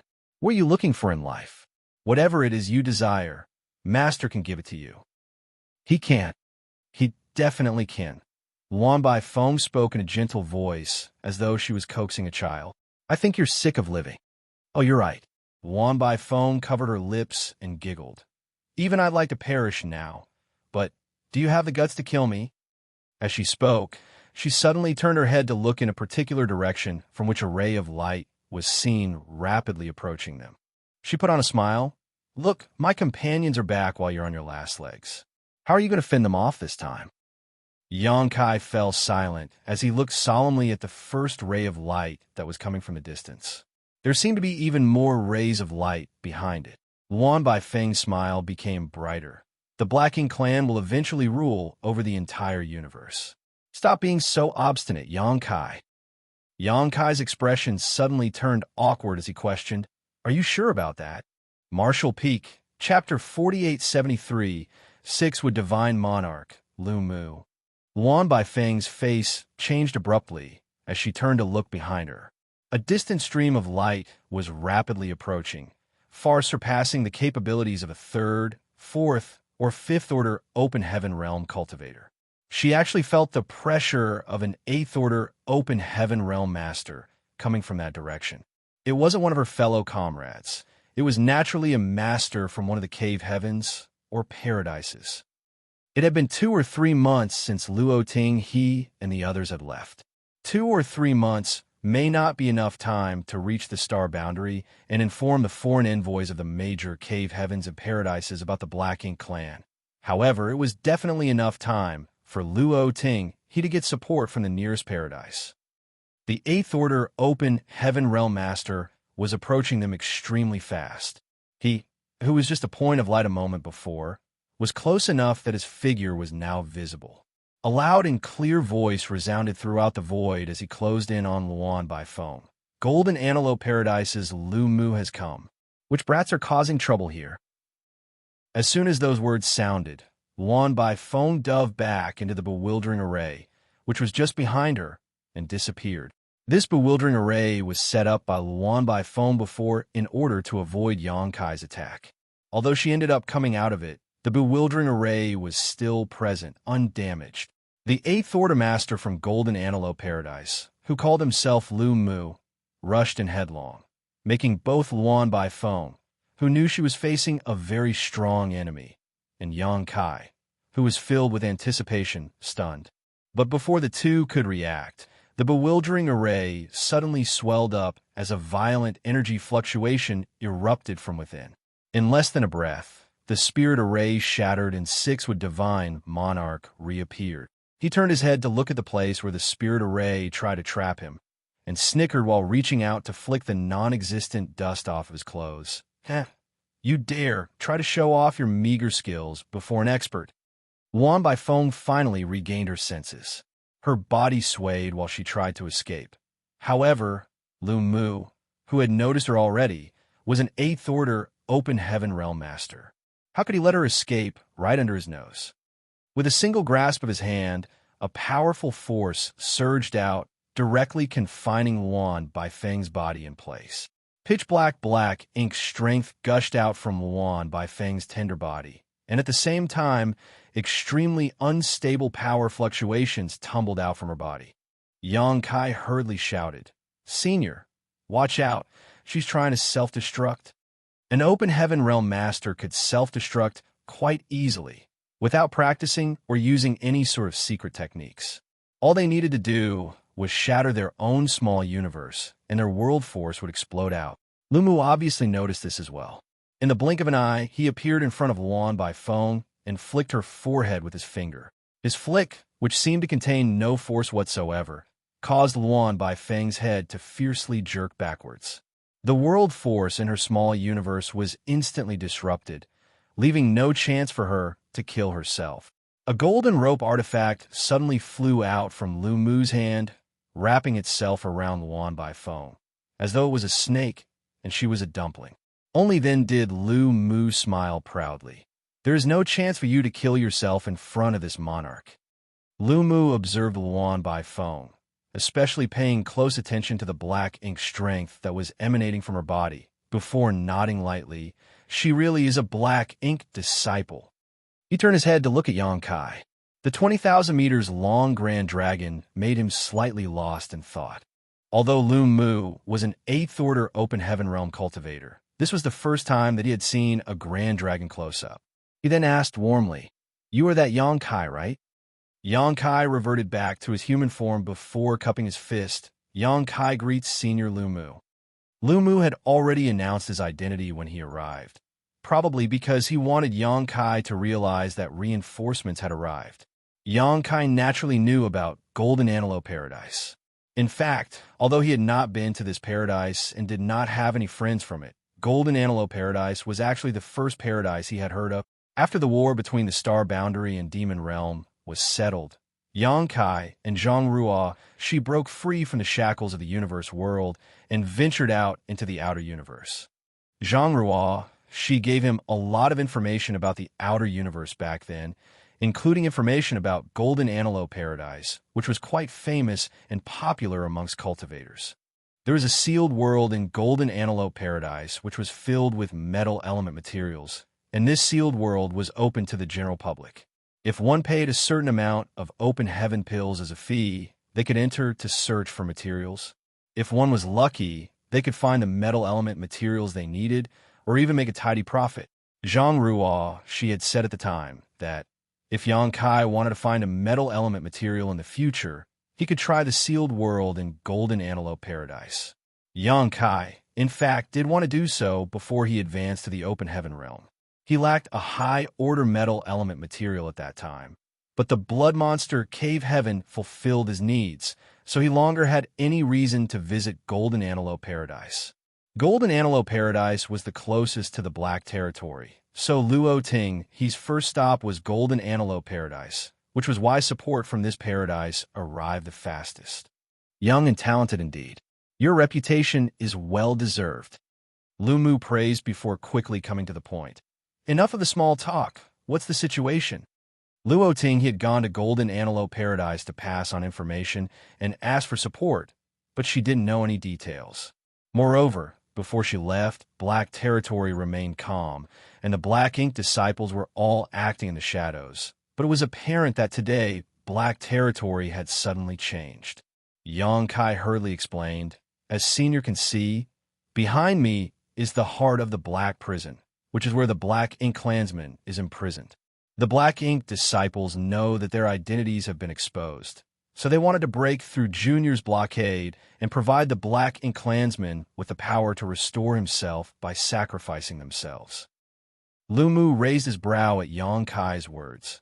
"And so, you just knocked them out and didn't dare to kill them?" "Yes, but there are still quite a lot of Black Ink disciples who are rushing over." Yangkai replied honestly, "There should be more than 1,000 Black Ink disciples heading this way." Lu Mu nodded. "I ran into them on the way and killed many of them." As he spoke, he looked around and frowned. "This place is truly odd. The power of the small universe in this monarch's body is constantly being drained. I'm afraid I cannot remain here for long. So, what do you need me to do?" The strange force spawned by the super array that enveloped Black Territory was meant to prevent people from being able to reach the imprisoned Black Ink clansmen. Yangkai relied on the world spring to remain safe, while the Black Ink disciples relied on the Black Ink strength for protection. Even though Lu Mu was an 8th order open heaven realm master, he couldn't resist the influence of the super array. However, he could last a little longer than most.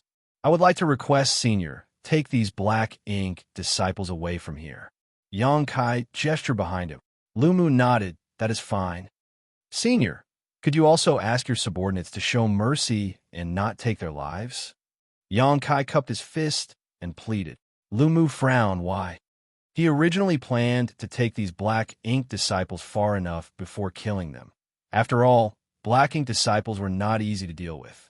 If they self-destructed, the Black Ink strength in their bodies would escape, and all it would lead to was a pile of trouble. It was better to just kill them. What's more was that there was no chance to restore a cultivator that was eroded by the Black Ink strength. Xianxia Paradise lost several Open Heaven Realm masters and even one of their Vice Sect masters last time. They weren't converted to Black Ink disciples by choice and are victims too. If possible, this junior would like to save their lives. Lu Mu's eyes lit up at his words. Do you have a way to dispel the Black Ink's strength and restore their sanity? Xianxia shook his head.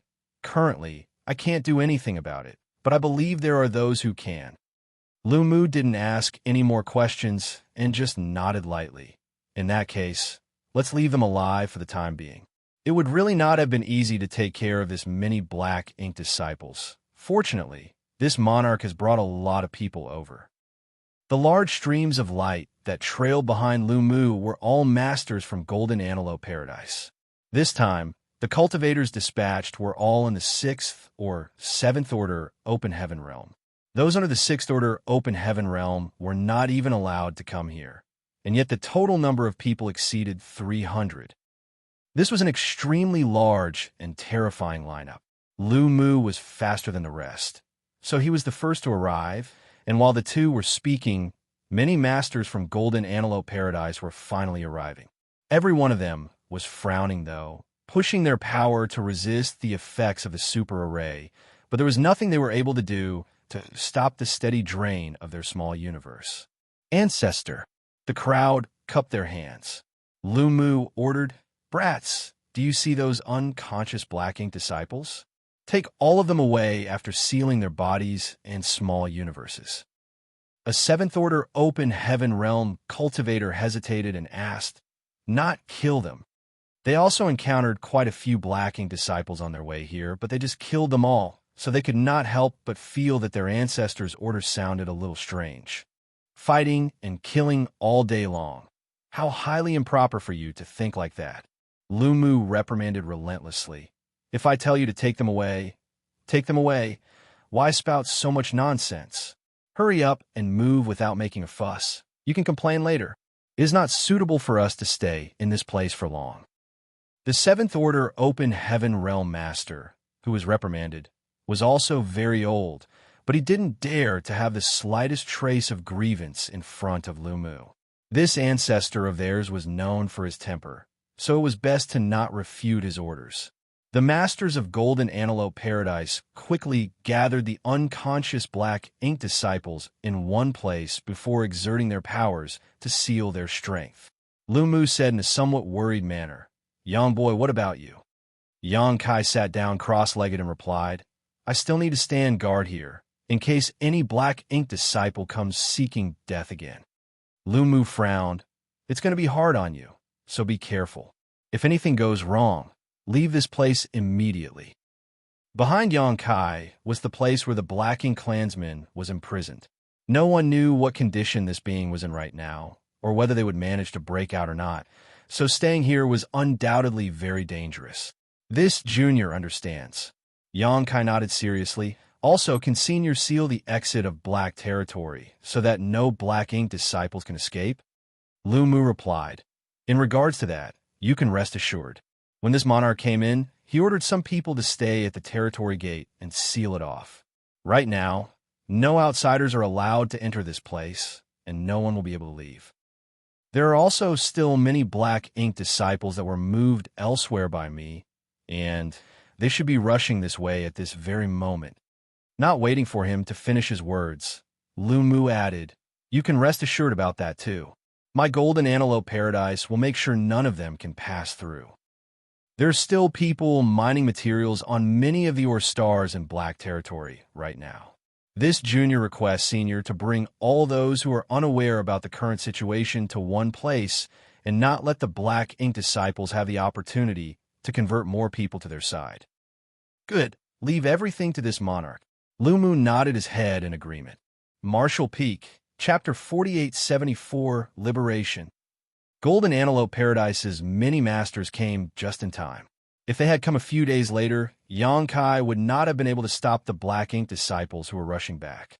This lineup, consisting of hundreds of 6th and 7th Order Open Heaven Realm masters, was nothing short of luxurious, and it allowed Xianxia to let out a sigh of relief. It was only now, after the situation was somewhat in control, that Yonkai felt exhaustion catching up with him.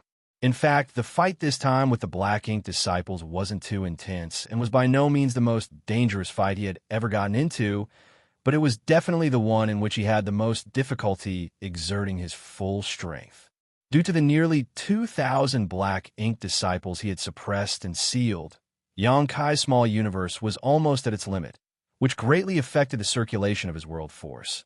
Not to mention the need to divert focus and strength to keep the Black Ink disciples in his small universe under control. Due to all these restrictions, Yonkai could not exert much of his strength. What's more was that Yonkai didn't want to, nor dared to kill the Black Ink disciples willfully near the heart of the Black Prison, no matter how uncomfortable his helplessness made him feel. The arrival of Golden Antelope Paradise's masters was a timely rain of fortune, pulling him out of his vortex of hardships. Yonkai used the time he gained to recuperate. Although 6 with Divine Monarch, Lu Mu guaranteed that he would not let any of the Black Ink disciples pass through, it was never a mistake to be cautious. As time trickled by slowly, Yonkai probed his small universe while recuperating. A vast area inside his small universe was filled with Black Ink disciples that had been suppressed and then sealed. All of them were like statues, motionless. He stood in the air with a rather pale face, with an expression of bewilderment. His honored master had ordered him to stand guard here, but he did not expect the situation to develop in this way. At first, he thought all he needed to guard was an unusually small old man and a powerful monster beast, but then, one by one, people who were obviously placed under a restriction suddenly appeared in front of him. 1 became 100, 100 became 1,000, and eventually the numbers reached nearly 2,000. He could not tell how high these people's cultivation was, but he knew that each and every one of them was an existence that the masters on the Void Continent could not even dream to compete with. Emperor Realm masters would be as weak as ants in front of them. Fortunately, although these people seemed to be powerful, they were obviously unable to move. While he was extremely shocked, he also felt immensely proud of his honored master's strength. What kind of battlefield was the honored master currently on for him to have to capture so many masters at once? Right when he was at a loss of what to do, a figure suddenly appeared beside him. He shifted his gaze towards the figure and shook violently before hurriedly saluting. "Honored master." Yonkai glanced at the Black Ink disciples below him to make sure there was nothing unusual about them before nodding lightly. Yonkai manifested himself within his small universe world using his divine sense. The residents of the Void Continent couldn't detect the difference between it and a real body. "Honor Master, are they all enemies?" Sui could not hold back his doubts and asked. "Sort of," Yonkai replied. "Then why capture them, instead of just killing them?" He asked again. "Because they are not willingly opposing me, and instead are just under the compulsion of a mysterious force. I didn't kill them." Yonkai frowned and added, "Sometimes killing is not the only way to solve a problem." He nodded. "Disciple understands." Yonkai was quite satisfied with all 3 of his disciples, but each of them had their own strengths and weaknesses. Zhao Yibai was simple and honest, but lacked aptitude. Xianxia had extraordinary aptitude, but her killing intent was too wild. In comparison to the eldest disciple and the second disciple, the 3rd disciple, had the most malleable character. "How is your cultivation going nowadays?" Yonkai asked in reply. Sui answered, "Not bad. Disciple has been suppressing his realm recently." This was all in accordance with Yonkai's instructions. One must not have too high of a cultivation in order to reap the benefits of the Star Boundary World Tree. And Zhao had also worked hard to suppress her cultivation for a long time back then. Now it was Su Yi's turn to do so. Yonkai had originally planned to return to the Star Boundary after the Yin-Yang Cave Heaven incident and place Su Yi in High Heaven Pavilion to cultivate with his other 2 disciples. But he had not been able to do so far, due to the delay. "Continue to suppress your cultivation. After I'm finished with my current task, I will take you to meet your eldest senior brother and second senior sister." He was a little apprehensive, but also felt a little excited. "Yes." He was very curious about his eldest senior brother and his second senior sister, both of whom he had never met before. He was an orphan and had no family, so his honor master was basically his only relative right now. However, he had also suddenly gained an eldest senior brother and a second senior sister, a possibility which he greatly cherished in his heart. Continue to monitor the situation here and notify me if there are any problems. After Xianxia commanded so, his figure dissipated. Outside, in the center of the black prison, there were no signs of any black ink disciples approaching, which made Xianxia guess that they had all been taken down by Golden Antelope Paradise. However, Xianxia did not dare to leave easily, for right now, he was the last line of defense here. Once he left, if a black ink disciple managed to reach here, they would be able to provide the imprisoned black ink clansman with nourishment to help him awaken and escape. Lumu occasionally stopped by to tell Xianxia about the current situation in black territory. The black ink disciple were indeed taken down one by one, but during this process, many black ink disciple noticed that the situation was not right and simply killed themselves directly. Right now, there were a lot of black ink strength floating about in black territory's void, which are the only things that remained after the death of the black ink disciples. This black ink strength was extremely dangerous to any open heaven realm master. After all, once they got contaminated, the consequences would be unpredictable. So Lumu had the residues marked down before using spirit arrays to suppress and seal the black ink strength. The numerous open heaven realm masters mining the ore stars were all recalled and placed in batches on a spirit province. None of them would be set free until it was determined whether they had been corrupted by the black ink strength and transformed into black ink disciples or not. Although this move caused many complaints, they could only endure it even if they were dissatisfied, since it was Golden Antelope Paradise that was acting. Even right now, the miners did not know what had happened in black territory, nor did Golden Antelope Paradise dare to leak any information about the Black Ink clan or the Black Ink strength to the general public. To not leak information such as this to the public was a principle the cave heavens and paradises had adhered to since long ago. Gradually, more masters from the cave heavens and paradises rushed to black territory, each group consisting of at least 100 masters led by an 8th order open heaven realm ancestor. The cave heavens and paradises have been tracking down the black ink clansman for hundreds of years now, but had found no traces of him.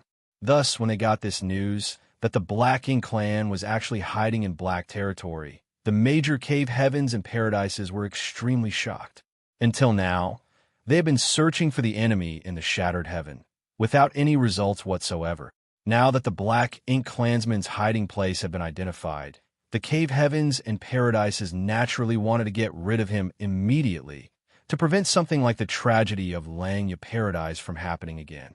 In less than 3 months, about 10 8th Order Open Heaven Realm Masters, 107th Order Open Heaven Realm Masters, and as many as 1,000 6th Order Open Heaven Realm Masters had gathered in black territory. This was only the combined power of around 7 or 8 cave heavens and paradises, not even mentioning that these few cave heavens and paradises were also only the ones who rushed over immediately after being alerted by Luo Tinghe. There are still many more cave heavens and paradises yet to arrive. Luo Ting, he also returned. Worried about Xianxia's safety, she rushed back to black territory after hurriedly alerting several nearby cave heavens and paradises. Xianxia was thus finally liberated from his duties. After Xianxia met with the 8th Order Open Heaven Realm Masters and fully explained the situation in black territory to them, many of these ancestors also realized the seriousness of the problem. This black prison was obviously a cage fashioned by an ancient great expert, but it had remained unknown until today. The major cave heavens and paradises ancient books would definitely have some records related to this matter if this was their handiwork. Therefore, the Black Ink clansman was definitely imprisoned here before the birth of the cave heavens and paradises. The super array had slightly decreased in power over the eons, but this did not hinder its ability to imprison the Black Ink clansman. With the super array in place, Even 8 Order Open Heaven Realm Masters had no way to reach the center of the Black Prison, and Luan Bai Feng could only let the subordinate or slaves mine the Or stars on the outer periphery. This action was essentially harmless. Even if they continued to do this for another 10,000 years, the super array would not have weakened in any noticeable manner. However, everything changed when Yang Kai set aside on the materials produced in Black Territory and refined the void yin-yang mirrors, moving some 30-plus Or stars from the Black Territory's inner region out at once. The destruction of these Or stars caused the flawless super array to loosen a bit, allowing the Black Ink Clansmen to take advantage of the situation. Luan Bai Feng, who oversaw this whole process, was converted into a Black Ink disciple and soon spread the word, attracting more people to come to mine materials while stealthily converting them into Black Ink disciples. Steadily, more Or stars were mined and destroyed, further weakening the power of the super array. If it wasn't for Yang Kai's sudden arrival, it would really have just been a matter of time before the Black Ink Clansman was able to escape. The good news was that the situation was not yet beyond saving. The super array was still powerful enough, and the Black Ink Clansman was still imprisoned and would not be able to escape for some time, but the question of how to deal with this matter caused a headache for many of the Eighth Order ancestors. No one really knew how strong the Black Ink Clansman here was, but just by looking at the methods the ancient great experts had to resort to, one could infer the terror of this Black Ink Clansman at his peak. The Black Ink Clansman was probably not something they could compete against. Both the old man, surnamed Yu, and Luan Bai Feng had said that before Black Ink, all were ants. They had demonstrated unwavering confidence in their master. The opinions of the close to 10 ancestors were thus divided. Some wanted to improve the super array, repair the damaged areas, and let it continue to suppress and seal the Black Ink Clansman. Others felt that it would be better to cut weeds and pull out roots, arguing that leaving the Black Ink Clansman here would be the same as raising a tiger that would cause a calamity one day. Each side had its own reasoning, and they argued noisily for a while. These ancestors, who were all so high and mighty in the eyes of their disciples, were now acting like hawkers in a food market, with no manners to speak of whatsoever as they shouted their own opinions left and right. Among them, Sixwood Divine Monarch was the loudest, roaring, "This old master will go over and kill that Black Ink Clansman right now. No one will be able to stop me," and so on. After a long time of bickering with no conclusion, Lu Mu suddenly turned his head towards Yang Kai and asked, "Young boy, what do you think?" Many of the Eighth Order Open Heaven Realm Masters immediately looked over at him. Because Yang Kai was deeply involved in the Black Territory matter, the Eighth Order Open Heaven Realm Masters also called him over to the meeting this time. Yang Kai thought that he only needed to answer some questions from the ancestors and resolve some of their doubts. So he never expected Lu Mu would throw such a tough issue to him. Yang Kai did not want to comment on this matter, but since things had come to this point, he had no choice but to express his views. Junior has been thinking about an issue. The ancient great experts had the means to arrange a super array spanning an entire great territory to suppress and seal this Black Ink Clansman, so their methods should be unparalleled. So, why did they only imprison the Black Ink Clansman and not simply kill him? Marshall Peak, Chapter 4875, Try My Best. This question struck a chord within many Eighth Order Open Heaven Realm ancestors who hadn't thought about it before. Sixwood Divine Monarch pondered about it for a while before suggesting, perhaps the ancient great experts thought it would be better to leave it imprisoned. Yang Kai shook his head and mentioned an additional matter. Seniors must have heard about what happened to this junior in the Divine Spirit's ancestral land. Yang Kai had once recounted the events that had happened to him in the ancestral land in front of all the foreign envoys of the major cave heavens and paradises, including Yu Xiangdai. Yang Kai believed that these foreign envoys would definitely have reported this to their respective sects. After all, this was a matter that involved the Black Ink Clan, the Divine Spirits, and even the giant spirit gods. Just as he expected, all the Eight Order Open Heaven Realm ancestors nodded lightly. Yang Kai continued, "This junior has a dragon vein, so I had the privilege of inheriting the Dragon Clan's Crystal Palace in the ancestral land. With the power of the Crystal Palace, Junior was able to witness a great war in ancient times. In that war, the Black Ink giant spirit god was like an invincible warrior that had descended from the heavens, and even the divine spirits were not his opponents. In the end, even the Dragon Emperor and Phoenix Empress of the time had to use the sacred treasures of each of the various divine spirit clans, sacrifice half of the ancestral land, and even give their very lives just to shackle the giant spirit god, effectively suppressing and sealing it in place. I think the divine spirits would have preferred to kill the Black Ink giant spirit god if the circumstances had allowed them to do so, rather than incur such an immense price to simply seal him, but they couldn't.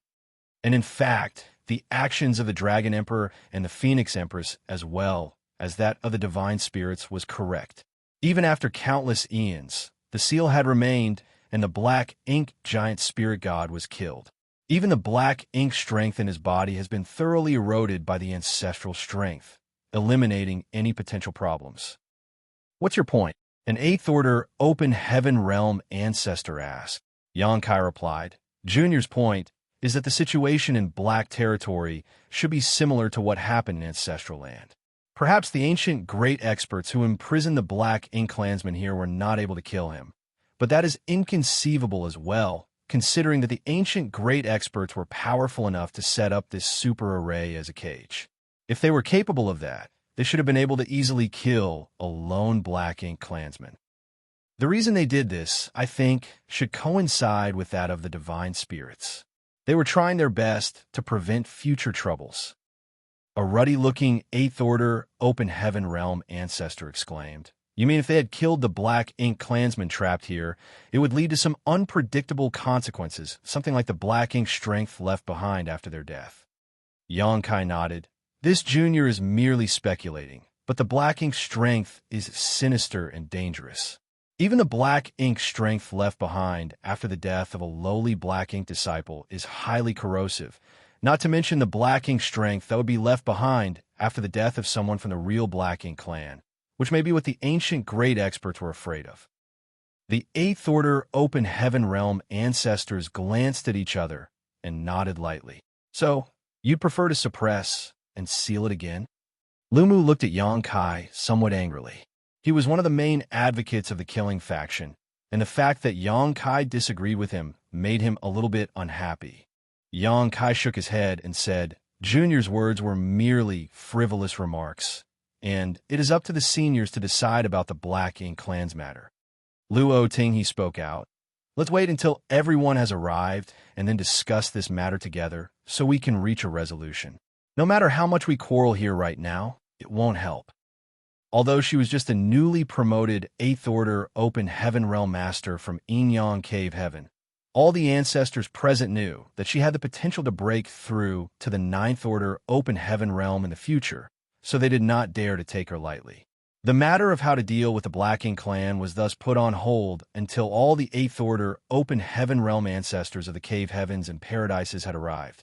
However, the matter of what to do with the over 2,000 Black Ink disciples in Black Territory that were still alive was an urgent matter that needed to be dealt with immediately. Luan Baifeng had rapidly corrupted some 5,000 or so Black Ink disciples, out of which Xianxia had suppressed and sealed nearly 2,000 inside his small universe. Nearly 1,000 had died, and about 2,000 were captured by Golden Antelope Paradise's masters and imprisoned in an abandoned spirit province. This was also another matter that caused a headache for the 8th Order Open Heaven Realm ancestors. So right now, they were all looking towards Xianxia. Since Lumu asked, Young boy, you had said before that you believed there was someone who could save them. Yes? Who could possess such ability? Black Ink's strength was extremely persistent, and it was simply not possible to dispel. Lumu had personally tried his hand before, and even with his strength, he couldn't do anything about the remnant Black Ink strength floating in the void in the slightest. He obviously pondered about it, but he didn't know who Xianxia was talking about. Although the people from the Cave Heavens and Paradises acted a little domineeringly, they were not willing to kill innocent people easily, not to mention that there were nearly 2,000 Black Ink disciples imprisoned in the abandoned spirit province. Xianxia hesitated for a moment, but decided to tell the truth, the sun's burning light and moon's serene glimmer. The Eighth Order Open Heaven Realm ancestors collectively drew a sharp breath. No matter how hard they were to think, they would never have guessed that the ones Xianxia was talking about were actually those two. Sixwood Divine Monarch blinked and said tentatively, I heard that you followed a giant spirit god into the chaotic dead territory before. Yes, Xianxia nodded. This matter was not a secret, so these top brass of the cave heavens and paradises should have gotten the news about it. Those two are avatars of destruction. They're basically ill omens. An Eighth Order Open Heaven Realm ancestor's face was grave, but if there's anyone in the world who can dispel the black ink strength, it's probably them. No one knew how strong the burning light and serene glimmer really were, but none of the Eighth Order Open Heaven Realm ancestors sitting here dared to enter the depths of the chaotic dead territory, for they knew their lives would be at serious risk even if they just walked around its periphery. Not probably, but definitely, Xianxia said solemnly. Seniors must have obviously heard about the incident where this junior had taken the black ink strength left behind after the death of Lang Yu Paradise's Shi Zheng into his own small universe to suppress it. This junior even used it to trick Lang Yu Paradise's black ink disciples into thinking I was one of them. Lu Mu nodded and said, I have heard of it. Kid, your luck is indeed astounding. You even managed to obtain such a precious treasure like the World Spring. Lu Mu had a look of envy. If only he had one of the 4 universe pillars, he would not have to be afraid of the black ink strength anymore. Xianxia smiled at him and continued. In the chaotic, dead territory, Senior's burning light and serene glimmer discovered the black ink strength in this junior's small universe and took action to dispel it. The Eighth Order Open Heaven Realm ancestors all raised their brows at those words. The ancestor who spoke earlier asked, Are you sure you can convince those two to help again? I'll try my best. Xianxia couldn't guarantee anything, but the lives of thousands of Open Heaven Realm masters were at stake, so he had to at least make an attempt. Good. The Eighth Order Open Heaven Realm ancestor nodded. Then this matter will be left in your hands. If you need any assistance, feel free to ask. Xianxia did not stand on ceremony. This junior needs a ship that can carry around 4,000 to 5,000 people. Anything else? Xianxia shook his head and said, Nothing else. Lu Mu took over. A simple matter. I will immediately have someone transport a great ship over. Golden Antelope Paradise was the closest to their current location, and any ship that could carry 5,000 people would be an extremely large-scale artifact that had to be mobilized from within the sect. As such, the issue regarding the Black Ink disciples was settled for now.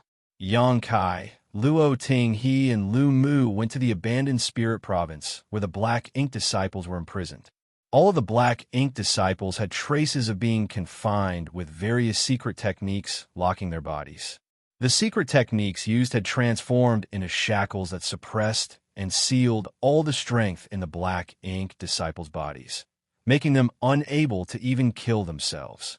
Xianxia noticed Luan Baifeng's angry glare which was directed at him, but ignored it. The high-rank Open Heaven Realm Master, who was guarding this place, hurriedly stepped forward to salute when he saw the two ancestors arrive. There was not only one high-rank Open Heaven Realm Master guarding this place, of course, but several dozen of them, surrounding the entire abandoned spirit province. Lu Mu waved his hand, indicating that this man should return to his duties, before looking towards Xianxia. Are you both ready? Xianxia asked. Both Lu Mu and Luo Tinghe nodded their heads together. Then let's begin. As his words ended, the illusory phantom of Xianxia's small universe expanded abruptly behind him, and the entire universe manifested with a loud bang. The small universe expanded to include both Lu Mu and Luo Tinghe, and the trio appeared in the very place where the many Black Ink disciples were imprisoned. Lu Mu was immediately stunned. So many. Xianxia had previously said that he had also suppressed and sealed some Black Ink disciples in his small universe, and wanted both him and Luo Tinghe to help transfer them out, but Lu Mu had originally thought that there would be a few dozen or hundreds of them at most. But at a glance, he could make out that there were thousands of Black Ink disciples here. Only then did he understand why Yongkai wanted a great ship that could carry around some 5,000 people. Luo Ting, he was also amazed. You still had the energy to fight with others after sealing so many Black Ink disciples inside your small universe. Ignoring the fact that Yongkai was just a trivial 6th Order Open Heaven Realm Master, even for her or Lu Mu, who were in the 8th Order Open Heaven Realm, it would be difficult to move about freely after sealing 2,000 Open Heaven Realm cultivators inside their small universes, let alone fight. Yongkai, on the other hand, was lively and vigorous, seemingly like he was unaffected. Yongkai explained casually, Junior is carrying a world spring, due to which his small universe is extremely stable. Perhaps it has something to do with that. Lu Mu nodded his head in realization. That's true. The world spring is really amazing. Yongkai beckoned to Su Yi, who had been guarding the Black Ink disciples here, and pointed at him before saying, This is my 3rd disciple, Su Yi. Su Yi, greet these 2 seniors. Su Yi hurriedly saluted. Lu Mu glanced at Su Yi with some interest, but didn't spare him much time. What kind of geniuses hasn't an 8th Order Open Heaven Realm Master like him seen? Su Yi didn't deserve his attention. On the contrary, it was Luo Ting who showed some interest. Since this is your 3rd disciple, does that mean you also have a 1st disciple and a 2nd disciple? Yongkai replied with a smile. Those 2 are in the star boundary. Senior will naturally see them when she arrives there. Su Yi's heart was shaken. What kind of existences were these 2, that even his honored master had to address them as senior? His expression became more and more respectful. Luo Ting nodded. She was definitely going to go to the star boundary. She had not had time to consolidate her cultivation since she advanced to the 8th Order Open Heaven Realm with all the events going on around her. Now that there were people from a major cave heavens and paradises present in Black territory, though, it would make little difference even if she were to be absent. So she planned to leave for the star boundary in a few days. Both of you, please. Yongkai cupped his fist. It was not a problem for Yongkai to suppress these 2,000 Black Ink disciples in his small universe. But if he wanted to transfer them out, he'd have to seal their powers first. It would be too slow for Yongkai to handle this kind of task on his own, which was why he asked Lu Mu and Luo Ting to help. Lu Mu and Luo Ting, he nodded their heads and got to work. Martial Peak, Chapter 4876. Are they really tall and fierce? Hand seals quickly changed as a series of secret techniques flew out one after another. As the 8th Order Open Heaven Realm Masters personally took action, the Black Ink disciples, most of whom were just in 3rd or 4th Order, were completely powerless to resist. The secret techniques struck every one of the Black Ink disciples, sealing the strength in their bodies. Even their small universes had been thoroughly sealed. In this condition, not to mention using the small universe's strength, even lifting a finger was a mere dream. This was the only way to ensure that the Black Ink disciples would not try to self-destruct. While Lu Mu and Luo Ting were busying themselves, Yongkai also had his hands full. He quickly shifted every one of the imprisoned Black Ink disciples, whose small universes were sealed, throwing them onto the abandoned spirit province outside. The trio tirelessly worked for half a day before they were done dealing with the 2,000 Black Ink disciples. Yongkai let out a heavy sigh. He finally felt a sense of relief, as if a heavy burden was lifted off his shoulders. He then looked toward Luan Bai Feng, hesitated for a moment before deciding not to go over. Now that Luan Bai Feng was corrupted by the Black Ink strength, she had lost her sanity and her heart was not the same as before. The Black Ink disciples regarded the Black Ink clan above all else. It was useless to try to talk to her. After a dozen days or so, more masters from the cave heavens and paradises arrived at Black territory, arriving in a nearly endless stream. 2 months later, masters from almost all the various cave heavens and paradises had gathered. Each cave heaven and paradise team was led by at least one 8th Order Open Heaven Realm ancestor, followed by an endless stream of 7th and 6th Order masters. Currently, an unimaginable force had gathered in Black territory, with the number of 8 Order masters alone having crossed the 100 mark. This was the accumulation of millennia of the cave heavens and paradise's heritage. Generally, these top forces remained reserved, concealing their strength from the public eyes. But if something big were to happen, they would instantly display their fangs. Xianxia couldn't help but feel a bit envious. He could not help but wonder when Voidland and High Heaven Palace would be like this, when they would stand toe-to-toe with these top forces. The Eighth Order ancestors guarded the central region of the Black Prison in shifts, constantly monitoring the movements of the imprisoned Black Ink clansmen. However, even an Eighth Order Open Heaven Realm Master was unable to remain there for too long due to the influence of the super array enveloping the Black Prison. A day or two was the longest they could linger before having to retreat. The thousands of Black Ink disciples imprisoned on the abandoned Spirit Province were also an object of their interest.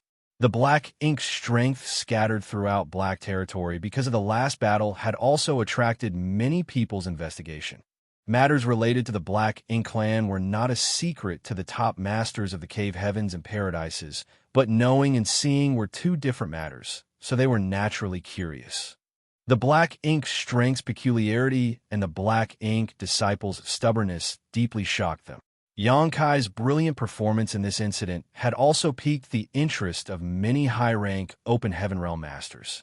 As the Lord of Voidland and a great Emperor of the Star Boundary, Xianxia wasn't an unknown figure, so most of the high-rank Open Heaven Realm Masters had at least heard of him.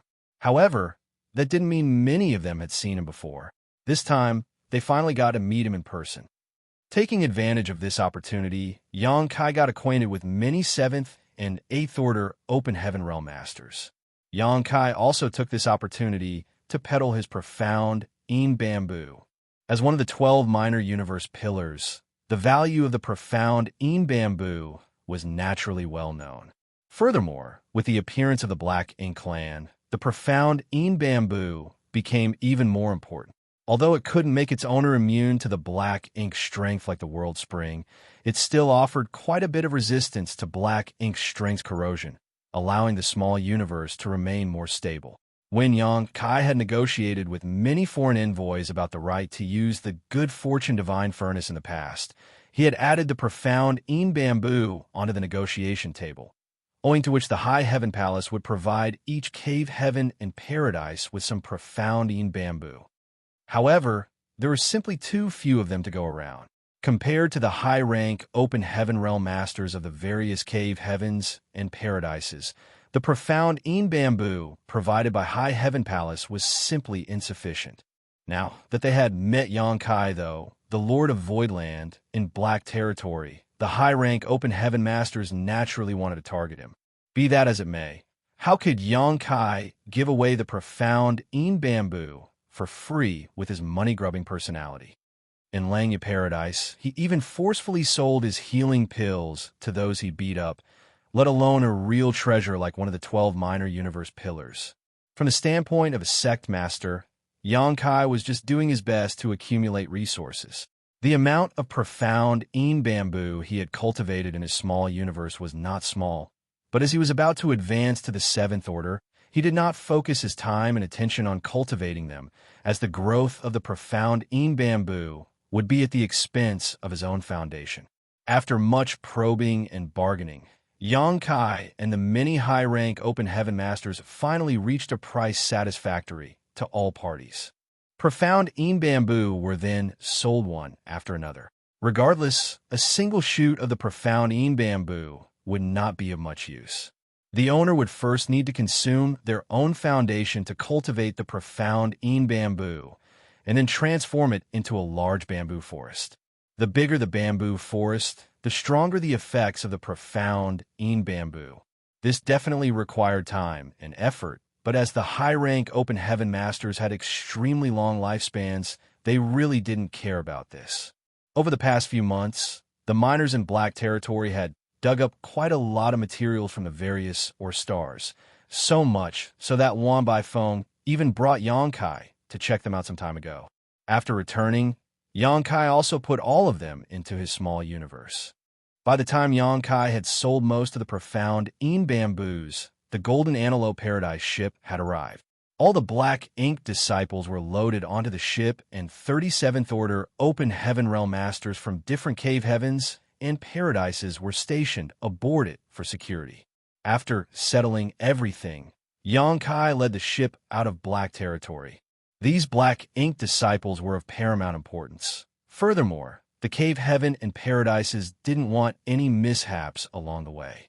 If an accident occurred, and these black ink disciples were able to escape somehow, the vast universe would instantly fall into chaos.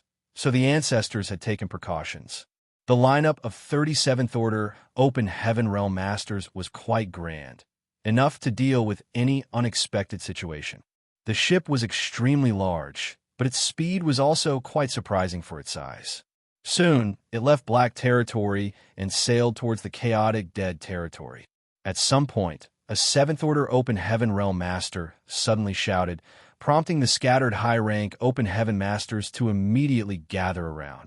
Xianxia too instantly appeared at the source of the voice, asking, "What is it?" "Someone's chasing after us." The 7th Order Open Heaven Realm Master, who had issued the warning, raised his hand, pointing toward the rear. Xianxia looked over and found that a streak of light was indeed rapidly approaching the ship from the rear. Judging by its speed, it was obviously not something an ordinary Open Heaven Realm Master would possess. Everyone's expressions couldn't help but turn solemn. No one knew who was chasing after them or what their purpose was. "Be on guard," Xianxia exhorted in a low voice. On this trip to the chaotic dead territory, his cultivation might have been the lowest, but he was the one in charge. Thus, the 30 high-rank masters circulated their strength and prepared for battle. A moment later, Xianxia gawked at the figure approaching them, speechless.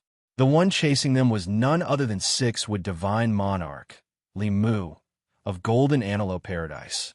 Everyone wondered what he was doing here. Lu Mu directly landed on the stern of the ship. When he looked around and saw the 7th Order Masters staring at him vigilantly, he instantly became dissatisfied. "What the hell are you looking at, you brats?" The 7th Order Masters looked at each other, not knowing what to say, but all of them knew that this Golden Antelope Paradise ancestor had a fiery temper. His words might be harsh, he didn't have any malicious intent. Xianxia quickly asked, "Senior, what brings you here? Do you have any instructions for us?" Lu Mu stiffly replied, "Nothing of the sort. I just wanted to come with you to blow off some steam." Xianxia's face twitched as he asked, "Blow off some steam?" Lu Mu heaved a sigh. "It's because I can't win an argument with those old farts. It's too frustrating, so I'd rather not bother. I said I wanted to slaughter the Black Ink clansmen as soon as possible to avoid future troubles, but they just want to take their sweet time to deliberate on it. What's there to deliberate? By the time they come to a decision, it will already be too late." Xianxia was speechless for a moment. He already had no say in the matters of the Black Ink clansmen. The matter rested at the hands of cave heavens and paradises. It was up for them to decide. Lu Mu could freely vent his anger, but he could not. Lu Mu, on the other hand, suddenly threw this matter to the back of his mind and excitedly asked, "Young boy, have you personally seen the sun's burning light and moon's serene glimmer?" "Indeed." Xianxia nodded his affirmation. "What do they look like? Are they really tall and fierce?" Lu Mu asked curiously. This time, even the 37th Order Masters became interested and perked up their ears. Everyone knew about the existence of the sun's burning light and moon's serene glimmer, and all had heard countless rumors about them, but none of them had been fortunate enough to witness their true appearances. Those who had seen them were all dead. Xianxia thought about the image of Big Brother Huang and Big Sister Lan, and felt that it had nothing to do with their height or strength. Both of them were much more like children who needed to be coaxed. Playing house with them in the chaotic dead territory was definitely the greatest shame in his life. I guess you can say that. Looking at the look of reverence on Lu Mu's face, though, Xianxia felt that it was best not to break his fantasy. Lu Mu rushed over and sheepishly requested, "Young boy, can you introduce this monarch to them when we arrive at the chaotic dead territory? This monarch wants to admire their noble bearing." Xianxia promptly stated without giving it another thought, "I'll try my best. Senior, you also know that people like them really don't have a good temper. Whether we can meet them, and whether they will help us, I'm also not sure. Lu Mu solemnly nodded his understanding. I understand, just do your best. Even if you can't, it's just because my luck isn't that good. I won't hold it against you. Xianxia curiously asked, why does Senior want to meet those two? Lu Mu leisurely replied, it's the sun's burning light and moon's serene glimmer. Who doesn't want to meet them? Don't you want to see them? His last sentence was meant for the Seventh Order Open Heaven Realm Masters. Everyone earnestly nodded again and again. Some of them even wore a flattering look as they looked at Xianxia, probably requesting him to introduce them too. Lu Mu added, grinning, when this monarch returns alive after meeting those, I can rub it in the faces of those old farts. He kept calling them old farts, but he forgot that in the eyes of others, he was probably one of them too. Xianxia didn't know whether to laugh or cry. Marshall Peak, Chapter 4877, Returning to the Chaotic Dead Territory. The huge ship sailed for 3 months before finally arriving at the outskirts of the Chaotic Dead Territory. An Eighth Order ancestor, the one Xianxia had met before, was still stationed outside the territory gate. Although the current Chaotic Dead Territory was much less dangerous because of Xianxia's previous visit, and it could even be said that there was no longer any danger at all, when it came to the almighty sun's burning light and moon's serene glimmer, none dared to lower their vigilance. The territory gate was guarded by many high-rank Open Heaven Masters at all times, just in case. Senior to me, Xianxia jumped down from the ship and respectfully greeted the Eighth Order ancestor. The last time he met this Eighth Order Master, Xianxia had no idea how to address him, so he didn't ask any questions. However, when he was in Yinyang Cave Heaven, Xiangdai told him that this person was an Eighth Order ancestor of Great Battle Cave Heaven, Clear Horizon Divine Monarch. Clear Horizon Divine Monarch slightly nodded before looking behind him with a puzzled expression and calling out, Lu Mu. They might have different backgrounds, but as Eighth Order Open Heaven Realm Masters, they naturally knew each other. After all, each of the Cave Heavens and Paradises had only so many Eighth Order Open Heaven Realm Masters. After having lived for so many years, everyone was basically familiar with each other. Sixwood Divine Monarch stepped forward and respectfully cupped his fist. Senior brother to E. He furrowed his brow. What happened? He had already sensed the auras of many living people on the ship with his powerful divine sense. But he could not understand why Xianxia and Lu Mu had brought these people here. Furthermore, the presence of 30 high-rank Open Heaven Realm Masters on the ship also made him very concerned. For the mobilization of such a huge force, several Cave Heavens and Paradises would have had to come together. He faintly felt that something big must have happened. Senior brother to E. It's better if you see for yourself. Lu Mu stretched out, gesturing him an invitation. Clear Horizon Divine Monarch pondered for a moment before nodding in agreement. Upon boarding the ship, he was beside himself in shock when he saw thousands of imprisoned black ink disciples. Not to mention the fact that there were still some obvious traces left behind, even if the black ink disciples had been sealed by a secret technique.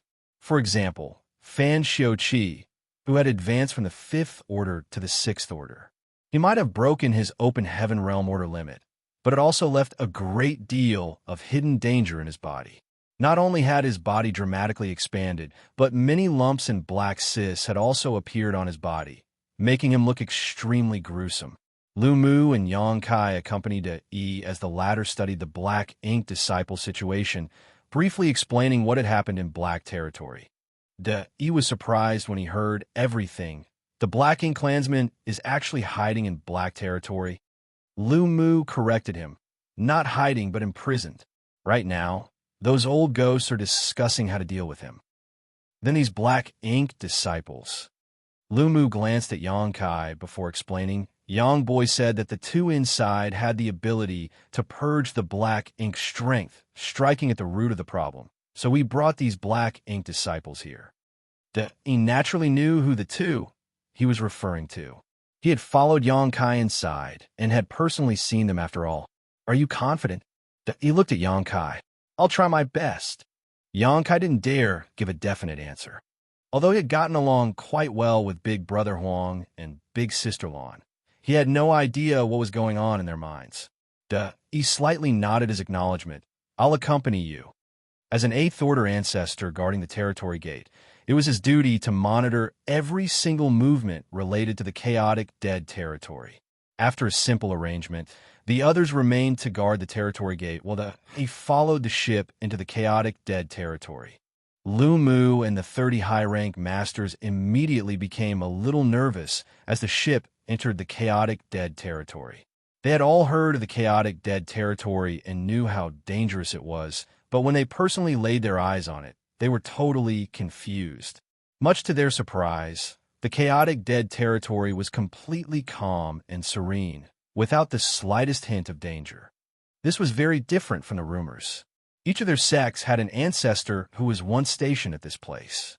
Even as the Eighth Order Open Heaven Realm ancestors, they could only enter the periphery of the chaotic dead territory for a short time to investigate the situation and could not venture in too deep, otherwise their lives would be forfeit.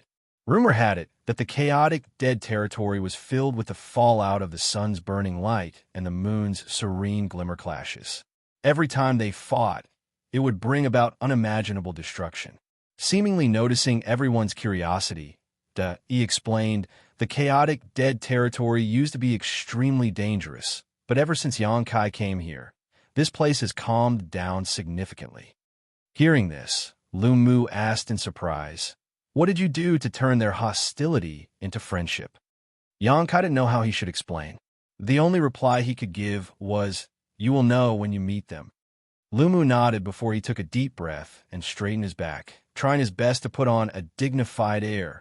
Apart from a large spirit province that seemed to be pieced together, there was nothing else inside the chaotic dead territory.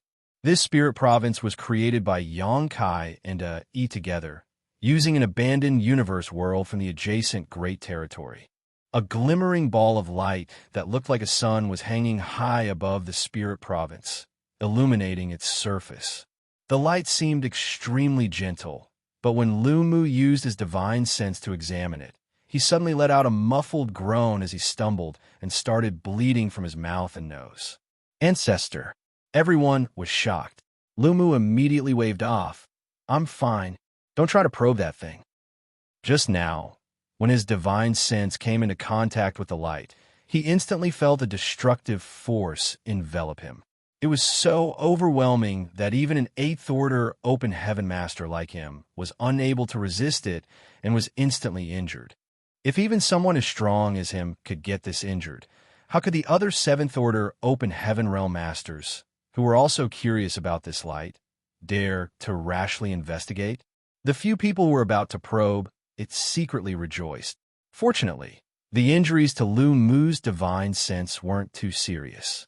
Also, he knew that nothing in this chaotic dead territory could be underestimated, so when he was investigating the ball of light, he had done so cautiously.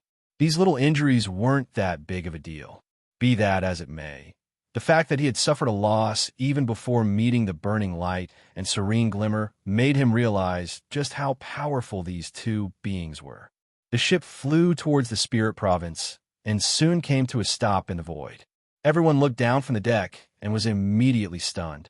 The cause of their shock was the sight of countless small stone-like men charging at each other like a tide on the plains of the spirit province. These small stone men didn't seem to have high intelligence and were simply letting out strange cries as they rushed forward. However, their numbers were overwhelming. There were at least hundreds of thousands of soldiers on each side. Everyone looked on in amazement because even with their vast experience, they had never seen a race like this. They could not determine which race they belonged to. What was even more surprising was the fact that such a large group of living creatures were actually surviving in the chaotic dead territory where the burning light and serene glimmer existed. However, what happened next left everyone confused. The two armies formed by the small stone man, after colliding with each other, actually began to fight. Each of these small stone ants was holding weapons of varying shapes and sizes in their hands.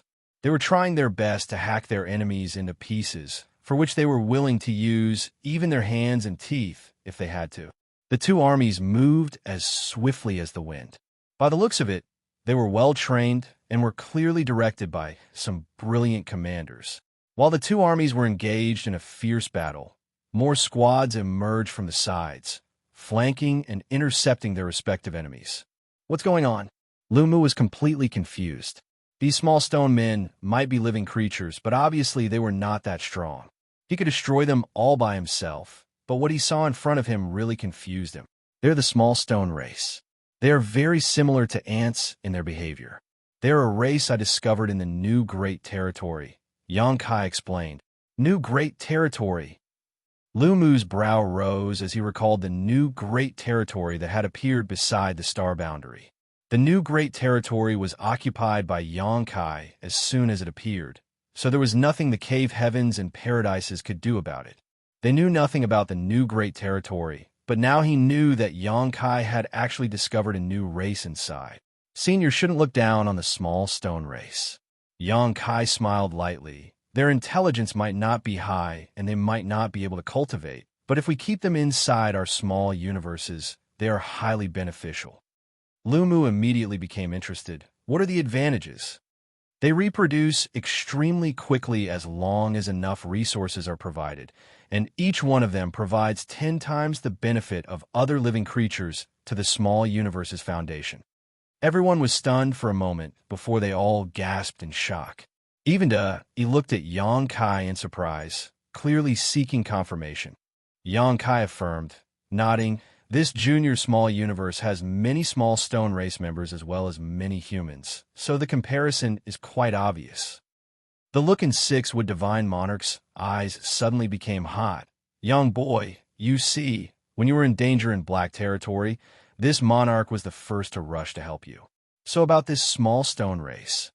Xianxia replied, if Senior wishes, this junior can naturally send some to Golden Antelope Paradise. You don't want money? Lu Mu cautiously asked.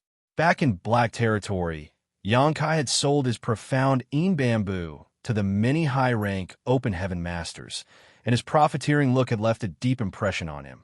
Xianxia couldn't help but break into laughter, as long as Senior can afford it. He coughed lightly and stated, my great battle cave heaven also wants a batch. No problem, whichever cave heaven paradise wants them. I'll have someone take care of it when we return to the star boundary, Xianxia readily agreed. But let me make one thing clear to all of you. Although the small stone race's reproduction rate is extremely fast, it is very dependent on cultivating materials. The more material one invests, the faster their reproduction rate will be. Lu Mu nodded his acknowledgement. Naturally, there is nothing in life which is truly free. The battle on the plains was extremely intense. The two armies fought back and forth, but they were actually evenly matched. The high-rank Open Heaven Realm Masters felt their hearts ache, looking at so many small stone race members dying every breath. They didn't take it seriously when they didn't know that the small stone race could bring them benefits, but now that they knew how amazing the small stone race was, every death seemed like a terrible loss to them. Lu Mu couldn't help but want to forcefully collect a batch of them and raise them in their small universe. Fortunately, he did not act impulsively. When the battle between the two armies reached its climax, two more teams joined the battle from the rear of both sides. Marshall Peak, Chapter 4878, delivered. These two teams were clearly different from ordinary small stone race members. Their bodies were several times larger, and their appearances were even more ferocious. A small figure was also riding the leading small stone race member of both teams. Ah, why are there two little children here? Lu Mu exclaimed in surprise. One of the two children suddenly shot a look at him. This casual glance caused Lu Mu to feel as if he had been struck by lightning. His entire body went stiff as cold sweat dripped down his back. Big Brother Huang and Big Sister Lan were personally commanding their most elite teams on the battlefield to fight right now. Fortunately, these two were only supervising and had no intention of taking action. Otherwise, the fallout of their clash would be unimaginable. If these two were to battle, the Spirit Province would be reduced to nothing in an instant. One after another, the small stone race fell to the ground as pieces of rocks blanketed the battlefield. The battle quickly reached a conclusion. In less than the time it takes for an incense stick to burn, the remaining troops of their respective armies slowly retreated. Big Brother Huang and Big Sister Lan, on the other hand, remained on the battlefield. Big Brother Huang calmly looked at Big Sister Lan and arrogantly asserted, "You lost." Big Sister Lan disdainfully stated, "You lost." Big Brother Huang sneered, "What's the point of haggling with me every time? Your small stone race has more casualties." Big Sister Lan countered, pursing her lips, "But your personal guard has already been defeated by me. If we kept fighting, you would have definitely lost." Big Brother Huang shook his head. "It's useless. No matter how you fight, you still won't be able to defeat me. Even if I don't have my elite guard, I can still defeat you." "Stop bragging." Big Sister Lan made a face at Big Brother Huang. "You lost all your guards. Who will you use to fight me?" Both of them glared at each other as if there was an irreconcilable blood feud between the two. Suddenly, both of them looked up toward the sky and asked in unison, "Who do you think won?" Kai didn't even have time to hide. For a moment, Kai had a huge headache. The last time he left, he had given these two the small stone race for the two to rear and use to compete with each other. The loser would have to satisfy the other party's desire to become the big brother or big sister. By the looks of it now, these two were having a great time playing this game and were still in high spirits even after so long, but there was no accurate standard to determine the winner. Kai had a bad feeling when the two started arguing, and his premonition really came true. Summoning up his courage, Kai flew down from the ship and greeted with a smile, "Big Brother Huang, Big Sister Lan, we meet again." Sixwood Divine Monarch and Clear Horizon Divine Monarch followed closely behind Kai. With his past experience, how could Lu Mu not be able to guess the identities of these two children? After all, how could two children survive in the chaotic dead territory? He was filled with anxiety at first, but after hearing how Kai addressed them, his eyes could not help but widen in shock. He had already experienced this shock once before, so his expression remained the same this time. Lu Mu stepped forward and respectfully bowed. "Golden Antelope Paradise's Lu Mu greets two seniors." These two might look like little children, but they were actually seniors among seniors. Even an old ancestor from the cave heavens and paradises would lose out in terms of seniority to them. The two ignored him and simply stared at Kai, as if they didn't hear Lu Mu at all, and all that mattered was Kai's answer. Lu Mu suddenly felt somewhat awkward. No matter what, he was still an 8th Order Open Heaven Realm Master, an ancestor-level figure in the cave heavens and paradises. He would be admired and respected by everyone no matter where he went. It had been millennia since he had last encountered this kind of situation, and for a moment, he didn't know what to do. It was Kai who helped him out, quietly nudging him and stating, "What's senior? Don't call them senior. Call them big brother and big sister." Lu Mu's eyes widened even more, staring at Kai in surprise. Obviously, he was asking with his eyes, "Is that okay?" Kai might have called them Big Brother Huang, Big Sister Lan, but he didn't dare act rashly in front of these two. Addressing like this violated the order of seniority, and if this offended them, the entire Golden Antelope Paradise wouldn't even be able to fill the gaps between their gnashing teeth. Just as he was hesitating, he had already accepted Kai's suggestion and cupped his fist toward Big Brother Huang. "Big Brother." He then turned to Big Sister Lan. "Big Sister." Big Brother Huang and Big Sister Lan both turned to look at him, nodding slightly. There was a kind look in their eyes, as if they were exchanging greetings. "It's really okay?" Lu Mu was stunned. He had never seen such a strange thing in his long life. Nonetheless, he called them Big Brother and Big Sister without any hesitation, his attitude genial and tone sincere. This finally made the two acknowledge his existence. Just as he was feeling comforted in his heart, Kai suddenly betrayed him, and Big Brother and Big Sister are quite worried about their battle, but Little Brother's vision is too poor to judge the winner here. It will be better to ask these two, as they are much stronger than Little Brother, and their vision is much more profound. Saying so, he swiftly took a step back. Clear Horizon Divine Monarch and Sixwood Divine Monarch stood out at once, which made their facial muscles twitch. Big Brother Huang and Big Sister Lan, on the other hand, shifted their gazes and intensely stared at them, causing the two of them to feel uncomfortable as if swords were being poked into their backs. "Speak, did I win?" Big Brother Huang asked, looking at the two. Although his tone was calm, whether it was Lu Mu or Yi, both of them could faintly sense the threat in his tone.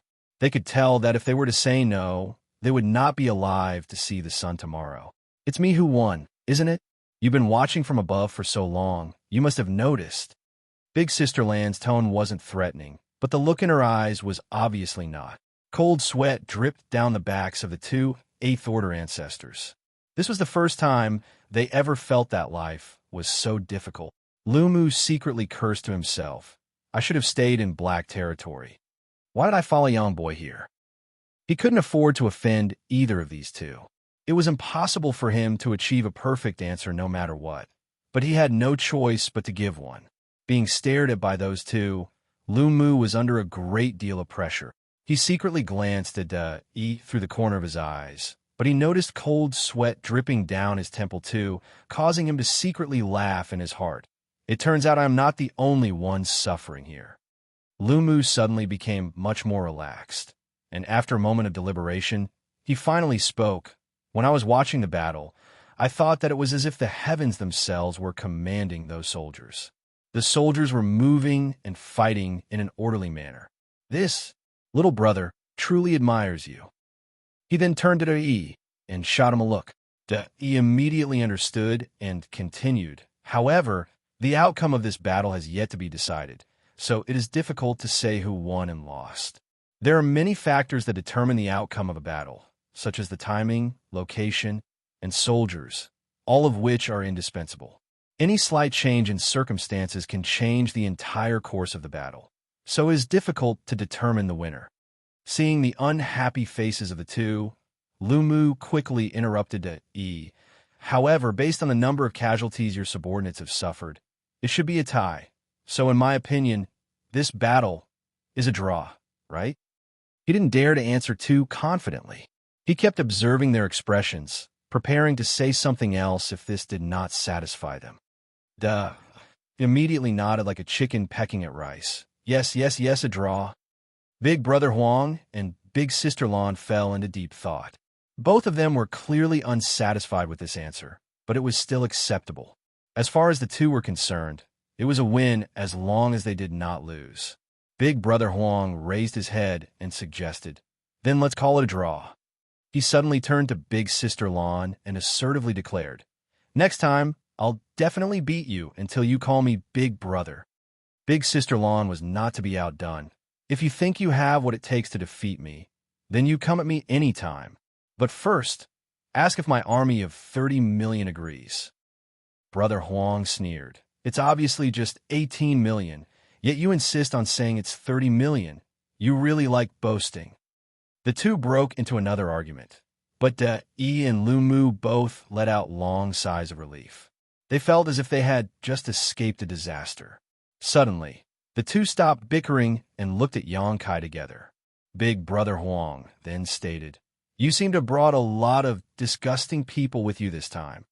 The last time Big Brother Huang and Big Sister Lan noticed the black ink strength inside Xianxia, both of them showed faces of revulsion. The thousands of black ink disciples on the ship might have their energy suppressed and sealed, but how could the black ink strength escape Big Brother Huang and Big Sister Lan's senses?